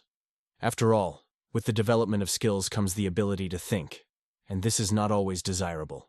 He needed someone who would follow orders without asking questions. The most important thing is that everyone who receives the task dances to his tune. However, public opinion cannot be ignored, the advisor insisted. It is already starting to play against them. This time the head agreed. Ma Feng was no longer the same person he was before. After becoming the boss, he changed. Once simple, understandable, Ma Fengji has now become a person who is no longer so easy to read. Wuhan's most prestigious hotel became the epicenter of the events. It was here that so many people gathered that it seemed like the city was empty. Amidst the noise, Yanhua sat at the table, calm as a storm before an explosion. Everyone shouted that it was he who killed Huyan Nan with one blow. One man stood nearby, pressing on Yan. He silently took money from his inside pocket and threw it into the crowd. People rushed for coins like hungry dogs for bones. Not far away, Billy was watching all this. He didn't understand why there was a need to gather so many people, feed them, and give them money. But suddenly something else caught his attention. Much more interesting. She is the girl who was called number 7 here. Billy could not have imagined that he would meet her here. There was a commotion in the crowd, shouts, a jostling. Yan looked straight at the two people who had come forward. It was an old woman and a young girl. Bill suddenly had the feeling that he had seen them before. The grandmother's face seemed especially familiar. They immediately rushed to them with acclaim. They said, "Who is she to say such a thing?" The woman answered calmly, "Her name is Mei, and Huyanzhou who died was her grandson." It was no wonder that Billy recognized her. A face from the past. As a child in the village, she ran after him everywhere, calling him older brother. And she even said that when she grew up she would become his wife. But to him, the eternal traveler, she remained just a mischievous little sister from the past. Eventually, she forgot about him. Billy later heard that she had fallen in love with a descendant of the great Huyan family and married him. And now it became clear, her grandson is Huyan Zhuo. One bald man in the crowd mockingly called her a woman. That weakling who couldn't stand it and committed suicide. Mei couldn't resist. She swung her stick to strike, but she was cruelly thrown back. And at that moment, Billy appeared behind her. He caught her, not letting her fall. Billy's look clearly conveyed that he was not at all pleased with everything here. The grandmother thanked the young man for his help. Staring intently into her face, he still recognized familiar features from the past. She had once been carefree, even naive, but now she exuded confidence. That's why Billy asked her to stop. Meanwhile, the bald man was already asking, "Who is he anyway?" "Me? Just an outside observer," Beale replied calmly. But the bald man continued, "Then why would he interfere in the affairs of his elders? He could have continued to observe quietly." But Billy wasn't going to hear that from someone who had just hit an old lady. His answer drew laughter from the crowd. But as soon as the bald man took one look, everyone immediately fell silent. At that moment, Yanhua hit the table with his hand. The table shattered into pieces. "I've been incredibly unlucky lately," he said coldly. The force of the impact sent a cloud of dust into the air. Billy and the bald man's gazes met. Tension burned between them. Lacey warned, "Acting from one's own place in front of people is reckless. A risky business." Yanhua turned and left. It seemed he did it only to save face. As expected, Billy was closely monitoring the reactions around him. The girl who was with the grandmother came up and thanked her sincerely. Her name was Huyan Shuzhang. In response, Billy gave his name. Grandma also couldn't hold back and thanked me again. And in response, he wished to protect himself. They came to the alliance to declare Huyanzhou did not commit suicide. However, will the Murim alliance, led by Feng himself, believe this? After all the fuss, Billy couldn't find the girl at number 7. But late in the evening, he stopped in the field and said, "It's time to go out." The bald man sat behind a tree waiting. Now he appeared to warn.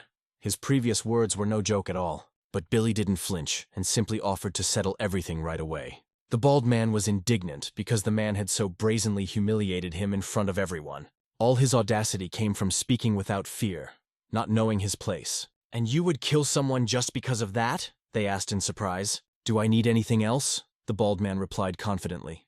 It became clear that this guy could kill anyone who even slightly spoiled his mood. And even solving the crime wouldn't change anything. The Heavenly Blade sect would always cover it up.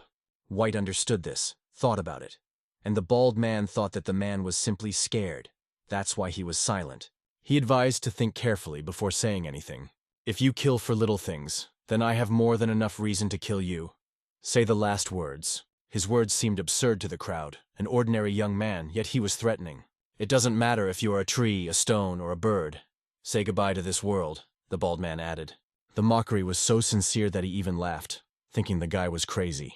But Billy suggested we see how long he would keep laughing. The first attack was for the bald man, but Billy easily dodged and prepared a pleasant surprise for him.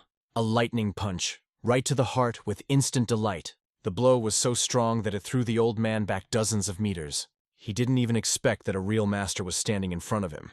Now he himself asked to stop, admitting his mistake. Damn it! A bald man changes his tone even faster than his thoughts. It would be nice if his sword was just as swift. And as soon as Billy came closer, he was already begging for mercy. But what kind of nonsense is it to pardon him so that he can escape and return with reinforcements? He didn't even have time to say a word. How he received a devastating uppercut from Billy right to the chin. His body arched like the letter C, and at that moment, Billy disappeared from sight. A lightning-fast heel strike, straight to the head. The bald man fell face down into the ground, leaving a deep crater. How ironic. A murderer for the sake of emotions is now pitifully begging to be spared. Meanwhile, Manhwa was calmly sipping tea, and grimaced like hell. His shoulder hurt again. Everything hurt. The old wound reminded him of itself again. But what annoyed him most was the thought that such a guy could defeat him. There was only one thought left in my head. To gouge out the eyes of all the bastards from the large Huyan family until this anger subsided. But suddenly he remembered that he hadn't seen the bald man from the very beginning. He asked about him. Others also confirmed that he disappeared after yesterday. He left silently without a word. This angered Manhwa. How could his subordinate do such a thing? Others got it for the company. They all got a beating. One of them suggested that maybe it was all because of yesterday's old woman. After all, the bald man disappeared immediately after that incident. And since then, he has not appeared again. Yan asked if they knew where Grandma was now. Anticipating a possible threat, the boys put her under surveillance. Yesterday she tried to get into the alliance, but they didn't even let her inside. Hearing this, Yan cursed. You old damn bitch! So many eyes were watching her and she just left. One thing is clear. The bald man disappeared after yesterday and never returned. Yan ordered them to be brought here immediately. His men immediately set out to carry out the order, and he himself finished the remains from his vessel, and I grumbled under my breath. I haven't been particularly lucky lately. Meanwhile, May sat next to her granddaughter in the quiet room. One thought kept running through my head. Last night, they were not allowed into the alliance. They didn't even want to listen. They say everyone has their own tragedy, and you are no exception. They only asked to leave their names in the journal. The granddaughter asked how long this could last. The security guard replied, usually a month or two, depending on the circumstances. And even then, the meeting with the leader may not take place. Now the granddaughter asked her grandmother to hold on so that she would have the strength to return again. I persuaded her to eat a little, because if Grandma could, it would be easier for her too. But how could she come to terms with the death of her own grandson? Only longing lived in the grandmother's soul. They had no idea. Their every move was already being watched. Luckily it was Billy, but, being very close, he noticed another suspicious stranger. One look was enough. This guy definitely came with evil intentions. And so, without delay, he entered the hall and walked straight to their table. May recognized him immediately. Old scars are not forgotten. An icy voice rang out. If you don't want to die quietly, come with me. She and her granddaughter froze, not knowing what to say to him. Meanwhile, Jan sat at his desk and calmly refilled his drink. But the grandmother was already standing in front of him and asking, "Why did you bring us here?" He gestured for them to calm down and explained that he had a few questions for her. But she exploded indignantly. If he wanted to ask something, he should have come himself, and not dragged them here with threats. Jan said with cold disdain, "You old woman, it seems you don't even understand what fear is." But that didn't seem enough to him. He hinted at something even more disturbing. He said it would be better for her to worry about the child sitting next to her, not about herself. Now the grandmother was quiet. She was ready to listen. The first question is, weren't they looking for them yesterday? But May honestly didn't understand what it was all about. There was not a shred of lie in her eyes. Ian sensed it. So the question of Il-Wu's disappearance became even more mysterious. Meanwhile, a familiar figure appeared on the roof. Girl number 7. Next to her was another one, Wei Mangruan. It was she who gave the task of eliminating Manhua, and do it as quickly as possible. Wei Man, full of enthusiasm, eagerly awaited permission to kill the leader of the Heavenly Blade sect. But suddenly something caught her attention. And it caught her attention. A man appeared in the doorway, walking towards Yan. There was silence and confidence in his gait, complete calm. The guards reacted instantly. "Get out of here! There's no trading today!" But behind the calm exterior was none other than Bei Li. Dressed in disguise and with a new face, Manhua, unsuspecting, calmly savored his drink. But Bi Li immediately said, "It looks like you made a mistake." He brazenly ignored their words and walked straight ahead. Yan was slightly surprised, but ordered the stranger to be let in. He said with a smile, "A guest is a guest. We will receive him with honor." Bei Li sat comfortably at the table and ordered drinks and snacks. Yan's smile was thin, as if he already suspected something. But Bi Li decided to escalate. "Why did you decide that I would tell you anything at all?" One of those present said, "You're too calm for someone who's going to die during dinner." Bai Lei took a deep breath, as if releasing the tension. But the smile on his face only annoyed Yan and company. Yan reassured his people while maintaining an outward calm. However, this raised a new wave of questions. He carefully assessed the boy's face, cold, defiant, like a stranger among predators. Bai Li seemed relaxed, but his aura was not like that of an ordinary guest. This made Yan ask directly, "You're not from the big Huyan family, are you?" Bai Li replied calmly, "I heard you are related to the Huyan family from Shandong." And he added, "Recently one of you said that everyone who was there that day should die. Is that true?" These words angered Yan, and he exploded. "Yes, that's right. And it's better for helpless bastards to disappear on their own." Mei almost fainted upon hearing those terrible words. Bai Li didn't stop.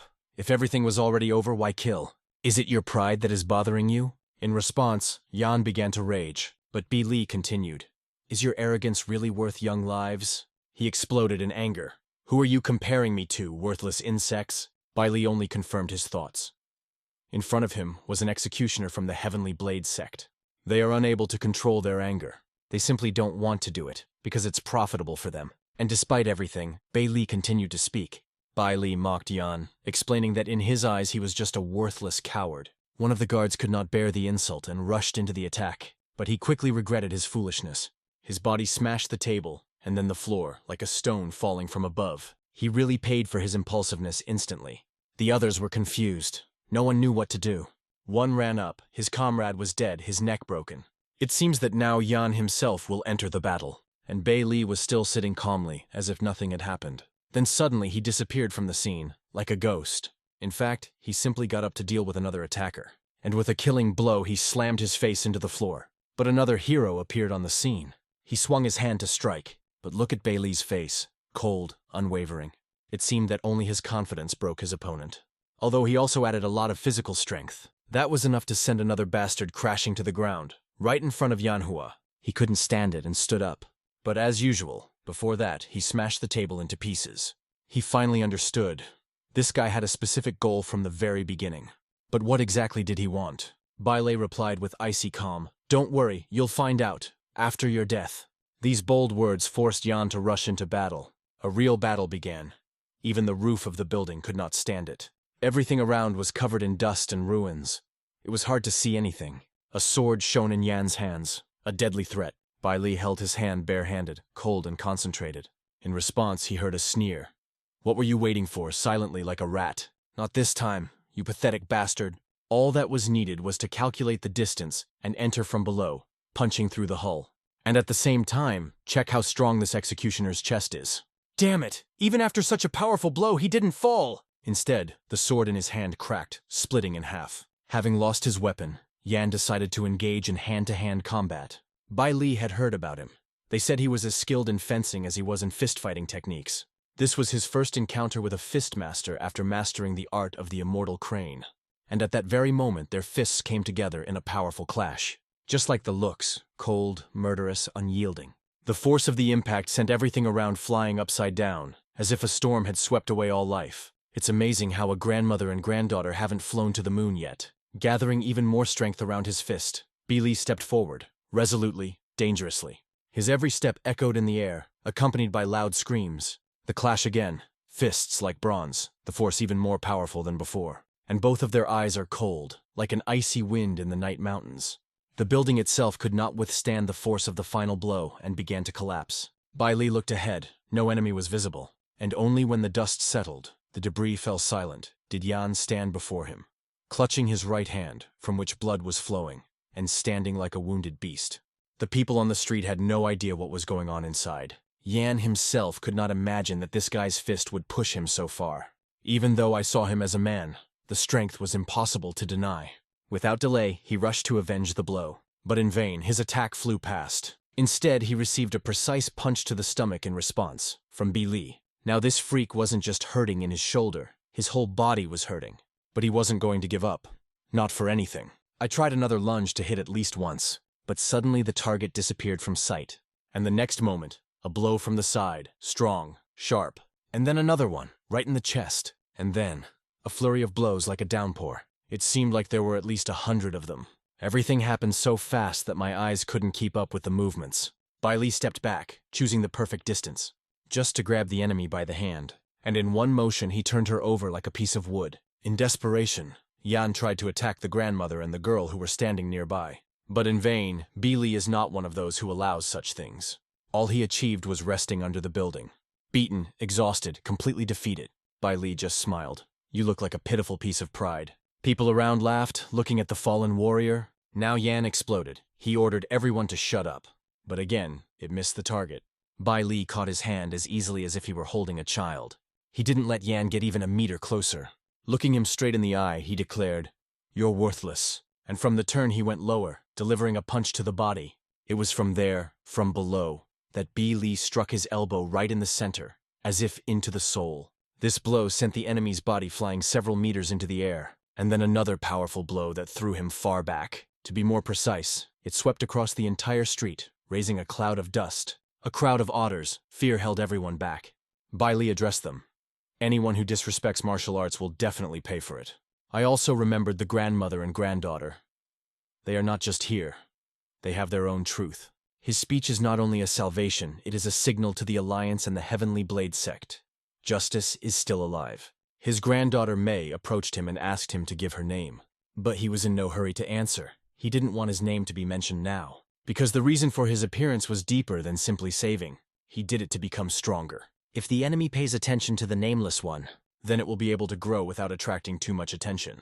Meanwhile, number 7 was already waiting. Another girl came up and admitted that she had lost track.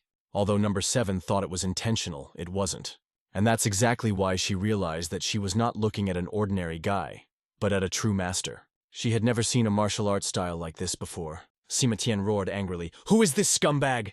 The answer was, no one could say. No one had seen him before. He thought it was funny. A master who fell from the sky.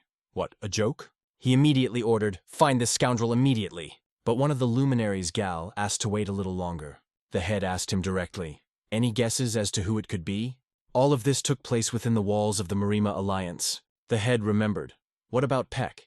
Didn't he just close his tavern and disappear? Gal admitted. At first he also thought about Peck. He's a swordsman and strong. But Yanhua would be beyond his strength. That's why he didn't believe this version. I heard that Peck was killed.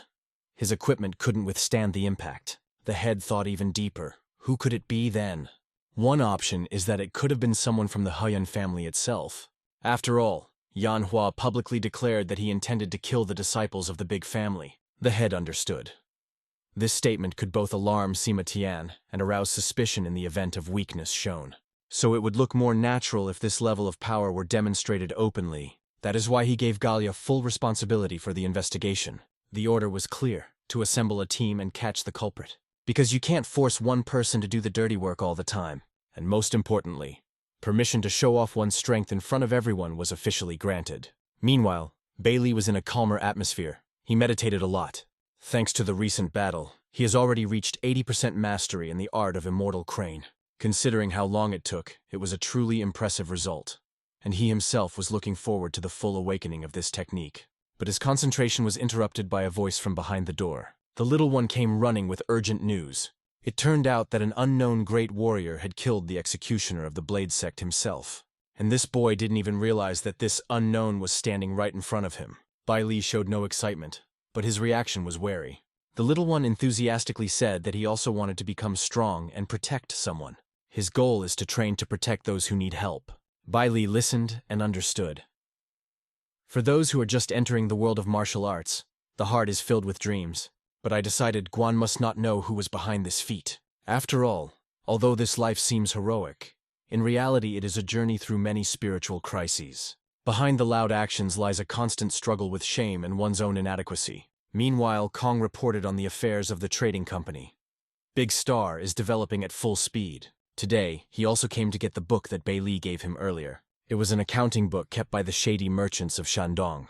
Kong managed to decipher it. In addition, he provided records of money transfers, and he asked for permission to put an end to these groups once and for all. Bai Lai emphasized that no one should find out about his involvement. Kong assured, "Don't worry. Dozens, even hundreds of people invest in such companies. If greed doesn't cloud your mind, no one will notice anything." After listening to Manager Kong's report, Bailey asked him to take care of further matters. And also, he showed me a sheet of paper and asked me to look at it. Will he be able to decipher this strange cipher? Looking at it, Kong admitted, with his modest skills, it was simply impossible. But I remembered one craftsman who could definitely handle it. It was his own mentor, more precisely the main leader Chuzun, a man from the large Bailey family. The old man listened attentively to the explanation of the origin of the sheet. Bailey first handed him packages of health medicine and several light coats, supposedly to keep him comfortable in the spring. All the clothes were sewn by a famous craftsman from Wuhan, but the old man understood at first glance that all these were not just gifts. He even called them a trap, disguised as concern. Bai Li only replied that he wanted to thank him for the opportunity to study with such a wonderful mentor. Finally, Grandpa couldn't stand it anymore and asked him not to pretend, let him just say what he wanted. Bai Li handed him a letter with a cipher and asked him to help decipher it. Looking at the sheet, the old man admitted that it was a very complex code, but he couldn't decipher it right away and said to come in the evening. And he also asked to grab a bottle of good liquor. Bai Li was about to leave the room, and I heard the question, "Is that Brad okay?" "Yes, he's fine," Bailey replied calmly. The old man had had enough of that, and he asked no more questions. And as a bonus for the reader, take care of your loved ones and subscribe to the best channel. Meanwhile, a pretty girl was walking through the streets talking to Bailey. She asked when he would return. "Business came up. I had to return for a short while, but I'll be leaving again soon." She immediately thought that he had actually come back to see her. She wondered how he was doing in Hana. "It's more difficult there than here, and there are a lot more people. The girls there are probably prettier than me," she joked with a slight smile. "I think it's something completely different," Bailey replied, but added uncertainly, "Maybe?" Only afterwards did I realize that I had said something inappropriate. She quickly changed the subject, saying it was a big city with lots of people. And of course you can meet a lot of beautiful women there.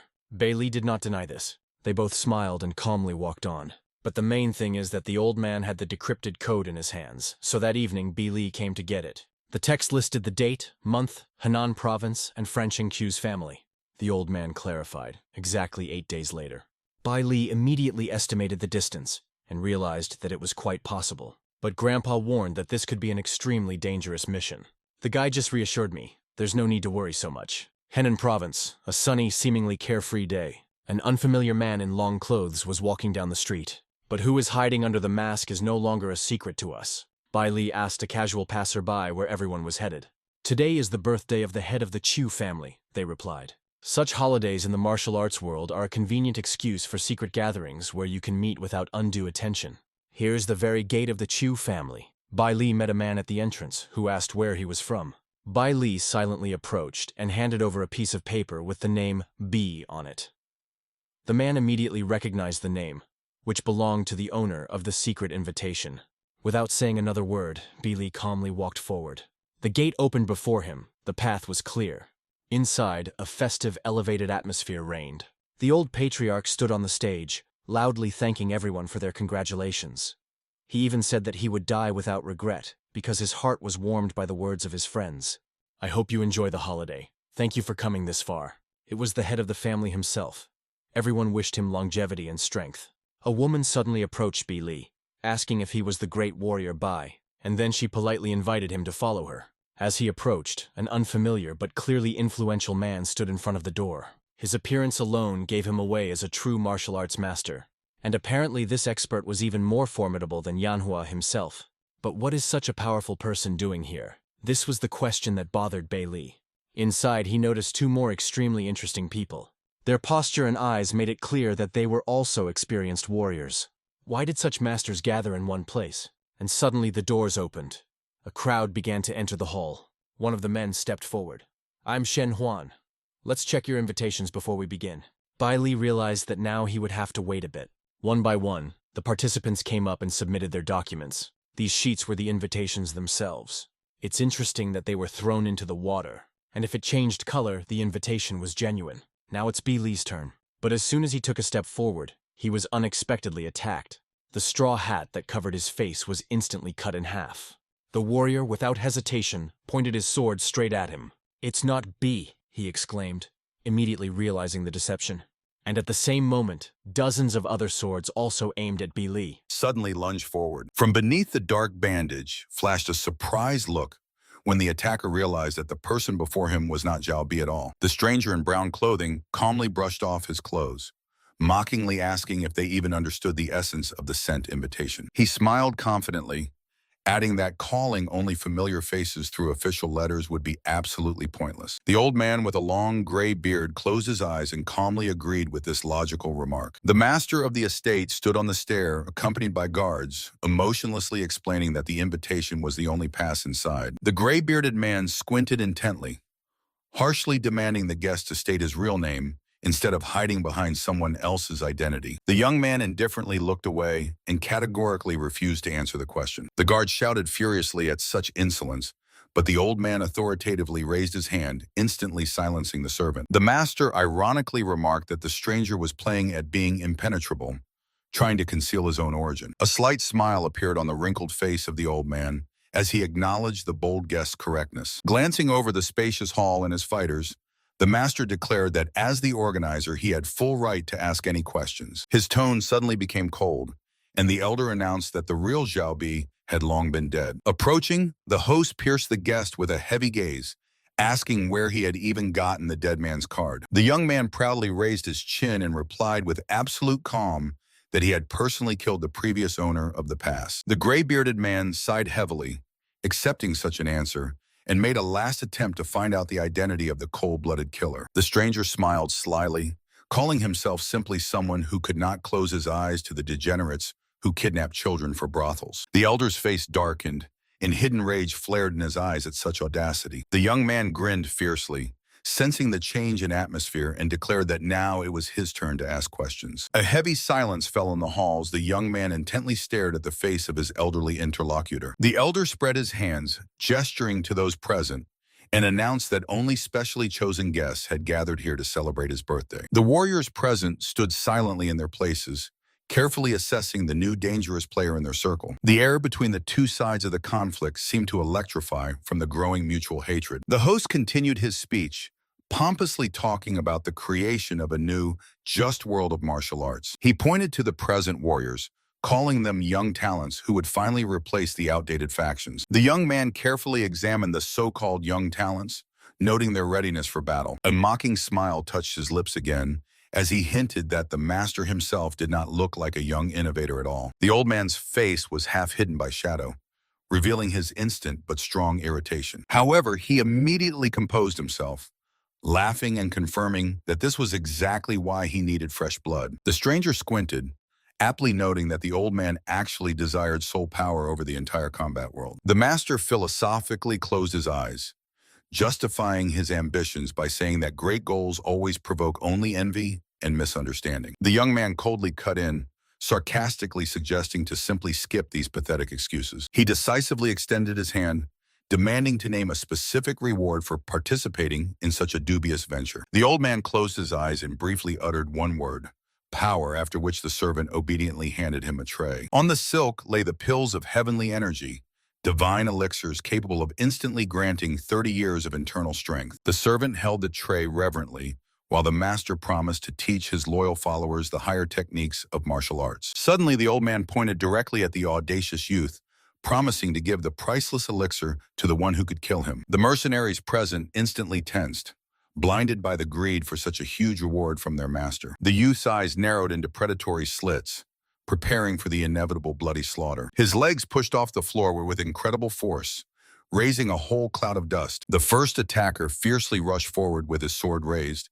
but immediately encountered a devastating counterattack. The youth's blade swiftly sliced the enemy's face, splattering blood in all directions. The mercenary's body was thrown backward, and a terrible fountain of black blood burst from his mouth. Life instantly left the mutilated body, which fell heavily onto the wooden floor. The remaining warriors froze in shock, paralyzed by the sudden demonstration of the youth's absolute and merciless power. The servant with the tray turned pale from primal horror, while the old master did not even blink. Another guest broke out in a cold sweat, unable to believe his own eyes at the speed he had witnessed. The youth's sword flashed in the air as he gracefully took a fighting stance over the corpse. The stranger pointed his blade at the tray, mockingly asking if these hyped pills were even real. He took a threatening step toward the crowd, radiating a terrible aura of murder. The old man gloomily lowered his gaze, rhetorically asking if he would feed unknown people with fakes. The tension in the hall reached a critical point, and thick drops of fresh blood slowly dripped from the sword's blade. The master stood motionless in the center of the hall,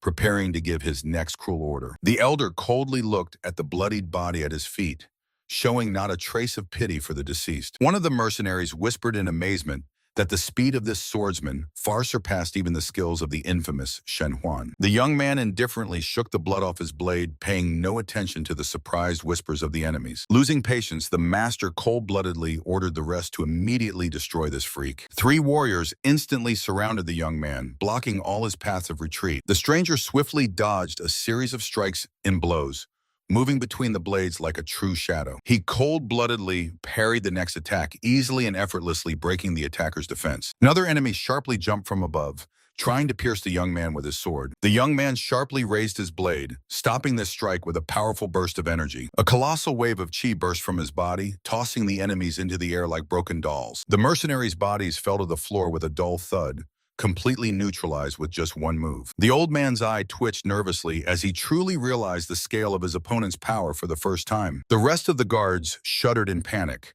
realizing that their chances of survival were rapidly diminishing. However, the master's most loyal dogs gripped their weapons tighter, preparing for a suicidal attack. The young man stood majestically amid the thick dust, calmly awaiting the next move of his enemies. The atmosphere became suffocating from the furious concentration of battle energy around him. The fight resumed with new strength as the daredevils simultaneously launched their last suicidal attack on the master. Suddenly, a giant pillar of dazzling white aura crashed down from above, mercilessly crushing everything in its path. The guard in the mask cursed fiercely, physically unable to withstand such colossal pressure. From his eyes burst pure hatred as he shouted the oath to cruelly kill the stranger. The masked warrior soared into the air, unleashing a rain of dozens of shining vertical sword strokes. Deadly beams tightly pierced the space, leaving the young man no blind spots. However, the target perfectly calculated the trajectory, slipping between the destructive blows that shattered the floor to pieces. His silhouette completely blurred in the air,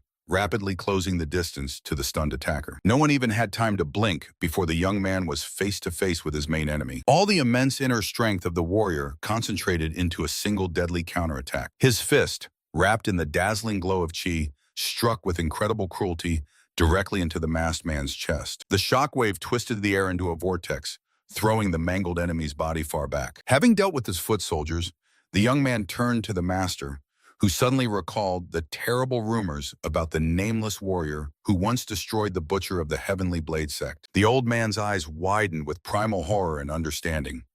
He finally recognized the monster who came for his soul. The young man silently raised his sword, putting a harsh full stop to this conversation and preparing for the final act of revenge. An old man with a gray beard looked intently at the young man, coldly remarking that he would have sent a special invitation if he had known about the visit of the unnamed warrior. The hero carefully examined the dark pill in his hand, immediately recognizing the fake, as he had previously tasted the genuine elixir of heavenly energy. His eyes widened with realization as he caught a faint, sinister aroma hidden behind the scent of the counterfeit. It was the pill of the ruthless, demonic spirit, radiating a terrifying aura. The young man tensed, not understanding where the artifact of the long-fallen demonic cult had come from here. The air around seemed to thicken with an invisible threat. A terrifying image of a cult adept who once spoke about this devilish elixir surfaced in his memory. The dark pill guaranteed death in 7 years. 2 such pills granted 60 years of internal energy at the cost of reducing life to 3 years. And 3 gave 90 years of power, leaving only 1 year until inevitable demise. Memories of the elixir's destructive power completely dispelled any doubts. The hero shifted his icy gaze to the old man and his accomplices, asking if they had also consumed this poison. Silence reigned in the hall, broken only by the tense anticipation of the inevitable outcome. The young man stood alone in the spacious courtyard, surrounded by armed enemies and the bodies of already fallen opponents. The tension between the warrior and the crowd of sectarians reached its limit. He glanced over the grim faces of the guards, suspecting that all present were inextricably linked to the dark cult. Maintaining composure, the warrior ironically inquired whether he could finally receive the promised pill. The elder turned his back to him, reproaching that the reward should have been requested before killing his subordinates. The gray-bearded man squinted arrogantly, clearly not expecting insolence from the youth. The hero smiled fiercely, assuring that his joining the organization's leadership would more than compensate for the losses. The leader sarcastically asked whether the warrior was overconfident and if he looked down on them. The youth immediately dismissed the jokes, suggesting moving on to a frank conversation. The air once again vibrated with a hidden threat. The warrior harshly warned that in case of an attack, he would take 2/3 of those present to the other world, and his own death would be a sentence for the elder himself. The gray-bearded man remained grimly silent, contemplating the audacious ultimatum. Weighing all the risks, the elder made a decision. He slowly turned away, hiding his true emotions behind an impassive facial expression. With reluctance in his voice, the leader ordered to give the pill to the young man. The warrior nodded restrainedly, preparing for the next step in his dangerous game. For a moment, everything froze as if before a leap into the abyss. The hero mentally cursed the situation, realizing that the enemy planned to feed him 2 more pills to shorten his life to 1 year. However, he declared aloud that he was ready to stake his own life. His gaze became firm as he promised the elder that he would not regret his decision. In the half-darkness of the hall, the silhouette of the young man threw the devilish elixir into his mouth. A sinister, satisfied smile played on the elder's lips. The warrior silently chewed the pill, closing his eyes and feeling its bitterness. The leader warned that the elixir contained poison, ordering to forget any foolishness, to which the hero obediently agreed. The gray-bearded man raised an eyebrow in surprise, seeing no fear on the subordinate's face. The young man confidently replied that he had expected treachery in such a generous offer from the start. Having assessed the warrior's mind, the elder sharply turned around and ordered to follow him. Sitting in the carriage, the leader recalled the nickname of the unnamed great warrior, to which the hero retorted that he hated this title. The conversation in the cramped space of the carriage was becoming increasingly tense. The young man explained that his showy performance before the Heavenly Blade sect was merely a result of personal revenge against a butcher, not an act of heroism. The elder thoughtfully closed his eyes, analyzing the true nature of his new apprentice. The leader ironically called him a fake warrior, provoking the young man's displeasure at such straightforwardness. The gray-bearded man only quietly hummed, pleased with the interlocutor's frankness. The carriage slowly traveled along a picturesque mountain road, leaving behind the dangers of the previous day. Soon a magnificent panorama of the city of Zhengzhou unfolded before them. The elder dryly ordered to get out of the carriage. They found themselves in a dark room hidden from prying eyes. Dark corridors foretold new trials. With a tight bandage over his eyes, the hero obediently followed his new master through the otherworldly labyrinth. Each step into the unknown echoed off the stone walls. Despite the blindness, the warrior sharpened all his senses to the maximum. He unfailingly followed the aura of the elder through the tangled passages. The sense of space was distorted under the influence of the powerful energy filling this place. The deeper they descended, the stronger the mystical pressure felt. Suddenly, the young man caught a strange pulsation from the room opposite, which seemed more eerie than truly powerful. He clenched his teeth, mentally cursing the unknown bastards hiding in this stronghold. When they stopped, the hero sharply tore the bandage from his eyes, stunned by what he saw. In the dimly lit chamber sat a red-haired man, calmly leafing through a book. The young man confusedly noticed that he did not feel any special power from the prisoner at all. The stranger, without raising his gaze, immediately stated that the warrior had swallowed 3 demonic pills on his own. This statement hung in the air like a heavy burden. The red-haired man raised his eyes and cold-bloodedly informed the young man that he had only 1 year left to live. The prisoner methodically reminded about the effect of the elixir. 1 pill, 7 years, 2, 3, and 3. Only 1 year of life. These words sounded like a final death sentence. In panic, the hero turned to the elder, demanding confirmation, and he nodded indifferently. The warrior fiercely gritted his teeth in helplessness and anger. His face distorted with rage as he shouted wildly, "Before death, I will definitely kill you." The elder shuddered, stepping back fearfully under the pressure of the young man's terrible aura. Suddenly, the red-haired man interrupted them, calmly stating that he knew a way to remove this deadly limitation. The man smiled slyly, asking if the young man really wanted to survive. The warrior burst out shouting, confirming his desperate desire to live. A barely noticeable, sinister smile blossomed on the stranger's face. The atmosphere in the room became electrified with unexpected hope. But the hero's inner voice bitterly acknowledged the truth. The man told everything about the pill except one fact. Removing its curse was absolutely impossible. The warrior's gaze darkened with understanding, for if such a method really existed, the combat world would have long since fallen at the feet of the demonic cult. The man narrowed his eyes, finally making a decision and mentally agreeing with the new plan. The long-haired youth, ignoring his interlocutor, coldly declared that he was ready to play by his rules. His aura grew heavier as he promised to find the source of the demonic pills and expose the true puppeteers. The warrior with gathered hair, sweat running down it, tensely asked about a way to get rid of the mysterious restriction. The youth only smiled arrogantly, unequivocally ordering to follow all his instructions. The warrior refused to obey blindly, firmly stating that he would kill only villains, even if it cost him his life. The interlocutor responded indifferently that he himself kills everyone indiscriminately, but assured that among their future targets, there would indeed be plenty of scoundrels. Feeling the commanding energy, the warrior frowned and demanded to name the true name of the mysterious leader. The young man calmly revealed the cards, naming himself Ma Linren. The warrior's face instantly contorted with shock. He feverishly tried to comprehend what exactly Ma Fengzi's heir was doing in this place. His gaze slid over the majestic painting of a mountain landscape, while his mind digested the information. The tension in the room became physically palpable, promising inevitable consequences of this meeting. Meanwhile, in the secret residence, the subordinate reported to her commander that the mysterious nameless warrior had just killed the butcher. The leader froze, stunned by the unexpected loss of such a powerful fighter. The man with the scar inquired about the strength of the unknown, to which the subordinate gloomily confessed her own powerlessness against such an enemy. Then the commander decided to assess the chances of another master, recalling the name Wei Mengrian. Circling the table, the leader admitted his confusion.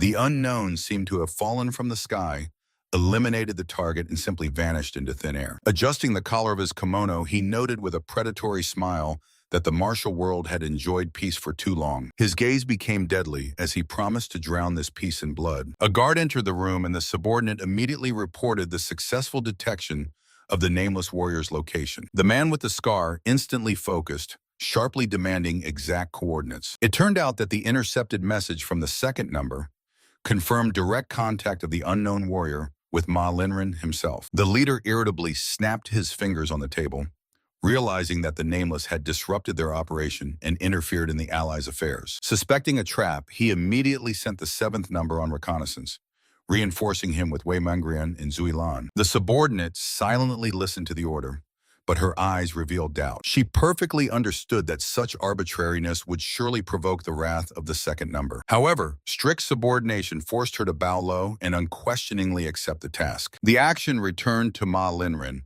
who with a sly smile announced the beginning of the collection of mysterious ingredients. The warrior did not understand the hint, suspiciously asking the meaning of these words. Ma Linren only grinned fiercely, promising to show everything firsthand. His interlocutor remained silent, feeling the atmosphere growing increasingly darker. They entered a creepy corridor where the warrior instantly felt the residual energy of 8 powerful masters. Suddenly he shuddered, noticing the source of the ominous power. Approaching the sealed door, the warrior realized that the youth had deliberately led him to the epicenter of this dark aura. The path was blocked by a silent guard with a covered face. The sentinel declared in an icy tone that passage for outsiders was strictly forbidden. The warrior scrutinized the empty, utterly soulless eyes of the guard. He instantly recognized that look.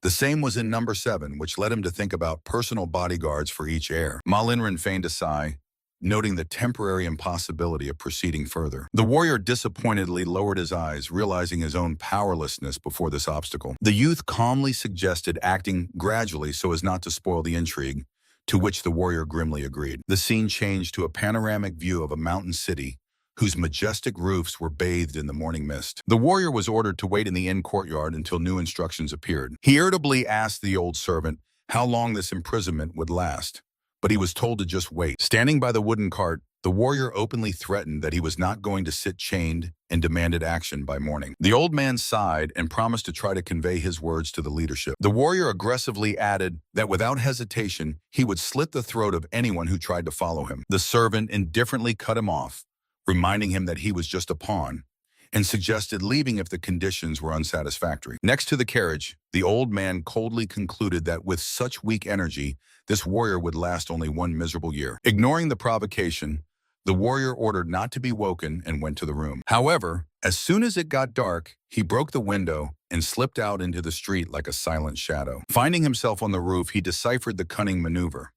Ma Linren never intended to return to the place of their agreement. Meanwhile, the mysterious carriage quietly left the estate grounds and disappeared along the mountain paths. The warrior hid in the thicket, deciding to change tactics and track the lair's location from the very beginning. The night forest enveloped him, reliably concealing the swift movements of the hunter who had picked up the trail. He recalled his conversation with the assistant to whom he entrusted covering his absence until midnight. This backup plan perfectly freed his hands for independent night investigation. Focusing his energy, the warrior remembered his own blindfolded trip and mentally recreated the route of the ghost carriage. Releasing the chi senses, he drew an exact map of the valley in his mind and flawlessly identified the final point. Watching the huge estate from a tree branch, he smiled fiercely.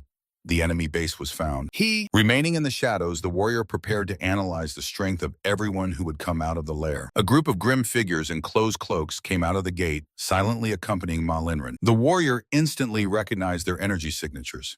These were the same 8 masters from the mysterious corridor. Cold sweat rolled down his face as he realized the true scale of the threat.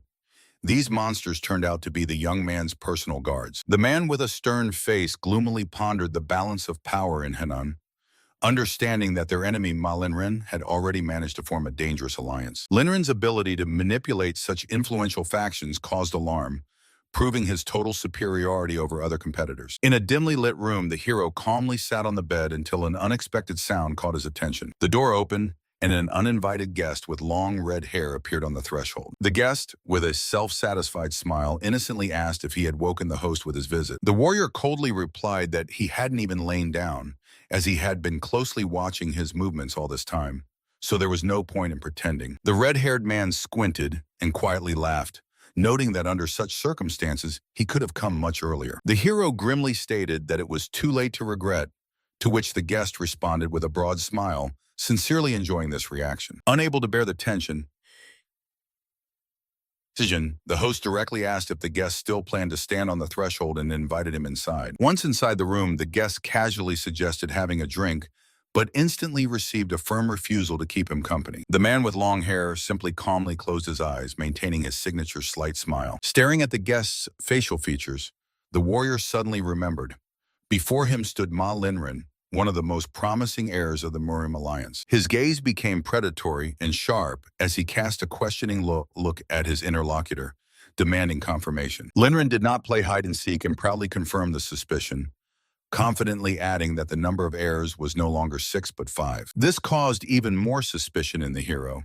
He sharply asked why a representative of a prestigious sect hides in basements and engages in dirty business. The guest only parried with his own words, reminding that the line between a noble knight and a cunning villain has always been extremely thin. The red-haired man boldly squinted, hinting with his entire appearance that there is no difference between these concepts at all. The warrior frowned, silently digesting what he heard, and continuing to search for a hidden motive in the actions of this dangerous manipulator. The room was filled with a lingering silence, in which the two fighters continued to study each other, calculating the next move. Mentally, the hero tensed, realizing that this cunning monster continued to play with him like a cat with a mouse. He did not take his wary gaze off the broad back of the guest, who stood relaxed by the window. Suddenly, Linren broke the silence with a confession that he had another, more personal reason for his sympathy towards the mercenary. Turning his head, Ma said with a warm smile that meeting him made him believe again in the existence of true human connections. The warrior reacted with frank irritation,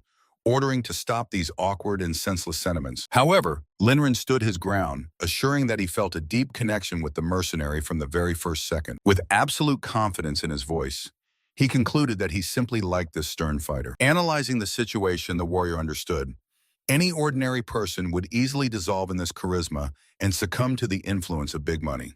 Weighing all the risks, the hero accepted the stack of money, thanked dryly, and promised to find a worthy use for it. The next day, the warrior arrived at the magnificent estate to deal with his new task, the elimination of the lustful monk. He silently and attentively listened to his old client, trying to compose a psychological profile of the target. The elder grimly told that the target was a former combat monk who went mad from chi distortion and brutally raped his benefactors. With pain in his voice, the client added that many outstanding masters died during futile attempts to catch this monster. The hero raised an eyebrow in surprise, asking if this scoundrel had crossed paths directly with the young Master Ma. Receiving a negative answer, he sat on the stairs and began to inquire about the real reason for the order. The old man sighed, explaining that the fugitive had not been caught for years, and only blind luck allowed them to track him down. The warrior was outraged that Linren was dragging him into a matter that in no way concerned their direct enemies. He silently clenched his jaws, trying to calculate what exact benefit Ma was seeking in this charitable slaughter. When the elder asked about his dissatisfaction,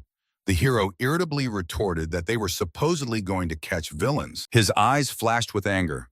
The warrior burst out shouting, demanding an explanation of the true purpose of this senseless mission. The old man instantly lost patience and barked back, harshly ordering the mercenary to watch his tongue. Cooling his temper a bit, the warrior exhaled gloomily and agreed to do the job, but asked once more about the motives. The room was again filled with a brief silence during which the elder chose the right words. Finally, he admitted that he himself did not understand Ma's motives, reminding the hero that he was not absolute evil either. The old man thoughtfully closed his eyes, aloud pondering why the young master continued to treat the mercenary with such unusual warmth. The hero frowned, mentally noting the fact even Linren's closest comrades had no idea what was going on in his head. Accepting the rules of the game, the warrior abruptly stood up and confidently set off hunting, briefly promising to catch the target. His gaze burned with determination. He agreed to become Linren's pawn, only to keep this cunning manipulator within sight. That same night in the dense forest, bright sparks from the campfire rose into the black, troubled sky. On the blood-soaked clearing lay the mangled bodies of the guards,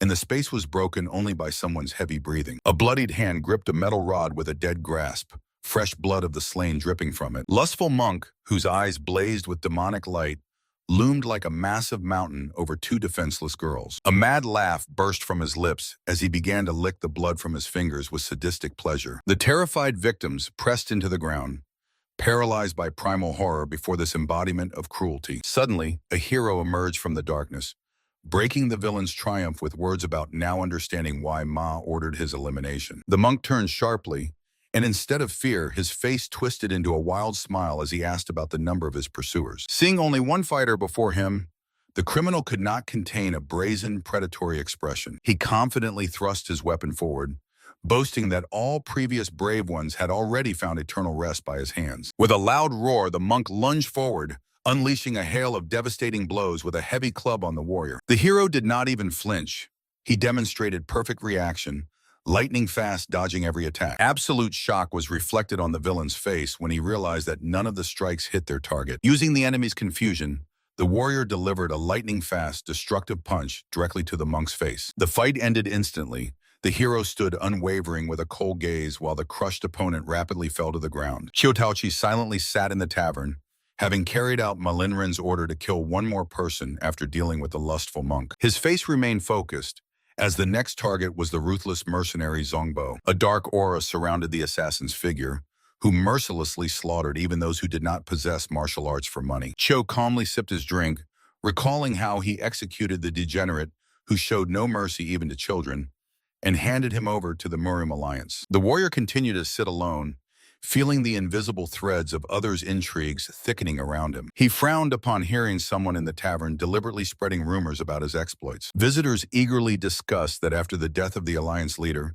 there were no true heroes left in the martial world until he appeared. The conversations boiled down to the idea that great heroes are always born in such turbulent times. Suddenly, Ma Linren sat down at the table, slyly inquiring about the feelings of the newly minted savior. His face broke into a self-satisfied smile as he directly asked whether Chu liked being a hero. Ma Linren continued to burn the warrior with his gaze, waiting for his reaction. Qiutao replied that he did not understand the point of this game, since everyone knew he was simply collecting rewards from the Murium Alliance. Linren arrogantly stood up, saying that the crowd's awareness changes nothing. He added that people would still believe that this money would go to a good cause. A mysterious smile did not leave Ma Linren's face when he called all this glory an ordinary gift. He smiled broadly, proclaiming it as a gesture in honor of their new friendship. He fell silent, his gaze becoming cold and suspicious. Meanwhile, under the cover of night, the large residence of the Zhengzhou Combat Academy towered. A swift shadow of a masked assassin flashed in the darkness.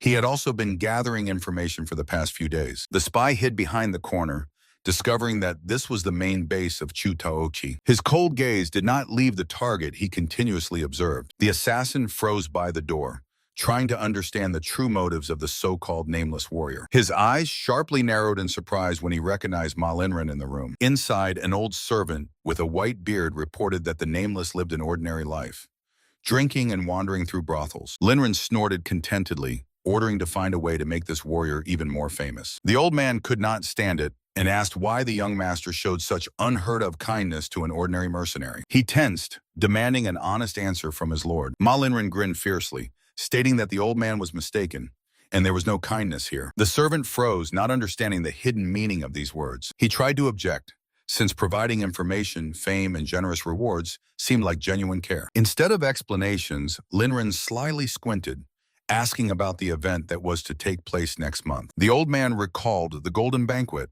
and Linren confirmed his guess. The spy behind the door listened carefully, knowing that this was the most important annual meeting of the Merchants Union and the Murim Alliance elite. The assassin's eyes widened in shock when the name of Linren's elder brother, Ma Tichun, was mentioned, who was also to arrive at the celebration. The old servant broke out in a cold sweat, realizing the scale of the intrigue. Ma Linren declared with chilling confidence that he would send the nameless warrior to kill his own brother. He dreamily touched his chin, imagining what chaos would begin when the universally recognized hero eliminated his relative. The servant doubted with a trembling voice whether the mercenary had enough strength for such a murder. Linren calmly replied that failure did not matter at all. His face twisted into a cruel grimace, for the main point was the very fact of the righteous hero's attack on the heir. People would instantly begin to doubt why the righteous warrior decided to destroy Ma Tetsun. The old man panicked, assuming that the mercenary might reveal the truth after the arrest. However, Linren assured that the nameless warrior would die on the very day he tried to carry out the assassination. A sinister spark flashed in his eyes as he added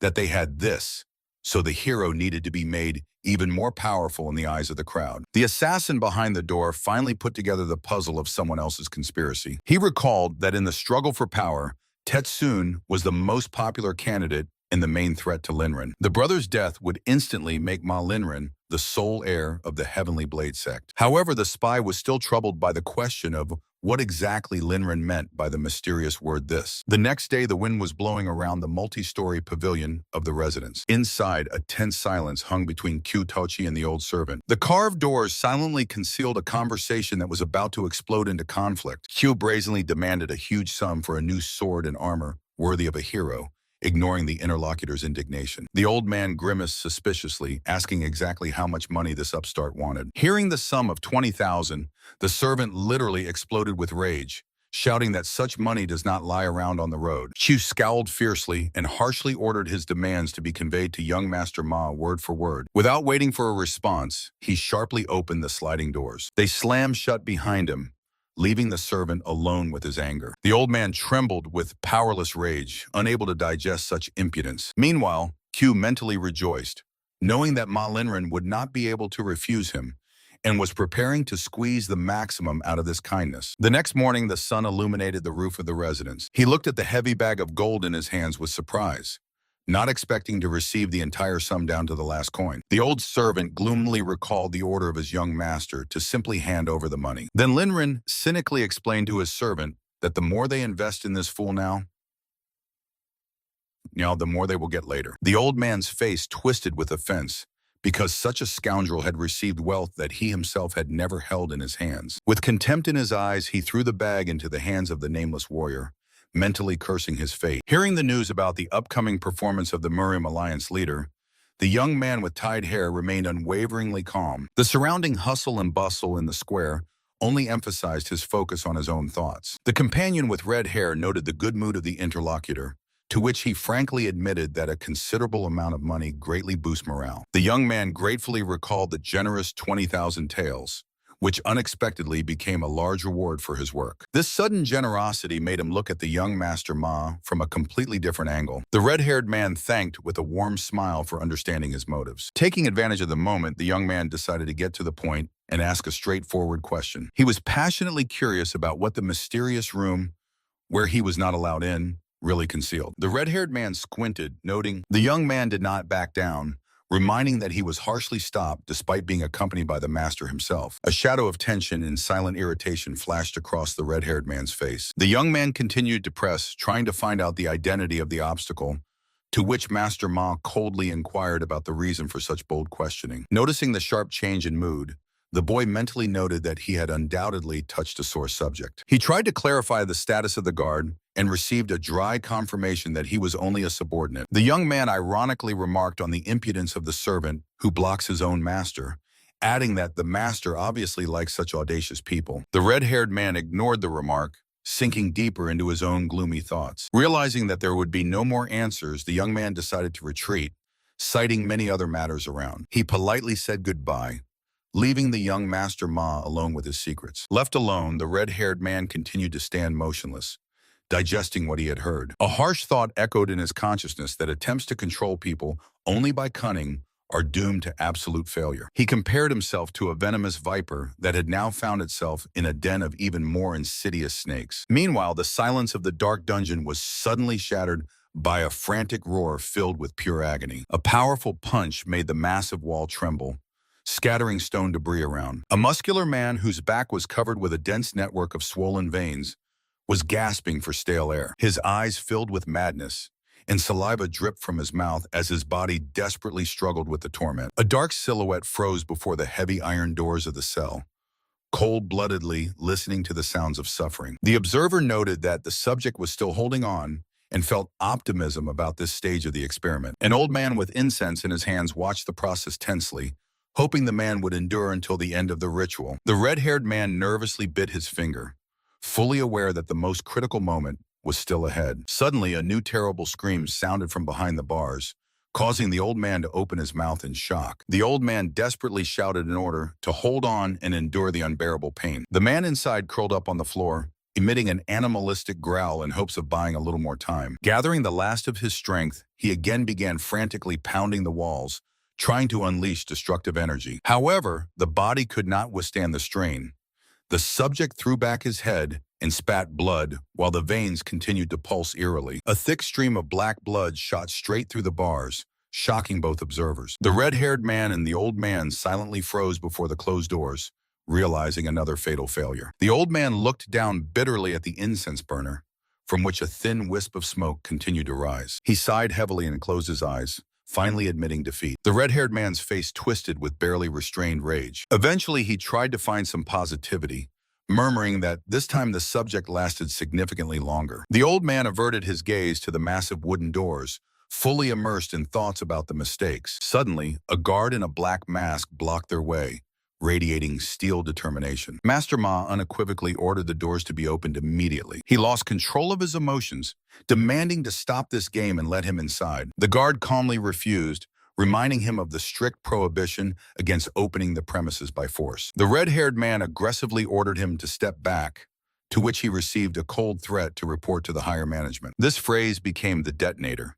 The master fiercely asked who they even considered him here, and whether he looked like an ordinary subordinate. Instead of an answer, the guard took a heavy step forward, demonstrating readiness to use a weapon. His gaze from under the mask remained deadly calm. Master Ma was momentarily confused, encountering such an impenetrable wall of defiance for the first time. Quickly recovering, he demanded through clenched teeth to find out who exactly was giving orders from that room. Losing the last remnants of self-control, he cursed their distrust, stating that he should not have been dragged here. He shouted that the organization should have trusted him to the very end, since they had already made him their ally. The elder was mentally struck, seeing how fiercely this always cold-blooded young man had become angry. The guard dryly advised him to leave, which caused the red-haired man only to promise to make them bitterly regret their audacity. In Master Ma's memory, the recent words of an acquaintance about his strange fondness for impudent people instantly flashed. Cursing to himself, he turned around and swiftly left the base territory. The young man with tied hair looked out in surprise from behind the sliding doors upon hearing footsteps. Seeing the gloomy redhead at the threshold, he inquired about the reason for such a sudden night visit. Master Ma, barely hiding his inner storm, suggested drinking together. The young man smiled warmly, replying that he was just about to take a shot. Pouring alcohol into bowls, the redhead confessed that he had a serious conversation. He directly asked whether the young man acted independently or followed secret orders from the leader of the Marine Alliance. With a sly smile, Master Ma asked which version the interlocutor himself leaned towards. The young man confidently stated that he considered his actions to be an absolutely independent game. He justified his opinion by saying that the Alliance leader would never dirty his hands in such dubious affairs. The redhead only gave a crooked smile, avoiding direct confirmation. The young man realized that the guest was deliberately refusing to reveal his cards. Master Ma reminded an old rule: the more secrets of others you know, the sooner you will end up in the grave. He advised not to destroy their connection out of vain curiosity, while the young man mentally marveled at the hypocrisy of the one who planned to kill him without any emotion. Despite everything, the boy noted to himself that such cold-blooded composure of the enemy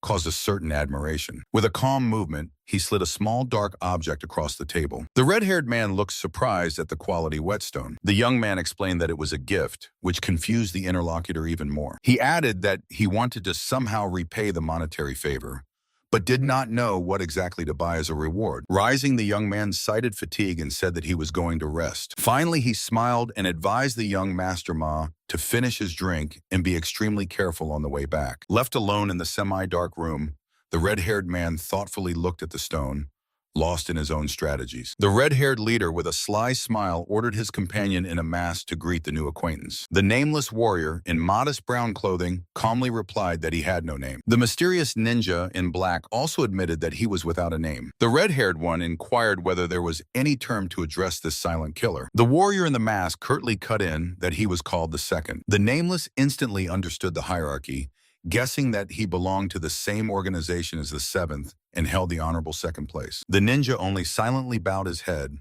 hiding his emotions behind the mask. His gaze remained unblinking, radiating a hidden threat. A heavy, oppressive silence hung in the air. The nameless sharply felt the dangerous tension sparking between the two. A barely noticeable smile touched his lips. The situation was unfolding exactly as he had planned.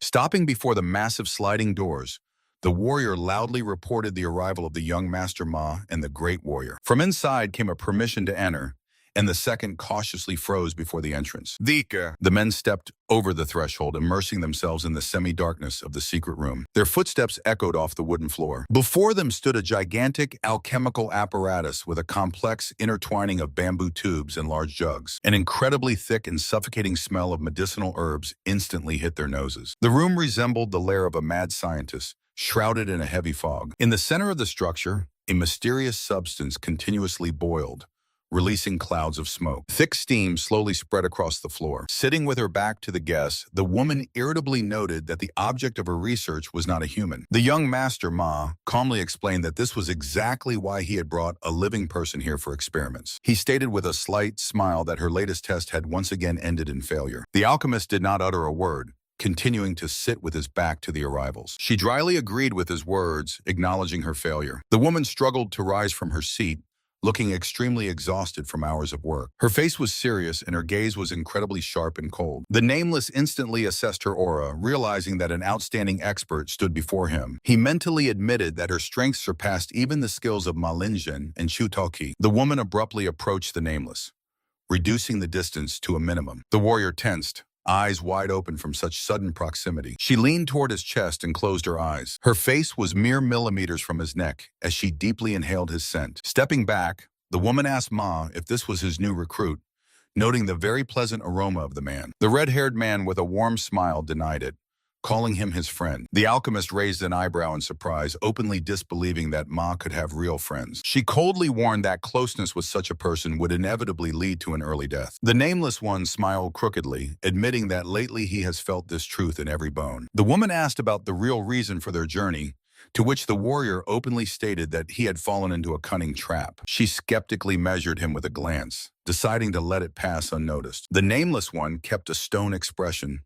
carefully watching her every move. The alchemist directly stated that she felt something extremely strange and incomprehensible in this man. Ma Linjin laughed loudly, admitting that he was ready to keep him close even by force. The woman thoughtfully touched her lips, analyzing the information she had heard. The nameless one sharply interrupted their thoughts, demanding specifics about what exactly is made here. Ma seriously replied that they create medicines capable of making a person invincible and at the same time saving their life. The warrior's eyes widened with a terrible realization, They were trying to neutralize the side effects of the ruthless demonic pill. He looked reproachfully at Ma, accusing him of outright lying about the already found solution. The red-haired man just shrugged carelessly, reminding about the woman's promise to solve the problem within a year. The alchemist turned away displeasedly, showing her attitude towards this dispute. She sat back irritably and muttered that because of their senseless interference, the work would be delayed by another day. Ma Linjin confidently assured that a year was the final deadline,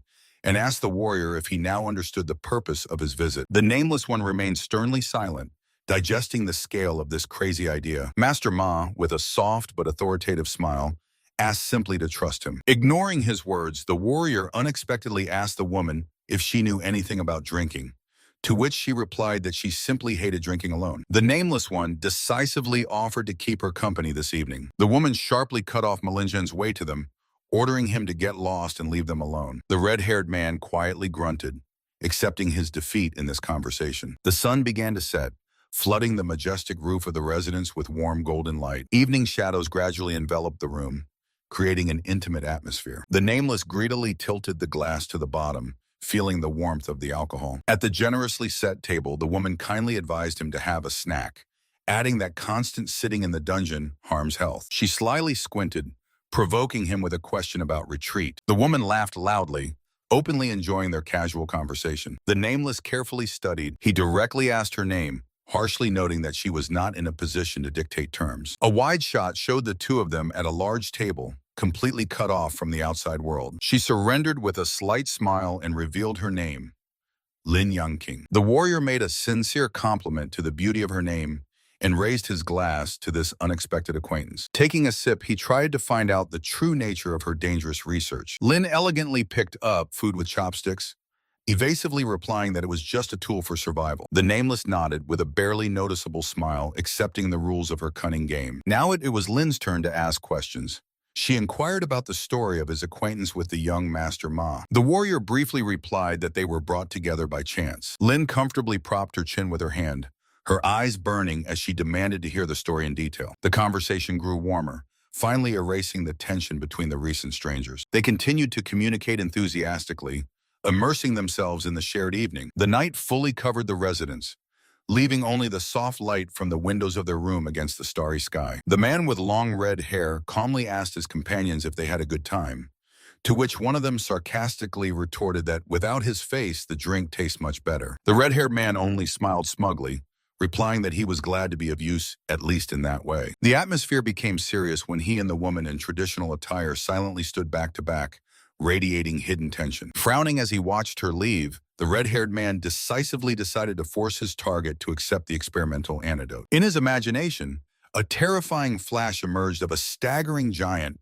whose body was covered with dark veins at the moment of bloody coughing. Understanding the enemy's cunning, the strategist ordered to deliver the medicine disguised as a previous dose, so that the lightning-fast development would not arouse unnecessary suspicion. The woman silently left the yard, and on her face was frozen an expression of deep sorrow and heavy thoughts. Meanwhile, the swordsman with black hair was honing his skills, slicing the air with a sharp swing of the blade and raising dust. He suddenly stopped, recognizing the guest, and mentally noted that he had previously perceived her exclusively as a subordinate of a famous family. Lowering his weapon, the young man called out to the woman in surprise, not expecting to see her here at all. He hurriedly bowed,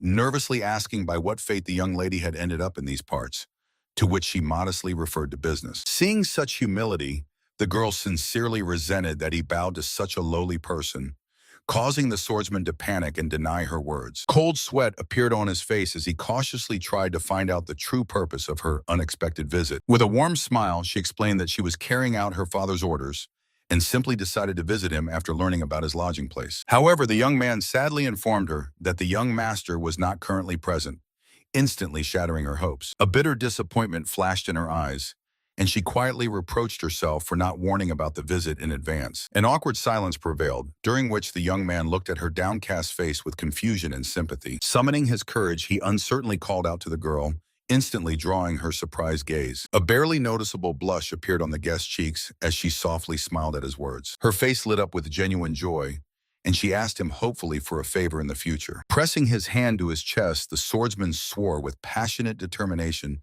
that he would always stand by her side. With the onset of night, the majestic traditional residence was lit by the warm glow of lanterns, hiding foreign secrets. Inside, the red-haired man leisurely poured himself a drink, slyly questioning his interlocutor about the previous evening. His stern companion, with hair tied at the nape, frowned and demanding asked about the reasons for such insinuations. Calmly sipping from the cup, the redhead noticed that the affection for the girl was literally written on his friend's face, causing him to sharply deny it. With predatory confidence, the warrior squinted and directly asked if his interlocutor was perhaps jealous. These words only provoked loud laughter from the red-haired man, who categorically refused any claims on his friend's woman. Laughing, he closed his eyes and calmly added that he truly valued their bond. The clear clink of porcelain cups sounded in the air, sealing their masculine conversation. They silently enjoyed their drinks at the low table against the backdrop of a large round window. Suddenly, the red-haired man sharply put his cup down on the table, and his face darkened with heavy thoughts. Noticing the change in mood,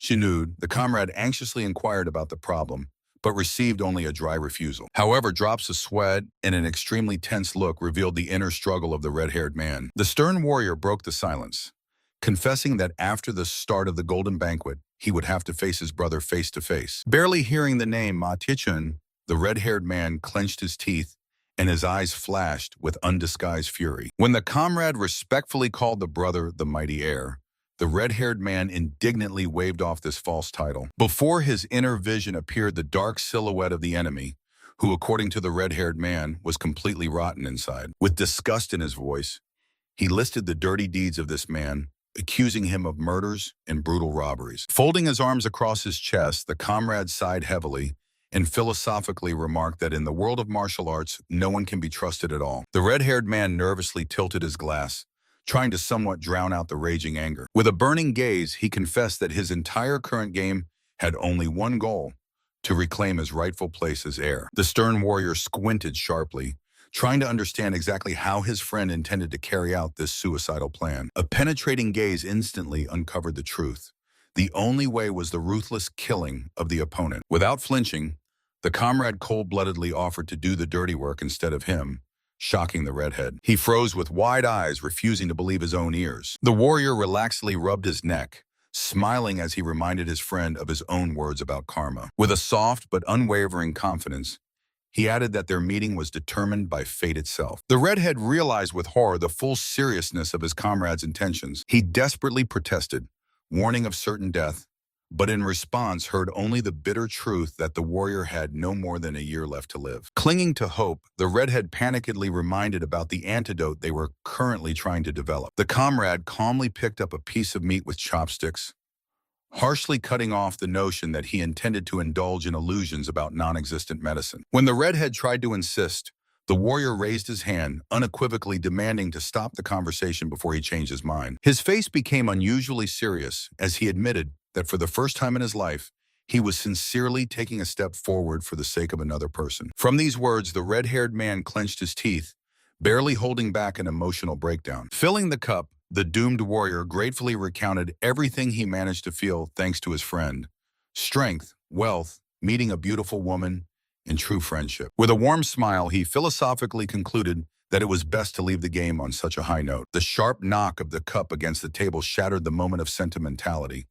The warrior demanded a favor in return. The red-haired man tensed, anxiously awaiting the last will of his savior. Without blinking, the comrade announced that he would personally kill Ma Tichun on the last day of the golden banquet. With a slight smile, he added that this would be his last festival, and he intended to enjoy it to the fullest. Unable to hold back his emotions, the red-haired man exclaimed with tears in his eyes, "Friend!" Watching this scene, the warrior clearly realized that behind these tears hid true, genuine joy from solving the problem. In the cold light, the two men raised their cups again, knowing that very soon these tears would turn into a bloody reality. The man in the brown hanfu coldly stated that his interlocutor had made an extremely foolish decision. He drilled his gaze into her back, fully understanding that the rumors had already reached her ears. In the semi-dark room hung a heavy, oppressive silence. The woman asked with despair about her own chances of survival, but instantly received a categorical refusal. Sweating, the warrior asked with feigned regret to reveal the true purpose of her organization before his death. The interlocutor remained sitting with her back to him, unemotionally cutting off that she would not tell this. The hero grabbed his chest, begging to show at least a drop of compassion for the dying man. His gaze became maximally focused. He mentally begged her to say at least something at this critical moment. However, the woman only coldly threw over her shoulder that a quick death no longer needs compassion. The warrior mentally noted with shock that the world of martial arts is not just indifferent, but absolutely ruthless. She began sorting papers near the lockers, harshly reproaching him for blindness, deafness, and a weak heart. The woman cast a contemptuous look at him and delivered the final verdict.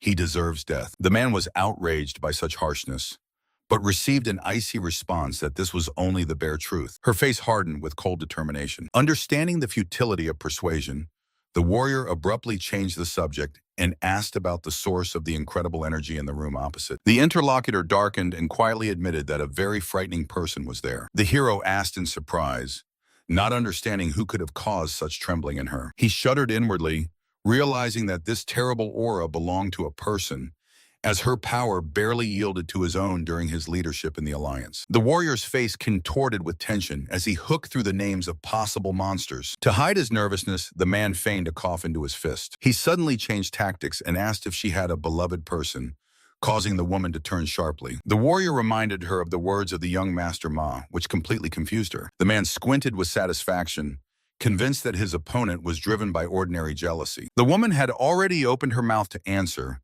but the conversation was interrupted by a sharp knock on the door. A masked messenger entered the office, announcing the arrival of a newcomer from their organization. From behind his broad back came a girl who respectfully folded her hands and introduced herself as number 7. The mistress of the room smiled warmly, expressing hope for fruitful cooperation. Shoma bowed respectfully once again in response. The masked curator ordered the newcomer to follow him, quickly saying goodbye to those present. The man and woman watched them tensely until the door closed with a dull thud. The warrior frowned, not expecting the sudden appearance of this number at all. He instantly analyzed the situation.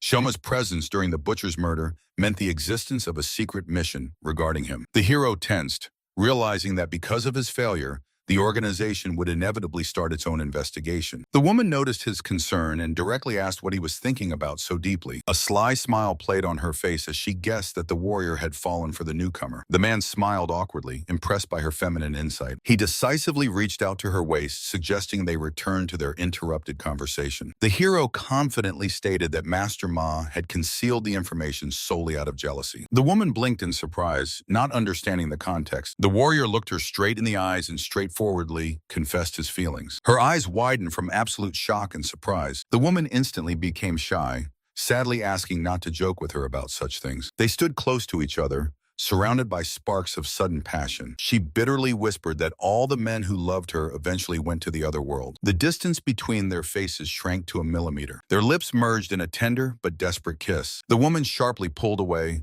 and with a sad smile called it a small consolation from an unattainable fruit. She coldly walked past him, ordering him to leave the room immediately. The warrior remained standing in place, silently watching as her silhouette dissolved into the darkness. The scene sharply changed, transferring the action from a dim corridor to a large open-air location. On the vast square, the host loudly greeted guests from the Central Plains, announcing the start of the Grand Golden Banquet. The night sky was instantly torn apart by bright flashes of festive fireworks. The experienced merchant joyfully exclaimed that this festival is a goldmine for traders who seek to freely declare themselves. The crowd of thousands erupted with deafening applause, celebrating this event. The elders solemnly proclaimed the arrival of the most respected person in the world of martial arts. Amid the wild cries of the public, the leader of the alliance himself appeared on the balcony, majestically raising his hand in greeting. The crowd continued to chant, enthusiastically welcoming the absolute leader of the combat world. From beneath a wide-brimmed hat, a mysterious young man closely watched this pompous event, whose piercing gaze foretold a swift, bloody resolution. The man with red hair grimly assessed the situation, weighing the chances of a successful ambush. His interlocutor recalled Advisor Lao and the mysterious Master Number 3, realizing the scale of the threat. Behind their backs appeared the ghostly silhouettes of the 7 swords of the Heavenly Dragon, whose striking aura filled the space. The tension in the room rose to the limit, leaving behind a heavy silence. Borden scratched his chin, admitting that overcoming such a powerful aura would be extremely difficult. Darkness concealed further thoughts, leaving the men alone with their plans. The red-haired man crossed his arms over his chest, noting that this enemy is fundamentally different from Master Number 2. The spy sharply added that it is urgently necessary to find out the presence of other hidden masters in the enemy ranks. His ally briefly nodded, confirming agreement on further actions. The shadows thickened,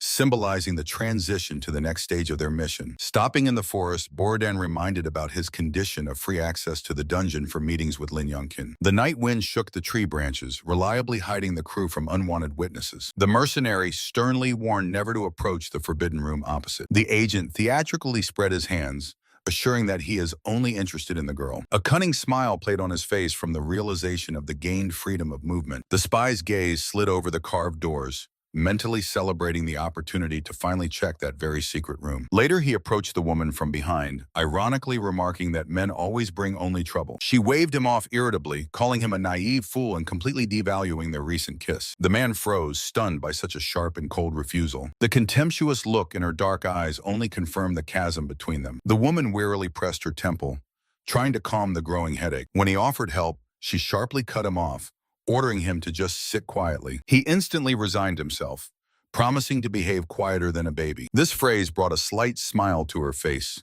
to which the man laughed joyfully. However, soon his gaze became sharp and intensely focused again. Attention was drawn to an inconspicuous wooden box stamped with the escort agency Nanshuan. The spy immediately sensed treachery, understanding that such an important cargo would not be entrusted to an unknown firm. The next day, a noisy crowd filled the festive streets of the city. In the midst of the crowd, an agent in disguise quietly made contact with his informant. He quietly ordered the newly formed intelligence to immediately gather all data about the suspicious agency. The man emphasized maximum caution, warning about an extremely dangerous puppeteer behind the scenes. The courier in the straw hat grimly reminded that only 3 days remained until the end of the festival. Having received instructions, the informant smoothly dissolved into the city crowd. His silhouette finally disappeared among the festive passers-by. The agent watched him for a moment longer, making sure there was no tail. At night, the silence near his quarters was suddenly broken by a quiet knock. He carefully opened the door, trying to make out the nighttime visitor. The man's face stretched in genuine surprise. On the threshold stood she in a straw hat,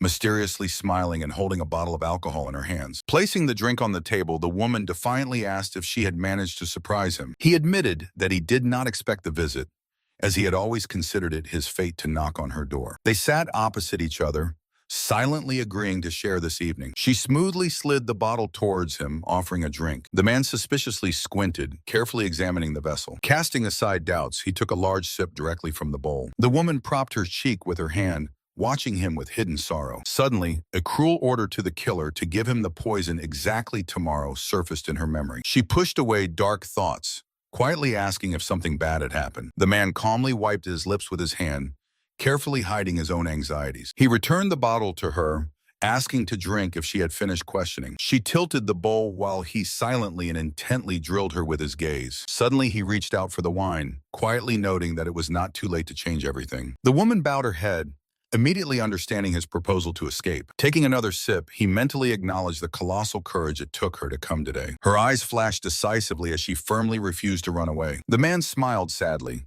admitting that he did not want to break the vow to live at least one more year. She gasped in amazement, realizing the full depth of his self-sacrifice. His calm facial expression and firm grip on the bottle testified to the steadfastness of his choice. Unable to withstand the emotional tension, the woman gulped down the remaining wine. Lowering her eyes, she bitterly asked why he had confessed his feelings to her then. Rising and grabbing her hat, she finally opened her own heart, admitting that she felt the same. The woman headed for the exit, adding quietly that she was doing all this only for him. Near the very door, her steps froze for a moment. Without turning, she promised to deliver the elixirs that would help him survive the upcoming mission. The door quietly closed, leaving him in complete solitude. Remembering the medicine, he reasoned that it was they who caused those terrible side effects. His gaze slid over the night roof, accompanied by a cold thought. If the murder fails, death awaits him. A day before the end of the golden banquet, the red-haired Ma Linren discussed the final preparations with his accomplice. The atmosphere in the room became tense, as if before a great storm. He firmly shook the nameless warrior's hand, assuring that the antidote would definitely be created. The warrior noted with cold determination that Linren remained true to the role of the villain until the end. Without wasting time, the client handed the mercenary a small object to carry out their plan. It turned out to be a pouch with a pill that was supposed to help the warrior more smoothly control the internal chi energy during battle. For a moment, a heavy silence hung in the air, filled with the inevitability of the upcoming bloodshed. The mercenary confidently nodded, promising to successfully complete the mission entrusted to him. He carefully took the pouch from the conspirator's hands, hiding it in his robes. The plan was set in motion, and there was no way back. Linren directly stated that he needed help in killing Matetsun. The mercenary agreed without hesitation, pretending to press his hand to his chest and only asking to be given the order. The darkness of intrigues began to thicken over the residence. Each participant in the conspiracy took their position on the chessboard. Time relentlessly approached the moment of the decisive confrontation. Later, Ma Linren met with Ma Tetsun himself, who reported troubling news. Tetsun calmly revealed his cards, stating that the nameless warrior was preparing an assassination attempt on him. The air between the men electrified with hidden threat. Standing in the middle of the courtyard, Linren feigned surprise, assuring that there were no personal offenses between them. However, Tetsun's gaze remained cold and penetrating. With a sly smile, the red-haired man suggested that his interlocutor might have committed a mortal sin unknown to the world. Tetsuni mockingly smiled, replying that these were only vain dreams, and inquired why he was told such important information. He directly asked if Linren wished for his death. The conspirator shrugged, cynically admitting this, but added that he could not allow the nameless mercenary to take his brother's life. With a slight smile, Tetsuni thanked for the warning and sharply turned to leave. Linren silently watched his retreat, hiding his true intentions. In his thoughts, he cruelly mocked, believing that the target would die soon anyway. The silence of the courtyard seemed deceptive. Suddenly, he noticed guards near the gates and mentally resented, not understanding why the nameless had not yet struck from behind. Cold sweat appeared on his face from the realization that the perfect opportunity for an ambush was being lost. Tetsuni suddenly stopped and sharply turned, making the conspirator flinch. Linren's heart skipped a beat from this surprise. The man with a headband glanced at him with an icy, piercing gaze. The red-haired man paled, feeling how the atmosphere became deadly cold, and realized that the plan had failed. Tetsuni directly asked whether the brother was curious why the mercenary had not attacked yet. Linren's face contorted with absolute shock and panic. In his imagination, a bloody scene flashed where the nameless one mercilessly slaughters the guards. The men remained standing opposite each other, but the balance of power had radically changed. The conspirator could not stand it and shouted angrily, demanding an explanation of the meaning of these words. Tetsuni calmly explained that the mercenary confessed to coercion into murder and the use of poison. The pale Linren tried to justify himself, but immediately heard about a secret letter received the day before. He exploded with rage, accusing his interlocutor of believing some pathetic note. His words echoed off the walls of the silent courtyard. But Tetsuni, with a triumphant smile, clarified that the letter was sent by the nameless warrior himself,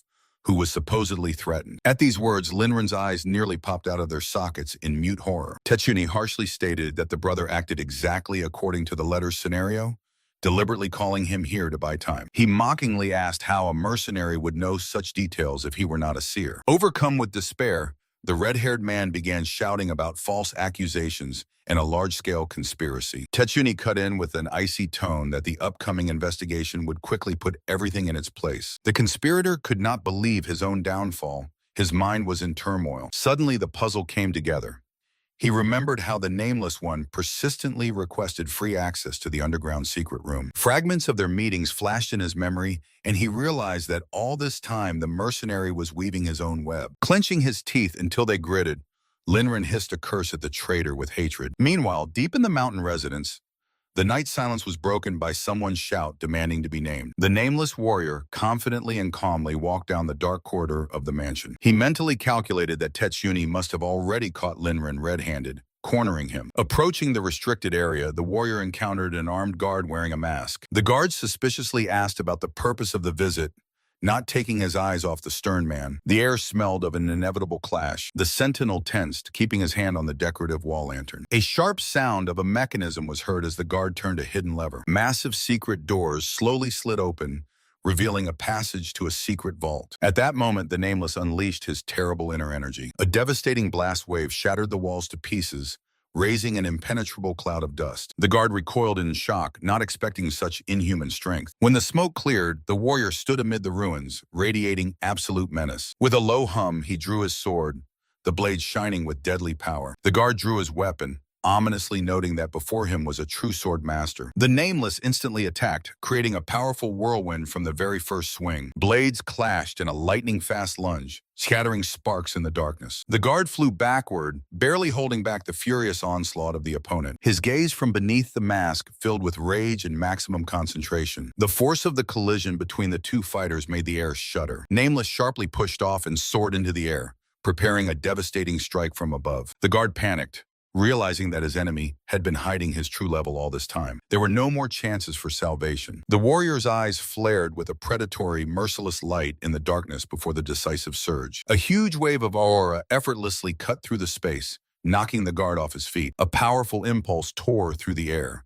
leaving only a bloody trail behind. Blood gushed from the guard's body, whose eyes widened in deathly horror. The bloodless body fell to the floor, and the victor slowly lowered his weapon. Nameless. The woman studied the scroll intently in the dim light of the archive, unaware of the danger. Her eyes suddenly widened in shock as she sensed a foreign presence. Behind her stood an uninvited guest, who cold-bloodedly announced that he had not even planned to commit murder. The air in the room grew heavy as an invisible tension hung between them. The woman's face twitched with the realization of her helplessness before this man. Panic seized her, and she accused the warrior of deceiving everyone from the very beginning. The swordsman calmly confirmed her suspicions, adding that her poison would not work, completely breaking her plan. Blinking awkwardly, she tried to defend herself, confusedly asking who had even mentioned her worries. Cornered, the woman directly asked if he intended to end her life right now. Receiving no direct answer, she tensed, trying to understand the visitor's true intentions. The warrior offered her a deal: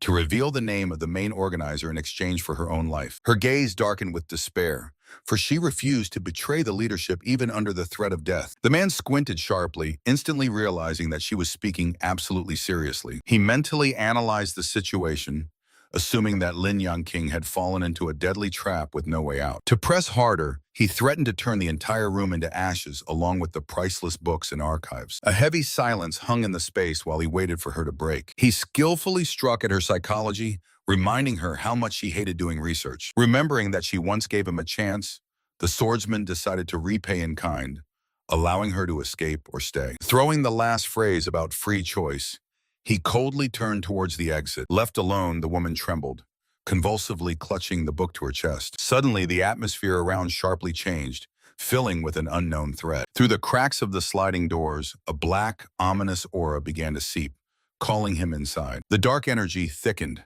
turning into a tangible physical pressure. The ominous presence was drawing closer, engulfing the light. From the darkness emerged an old man with long gray hair and eerie eyes glowing in the dark. The swordsman tensed, realizing that the colossal energy he had felt earlier was entirely real. Cold sweat appeared on his face from doubts about whether he could survive the battle against such a monster. He harshly demanded the mysterious old man to state his name. The old man calmly replied that his name was Nameless. The old man sat down on the floor, radiating a powerful aura, and ordered the youth to sit, confident that he had already heard of him. The warrior cautiously dropped to one knee, noting that this monster had been hiding here for the past few days. Nameless categorically declared that he would not allow the hero to achieve his goal, as he had sworn to protect the child in this place. The sharp mind of the swordsman instantly pieced together the puzzle. The organization valued these studies incredibly, since it had assigned such protection. He gave the old man a piercing look, questioning with whom exactly he had made this contract. The old man's eyes flared again with otherworldly light as he categorically refused to answer. The young man only gave a crooked smile, revealing the bluff.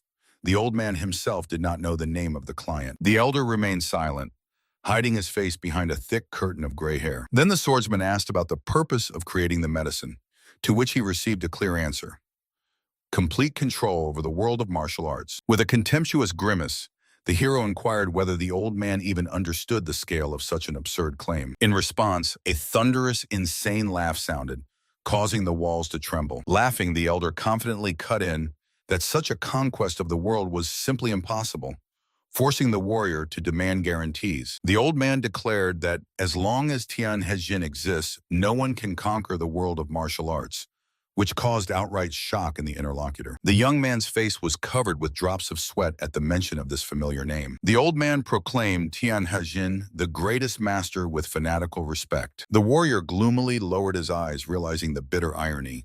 The elder did not even suspect that his idol no longer existed. The nameless man asked the young man if he had met Tian Hejin, boastfully adding that he himself had had such an honor. The hero's eyes widened in surprise as he began to realize who exactly was sitting before him. Lowering his head, the elder admitted that Tian Hejin was the only person who managed to defeat him. With fear and admiration, he called this master a true disaster sent from the heavens. A revelation flashed in the young man's mind.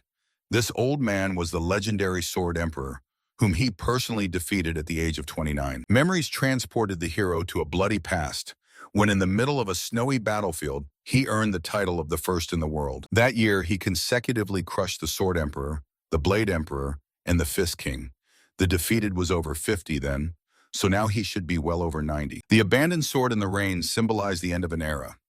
After that fateful day, he maintained friendship only with the Fist King, never seeing the others again. The hero's gaze fell on the weapon lying next to the elder in the present time. Two legends of different generations sat opposite each other in an ephemeral space, separated by time and secrets. The swordsman coldly brought the old man back to reality, warning that the enemies would indeed capture this world. The old man stubbornly denied it, shouting that the young man simply did not know the true power of Tian Hejin. Without pity or hesitation, the warrior cast upon him the merciless truth. Tian Hejin was dead. The Sword Emperor's eyes nearly popped out of their sockets from total shock. He shouted nonsense, but the swordsman harshly finished him off with the fact that death had occurred a year ago. Piercing the old man with his gaze, the young man forced him to look into his eyes and asked if he looked like a liar. The old man's face distorted with horror as the walls of his illusory world began to collapse. Going mad with grief and rage, he roared that no living person could kill such a god. Emotions reached a critical point, and the old man shouted that only he had the right to take his life. His mind finally cracked, leaving only an empty, broken expression on his face. Watching this hysteria, the hero pondered the terrible reputation of the Sword Emperor, understanding that he would never act without enormous benefit. The puzzle came together.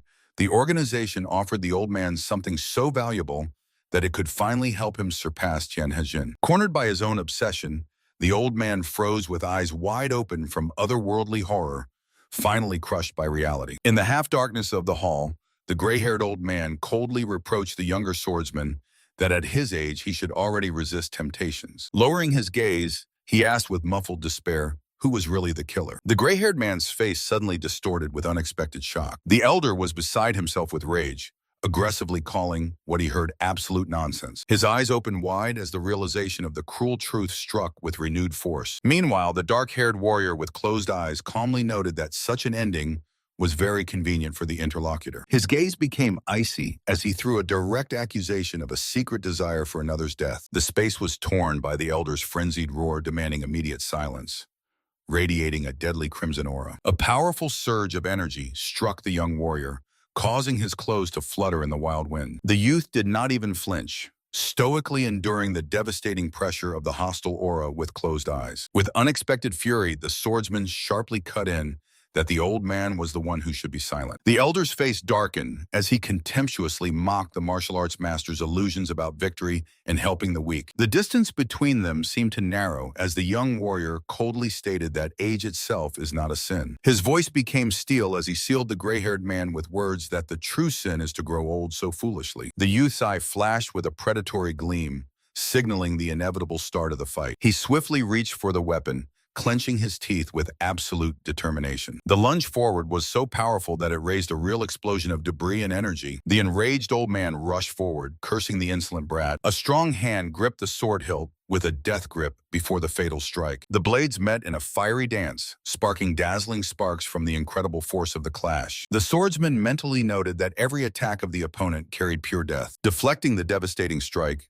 the young man fearfully recalled that 40 years ago, this man fought very differently. The old man unleashed a barrage of blows on him, forcing him to desperately switch to a tight defense. The blades clashed again in a close confrontation, testing the physical strength of both warriors. Dripping with cold sweat, the young fighter realized that the Sword Emperor far surpassed him in reserves of inner energy. From beneath the gray hair flashed the sinister gaze of the Emperor, who acknowledged that the opponent turned out to be not just a talker. The dark-haired swordsman instantly changed stance, and his blade shone with a bright blue aura. The elder condescendingly allowed him to demonstrate everything he was capable of. The hero froze in a combat stance, concentrating deadly energy in the shining blade of his sword. He mercilessly activated the Asura Soul Seeker technique, unleashing a powerful wave of force on the enemy. The air around literally cracked at the seams from the destructive power of this maneuver. The eye of the Sword Emperor twitched nervously as he shockingly recognized this style. Before the Elder's eyes flashed a ghostly image of another stern warrior with the same blade. Somewhere nearby, a dark-haired woman was watching tensely as the battle unfolded. She could hardly believe her eyes,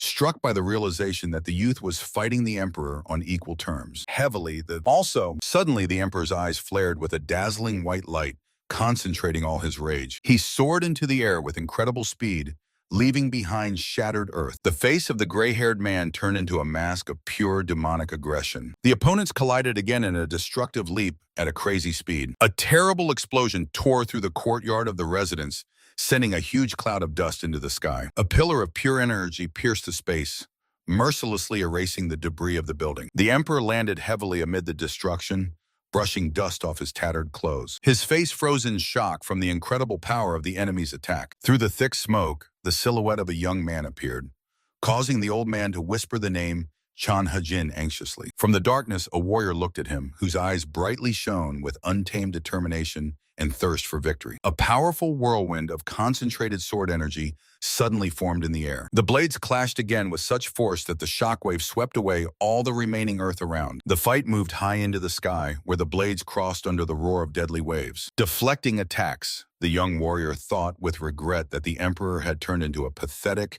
mad old man. However, the next clash of blades proved that his skill remained phenomenal. The enemy was neither foolish nor pathetic in his flawless swordsmanship. A sudden lightning-fast slash of the enemy's blade hit the target, sharply throwing the young man backward. Clenching his teeth in pain, the hero mentally cursed himself for forgetting for a moment whom he was fighting. The old man's face became the embodiment of death itself, reminding of the terrible technique he possessed. But at that very moment, the young warrior entered the transcendent trance, diving swiftly from above. His hand merged with the weapon, fully surrendering to instincts and allowing the sword to move on its own. His face was covered with drops of sweat, yet his mind reached absolute deadly clarity. In the next second, he was already standing behind the Emperor, breathing heavily after the final surge. The blade mercilessly pierced through the chest of the gray-haired old man, putting a bloody full stop to this battle. The young man sharply pulled out the sword, accompanying the movement with a gruesome fountain of bright red blood. Coughing up crimson broth, the defeated man barely audibly asked if this young man was really the student of that very master. The strength finally left the old man and his massive body swayed helplessly. Looking at the lifeless body of the Emperor on the floor,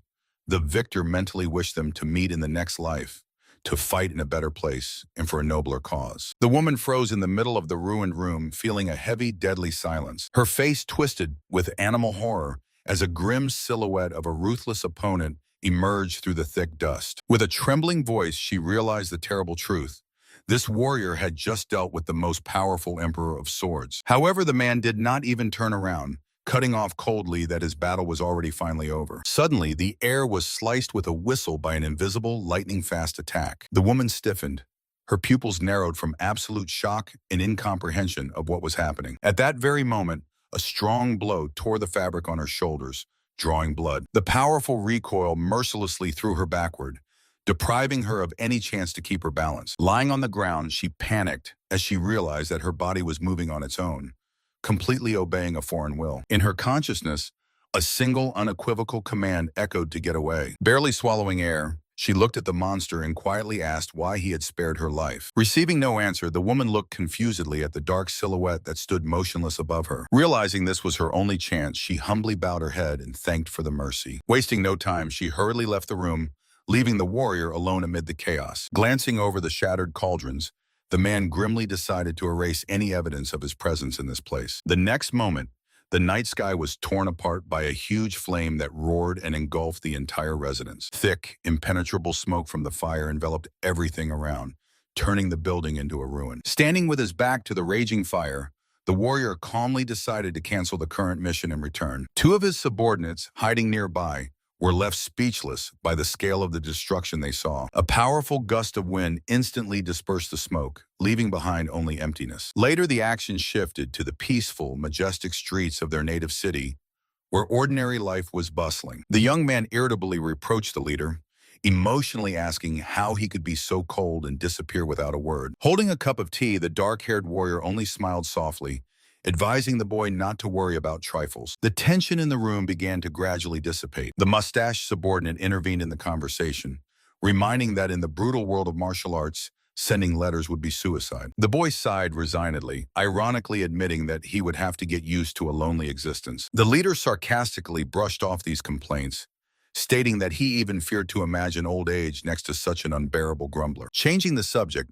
the senior subordinate reported on the successful creation of new secret branches in several large provinces. The warrior looked at him with deep gratitude, assuring that from now on, he fully relies on his loyalty. The man respectfully placed his hand on his chest, silently accepting this great honor and responsibility. The leader added that the parallel mission of Warrior Peck was also progressing clearly according to plan. However, his eyes instantly darkened as he sternly warned that the real trials were only beginning. The air was pierced by a cold, oppressive silence that emphasized the weight of what was said. The feeling of an inevitable threat made everyone present internally gather themselves. Subordinates decisively exchanged glances, ready to follow their master into any risk. The scene abruptly changed to the gloomy stone corridors of a deep prison where footsteps echoed. On the cold floor sat a prisoner with bound hands, brazenly claiming he did not understand the nature of the accusations. The leader menacingly loomed over him, demanding to reveal the instigator and promising to spare his life in exchange for the truth. With icy calm,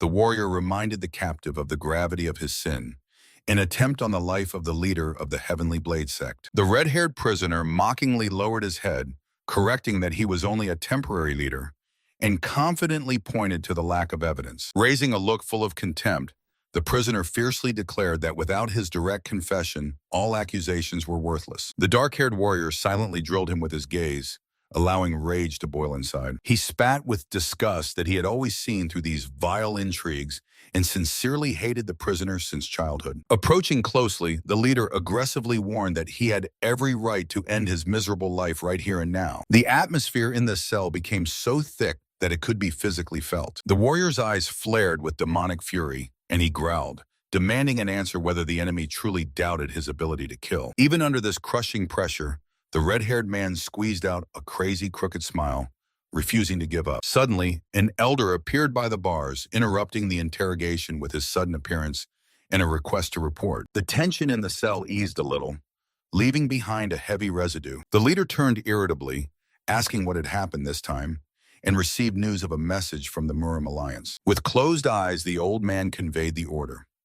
The young Master Ma is to be summoned immediately to the main headquarters. However, cold sweat appeared on the elder's face, as he doubted whether this order really came from the very top. Later, the landscape changed to the sunlit, majestic lands of the Biao clan in Shandong province. Raising his bamboo hat, the warrior sincerely admitted to himself that feeling such absolute peace was extremely unusual for him. Memories of a turbulent youth surfaced in his mind when he did not value family and sought to escape as far as possible from his native walls. But now, looking at his home, his gaze was filled with deep understanding and warmth. Before him stood familiar, kind faces of elders who had always faithfully awaited his return. A bright aura of absolute home comfort and safety filled the air. Meeting with relatives in the yard, he respectfully bowed and confirmed that he had successfully returned home thanks to their care. The woman, with a sincere, motherly smile, kindly inquired how his difficult mission had gone. The leader gently smiled in response, assuring that all problems were resolved and the matter was settled. The elder man nodded approvingly and sternly reminded about the necessity to care for subordinates,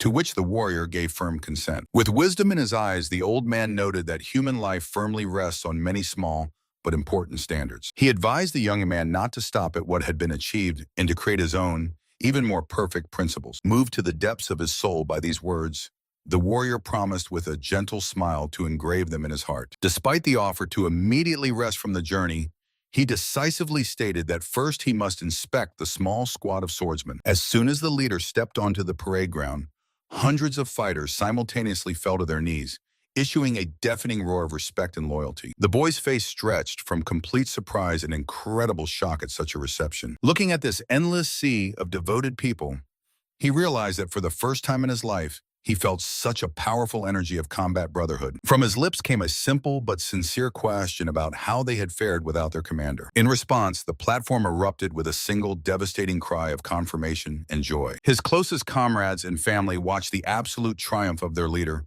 from afar with unspeakable pride. The wind lightly tousled his dark hair, and on his face finally shone a true battle-hardened calm. The woman's face was covered with cold sweat from the unexpected proposal to unite forces and create a joint squad of swordsmen. The warrior confidently agreed, immediately emphasizing that recruitment and management would remain entirely under his personal control. Gazing at the calm lake near the secluded pavilion, he dryly explained his decision as a desire to avoid unnecessary attention. The girl looked at him bewildered, since usually combat sects artificially inflated their numbers to demonstrate influence. Lowering his gaze, the swordsman decisively cut in that his sole goal was to quietly and unobtrusively increase real combat power. A cold calculation flashed in his eyes.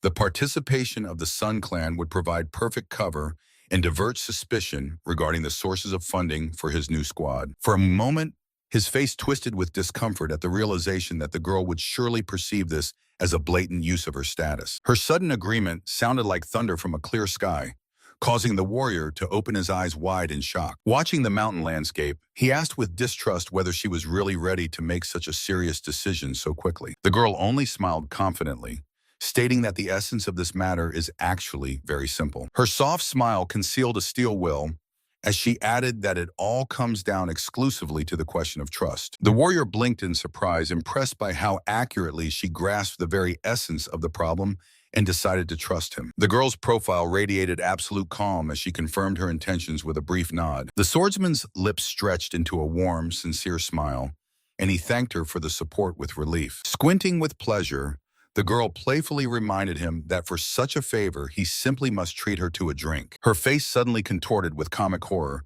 as the swordsman awkwardly tried to calm the situation. Over the calm waters near the pavilion, the warrior's firm promise sounded to keep himself in check and not get drunk that day. While the alcohol poured into the cup, the girl tensed and directly asked about the real motives behind such a large-scale expansion of the squad. The warrior gloomily lowered his eyes, realizing that the time to reveal the truth about the shadow puppeteers had not yet come, so he limited himself to a phrase about the malfunction of the current world of martial arts. The interlocutor's face lengthened with surprise as he sharply warned about the approaching inevitable chaos. The swordsman tightly gripped the cup, predicting the coming of dark times where the weak will become slaves to the strong. The air between them seemed to freeze in a tense, heavy silence, emphasizing the fatality of the future. Anxiety reflected in the girl's eyes as she resolutely asked about her further role in this war. The warrior smiled warmly, assuring that her consent to form the squad was already the greatest contribution to the future struggle. An unwavering determination to go to the end. Despite the danger flared in the girl's gaze. She smiled lightly, finally accepting her fate in this grand game. Their cups clinked loudly, sealing the tacit alliance of two leaders in the face of the threat. Above the majestic roofs of the sword sect stretched the boundless sky, heralding the beginning of a new era. The wide gates of the sect opened, officially starting a large-scale recruitment of new martial arts masters. Rumors about a joint project with the mighty Sun Clan instantly attracted a giant crowd of ambitious warriors to the gates. Ordinary sect members stared in horror and sweat on their foreheads at the endless sea of candidates. Senior comrades shuddered in surprise when they were sharply ordered to stop trembling with fear. From the crowd confidently stepped out Hui, calmly reminding subordinates about their own first day in the sect. His face radiated leadership confidence as he gave a loud order to start selecting the strongest, causing instant obedience. Meanwhile, in the deep shadows of an unknown residence, two figures silently walked down a dark corridor. The silhouettes stopped before massive doors, hiding their intentions in the twilight of the hall. Two subordinates froze at the entrance to the chambers of their mysterious leader, awaiting judgment. The man with a scar on his face grimly confirmed his presence, calling himself the Seventh. The woman beside him nervously swallowed and also spoke up, covered in cold sweat from tension. From behind the screen came the icy voice of the ruler, demanding explanations for the failed pursuit of the target. The subordinate with a stone face reported that the enemy instantly exposed their best assassins, making further chase a suicide mission. A suffocating pause hung in the half-empty hall as the leader contemptuously asked if this was the only pitiful excuse for their failure. The shadow behind the bamboo blinds grumbled discontentedly, putting forward a theory about using poison against the legendary Sword Emperor. The invisible leader coldly acknowledged the skill of the so-called nameless warrior, but flatly refused to believe in his honest victory. The man with the scar grimly agreed, adding that this mysterious swordsman deliberately came onto their trail. In their imagination, a terrible image of the enemy arose, towering over the bodies, guaranteeing its inevitable appearance in the future. While the enemies were weaving intrigues, Kvi proudly observed the flawless progress of recruitment in his camp. A powerful strike from the candidate sliced through the air during the demonstration of basic technique at the first stage of selection. The commanders cold-bloodedly assessed the fighters' skills solely by their stances, ignoring the need for open bloody duels. Out of more than 500 applicants, only 80 perfectly lined-up warriors remained in the square, selected for skills and character. A girl from the Sun clan spectacularly appeared before the recruits, emphasizing her high status and official support. The swordsman watched her with satisfaction, understanding that her presence was ironclad proof of their powerful alliance in the eyes of the crowd. Left alone with the leader, Kvi suddenly became shy, his face covered with sweat from fear of his own inexperience. The warrior gently closed his eyes, calming the boy by saying that the nervousness from the sudden transition to commanding 100 fighters is normal. His gaze became sharp as he decisively stated that youth is an advantage, since many will follow a young and capable leader. Kvi fell silent in confusion, oppressed by his own doubts and the burden of sudden power. The emptiness of the night sky seemed to reflect the deep inner turmoil and fear of the young commander about the future. The boy desperately stared at the mentor, searching for logic in his words about the nature of leadership and confidence. The swordsman, with a barely noticeable smile on his lips, instantly shattered his naive notions about the adult world of warriors. Turning his head in profile, he coldly stated the harsh truth. With age, true self-confidence only disappears. His eyes narrowed from the burden of experience as he explained that older warriors rely solely on cold experience. Huai's face paled in shock when he realized that the dreamed-of confidence of veterans is merely an illusion and a common habit. Later, sitting at a massive table, the leader suddenly broke the silence, addressing his stunned commander. A cunning smile played on his face as he directly asked about the real reason for such a high appointment. The boy gloomily lowered his eyes, covered in cold sweat from his own insecurity and fear of failing to meet expectations. He began desperately listing his shortcomings, trying to prove that he had neither exceptional appearance nor character for this role. The swordsman gently watched his hysteria, calmly dismissing arguments about unprecedented strength or fanatical diligence. His gaze warmed, and he stated with absolute sincerity that he chose the boy simply because he felt sympathy for him. Hobi froze in place, speechless from such an absurd yet incredibly honest answer from the leader. Rising from the table, the swordsman sternly emphasized that in a cruel world, there will always be much stronger fighters. His face radiated steel confidence as he admitted that someone would inevitably surpass them even in daily work. But then his stern features softened again, leaving room only for friendly affection and trust. Looking at the broad back of the young man, he finally confirmed his choice, naming him his sole favorite. Chivi's eyes instantly filled with hot tears, and his heart tightened with incredible devotion to the person who believed in him against all odds. In the empty space, a clear landscape flickered, setting the tone of calm before the coming storm. On the training ground, dozens of fighters moved synchronously, practicing combat stances with swords under sharp shouts. The young man calmly observed their coordinated formation, analyzing the soldiers' tactics. His gaze remained cold and focused as the loud battle cry of the squad sounded. Suddenly, the scene changed, leaving behind only the echo of tension in the empty space. A light shadow slid across the surface, hinting at hidden intrigues behind the scenes. The atmosphere thickened, preparing the ground for a serious conversation about secret enemies. The informant with a serious face reported that the enemies had hidden their tracks behind several front persons.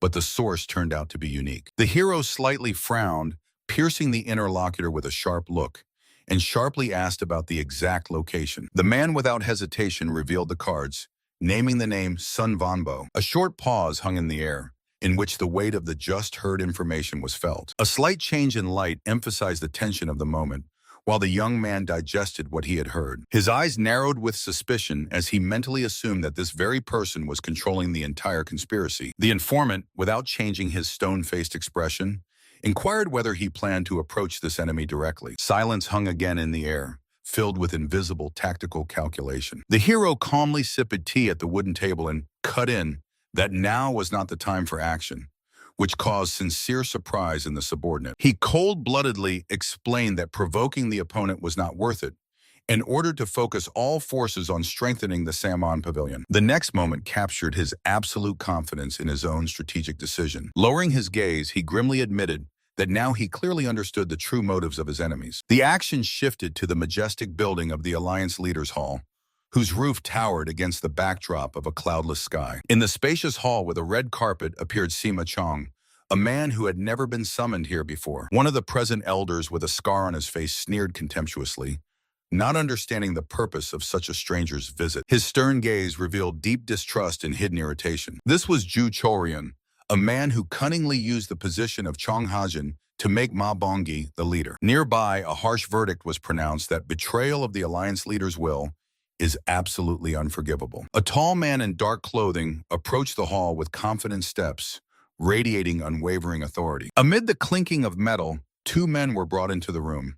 A red-haired man in chains and his sullen brother. Heavy shackles firmly bound the condemned man's hands, emphasizing his complete helplessness. They stood before the leader, who disgustedly called this pitiful spectacle horrible. The brunette angrily accused the red-haired man of attempting to kill a family member, to which the latter cried out in despair about his innocence. The leader sternly squinted his eyes, demanding immediate full explanations of the situation. The red-haired man desperately declared that his brother conspired with the nameless warrior to eliminate him, to which the accuser shouted indignantly about nonsense. The prisoner, cornered, denied, insisting that the brother personally confessed his plan to him. Drenched in cold sweat, he added in a trembling voice that the relative had hated him since childhood. The red-haired man realized with horror that he had perfectly fallen into a set trap while his opponent feigned genuine disappointment. The Alliance leader sharply waved his hand, ordering everyone to be silent immediately. The terrified prisoner instantly lost the power of speech, and drops of sweat rolled down his face. The leader unemotionally inquired whether there was real evidence of an attempted murder. Two pairs of hands carefully passed a folded sheet of paper to each other. Unfolding the secret letter, the leader skeptically asked if this was the only available evidence. Another official with the scar frowned, openly doubting the sufficiency of such a dubious argument. The dark-haired man began to panic and argued that without preparation,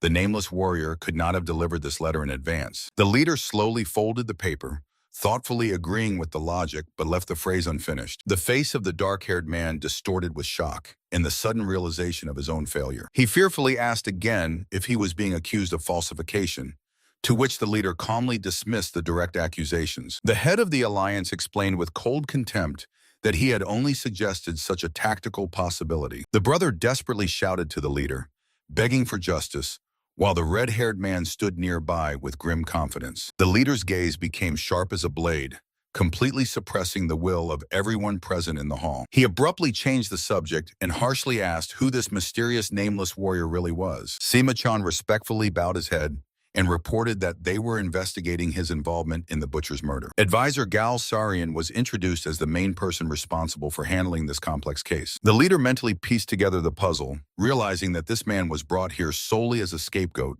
in case of trouble. The advisor began his report, noting that they had tried to check the nameless from all possible angles. He regretfully admitted that aside from age and proficiency in hand-to-hand combat, no leads were found. The leader grimaced in displeasure, irritated that the identity of the unknown fighter remained a complete mystery. His hand tightly clenched the secret letter, revealing hidden inner tension. The advisor humbly added that even the author of the scandalous letter remains an absolute mystery to them. A barely noticeable predatory smile of a victor played on the lips of the red-haired prisoner. After brief consideration, the leader gave an unequivocal order to immediately release the younger brother. The red-haired man smiled maliciously, while the older brother, grinding his teeth in rage, was forced to obediently agree. The leader continued to analyze the situation, understanding that the identity of the nameless one was still hidden deep in the shadows. He made a cold-blooded decision, if possible at all costs, to win this mighty warrior over to his side. The bare branches of the trees against the sky marked the relentless flow of time,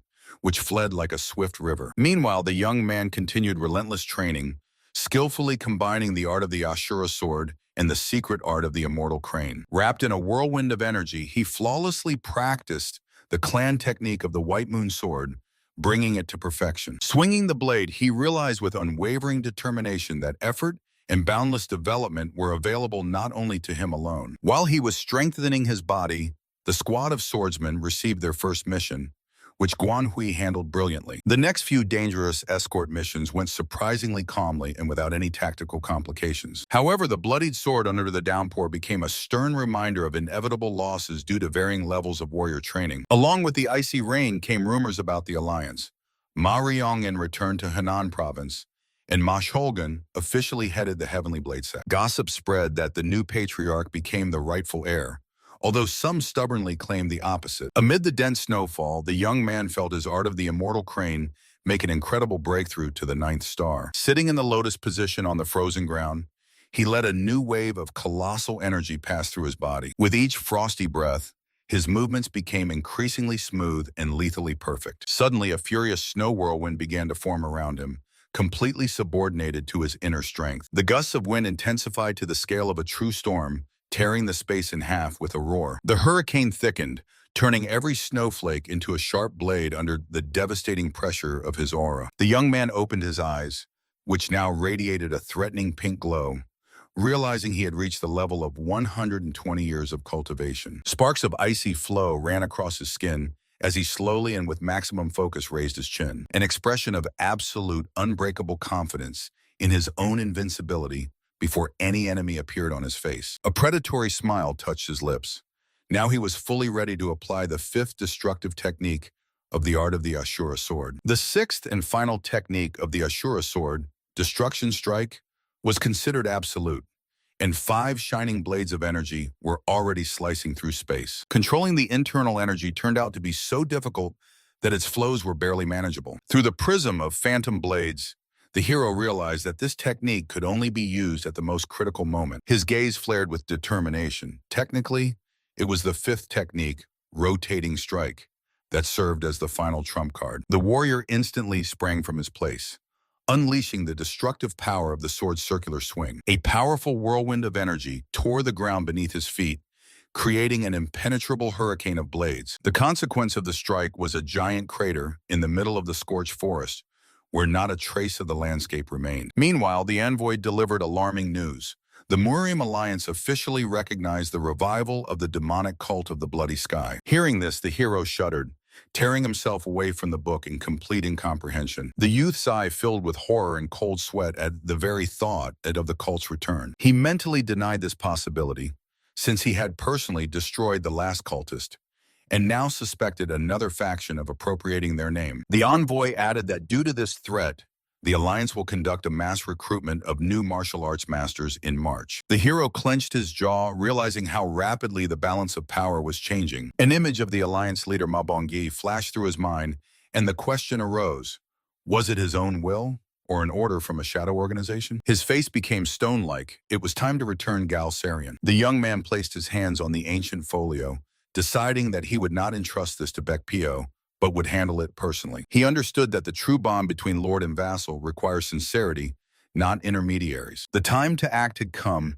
and someone's hand firmly rested on Galsarian's shoulder. The hero looked him straight in the eyes, preparing to reclaim his people. Meanwhile, in the Grand Murium Alliance residence, Advisor Gal was harshly reprimanded for still not finding the right person. Sarian gloomily lowered his eyes, confirming that the nameless warrior had vanished without a trace from Zhonghu. The elder's face twisted with rage as he called the advisor a pathetic fool and an incompetent nobody. In response to the insults, someone carefully handed over an envelope with documents. The sergeant frowned as he unfolded the message. A sinister smile immediately played on his lips. In a moment, he was openly rejoicing at the received information. Halsarian cold-bloodedly reported about the corrupt leaders of Zhonghu, specifically about Sima Chong, who demanded money and influence from them. It turned out that over the past year, Sima Chong embezzled 200,000 nyans and thereby avoided inspections. The satisfied sergeant instructed Sarian to take charge of the spring recruitment of masters into the alliance. The advisor humbly bowed his head, cautiously asking where the absurd rumors about the revival of the cult even came from. A cunning shadow flashed across his face.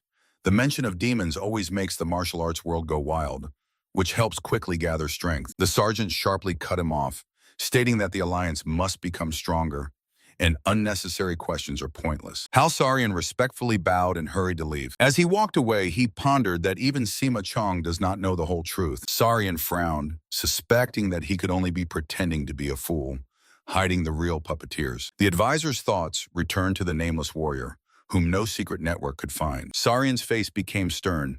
Only 3 options remain: death, perfect hiding, or a new life under a different name. The shadow of doubt split his figure in half. He was convinced that the person capable of humiliating Ma Raonan was simply preparing for a new strike. Meanwhile, the young man calmly read a book in the Pavilion of Justice. This place gathered all the internal and external secrets of the Murim Alliance, and his gaze was maximally focused. He rubbed his chin, realizing that to bring back Galsarian, he would have to deeply immerse himself in long-forgotten teachings. A sudden question tore him from his thoughts. Dosen barely held a huge pile of books, asking if he knew about the latest rumors. The servant slammed the folios on the table, declaring that everyone around again considered the young master a weirdo. The young man only blinked confusedly at such straightforwardness. A brief pause of misunderstanding hung between them. The hero calmly replied that recently he had indeed immersed himself in the study of military strategy, geography, and intelligence. He added that he had not overlooked even architecture, climate, and philosophy. With a slight smile, he admitted that he had previously lived too narrowly,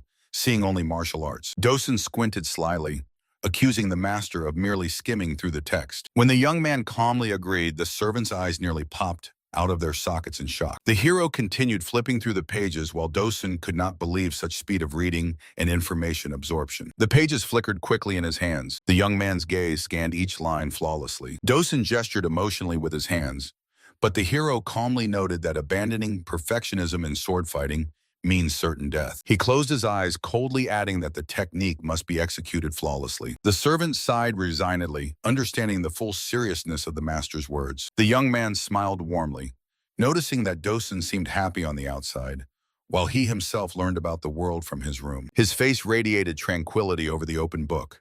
The whole world fits on these pages. The servant rolled his eyes and reminded him that real life, like Dosen himself, rages beyond the door. In response, the hero only laughed sincerely. The greatest revelation for him were the works of martial arts masters, dedicated to completely different topics. The young man admitted that the book of an old acquaintance touched him to the depths of his soul. Before his eyes appeared the ghostly image of an old sage who revealed the truth to him. He realized how limited his perception of Zhonghu had been in the past. Even when communicating with people face to face, he did not see their true essence. Now, locked within 4 walls, he was preparing himself to enter this great world as a completely different person. Against the backdrop of the clear spring sky stretched thin branches with the first buds. The majestic buildings of the Murim Alliance towered over the valley, demonstrating their absolute power. The streets in front of the residence were already teeming with martial arts masters. The main hall of the Alliance leader loomed menacingly over the other pavilions. The atmosphere around was becoming increasingly tense before the start of the Great Selection. The huge courtyard was filled with hundreds of candidates who obediently sat at their tables. The stern overseer unrolled a scroll,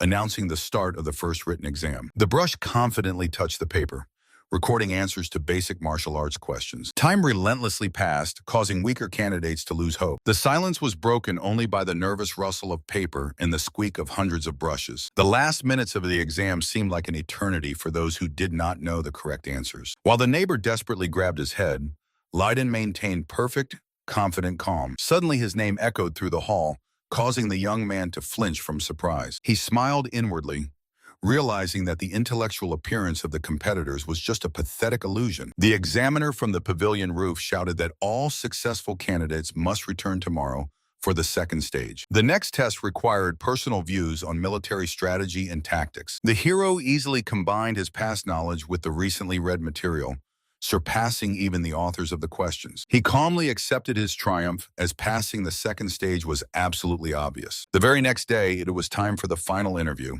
and the guard invited him into the office. The young man cautiously peeked behind the door, feeling a treacherous drop of sweat roll down his temple. He gathered his willpower and confidently took a step towards his destiny. In the middle of the luxurious hall, behind a massive table, sat a stern examiner. The man with a sharp beard pierced him with a cold, evaluating gaze. Behind him, silent elders stood like ghosts, creating intense psychological pressure. A confident smile played on Leiden's lips when the examiner noted his resilience in the Pavilion of Justice. The air in the room became so thick it could be cut with a knife. The man officially named him the heir of the sword sect of the Biok clan from Shandong, which the young man cold-bloodedly confirmed. The examiner sharply asked why a person from a traditional martial family would want to become a military advisor for the alliance. The man's gaze became even sharper, trying to discern the candidate's true motives. The young man answered him with an equally piercing, unblinking look. The examiner raised the scroll and declared that the candidate scored the highest mark on the second exam. Lidin skillfully played surprise and modestly attributed his success to mere luck. The man contemptuously questioned the word luck,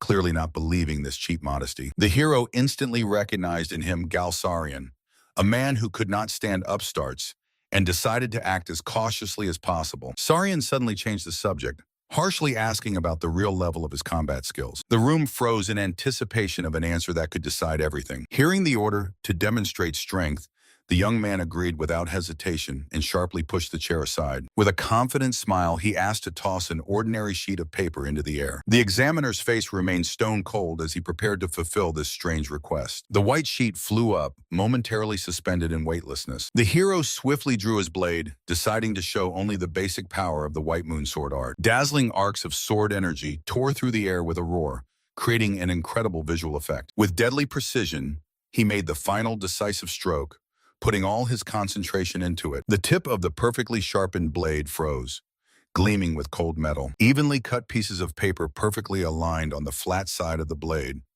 demonstrating absolute control of force. Lidin raised his eyes to the examiner, his gaze radiating predatory confidence. With a graceful movement, he tossed the cut paper, letting it scatter like a fine snowfall. His hand reached wildly fast toward the sheath. A colossal aura from his strike still pulsed in the air, sketching the space with white lines. Examiner Sarian was left speechless, looking at the youth in amazement. The sword, with a dull click, returned to the sheath, concluding this brilliant performance. Sarian could not hold back and exclaim praise, to which Lidin responded with a respectful bow. The tension dissipated, giving way to frank respect for the candidate's strength. The young man analyzed the situation, realizing that the commander was desperately looking for subordinates capable of surviving in battle. 2 days later, he stood in a row of 5 elite rookies who were admitted to the Pavilion of Justice. The massive wooden doors opened, letting them into a new life. Folding his hands in a respectful gesture, Lidin loudly introduced himself as the new military advisor of the 5th Division. The other officers exchanged surprised glances, assessing this mysterious newcomer. Sarian looked at him sternly and directly asked about his true ambitions. Lidin laughed inwardly,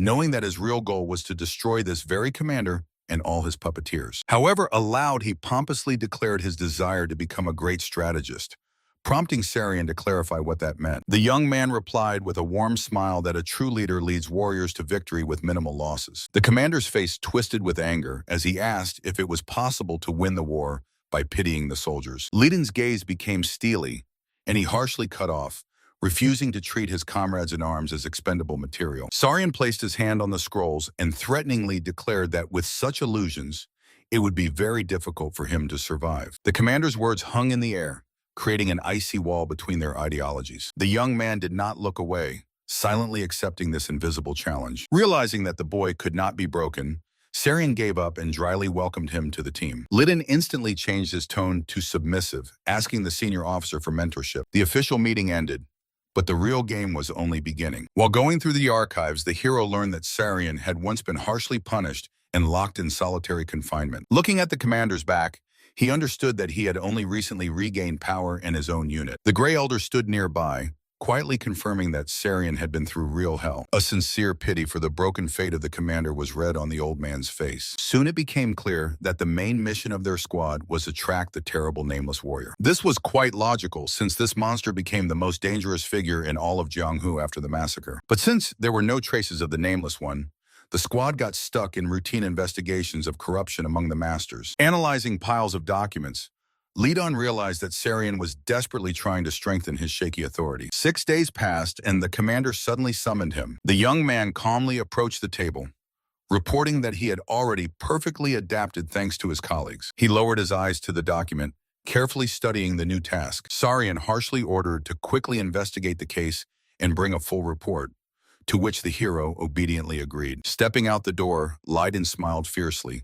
immediately understanding that it was a trap to test his abilities. He dissolved into the darkness, intending to complete the task with shocking speed. The commander gloomily looked at the papers, since this investigation was supposed to take at least 3 days. Suddenly, he sharply raised his head, and his face twisted in absolute shock. Sarian simply could not believe his eyes, Leiden stood before him, having perfectly completed the task in just one day. The majestic pavilion of justice towered against the backdrop of mountain ridges under a cloudless sky. The advisor looked with surprise at the huge stack of papers, not believing that the young man had managed all of it on his own. A short but meaningful pause hung in the room. Recovering, the elder man admitted it was incredible, since such a volume of work should have taken at least 3 days. The young man only smiled calmly, although the mentor mentally noted the perfect organization of the quickly compiled report. However, the elder reproached him for the lack of cunning, noting that such unprecedented speed would only lead to the emergence of new tasks. The boy responded to this remark with only a slight,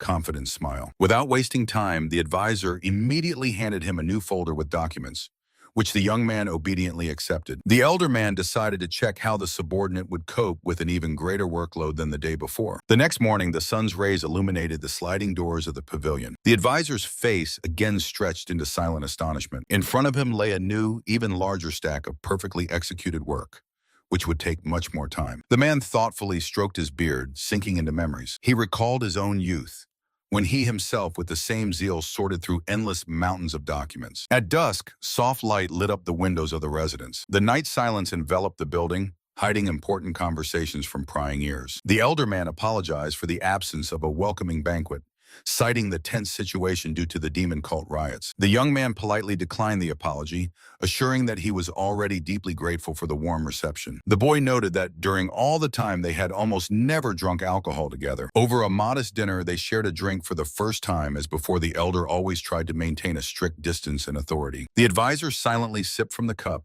accustomed to unquestioning respect from subordinates. Their ceramic cups met in a light toast, erasing the boundaries of formality. The men drank simultaneously, enjoying a rare moment of peace. Taking the opportunity, the young man respectfully asked for permission to ask one question, and the interlocutor agreed. The boy recalled rumors that his mentor was once the chief advisor to the previous leader of the alliance. The older man's face became more serious as he succinctly confirmed this fact. Then the young man directly asked why he did not leave the ranks of the alliance after the sharp change of power. This unexpected question made the advisor flinch.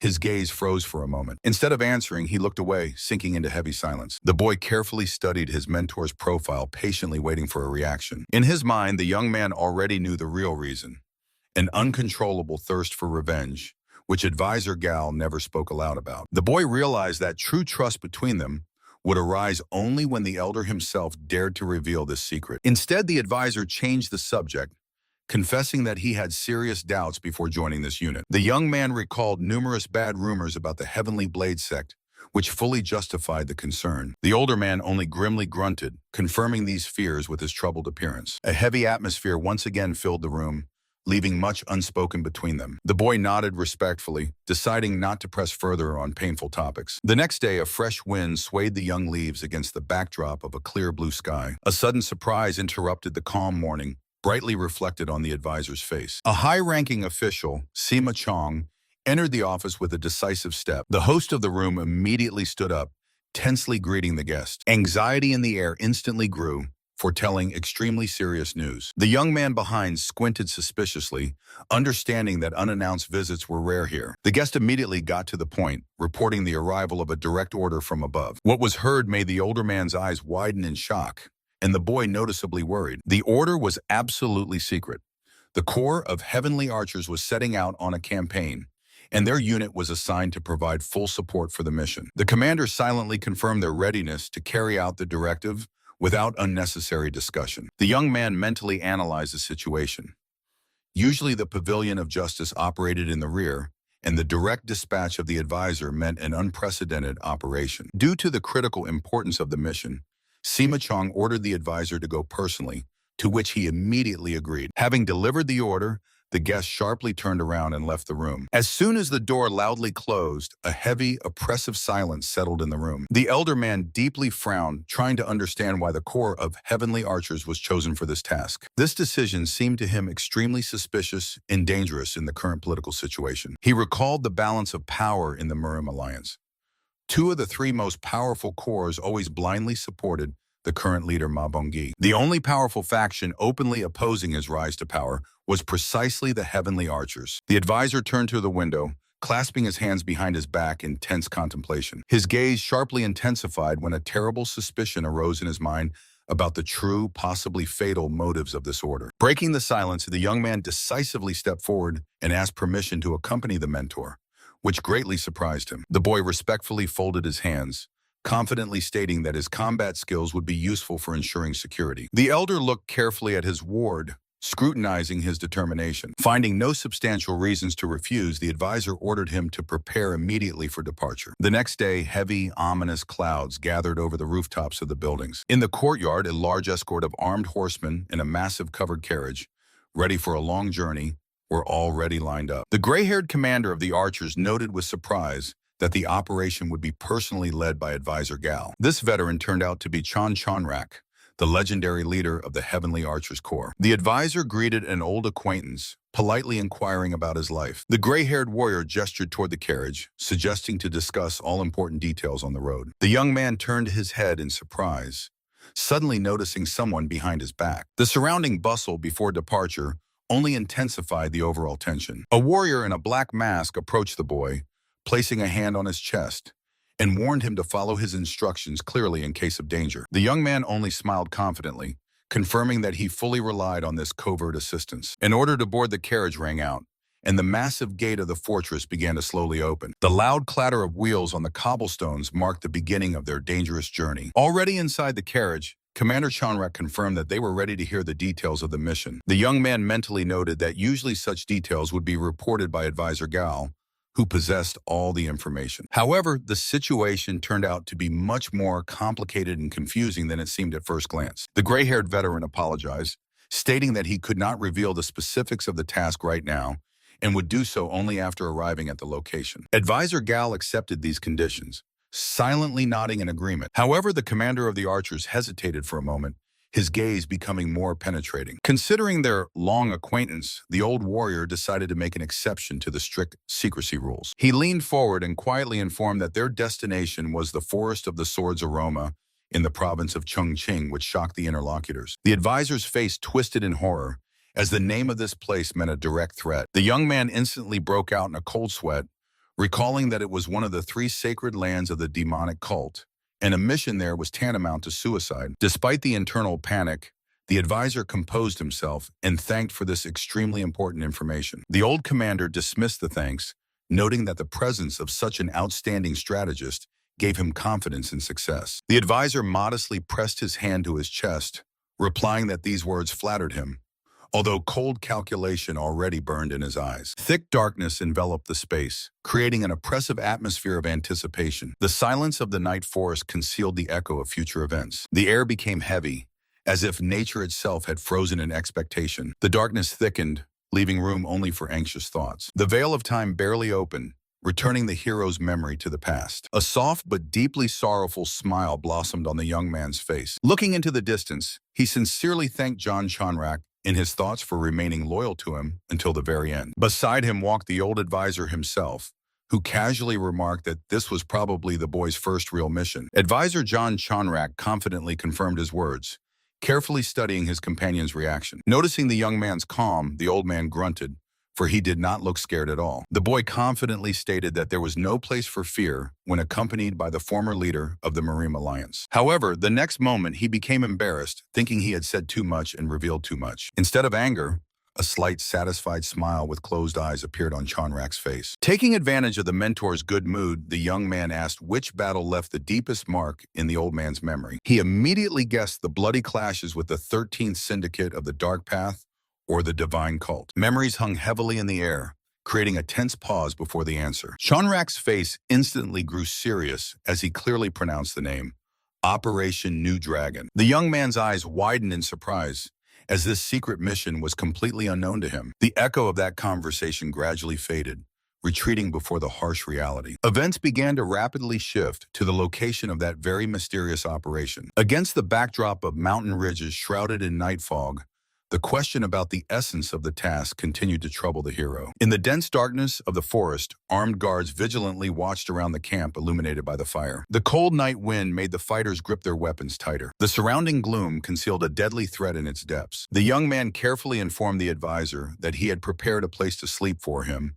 advising to hide under a blanket from the icy air. Chanrak smiled warmly and gratefully accepted the care of the young subordinate. The boy looked at him with unspeakable relief, rejoicing at the chance to save the one he could not protect in a past life. The crackling of the fire slightly eased the oppressive tension in the night camp. One of the soldiers cautiously poured a hot drink into a small bowl. The young man watched with calm sadness as Chanrak and the gray-haired commander warmed themselves by the flame. Suddenly, one of the guards respectfully called out to him, addressing him as advisor. The soldier kindly offered the boy to join their group by the fire. The bright flame of the bonfire aggressively tore through the night darkness. The warrior extended the cup to the young man, insistently advising him to drink to save himself from the cold. Sitting in the circle, the boy affirmatively answered the soldier's question about whether he possessed a sword. One of the fighters remarked with surprise that the advisors of the Pavilion of Justice very rarely practiced martial arts. The young man smiled awkwardly and admitted that he was only a novice, still unaccustomed to hearing this honorable title. The guards good-naturedly objected,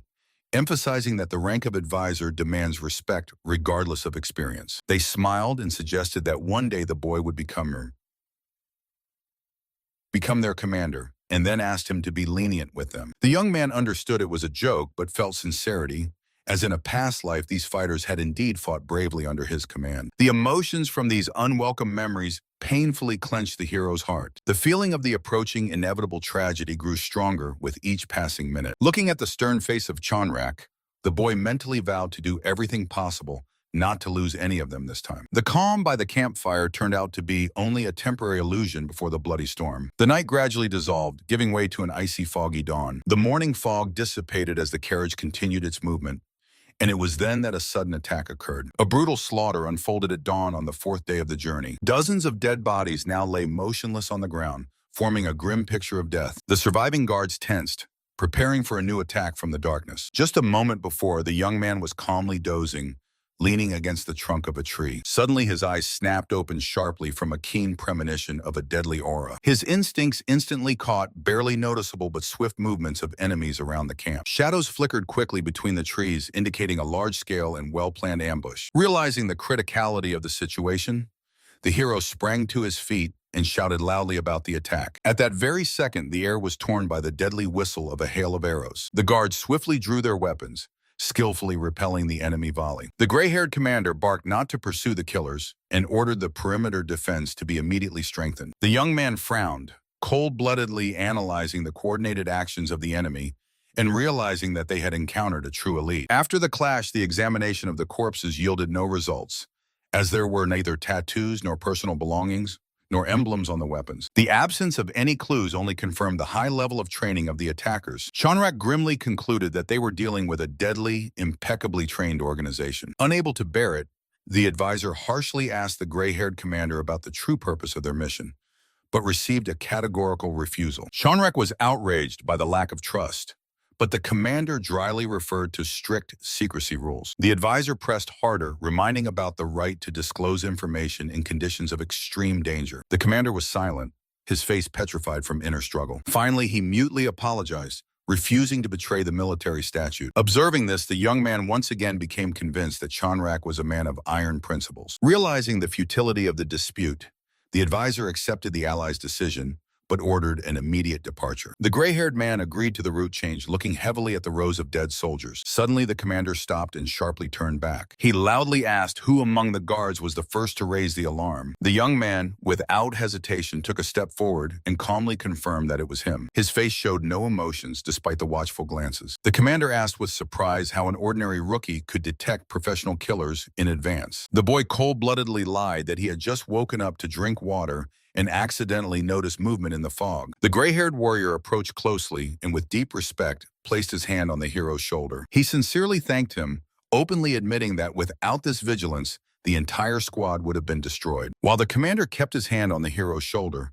Chanrak silently watched them in the background. In the gaze of the old advisor, there was pride and understanding that this boy hides much more than it seems. Heavy gray clouds hung over the majestic hall of the Alliance leader, foretelling unrest. The leader himself sat at the table with a gloomy look, staring heavily ahead. His interlocutor, a mustached advisor, was slowly drinking wine and boldly reminded that the leader fulfilled all their whims but still had not gained access to the real puppeteers. The atmosphere in the hall tensed to the limit as if before a storm. The chief recalled that his secret investigation regarding Juchorion turned out to be completely fruitless. He had not found any traces of his contacts, nor reasons for switching to the enemy's side. Losing patience, the leader sharply asked what exactly these invisible puppeteers were aiming for. The advisor calmly replied that the cause was reliable signs of the revival of the demonic cult of the Bloody Skies. The leader's face twisted with rage, and he barked whether they took him for an idiot. He categorically refused to believe in fairy tales about the cult.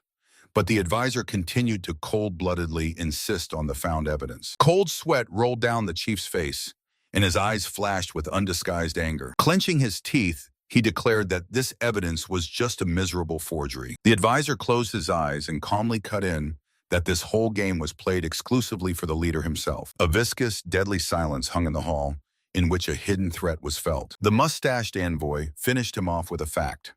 The commander of the Heavenly Archers Corps stands at the center of the enemy faction. The head of the alliance fell silent, unable to find arguments against this cruel truth. He only tried to calm himself with a pitiful hope that the capable commander would definitely return alive. A sudden suspicion struck the leader like lightning, dilating his pupils with icy horror. Realizing that the seed of doubt had been successfully sown, the advisor politely said goodbye and headed for the exit. The leader remained seated, his hand holding the cup trembling slightly from powerless rage and fear. A self-satisfied smile of a victor played on the envoy's face. He leisurely left this great hall, his footsteps echoing down the long corridor. Meanwhile, in the dense night forest, the silence was broken by a desperate cry about an enemy ambush. Among the dark trunks, the rapid pounding of dozens of feet was heard. From behind the trees, shadows in black suddenly emerged, armed with swords and massive full-body shields. The young warrior with a headband instantly assessed the situation. The enemy cunningly used the trees to block the archer's fire. Suddenly, one of the enemy shields trembled from a furious blow, scattering dazzling sparks. The assassins lurked in the darkness, forming a dense wall for a deadly attack. At that very moment, bright blue arrows cut through the space, created from pure spiritual energy. The projectiles crashed into the enemy formation, shattering the protective shields into pieces with a deafening explosion. It was the gray commander of the Heavenly Archers, whose bow blazed with uncontrollable energy. His fingers confidently and firmly drew the magical string. With an icy gaze, the veteran released another destructive volley. The blue arrow pierced another armored enemy as easily as if it were paper. The shockwave scattered the assassins in different directions, turning their perfect formation into chaos. The young swordsman calmly watched this meat grinder, unshaken. However, from the depths of the forest, a new horde of armed mercenaries poured out in an endless stream. The youth rushed into the thick of the battle, shouting about the need for urgent reinforcements. He sharply pushed off the ground and soared into the air, skillfully dodging the enemy's blade. The assassins confusedly raised their heads, momentarily losing their target. At that second, the allied archers simultaneously released a massive hail of arrows on command. The deadly rain pierced the ranks of enemies, making them scream from unbearable pain. A bold battle smile appeared on the face of the young swordsman. He gracefully landed right in front of the next shielded assassin. Doing a somersault, he struck the top of the heavy shield with incredible force. Using momentum, the youth spun around for a devastating circular strike in midair. His blade lightning fast bypassed the defense, and enemy blood sprayed like a fountain into the air. Immediately after this, he was surrounded tightly by a whole crowd of shadows in black masks. The warrior froze, concentrating the remnants of his aura for the next deadly dance. The mercenaries simultaneously lunged at him, raising sharp swords for the final blow. The swordsman again melted into the night sky, like an elusive phantom, leaving behind only a trail of light. Descending, he delivered a vertical strike of terrible force, cleaving the shield and its bearer in half. The youth transformed into a living whirlwind of blades,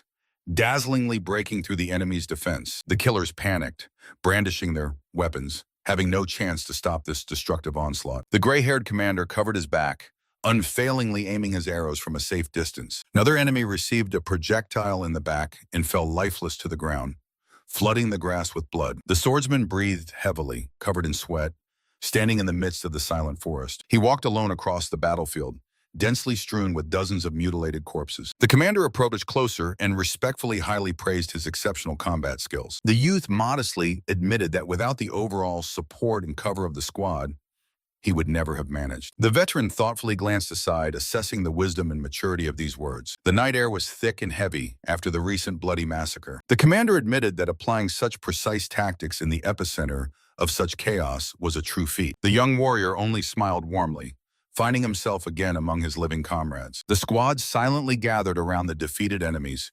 checking the bodies and assessing the scale of the ambush. One of the fighters respectfully addressed the youth, calling him Advisor Bayok. The mustached man sincerely acknowledged that Bayok had once again saved their lives. The trees silently towered around, hiding the terrible secrets of this night. Bayok calmly remarked, "When luck repeats again and again, it is no longer luck, but true skill." He warmly extended his hand to the ally as a sign of deep respect and unbreakable brotherhood. Above the foggy mountain ridges, the full moon rose, illuminating the forest with cold, victorious light. In the gloomy forest, two men in dark robes approached the gray-haired elder, questioning his confidence in the revival of the demonic cult. The elder steadfastly replied that one of the enemy's martial arts masters had offered them to switch to their side. This news made both interlocutors freeze in shock. The man with a mustache immediately asked about the identity of the defector. The gray-haired man admitted that he did not know the name, but assured the high rank of the traitor in the cult hierarchy. After a pause, he asked if it was now clear to them why he refused to cancel the operation. The mustached warrior skeptically remarked that a sudden enemy attack completely changes the balance of power. He emphasized that the enemy attack directly indicates the exposure of their plans to contact the defector. The man gloomily added that the traitor was already dead,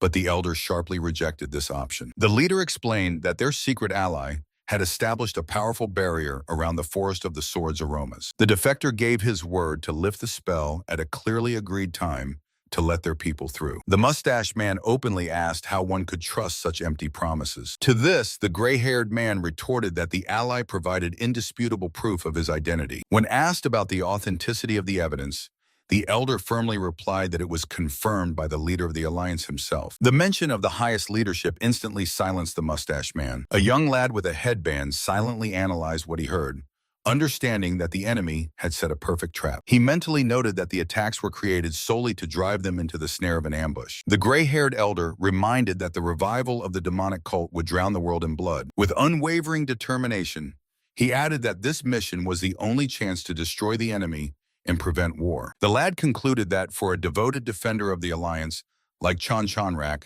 this plan became a flawless bait. His eyes narrowed from tension while analyzing the deadly puzzle. He pondered, could it be that the experienced Chanrak does not see the obvious trap? Looking at the elder, the boy realized he knows about the risk, but consciously moves forward. The lad realized that the leader was fully ready to sacrifice his own life. The mustached warrior, Galsarian, grasped the elder's motives and resolutely agreed to help. He instantly turned around, preparing to depart. The lad called out to him, extending a small breastplate with a slight smile. Galsarian asked in surprise about the origin of the item, to which the boy waved it off, saying he had it with him. The young man insisted on the equipment, explaining that only by protecting Sarian could he fight with a calm heart. Moved by such care, the stern warrior closed his eyes for a moment. He tightly tied the protective knots on his body. The boy watched this, understanding the temporariness of such a security measure. Lowering his gaze, he promised himself to give the warrior a more powerful artifact in the future. Sarian checked the equipment, and the young man asked again about its comfort. Receiving an affirmative answer, the boy happily asked not to remove the armor until the end of the mission. The mustached warrior nodded seriously. A loud order forced everyone to immediately accelerate their pace of advance. From the darkness, a wall of enemies with massive shields flew at them. Chanrak instantly ordered the heavenly corps of archers to open fire. The elder swiftly drew the string of his bow. A powerful volley of arrows struck the enemy shields with a deafening explosion. The young man warned Sarian about his return and abruptly sprang from his place. He leapt high over the enemy's defensive line, landing in the epicenter of the enemy formation. He sliced the air with a circular sword strike. After the devastating attack, the boy sharply turned, assessing the battlefield. His gaze froze from the realization of the enormous number of the enemy crowd. Chanrak engaged in close combat, fiercely parrying sword strikes. An enemy with a disfigured face flew towards the elder, wishing him a swift death. A fierce clash occurred where the opponent broke through the block. The elder grimaced as the blade sliced his shoulder, recognizing the attacker as the leader. The cult leader decided to close the distance to block the use of the bow. Blood suddenly splattered from the new wound on Changrak's chest. The leader in the mask was preparing to strike, convinced that the death of the alliance leader would avenge all losses. He swung swiftly, but the old man raised his blade with his last strength to defend. The leader's eyes widened in horror at the sudden surge of colossal energy. The youth crashed into the battlefield like a meteor, enveloped in a dazzling sphere of power. He flawlessly intercepted the deadly blow, reliably covering the wounded old man. Two blades clashed in a furious dance, sparking showers of sparks from the collision of auras. The enemy leader realized with horror that this devastating power belonged only to the young boy. Looking into the youth's cold eyes, the leader finally understood who was breaking all their attacks. The youth with a lightning-fast sword swing threw the enemy far back. The devastating shockwave tore the ground, raising clouds of dust. A colossal explosion of spiritual energy scattered everyone around, creating a vortex of power. Gasping for breath, the leader panicked, realizing the critical necessity to kill this sword genius. The youth and the enemy leader crossed paths in a lightning-fast lunge, freezing for a moment after a single decisive strike. The leader froze from shock and sharp pain, finally realizing his own defeat. The youth, with a bloodied sword, stood cold-bloodedly behind the fallen enemy, from whose wound blood splattered. The shadow of the victor majestically loomed over the battlefield, merging with the darkness of the deadly forest. Watching this incredible speed and strength, the elder Chanrak froze in absolute shock. The night silence concealed the aftermath of the brutal clash that erupted the day before. The face of the surviving warrior was covered with cold sweat at the memory of the recent horror. The gray-haired elder with a headband suddenly tensed upon hearing an unexpected mention of the Sword of Black Waters. A subordinate on the hill reported gloomily that their squad suffered over 60 killed and 30 seriously wounded. Clenching his teeth, the mustached warrior was forced to admit that the enemy's losses were alarmingly minimal. The elder hissed indignantly, impressed by the might of the corps of heavenly archers, and bitterly regretted not recruiting them instead of those fools. The subordinate only lowered his head guiltily, not daring to utter a single word in his defense. The dark night seemed endless, hiding the true scale of the tragedy in the shadows. The wind howled loudly as if mourning the fallen masters. Suddenly, a terrible detail emerged.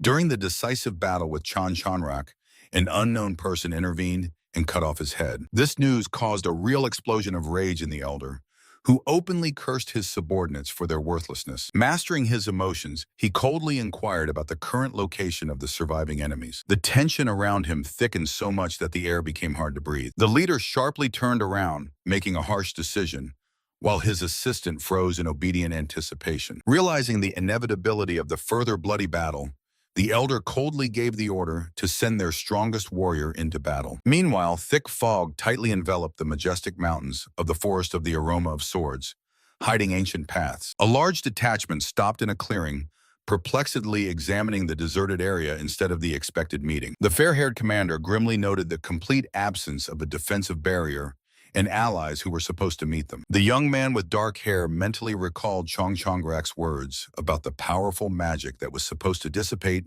only after their arrival. However, only fallen magical tablets lay around, and the forest greeted them with an ominous emptiness. The commander sternly concluded that they had been brazenly deceived and prepared for a strike in the back. His men instantly tensed, gripping their weapons tighter in anticipation of an ambush. The invisible threat forced every fighter to listen to the slightest rustle. The mustached assistant fervently declared to the commander that he was the only one among the heads of the three great corps capable of resisting the will of the alliance leader. The gray-haired man furrowed his brows, refusing to fully believe in such a deep betrayal by his own suzerain Mabongji. The cold forest wind pierced to the bone, heightening the anxiety. Suddenly, a stern man with a crown on his head joined the conversation, confirming his presence in this dangerous game. The commander widened his eyes in shock, realizing the terrible scale of the conspiracy against him. He instantly understood that the joint presence of the former Supreme Advisor Galsarian and this man meant an inevitable death sentence for them. With bitterness, the elder admitted that they had all truly become a bone in the throat of the alliance leader. Anger and disappointment clenched his heart at the thought that the dictator turned out to be so vile and ruthless. Casting aside the last doubts,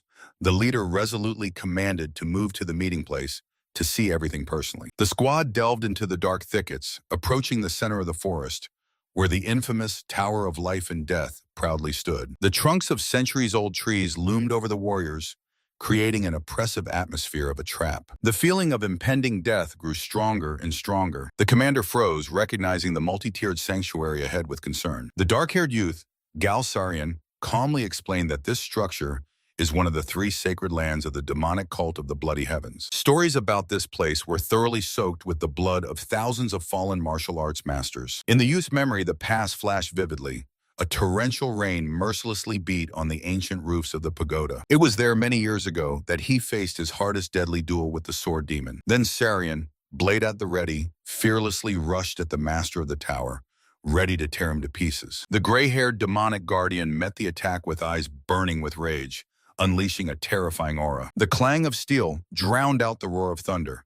The young man heroically endured 396 devastating blows and managed to snatch victory. However, this uncompromising battle nearly cost him his life twice, all because of his own excessive ambition. At that time, he was blinded by pride and blindly believed in his absolute superiority in fencing. Every move he made then was imbued with youthful maximalism and a thirst for lightning-fast glory. He fervently wished to destroy the demon in less than 100 strikes to prove his dominance over the Murimu legend. Standing in the rain over the breathless enemy, Sarian realized that his selfish goal had turned a quick duel into a desperate fight for survival. This harsh lesson forever killed in him the desire to seek easy and swift victories in battle. The memories dispersed, and now the tower peacefully rose under the clear sky, and a large squad lined up before its majestic entrance. The silence around the sanctuary seemed artificial, hiding invisible killers. The warriors maintained perfect formation, ready at any second to repel an attack. The fair-haired commander pondered deeply,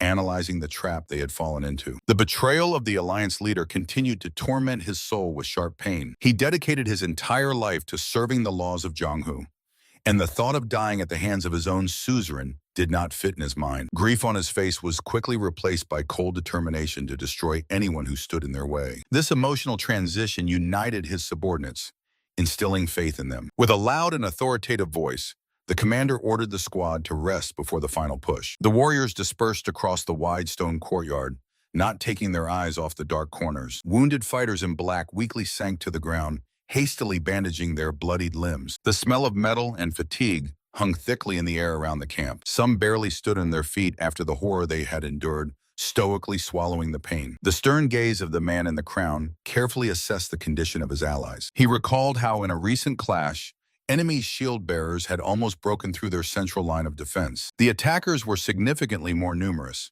and they fought with the desperation of cornered beasts, giving all their strength in the final assault. Only the lightning-fast intervention of Gal Sarian, who repelled a deadly strike from the enemy leader, saved them from total destruction. The man in the crown sincerely thanked the young man, bowing his head as a sign of deep respect. However, Sarian's face remained impassively melancholic, as if he was troubled by completely different problems. The young man again raised his gaze to the multi-tiered roofs of the ancient pagoda, lost in deep thoughts. Memories of the past firmly held his mind, not allowing him to relax for a moment. The man in the crown closely watched his reaction, understanding that only Sarian knew the secret of this place. The desperate tactics of their enemies in the forest only confirmed that something extremely important was located here. The tower continued to loom over them like a silent monolith. The fighters silently caught their breath, awaiting new orders. Sarian squinted, his intuition suggesting that the solution was hidden at the very top. The upper floors of the sanctuary enticed him with an old,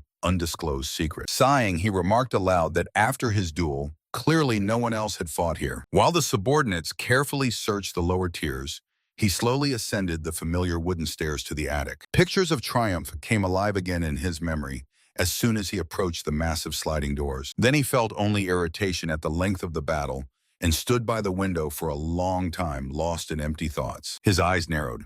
In the past, pride had blinded him so much that he failed to examine the room of the defeated in detail. Empty wooden shelves with old vases then seemed to him ordinary junk. But now the sharpened senses of an experienced warrior screamed of hidden falsehood. Suddenly, his gaze caught on a strange mechanism embedded directly in the wall of the massive cabinet. Sarian froze, instantly focusing all his attention on the unexpected find. The lock was made in the form of a complex circle dotted with ancient runic symbols. The young man carefully studied the dial, mentally comparing the words about the demon and the number 8. His mind feverishly replayed every phrase spoken on the day of the battle. Suddenly, the warrior's eyes widened in shock.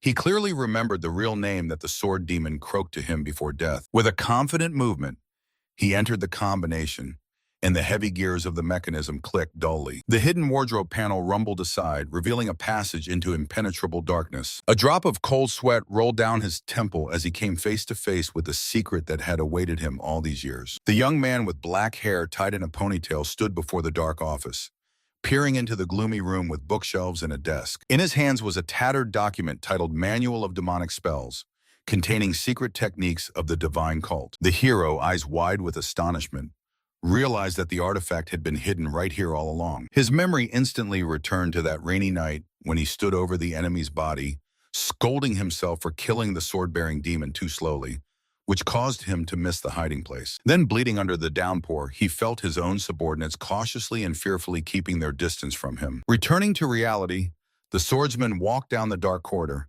understanding that at the time he simply had not searched this room properly. Suddenly, strange pink particles flickered in the air, causing the young man to stop and sniff the unknown scent. His eyes sharply widened as he recognized a deadly threat. Unconscious people in black cloaks lay on the stone floor, enveloped in poisonous pink mist. In the next moment, the swordsman swiftly snatched a pouch from behind the mustached man's back, whose face contorted in shock. Holding several vials in his hand, the hero cold-bloodedly declared that the enemy would never learn the true essence of the antidote. Without hesitating for a second, the swordsman threw the contents of one of the bottles into his mouth, causing silent horror in his opponent. The mustache poisoner called him a fool who dared to inhale the poison, and maliciously predicted his swift death from bloody coughing. However, the young man calmly swallowed the pill, looking at the enemy with an icy gaze without a trace of fear. At this sight, the poisoner's eyes nearly popped out of their sockets as he asked in amazement if he was truly a man with absolute immunity to all toxins. Overcome with panic,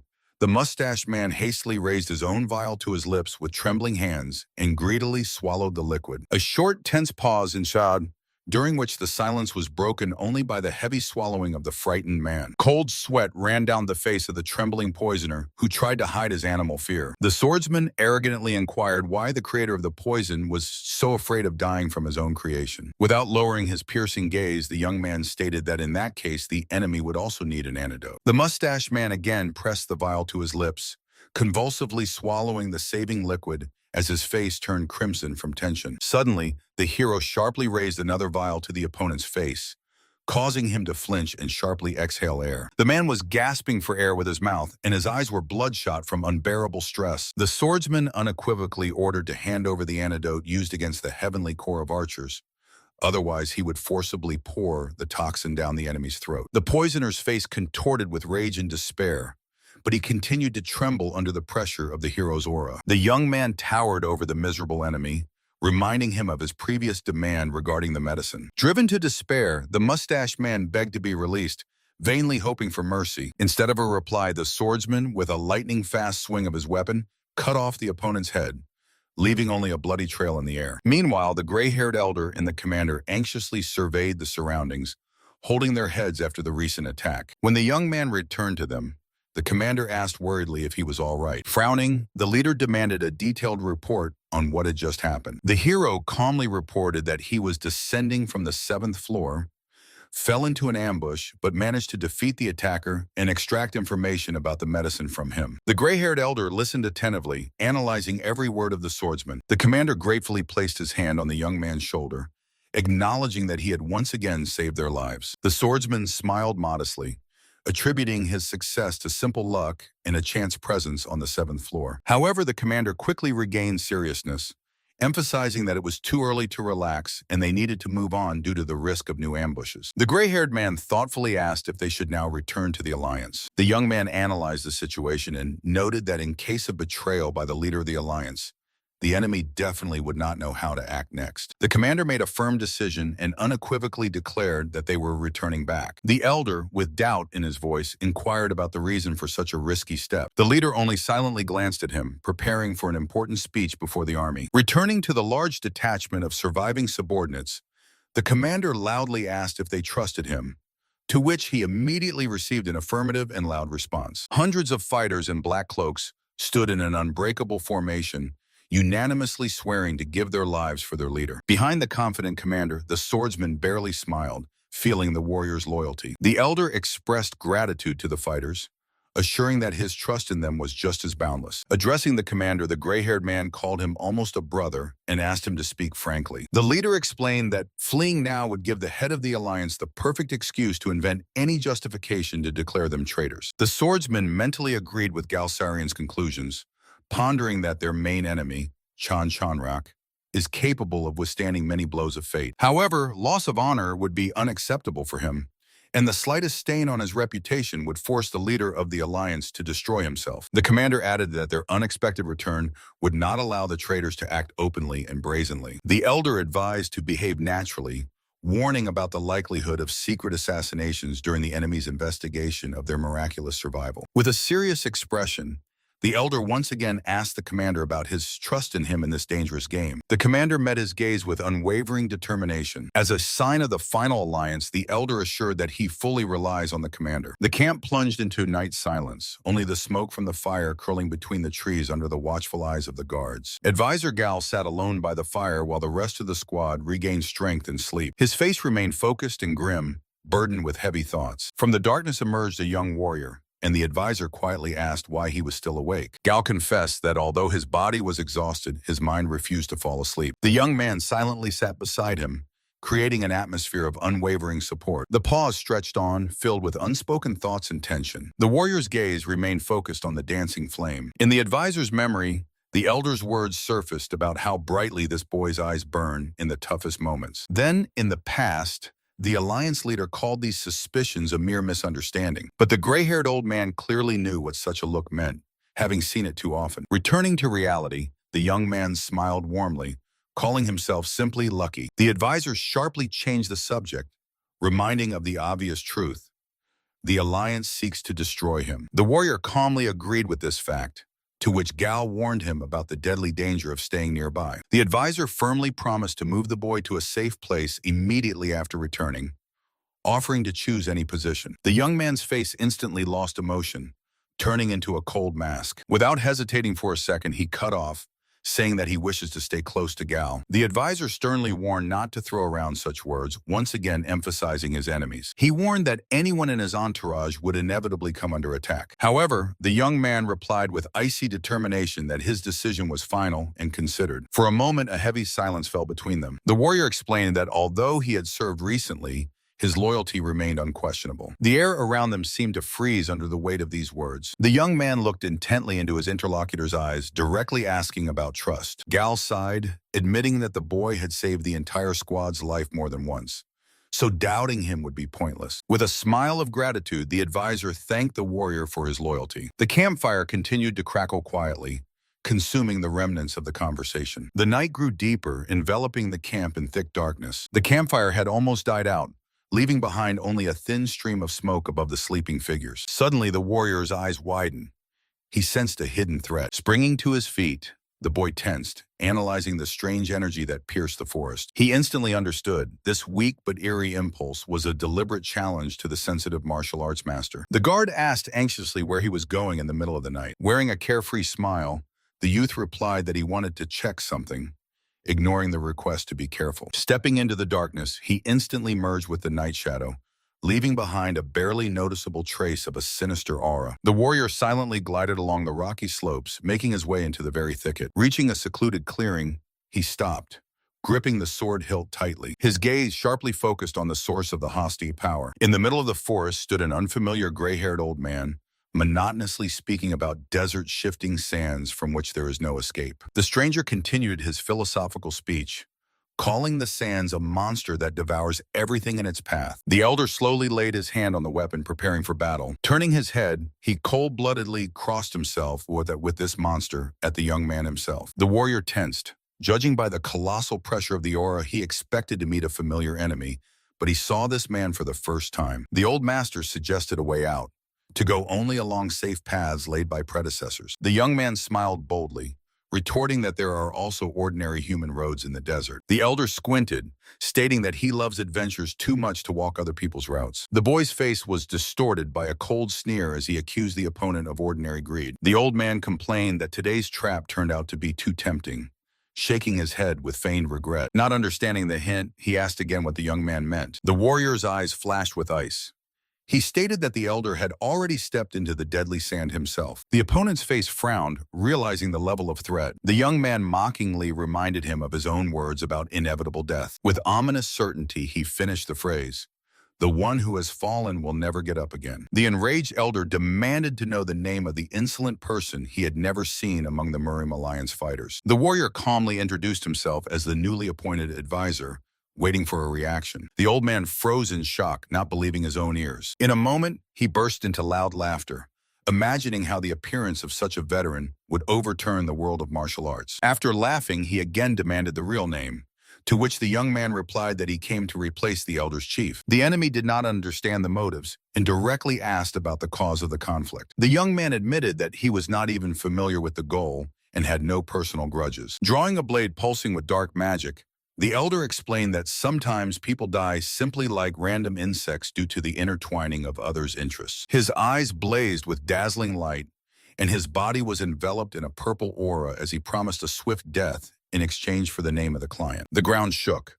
A colossal pillar of destructive dark energy burst from the elder's body. The young man did not even move. His hair only slightly fluttered under the fierce pressure. With slight surprise, the young man mentally asked himself who could really stand behind him. The moment of absolute silence came before the inevitable storm. The youth drew his sword, and the space was torn apart by the dazzling blue-white glow of his pure aura. Two giant elements, white and violet, collided, tearing the night forest in half. The old man's face stretched in horror before the terrible power of the young opponent. He could not comprehend how someone managed to so flawlessly conceal such titanic energy. Realizing the threat, the old man desperately launched an attack, declaring that such a monster had no right to live. The warrior only gave a crooked smile, mockingly noting that someone might think the old man planned to spare him. Throwing off the last remnants of self-control, the enemy charged forward with a fierce roar. Their blades clashed with a deafening clang, sparking showers of deadly sparks. The energy explosion from the strike spread far around,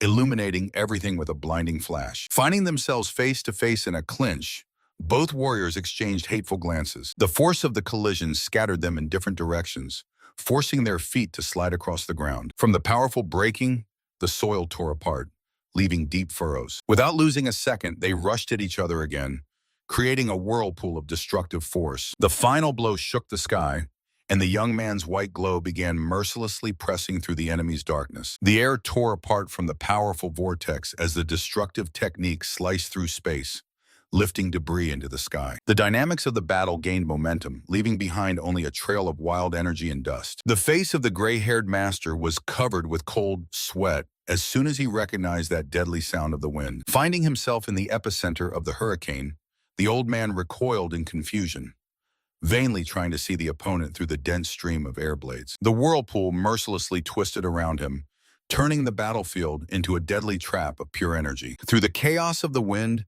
a dark-haired warrior broke through swiftly, whose icy gaze left the enemy no chance of escape. With a sharp exhale, he swung his sword, putting all his rage into the decisive strike. The fifth technique of the circular strike exploded with incredible force, crashing down on the old man as a solid wall of devastating attacks. The old master barely managed to block the barrage of strikes, retreating under the furious pressure of crossed blades. He cracked painfully as a powerful wave threw him back, breaking the remnants of his defense. Realization pierced the master's mind. This technique and the characteristic whistle of the wind belonged to a school he knew all too well. Clenching his teeth in pain, he exclaimed in shock, asking if the young man was a student of none other than Chong Hajin. The elder desperately added that even if the famous master returned from the dead, it still would not stop them. Suddenly, a dark aura tore through space, accompanied by a frenzied scream of agony that engulfed everything around. The echo of the explosion gradually dissipated, leaving behind only emptiness and thick smoke. Breathing heavily, the young man mentally noted that the old master had forced him to use a circular strike and had flawlessly recognized his style. With a sharp click, he decisively returned the sword to its sheath, putting an end to this duel. Memories transported him to the past, when they entered Hubei in two carriages, one carrying the wounded, and in the other he rode together with Gal Seon. From outside the massive wooden carriage came a voice that broke the silence with a request to ask a question. The young man, with a serious expression, asked about Operation Divine Dragon, which his interlocutor had mentioned earlier. The man with a scar on his cheek only smiled restrainedly, noting the natural curiosity of the young advisor. He began to explain that this plan was developed back when he himself had just received the position, and the main goal was to make Chong Hajin the new leader of the alliance. This unexpected statement made the young man freeze in shock. The leader at that time was considered the greatest martial arts master of the present, so the preparation for his promotion lasted many months. They obsessively gathered information about every step he took, studying his fighting style, lists of defeated enemies, and personal preferences. Intelligence learned everything about the women he liked, his favorite wine, dishes, and even the color of clothing that all their masters later wore during the first meeting. The young man bitterly realized how grand the efforts were put into the total manipulation of his past incarnation. The senior comrade continued, enthusiastically recalling his dream to change the entire Jianghu side by side with the new powerful leader. At that time, Gao Seiyan was not yet the supreme advisor, as his rapid path to power began only after the leader ascended the throne. The man frankly and nostalgically admitted that he truly liked the former head of the alliance. The dark-haired warrior lowered his eyes, understanding that in his past life, he had never heard such warm words from his own subordinates. The silence in the room emphasized the weight of the past, which invisibly pressed on both interlocutors. Surprise again seized the young man when the conversation abruptly changed its tone. The senior advisor noted with good irony that the famous leader was actually an astonishingly clumsy person. His face softened as he once again emphasized this endless clumsiness, which sharply contrasted with the image of a ruthless master. The young man cautiously clarified in what exactly this trait manifested, trying to understand how others saw him. The advisor smiled and replied that there were too many flaws, but that brilliant operation became the greatest deed of his entire life. Hearing that the success of that plan brought the man the greatest joy, the young man closed his eyes, barely restraining a surge of emotions. It was because of these memories that the advisor sadly admitted he could never simply give up the former leader. The action shifted to a dim, majestic hall where someone's voice humbly reported the sudden disappearance of Elder Go. The brush instantly stopped over the paper when the invisible leader sharply asked what exactly had happened. The grim man with a scar confirmed the information, nervously swallowing his words before his master. The silhouette behind the screen demanded explanations in an icy tone, and the subordinate reported a complete loss of contact during the mission. The shadow on the wall froze threateningly as the leader directly asked if the elder was dead. The man with the scar lowered his head, admitting that this was the most likely scenario, although there was no direct confirmation yet. The ruler calmly restored the calligraphy, confidently stating that Elder Go could not have died at the hands of the commander of the Heavenly Archers Corps. When the mission was mentioned, the subordinate admitted its failure, since the target had safely returned to the Alliance. Analyzing the situation, the silhouette behind the screen coldly assessed the probability of the Elder's death at over 80%, relying on his fiery character. The leader quickly dismissed the version of death from simple pursuit, even if the Elder had chased the target. The leader's cold mind instantly singled out the main unknown detail that radically changed the course of events. When the subordinate reported that the mission was accompanied by advisor Gao Seiyan, the atmosphere in the hall immediately became heavy. The silhouette behind the screen pondered, realizing that Gao Seiyan's intervention could have turned the Elder's death into the result of a cunning countertrap. The ruler gave an unequivocal order to immediately begin an investigation, to which the subordinate obediently bowed his head. Meanwhile, above the majestic building of the Alliance Leaders Hall, clouds peacefully drifted, hiding the bloody intrigues raging inside. In the bright room, the blonde commander reported the safe return of Chong Chanrak from a dangerous mission. The head of the Alliance, a man with a sharp gaze, restrainedly thanked for the work and directly inquired about rumors of problems on the mission. The commander confirmed that no one was found at the designated meeting place, stating a complete failure of their informants. Tension in the hall increased as those present began to consider the consequences of this dead lead. One of the elders furrowed his brows, thoughtfully analyzing the new troubling information. The man with a mustache listened carefully to the report,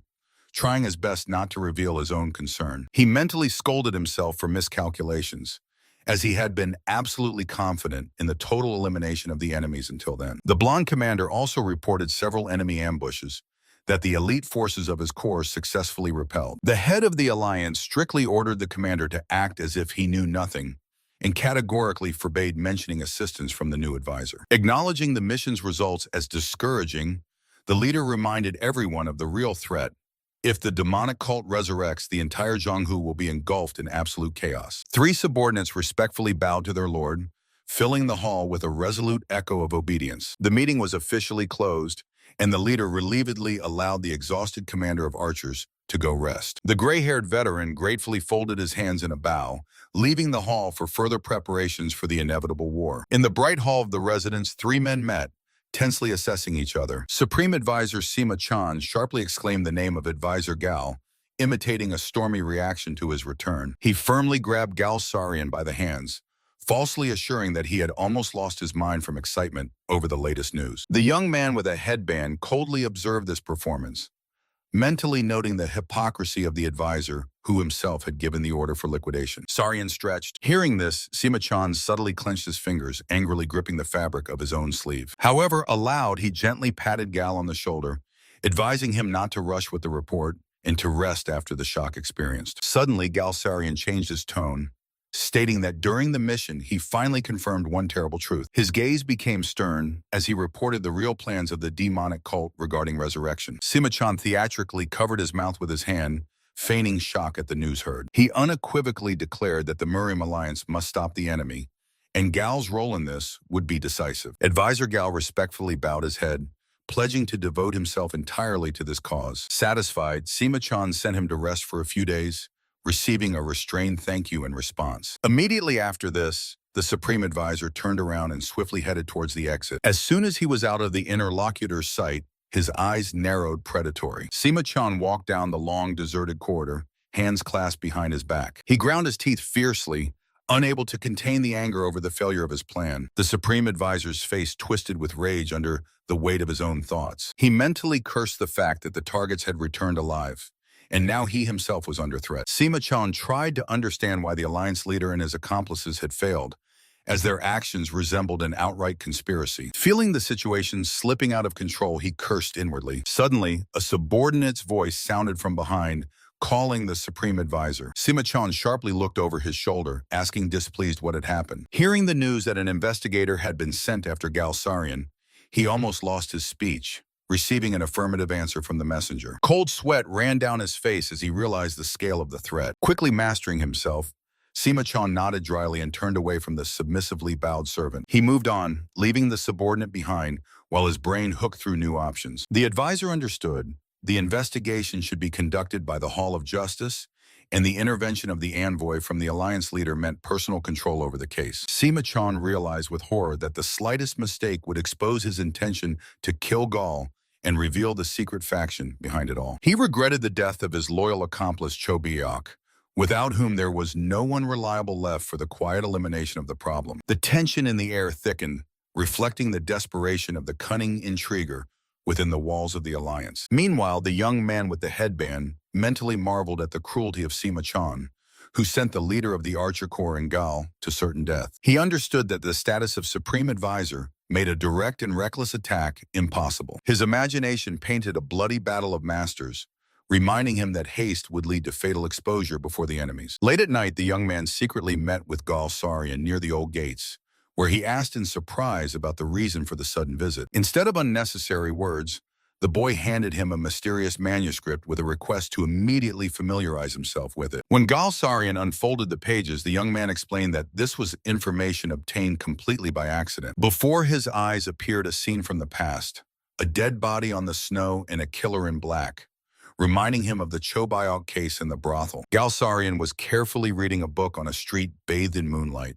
recalling how all the figures in that case were thrown behind bars. The young man recalled that at that time, Sima-chan categorically denied any acquaintance with the criminal. However, he confidently added that Cho Bayok was actually the right hand of the Supreme Advisor. The young man's gaze became icy as he prepared to deliver the decisive blow. He explained that these documents contain irrefutable evidence of carrying out dirty orders directly from Sima-chan. Gal Sarian's face stretched in stunned shock. The young man immediately suggested using this compromat to remove Sima-chan from the position of Supreme Advisor. The advisor agreed instantly, noting that kidnapping a child for prostitution is a crime punishable by death. He added that association with such a criminal would cost the Supreme Advisor not only his career but also his life. However, Gal Sarian frowned, recalling that the top of the Alliance is controlled by people loyal to the enemy, Jucholrion and Ma Bongi. He pondered deeply, weighing all the risks of the upcoming confrontation in the quarters of power. In the advisor's imagination appeared the faces of influential leaders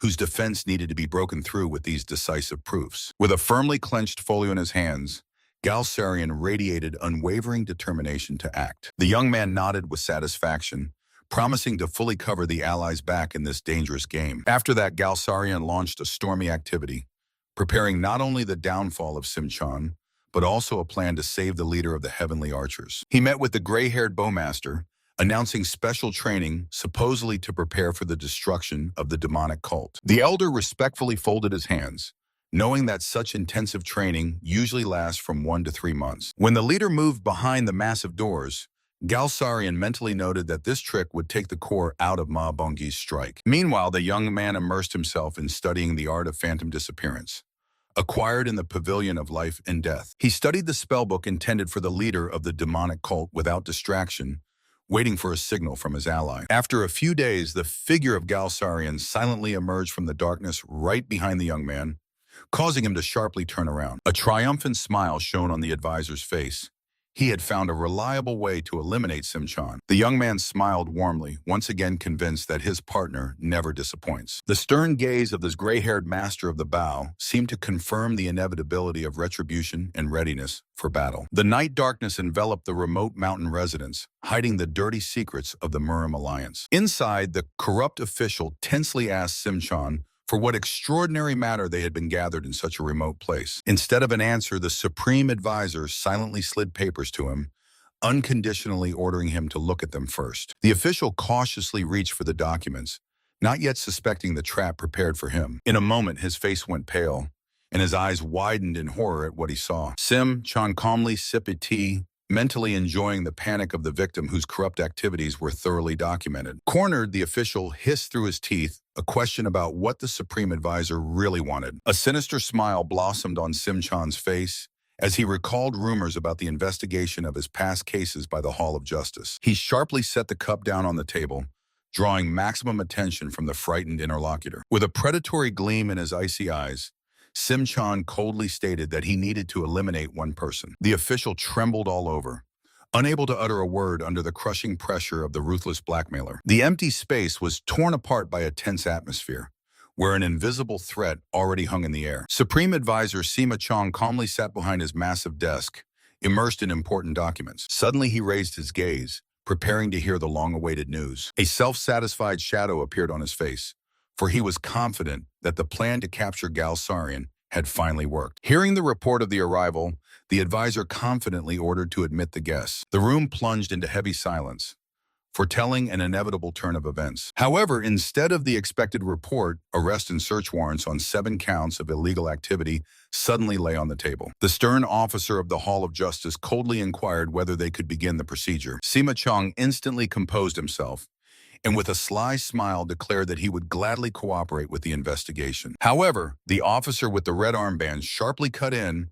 that they would immediately begin the search and personally accompany him. Rising from behind the desk surrounded by guards, the advisor indignantly asked what this circus was all about. Dozens of agents were already rummaging through the spacious archive, rudely tossing scrolls and books. Cold sweat appeared on Sima Chan's forehead when he fiercely shouted why they were wasting time here instead of pursuing Galsarian. The law enforcement commander calmly reminded that the orders had already been officially issued and signed. The advisor's face distorted with absolute shock upon realizing that these warrants were issued for him, not the enemy. The officer coldly cut in that their target was precisely the Supreme Advisor, to which he responded with hysterical denial. With hands trembling from anger, Sima Chan snatched the document, intending to personally check every word. His pupils narrowed in horror as his brain simply refused to accept what was written. Barely showing his teeth, he lunged at the officer with a question whether he realized the consequences of his audacity. The lawman remained unshaken, calmly replying that they were only following orders from above. The guards firmly grabbed the advisor by the hands, preparing to forcibly remove him from the office. Sima-chan aggressively broke free from their grip, proudly muttering that he would go alone. The frame flashed with a blinding light, sharply interrupting the tense arrest scene. The action shifted to the past, revealing from the darkness the grim face of a bearded man named Chobyuk. A few days ago, he stood in the middle of the forest looking extremely tense. With undisguised irritation, he asked why he was even called to such a remote place. From the darkness emerged Galsarian, and with icy confidence, declared that it was about his life. Chobyuk was outraged by the suddenness of the visit and threatened to leave immediately if they continued to talk nonsense. But he instantly froze in place, stopped by the powerful aura of his interlocutor. Galsarian pierced him with a predatory look and asked if he had forgotten the real reason for their meeting. He harshly advised the mercenary to control his anger and silently listen to the truth until the end. Returning to the present, The enraged Sima Chan demanded to immediately bring the head of the Hall of Justice to him. The new investigator, without looking up from his notes, coldly stated that the conversation would have to be exclusively with him. The advisor squinted, hissing with rage, and asked if this upstart understood the consequences of his actions. The investigator did not flinch and sharply rebuked the detainee, advising him to worry about his own future. Losing the last remnants of patience, Sima Chan shouted about exceeding authority and demanded to call the leader of the alliance. The lawman unexpectedly struck a weak spot by asking about the first meeting with Cho Bayok, which made the advisor confused. The investigator continued to press, emphasizing the dozens of dirty tasks that Sima Chong assigned to this executor. The advisor gloomily looked out the window of his cell, feeling the noose of intrigues finally tightening around his neck. Panic was reflected on his face from the realization that the deepest secrets had been revealed. The investigator silently handed him a thick notebook with detailed reports. Sima Chong's eyes widened in absolute horror when he saw this compromising material. His hands trembled uncontrollably. He could not even imagine that all his crimes and mistakes were documented so thoroughly. In despair, he thought hopefully about the leader of the alliance, not believing that he would really abandon him. Memories shifted to a harsh conversation with Gal Sarian, who stated that the leader would have intervened long ago if he really wanted to. The advisor's face paled from the terrible truth. For the leader, he had always been just expendable material. Standing in a dark room opposite Gal Sarian, Sima Chong felt the hopelessness of his situation. The manipulator explained that knowing too many secrets makes the advisor the first target for elimination. Sima Chong finally realized that the pitiful behavior of Gal Sarian was merely a perfect disguise for his predatory nature. Looking into the eyes of his opponent, the broken advisor admitted he was an incredibly frightening man. Gal Sarian only nodded coldly, reminding that it was he who had placed Sima Chan in this high position. The face of the true puppeteer radiated absolute power and complete control over the game. He offered the advisor to cross this dangerous river together, warning of catastrophic consequences in case of betrayal. Gal Sarian emphasized that before daring to strike in the back, one should remember only one thing. He revealed his true identity, a genius who once served the previous leader and single-handedly united the entire Murim. Hearing this, Sima Chan was covered in cold sweat, finally acknowledging his complete defeat before this monster. The scene changed to a majestic building, just shrouded in clouds, the hall of the Alliance leader. Inside, the leader himself raged, threatening to slit the throat of anyone who considered him an ordinary scarecrow. Sima Chan, trying to maintain composure, firmly stated that they were not involved in the incident. The leader, with a predatory smile, seized on the word "we," accusing the advisor of creating a secret faction. The advisor was boiling with anger in his mind, sharply feeling how contemptuously the ruler's gaze had changed. Later, Sima Chong suggested in conversation that the leader might already have learned about their alliance. His eyes narrowed from extreme tension, as exposure would mean certain death. The advisor's gaze became sharp as a razor while he feverishly calculated every next step. The leader of the alliance declared with disdain that it was enough for him to give one order to free the needed person. He unexpectedly offered to speak with that person personally, which made Sima Chong flinch in surprise. With a superior, confident smile, the leader promised to arrange a meeting with the one the advisor so longed to see. A sinister smile played on his face, foretelling an inevitable bloody outcome. In the dense cosmic shadows appeared the majestic silhouette of the true inspirer, who finally decided to come into the light. Sitting at the table, the leader noted with satisfaction that Sima Chong would now not be able to avoid responsibility for the incident and congratulated his subordinate on the success. With a slight smile, he added that without the young man's help, this operation would never have ended in victory. These words instantly evoked in the hero's memory the image of a gray-haired elder from a past life who once told him the same. For a moment, a tense silence prevailed, immersing the young man in a whirlpool of his own memories. He mentally admitted to himself that this phrase was the one he most often repeated to his former mentor. Brushing away unnecessary thoughts, Leiden modestly lowered his eyes and assured that the leader was exaggerating his merits. The atmosphere in the room seemed to freeze in anticipation of further events. The air became even heavier, emphasizing the significance of the moment. Suddenly, both men sharply raised their eyes, reacting to an unexpected visit. A stern woman appeared in the room with her hair tied back in a ponytail, her face expressing deep surprise at the mention of the seventh. The leader inquired whether she had arrived from the Hall of Justice, but the guest curtly replied that she was acting under the direct order of the Alliance leader to investigate the operation of the Corps of Heavenly Archers. The leader's face elongated in shock as he realized the scale of the direct intervention of the ruler himself. The tension in the office rapidly increased from the sudden realization of danger. The silence became icy, leaving no room for unnecessary movements. Easing the atmosphere, the young man smiled warmly and introduced himself as the newly appointed advisor, Pek Liden. The woman cast a sharp, suspicious glance at him, instantly assessing the new player on this chessboard. Without hesitation, the two exchanged a stack of secret documents. The woman slightly bowed, discreetly thanking for the cooperation. She abruptly turned around and headed towards the exit of the room. The leader,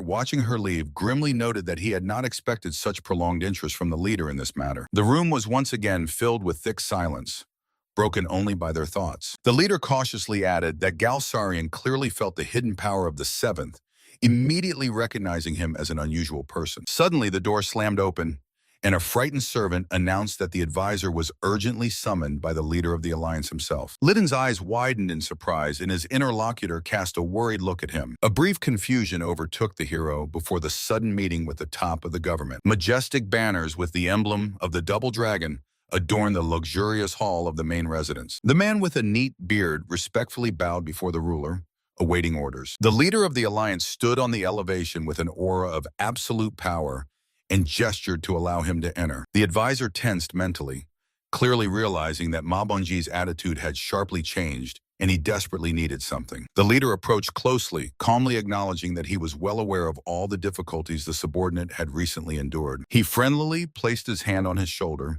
excusing himself by saying he had to consider his own precarious position. A deceptively trusting atmosphere settled between the men, hiding their true intentions. With a gesture inviting the subordinate to the table, the ruler completely discarded formality. Transparent wine poured into the cup, symbolizing a truce and a new proposal. The quiet splash of alcohol only slightly diluted the growing suspicion. Sitting opposite each other, the leader directly asked if the interlocutor would agree to help him. The advisor frowned, trying to calculate the true meaning of this sudden request. The ruler laid his cards on the table, offering him to once again take the position of Supreme Advisor of the Murium Alliance. The man's face froze in absolute shock. While the leader waited for a response, the advisor was feverishly pondering how exactly he was going to be used in this dangerous game. A drop of sweat rolled down his temple as he cautiously admitted that such a proposal had caught him by surprise. The room fell into absolute silence, waiting for the final decision. The leader continued with desperate pressure, begging to do it not for him,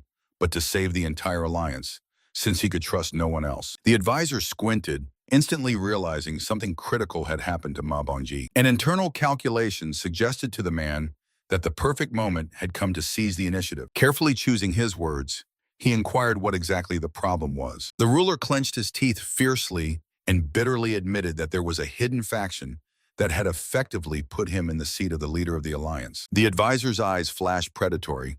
He had finally heard what he had been waiting for so long. The ruler's face was covered with cold sweat as he whispered that these shadow puppeteers were now mercilessly pressing on him. The advisor skillfully played righteous indignation, angrily demanding the names of those who dared to threaten the most influential person. Mabonji clenched his fist in despair, admitting that he himself did not know their identities, but had simply gained power swiftly after rumors of their support. The man coldly clarified whether the patrons had never once made direct contact and received a powerless affirmative answer. This terrible detail made the invisible enemy much more dangerous. The leader lowered his gaze and said that at first he sincerely believed in the friendly support of the head of the Bright Moon Corps. His face contorted with animal fear and the realization of his own helplessness in the face of a real threat. In his imagination appeared the eerie silhouette of the true puppeteer, who turned the ruler into an ordinary marionette for dark plans. The awareness of the scale of the conspiracy hung in the air like an invisible noose. The ruler fell silent in depression,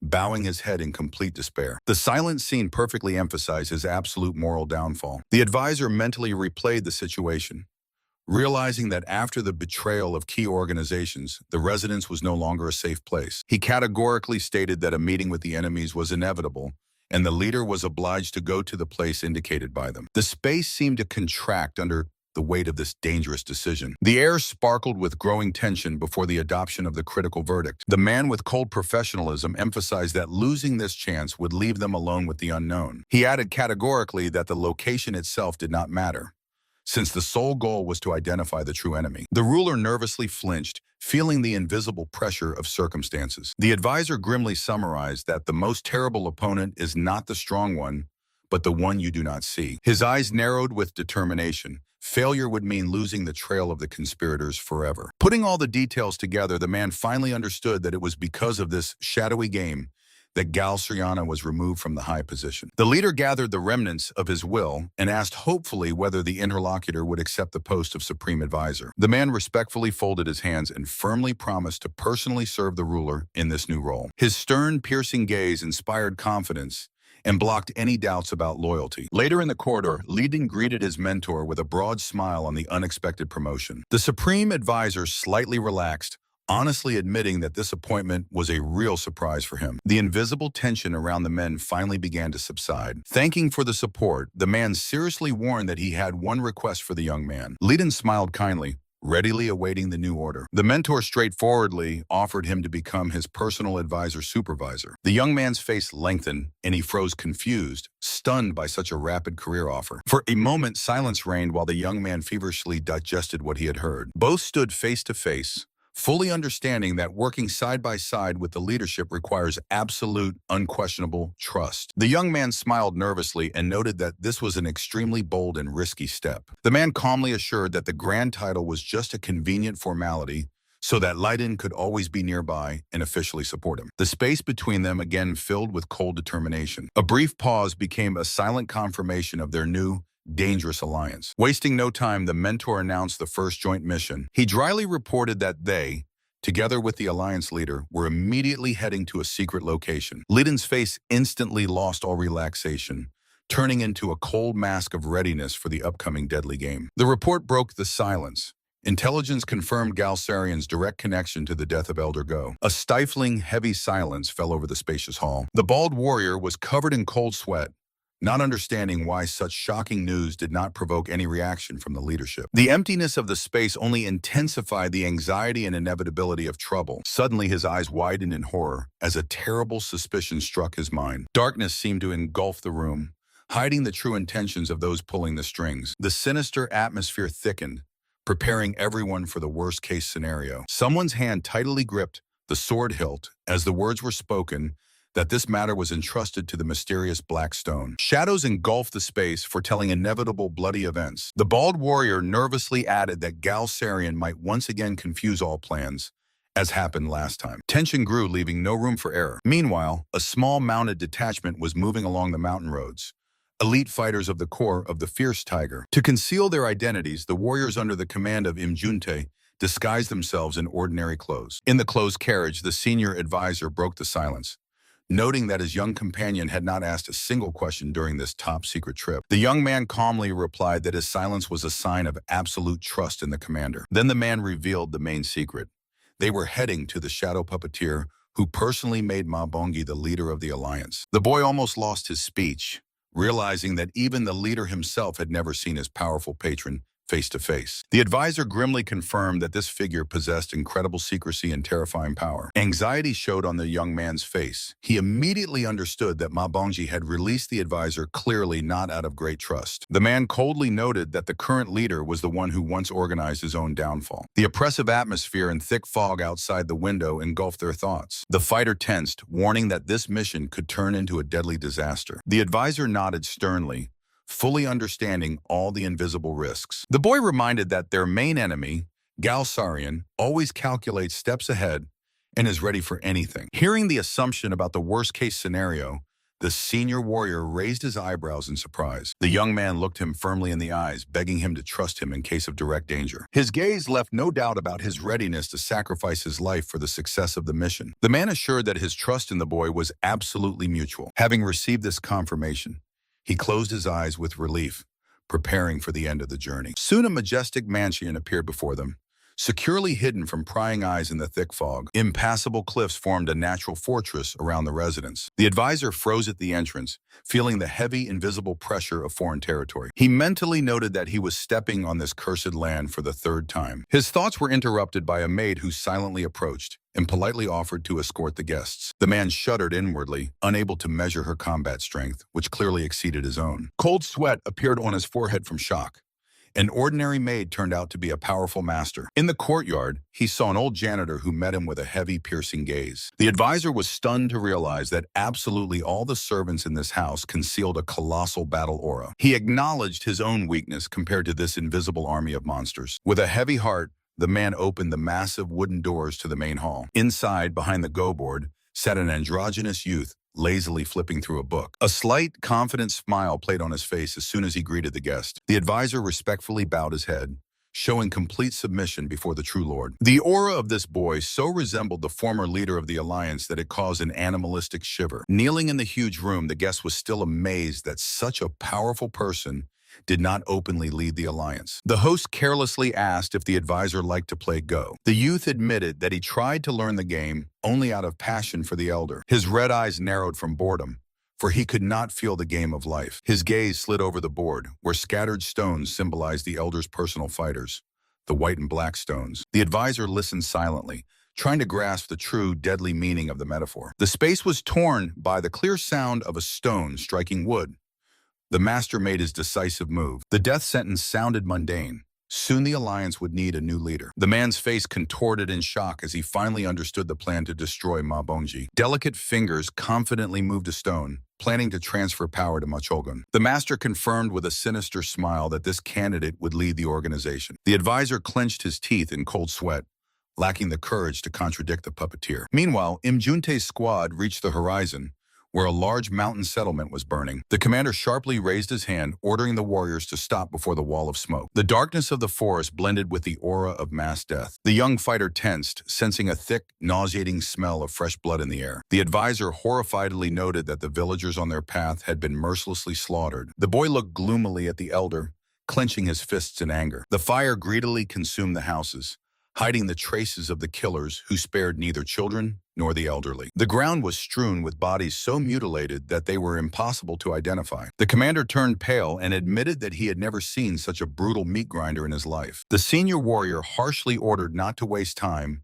and to immediately move to the next village. Imjunta nervously swallowed, agreeing to bypass the massacre zone. The squad decided to entrust the collection of bodies to the local detachment and quickly left the cursed place. At sunset, the roofs of another peaceful settlement appeared before them. The commander loudly announced that this was where they would stop for the night. The advisor sighed with relief, thinking that at least this place looked safe. Tired warriors began to unharness their horses, losing combat vigilance. Both men slowly walked through the courtyard, shedding the tension of the long road. They were gently and hospitably greeted by the old village elder with a kind smile. The advisor respectfully bowed his head as a sign of respect to the elderly host. For a moment, everything seemed to freeze, but the air was already sparkling with hidden threat. Without any warning, the peaceful elder exploded with a terrible aura, delivering a devastating blow to one of the fighters. The advisor's face contorted with shock and rage as he barely managed to react to the sudden attack. The elder's eyes narrowed, radiating pure, icy thirst for blood and murder. The advisor and the young man instantly counterattacked,